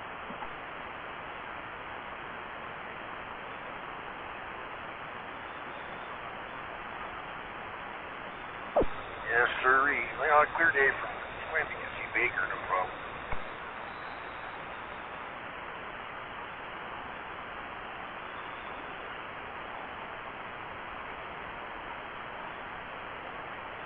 So anyway, that tree, these guys, he also cut down another one next to the road, a big old fir, and it's all gone. But on the stump is the telltale blue spray paint of the man. Oh, so somebody came and got the wood? Well, he must have. You know, they know something's going on because that's the same blue paint I've seen put on other wood that was, you know, legally cut and laid next to the road before. Like on the way up here, there's still a few pieces of left. It has the same exact color on it, and it's just marked, you know, like on the end. And there's, I don't know, a couple of letters or something on the stump top on the one next to the road. That was a big ass tree. I was thinking, every time I went by there, I was thinking to myself, I wonder why that guy hasn't felled it yet. You know, I bet he does. And I didn't come up here for, you know, a couple of weeks, and then, you know, bam, it's gone. And it really surprised me that the one up here was gone. I mean, that had to, dude, that had to have been gnarly. I mean, it wasn't worth it, but he must have took it out of spite. That's all I could guess, unless the man took it. They don't typically do that. No, they leave it. Yeah, they mark it and leave it. But it's all gone. I'm thinking, God dang, you know, in order for that guy to get through that log, I mean, it had to been hell.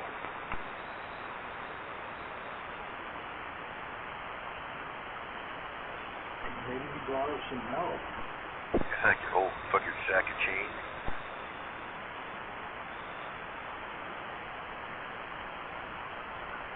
Apparently they weren't big enough diameter.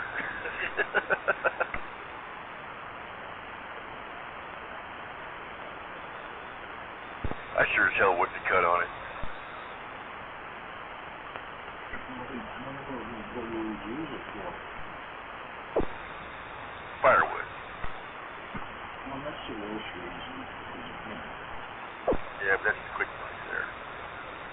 For firewood, that's just the big dollars. Think about, you know, nowadays they're selling cords of wood for, you know, north of $200. Fur. Yeah. What if you could have been making some carving or something? Well, we like carving the stump before he left. Yeah. From my Indian friend, he said, you know, whenever I see a stump carved up, it's always a duke's a beard. What is it with these white guys that always making beards on their carvings and stuff? I'm like, no, I don't know. What else you gonna carve below their head? A shirt? But around here, you'll see sometimes, you know, stumps will be carved up.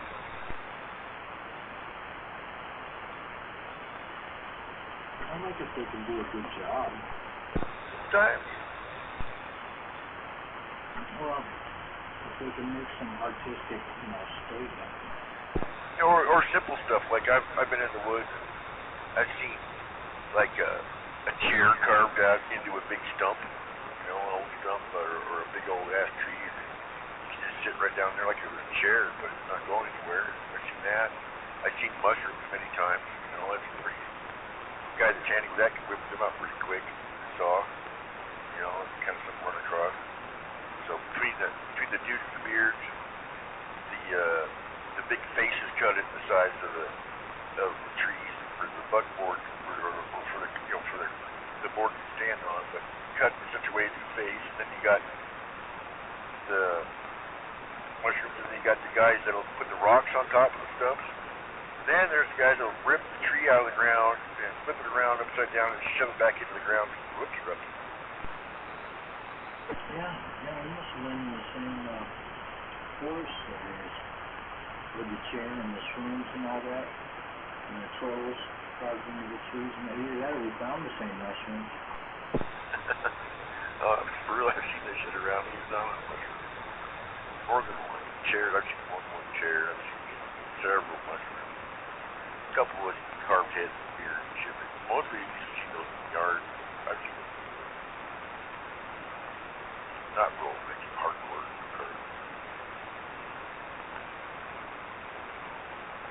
You know, we'd get a guy around here on the highway. There was one guy that lived right near that was a carver. You know, kind of shit. You know, they have those old kind of benches on a lot of the older trailers and whatnot. Everybody wants to sit on it, you know, get a picture, all the good stuff.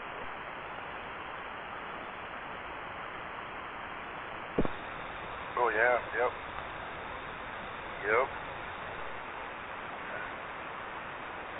Have you ever been on the coast, on the coastal trails out here? Not many. It's pretty wild, man. You be walking down these trails and you'll come across, like it'll be a swampy area. Somebody will, or people will have built a wood walkway bridge, or a wooden path, or it'll be a big log laid down and it'll be carved on, so it's flat on top, so you can walk along it. Great big old growth trees laid down. Well, now I've heard everything, but I'm hearing nothing. You know, just really cool, crude but effective kind of stuff. You know, patching the trail along in rough spots. It's always pretty cool to see. Some of it's on a pretty good scale too. I've hiked way back in the woods and come across pretty elaborate, like a walkway, you know, raised. Yeah, I like all that kind of stuff. I'm trying to remember where I went over on the west side there. Which place it was. Good morning, Channel 17. Anybody out there? Come on, 669, standing by, looking for anybody to talk to for, well, not coffee break yet, but close. Tea break. We'll call it tea break. I remember that. But I can't remember the park name. Like out on the coast, there's this one spot we camped at when I was scout. That our scoutmaster was an avid hiker. I mean, this guy, he was also he had forestry jobs of different sorts, I guess. He spent a lot of time in the woods all over. We do all the cool stuff. He took us to our trip to this very old campground along the coast. Down an unmarked trail, you know, unlisted set of trails to get to it. And we got there, it was so cool. It was like the trees were huge, and the canopy was... All right. Nobody on this one. I'm going to skip around a couple channels, see if I can find somebody to talk to for a minute. I'll be back here. Alcove kind of a thing. Anyway, what I'm getting at is the ocean was right near us, but it was situated back, just back to the beach, hidden from the beach. You couldn't see the beach, you know, one or the other from there, because there was a kind of like a hump. You had to walk. You left the camping area, and didn't go very far at all, and you walked kind of through this cut in the, in the earth, and then just up and around the corner, and then bam, you're out on the beach. And but it was tucked back enough to keep all that that morning dewy, shitty moisture that the beach, you know, if you were on the beach, would get you, and it would protect you from the wind. It was so awesome. It was so old. There was some cool stuff around there from the past, you know, campers that have left behind, you know, old-timey stuff. Not too far up from there. Up the beach was a memorial for like a shipwreck. Up the ways we saw that. But the beach was just right there, and there was nobody. We didn't see anybody else anywhere near there. The old timers out there the whole weekend. So. Oh, that sounds sweet. Yeah, I like the old historical stuff tossed in there as well. Yeah, something finished or something like that. Wreck anyway. The rocks out there along that coastline have taken a number of ships. Can you imagine way back in the day when you're sailing up around here or trying to come into anywhere near the coastline, or anywhere, man, and not having, you know, detailed maps or any ability to effectively, you know, not run into shit. That'd be freaky. You never want to come to shore, you know. Oh yeah, no, I mean, all that stuff was a gamble back then. Yeah, bare necessities at best. Yeah, too close to the coastline, get caught in the wrong kind of wind, and next thing you're on the rocks, you know, that are way out there. You know, some of that coastline is pretty brutal. You know, and if you land on the coastline with the wrong boat, man, it's going to eat you alive.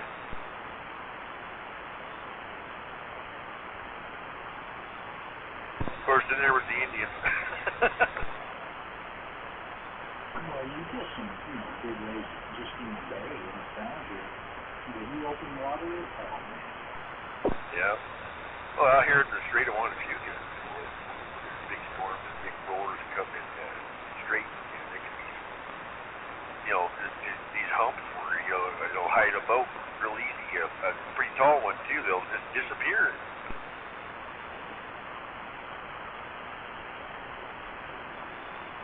Up, it's like driving to the foothills.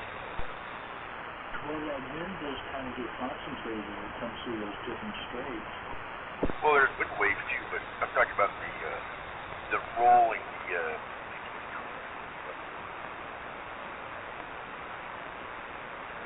maybe it is roll. On the deal, they tell you what the intervals are going to be and how many feet. But the term is failing me right now. But, you know, you got your wind waves and then you've got the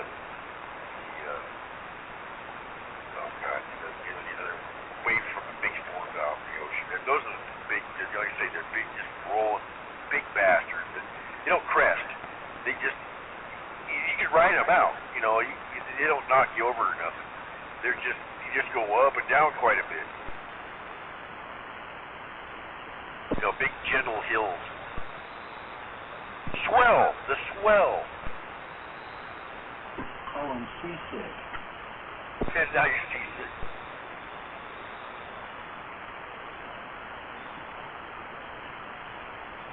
Yeah, swell. I've been out there days when the swell was monumental, but it was totally doable. It's just kind of weird. And then last time we was on the beach there, you know, like on the ocean, you'll have sets of waves, and then there'll be that one great big one that comes in.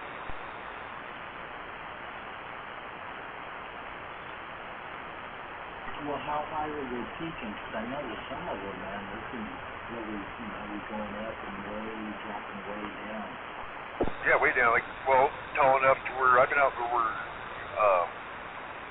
know, you couldn't see the mast from a commercial fishing boat. They just disappear, and then they'd be up like way above you, you know, higher than you, you know.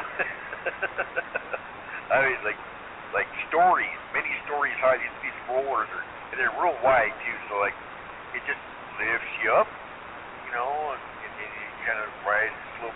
And the slopes aren't real steep, you know, aren't super steep, but they're there. It's crazy. You got experience. You be out there, and you know there's boats around you, but you're only seeing them part of the time because everybody's taking turns disappearing. Yeah, that would be crazy. You know, like you said, those things are so big. You're way in the heck up in the air sometimes and way down low. Yep. Sometimes it gets a little steep, like, you know, I've been out in the field, you look in there, you look over the side, and here comes this big mountain of fucking water at you, you know, it's like, oh, shit, it's tall, it's big, it's huge, but you don't crash, and you just ride up it, man, it's bizarre. It's totally bizarre.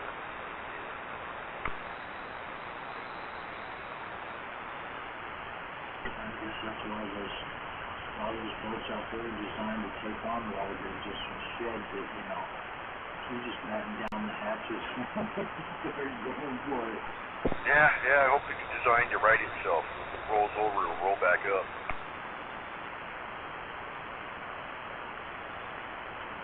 I've been gnarly shit, man. I wish you could have seen the boat I worked on and the guy, the skipper. And I want to tell you about that boat leaning from side to side so much that, you know, Billy could reach out the window and slap the water, you know, when it leaned on his side, you know, the wheelhouse, how tall the wheelhouse is up there. And even to have waves, you know, that you're blasting through on the bow to be violent and the splash high enough to hit the windshield, the windows up on the wheelhouse, you know, it's a long wave, man.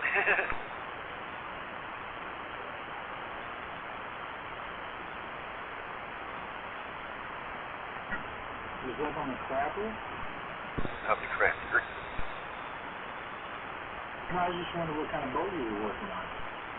Oh, that was the fishing boat. That was the moving around fishing boat there by tender. Excuse me. That was the tender. Oh, okay, yeah, that was the real deal. I was just thinking of those crabbers, you know, those things aren't very big. The little crabbers, you know what I mean? Which ones? The ones down here or the ones up there? The ones down here. Yeah, they're not that big. Our boat, the one I worked on. Well, good morning, Channel 17. Anybody out there yet? Oh, 669, standing by. Feeling kind of lonely.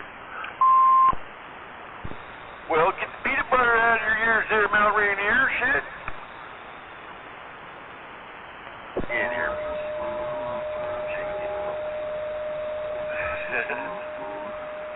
Yeah, no, it's quite a bit bigger. So we, you know, our boat had to haul the fish that them other guys were catching, right? So it had to be bigger. I kind of double with you, but what I was saying was the last boat I worked on was the Phoenix. And it's a processor down in town. I think it's just Phoenix. There's something else Phoenix. Yeah, processor, huh? Yeah, those are big boys there. Oh, hell yeah. Yeah, I would imagine so. Pretty damn big. I don't remember the specs of our holes. We had 2 in the front, 1 in the back. And in the front, man, you could it was gigantic. The hole was just enormous. God, we had so much fish in there. I mean, the halibut. I bet we had easily over $1 million or better of halibut in that hole at one time, several times in a row. I mean, just fucking stacked in there. Yeah, it's just crazy. But that's what we had to do at the time. It was a hell of a lot of work for them guys down there. The deckhands unload that shit. Man, that was elaborate. Yeah, they have a lot of room. That thing was a rust bucket. But it's always making money. You know, that processing part of it, man, it outweighs all the rest in that thing. Right? Yeah, there's you see them in all kinds of different states. I remember these guys bought an old fishing, you know, a commercial fishing boat, wooden one. They were doing their best slim budget to get out there and get fishing. They went out there, they got it going, got out there and go fishing. They were trolling, and they just weren't catching nothing. just for catching. Now, control, commercial ones, the lines and the gear and stuff, you get electric, there's an electrical charge that you build up. And you got to have equipment to nullify it generally. Also, your boat's got to have its sinks and all that stuff to get working order so it get neutralized. Otherwise, what happens is that your trolling line gets hot, the fish come up to bite the lure and they get shocked, so they don't fucking, they won't take it, right? It zaps them and they go away. And these poor guys were out trolling and weren't catching, didn't know why. And then somebody wise asked them about the thing. They racked it up on the next big low tide band, and there wasn't nothing left of any of the things all around that boat. No doubt. All that there was no way they were going to catch any fish. Not trolling anyway.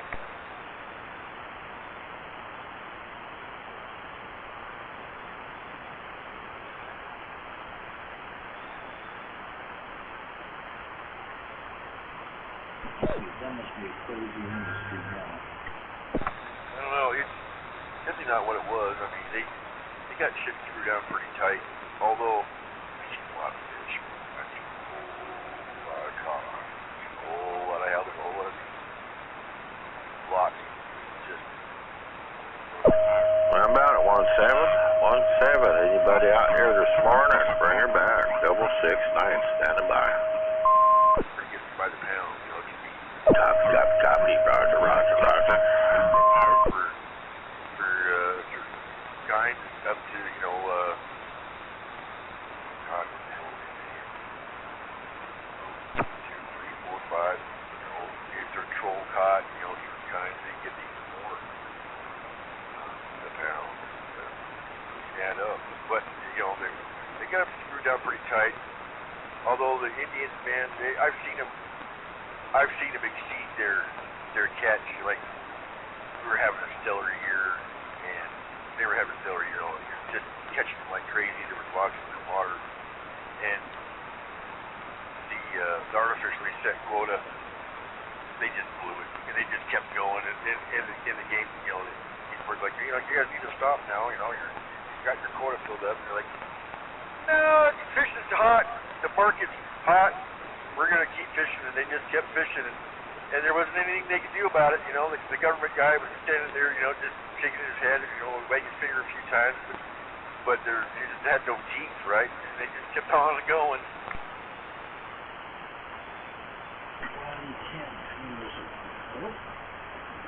point though where you fish all, and now you don't get enough spawners, so you got to kind of think of wanting to make sure you get some the next go around. But I don't know. Well, the Indians don't want to kill they don't want to decimate the runs. They don't want to. They're concerned. Most of them are concerned about that stuff too. And with their biologists, the way the amount they were catching in factors meant that the run, and it did end up being a big run in the river. It was a bumper crop year, and there was a lot of hollering and screaming. They finally stopped. The market got filled up, but it was being some controversy like that. Well, I can tell you though, the tribe's supposed to get like 50% of the catch, right? Whatever it is, blah blah blah. But what I can tell you from what I've seen, sport fishermen, above board, below board, whatever is going on, with the sport fishermen, it's not even, it's a small percentage of what's taken commercially, and it really gets me because, the Coast Guard will be out there, the Game Department will be out there, the sheriff will be out there in the water, everybody's up your ass, and if you got one extra fish, you're a criminal, and bad things happen, starting to find, and they're on them real hard, and they're at the at the marinas, checking them out, but yet, you know, that you add up all the poundage, and I've looked, you know, it doesn't even come close. You know, it's like there's like, you know, Yeah, how about it, G-Man? G-Man, yep, this time morning. Sometimes you are, sometimes you aren't. All I had blue, and we're the last line of coming up on this year. But yeah, with most of and the technology is so advanced that they could just wipe them out, you know what I mean? It's like then, you know, how much do they get to pay? They say, oh, we only take this much back. So from there now is a whole, you know, incredible amount. So yeah, there's a real controversial areas in that deal. Yeah, I mean, you know, they got the trees, take half the allotted catch or whatever it is. You know, that's up to that much. That's guaranteed or whatever. But, you know, it's always been lopsided on that side. And, you know, I think it's not even remotely, it's not just. I wasn't keen on it. Just, you know, like I say, a guy should be able to, the way they set the limits up, it's like, yeah, you can, you know, go and get yourself and have a treat, but we're not going to allow you to get enough meat and stuff, you know, from different, you know, shellfish, fish, whatever, that, you know, enough to help, you know, to sustain you on, or in order to be a solid part of your diet necessarily. We don't want you to take that much, you know, but you can go to the store and buy something.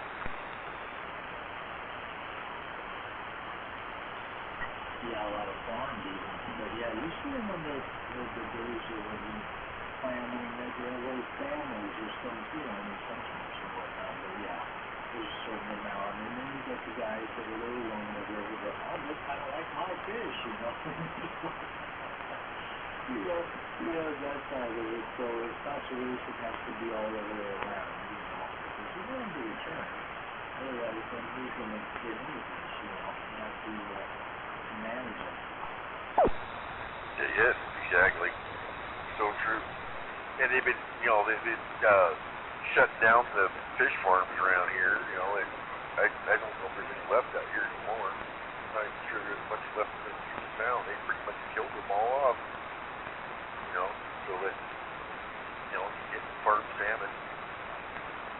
But they were farming Atlantic, they'd occasionally escape. But the thing was, most of those fish were, you know, they were neutered when they were babies, you know, they were made sterile generally, you know, and pretty rare to find, you know, they'll find one in the river down there, but you find one that's actually spawning.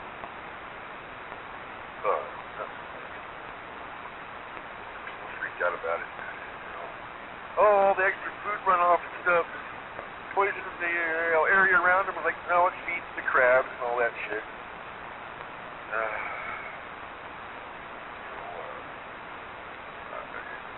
Sucks. You know, they need to make better pens. They need to make it so they don't escape, of course. It's very damn low. But it seems to me like they should have been at least farming fish that are native to the area. You know what I'm saying? 669, standing by. Anybody out there this morning? Come on, bring her back. 669, standing by. They did a lot of the fish service that they drop in the lakes. They have a really nice thing going there. It's just perfect large tanks, you know. And then they sold it to the University of Washington, and they were even growing sturgeon in one of their pools. But anyway, they had all kinds of crazy stuff going on. Damn, I thought some of you guys got up early, but maybe not. Maybe not. Yeah, there's a number of fish hatcheries around here, out here in the west, that they quit using. You know, some coalition or whatever, you know, got to crying about this and that, and they got them shut down. And there was a really big one out west. I went to one day, and there was still fish kind of swimming around in it. set up their coaching that used to be, producing lots of fish, and they don't use it anymore. Or some of them will only use part of the hatchery. Or like there's one here that they grow trout, but they just grow and stick it in the ponds for the kids. So that kind of feel like Swim has a reclamation pond, water reclamation. They stock up there, have little fish up there. And usually by the end of the summer, either the sun and the heat kills them off, or they're fished out. But that's the same park when I was a little kid. I used to go there with my buddies and stuff. We'd fish. There were 3 ponds. They were interconnected, and then those ponds connected to like a creek or a ditch that connected to a creek that made its way out to the salt stuff. And there was fucking cutthroat trout in there. And then they just said they were going to, they started developing the park up, and they were going to put in their little convention center and blah, blah, blah, blah, blah. Next thing you know, the fish are cut off from the ponds, and then they drain 2 of them, I think, and then just leave the one, and then make it so fish can't pass in and out, and then, they don't put any in it either, and then, now you have a reclamation pond. So we were getting fish at was good, clean, virgin water, and then reclamation pond, let's reclaim water. And then fish can't leave, of course. That's what they do now. They build over all the swamp land and that. They do have problems with resettling, like over and over, and causing damage to the homes or whatnot. But they just keep putting on the floor and just, cover it up. Like swimming, the big thing about swimming was the irrigation ditch, the irrigation festival. That, with all this farmland and stuff, but it's arid. It has to be irrigated, so they had all these ditches. Well, they've piped all but 4 or 5 miles of the ditch now through the swim area. It's all piped in, and people that, people have share. If you're on the pipeline in that area, you get a share, whatever, you can draw water, blah, blah, blah. And the board says, well, we need to, increase their flow, we want to add to the flow the Dungeness River. We want to take less water out, so we, in order for us to, all use the same water or use the water we want and not take any more from the river, we need to pipe it in so we don't get any loss, the seepage out. And then they put it towards the people that, they had to do it. A lot of people didn't want to pipe it in. They had to, it's like having a creek, going by your house or your property, and, it's a water feature kind of thing, and it's easy to draw out that way, and, they're fixing, they're piping all this shit in. They piped all this stuff in. They didn't draw any permits for any of it. And the guy that was pushing all this through was this guy that owned a big farmland down at the end of down towards the end of the pipeline. And he dug these big fucking ponds and shit. Anyway, what he wanted was he wanted to use more water and have more water down at his place. And the only way he was going to get it, they weren't going to increase the flow at the head, so he had to make it piped up so he could get more at his end. Not that he didn't already get enough as it was, he just wanted more and control of it. And anyway, my buddy Nixon, he lives next to one of the ditches that's still open, and they wanted to pipe that in too. Anyway, he got involved, found this shit out, rose a bunch of hell, but the guy that was, he exposed the fraud that was going on, and half the board, walked out, they quit, so they pretty much had to. They got voted out. Anyway, it's just a big uproar, and it's like, he's like, what are the irrigation festival, what are the kids gonna do? What are the princesses and all that gonna do? And they're not gonna go. Where are they gonna go pose next to a ditch? You're gonna have stand next to a water pipe, and turn a faucet on, and that's, is that what you want to swim? And not only that, there's this that follows the ditch, there's like, you know, green belts, you know, the green, you know, vegetation all year round and shade. You know, it gives cover for the deer, you know, all that stuff to kind of, you know, travel on and the animals drink and all that stuff. And it's been like that for over 100 years now, right? And now it's piped in. These animals that were relying on it don't have that water anymore. Okay, it's gone. And now the people that had ponds don't get to have them anymore. So all these ponds that were around, that were part of this system, you know, were tapped off of it. They're gone. So all that water sources for them are gone. I've seen the animals go away. I've seen the birds go away. I've seen, you know, as much deer going through, and some people's wells have dried up. A number of people's wells have dried up since then, and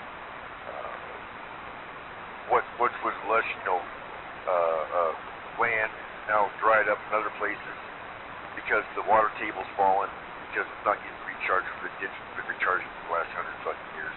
And I'm starting to see signs of the land settling too.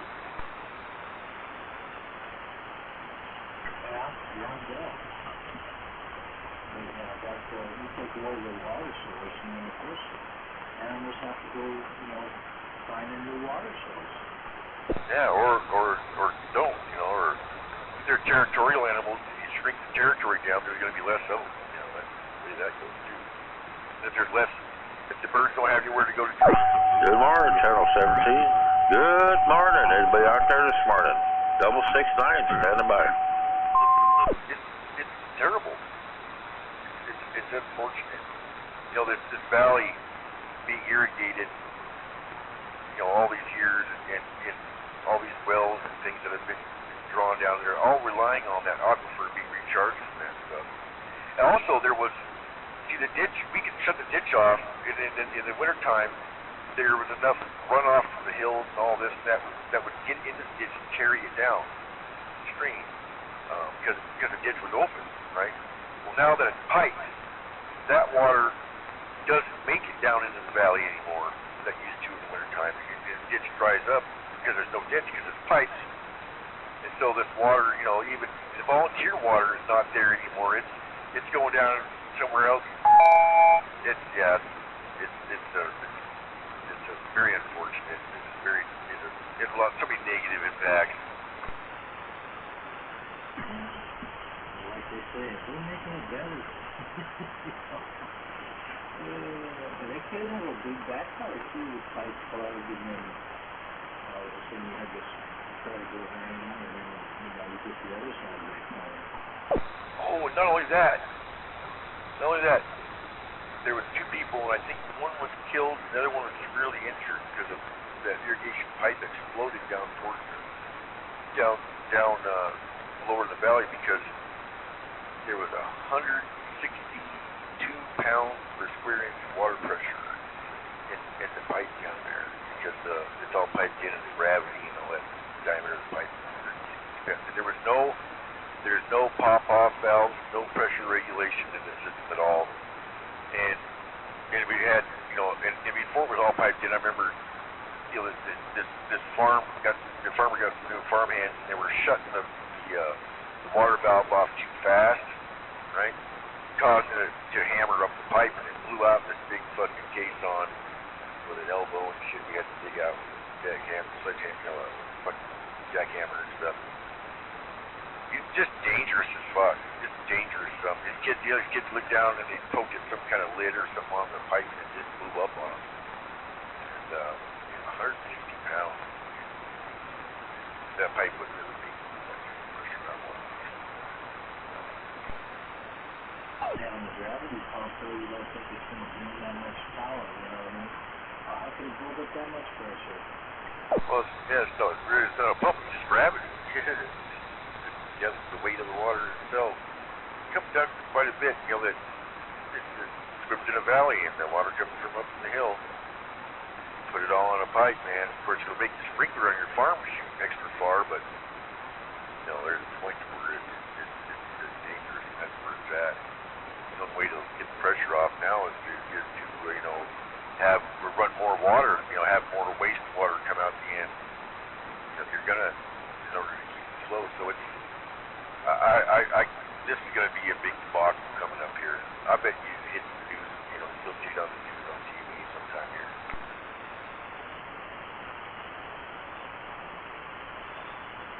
Hopefully they don't have a big blowout, because that could be, nasty. Drew, say it's already, I think it's already killed somebody. If not, it has made some very bad. I can remember. You think I remember, right? It sounds like a rumor, but it's not. I'm pretty sure. But it didn't. I was like, it didn't really make the news. It kind of moved me away, but then that's part of it.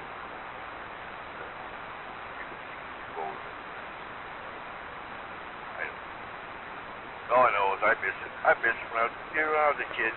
The ditches were so cool. They were around, and you could catch fish out of them and shit. There was. It was a living thing.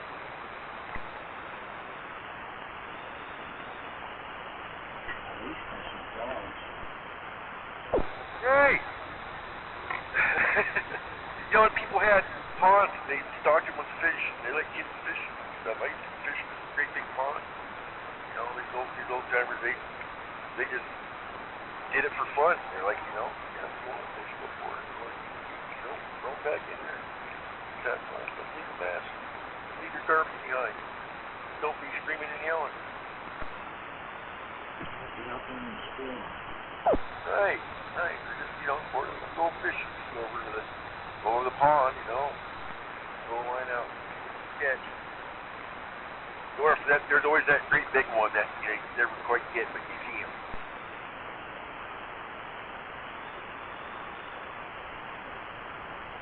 Yeah, it's all gone, man. It's sad. Well, that's one thing that stays the same as things change, right?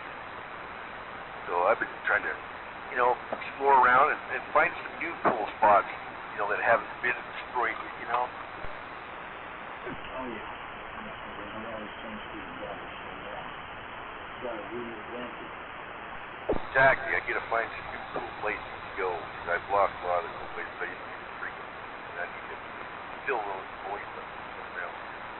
It's like I'm so worried about this getting shut down up here, and if this is gone, I mean, the next place is Mount Walker, and that's a long ways away, and then it's only open part of the year, and there's no view. Yeah, we just have to stay. I'm telling you, man. I mean, I'd go as far as to go get a tractor or backhoe or whatever and open the road up again. You know what I'm saying? Let me go vigilante on it. Just put one little extra entry up. Right. Somebody I know would tell me about, it was sabotage, I think it was. Tell me about, like, up there, they have the same problem, and you'll be going along, next thing you know, Channel 17. Good morning, Channel 17. Anybody out there? 669, standing by. They get together and have a shovel party and go up in the hills, and everybody, pitch in to fill the tank trap back in again so you can drive through the road again, like just by sheer manpower.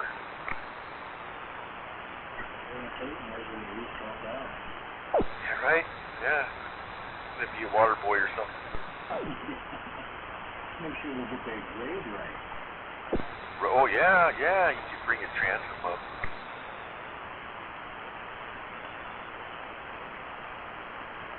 Surveys and shit. Pass out helmets, fucking reflective jackets.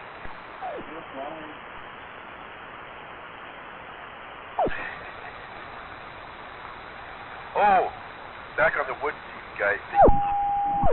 On the way up here, I noticed somebody, I was talking about they came through and they sent the forest out.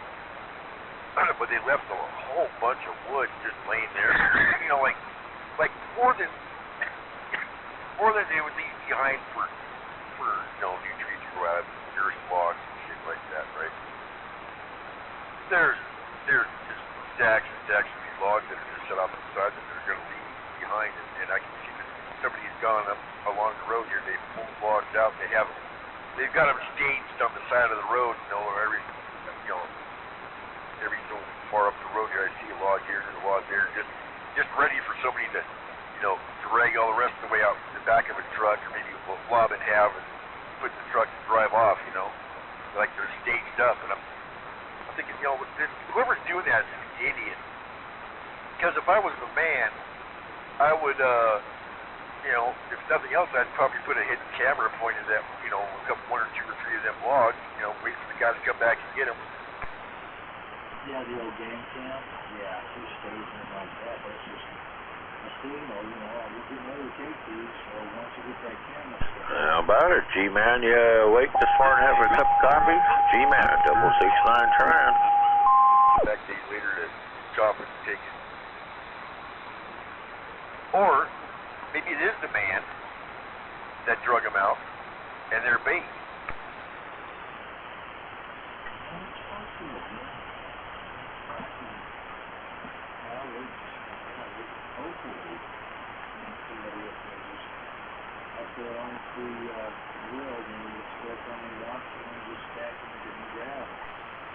I'd like to have, legal access to put up here myself, I don't have any problem with somebody doing it. It pissed me off that the government around here is not giving us, the opportunity to legally do it. And it's sitting here waiting.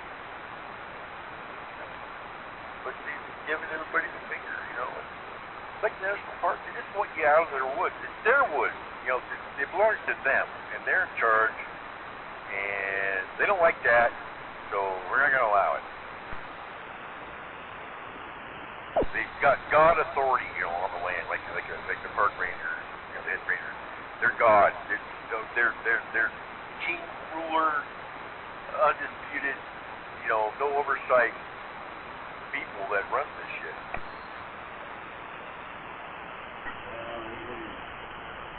Being on top of the whole deal, not fair and moving across the roads. And there does need to be some cleanup, to avert fires. Well, it's supposed to be everybody's resource. It's supposed to have, the opportunity to do more than just walk around on it. It's supposed to, there's, way back in the mandate, we're supposed to be able to have opportunities to get wood. They're supposed to be issuing permits. They're supposed to be, they're supposed to be providing opportunities, places for us to do. They're not. They just decided they weren't. And there's nobody that gives a shit to tell them otherwise. They're getting away with it. That's what I see happening. Otherwise, why is there these big mountains of where they had landings, all the, the leftover wood, and the shit's all heaped up in piles. Why can't somebody go in there and salvage it either? I don't get it. Yeah, you're right about that. And people don't use their own noodles, they're like taking greedy, take as much as I can, no conservation. Somebody's talking about it. I always consider it. Yeah, you're right. Well, you're supposed to, a permit would get you 6 cords of wood. That's what you're supposed to stop. Or you buy another permit. It's an honor system unless they investigate you get caught. It's like this guy's up here chopping wood. I know there's more than one guy doing it up here. They've been doing it. And they've been getting away with it. And, and maybe the man's turning a blind eye. Maybe the guy that's overseeing this area, feels similar way to the people that are cutting it down. Maybe you got, a rogue actor or something like that. Maybe they're compassionate. I mean, the guys are doing it obviously making money. And I've been in a position for the own money I can make, with my own hands looking for wood. But I had to go around cutting my trees for it. And maybe they'll let them get away with it, but maybe I could do it and get away with it too. But there'd always be that one, it would leave me open for prosecution or arrest or whatever, if the guy decides to come around and actually enforce the rules one day, or if somebody else takes over for him and then you're fucked. Like the unspoken thing is done, or, but you didn't get the memo because there never was one kind of thing. You know what I'm saying?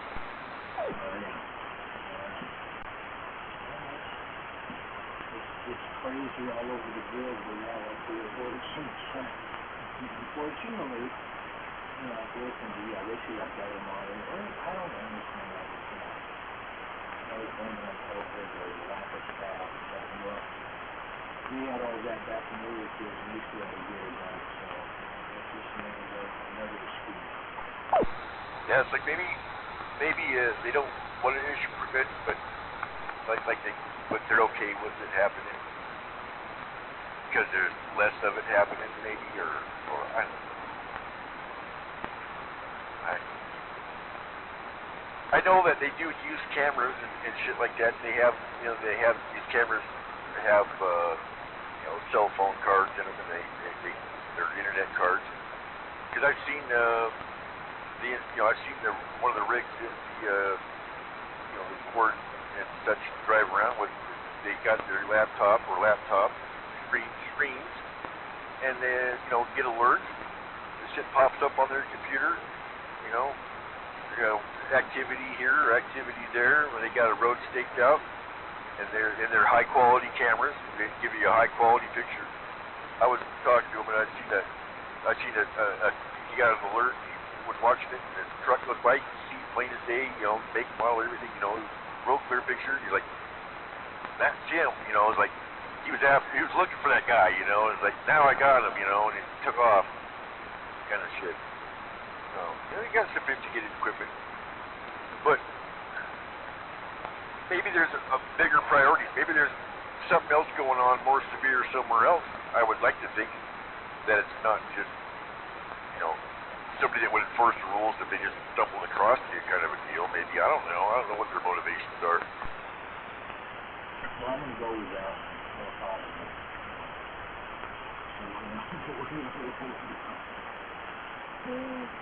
Getting worse, and they have to take care of it. Right. I guess all I'm asking for is like the kind of guys I want doing those jobs around are honest folks that understand the culture of the area, understand what the real deal is, what somebody does in their time. We'll see. Probably listening around in their bedroom on the other room. Or on the other radio. Everything else they see is on TV, and they just want to preserve it all kind of people. Somebody that uses discretion, and errs on the side of what's right and what's just.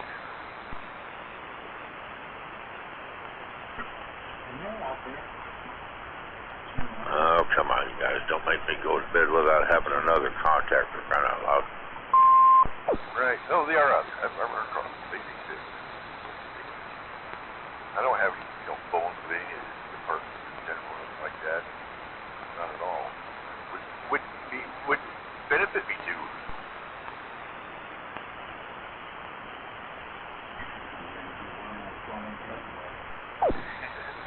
Occasionally. But I'm all about getting along first. I'd rather be. I like to be in a position where when I see the game warden or see whoever it is that's in charge of where I'm at, that I'm happy to see them, that they're keeping an eye on things and making sure you don't get out of hand. And I don't mind showing my ID or showing my paperwork, and my catch or whatever I'm doing. It's no big deal. Be above board. It's all, man, it's just so much more relaxing that way. Oh, yeah. No. Definitely. They've always been cool with me. Yeah, I can do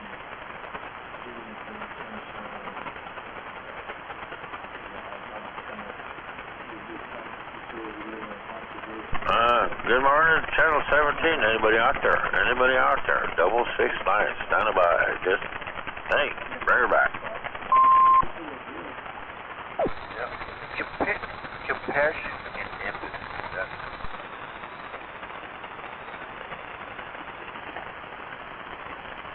Look, you drop the hammer when it has to be dropped. That's exactly what it's a flying nail ball, and that's it. Whiz bang, bang, pula. Bang, kapula. Well, I think, now that I look at this, it's about time for you to get off that damn mountain. It is, but I've been avoiding the valley, remember, because of this thing. Oh, that's right. Come on. It's not a bad spot there, really. Oh, shoot. Yeah, I'm about ready to, I'm going to try to be responsible now. You know what? It should go away. People should be in bed, sleeping. The laundromat should be nothing going on there. Maybe the breeze would come here and take it away. But it's one of those times, you know, how the air gets kind of inverted or it gets,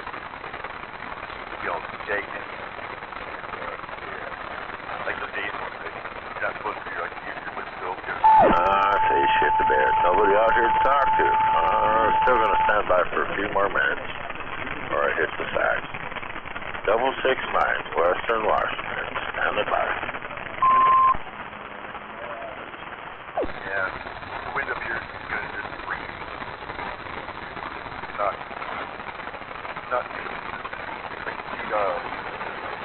I could see the lights earlier, but now all I can see is Everett. And all the lights and all the flashing lights are all cloudy. Like two different layers of clouds. There's like a low layer of up and down, and there's a space, and another layer of clouds. You guys ready for a shot of fireball? I'm ready for a shot of fireball. Come on down and we'll give you one. 669, Armenier, Washington. Stand by. Oh, hey. I decided the CDI amp. I'm just going to see what I'm freaking out myself. There's so much, now that I've really gotten dug into it and researched it, there's so much that sloppy is wrong. You know, just, I mean, like, there's only two little tiny screws holding that whole, you know, the fidelity, the copper plate, you know, up on top. There's only two fucking screws holding that on there. Two little tiny screws. That one thing that's faster, but it's archery. Out there. Jump from the output to the input. And whoever built it used 10 ohm inductive type resistor, wired around type for the 10 ohm still. It's not supposed to use inductors and RF type other than that, the problem with that is it changes, you know, it's trying to tune this resonance. It's supposed to use a non-inductive around the build. And I could have sworn that the flyback variable, all the ones, you know, they looked like metal film or whatever, but they had these hairs being wired around. Anyway, so I tried to get one off, and what I'm looking at, I'm going to have to research. These resistors look like cheapers than what everybody else is. So I'm going to change them out. And then, oh, it's just, wait, somebody's coming up here.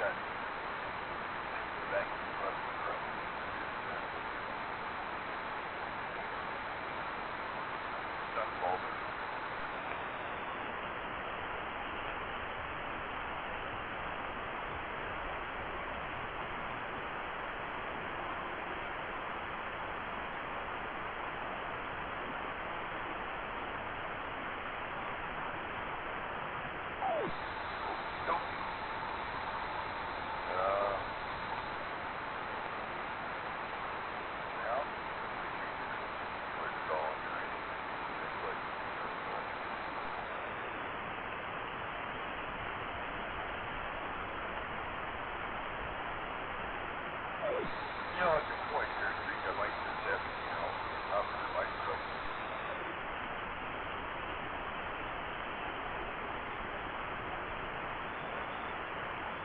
All right, and we will suspect with that. Bring it back to 669, what's it?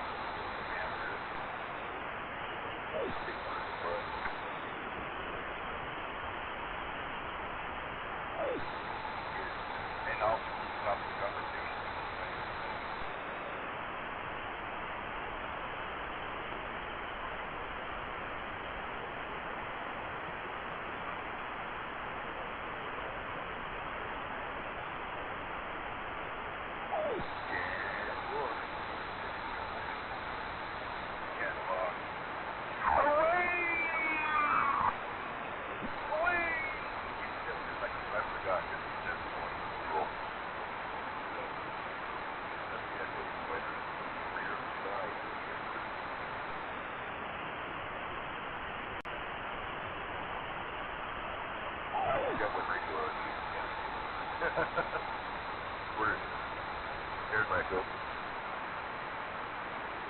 Up and away!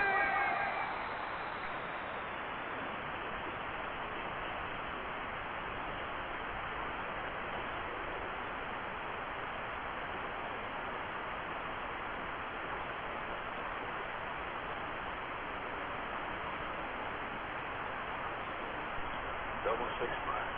Double 6 miles.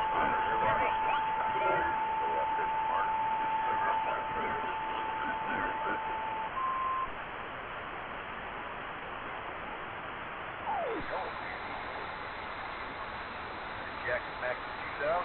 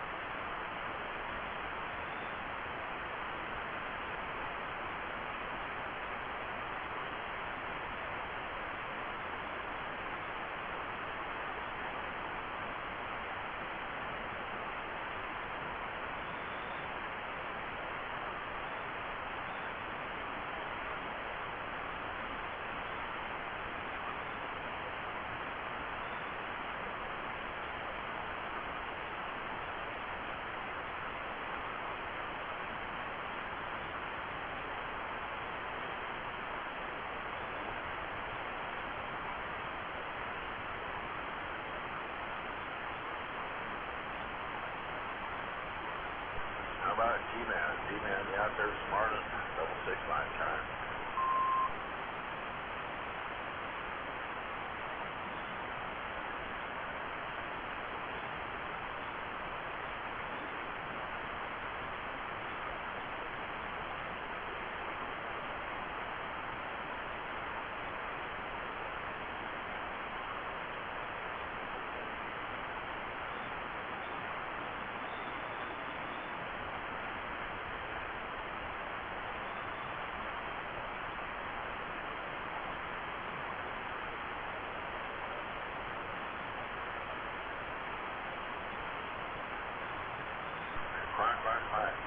Murder. Everybody got copy on that. Double 6 line. We're in there watching us. Bring her back.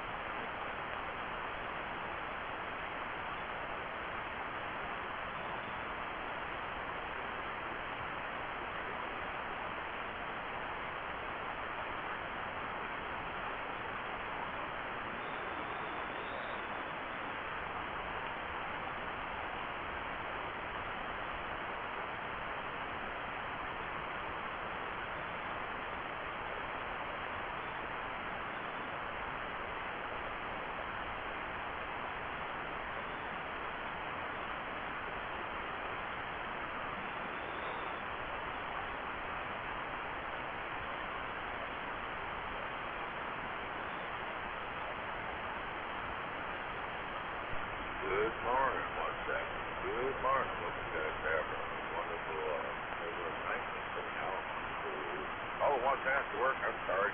You'll get there Sunday. We'll get there. Then I'll do nothing like it. Anyway, double six, I'm out right here.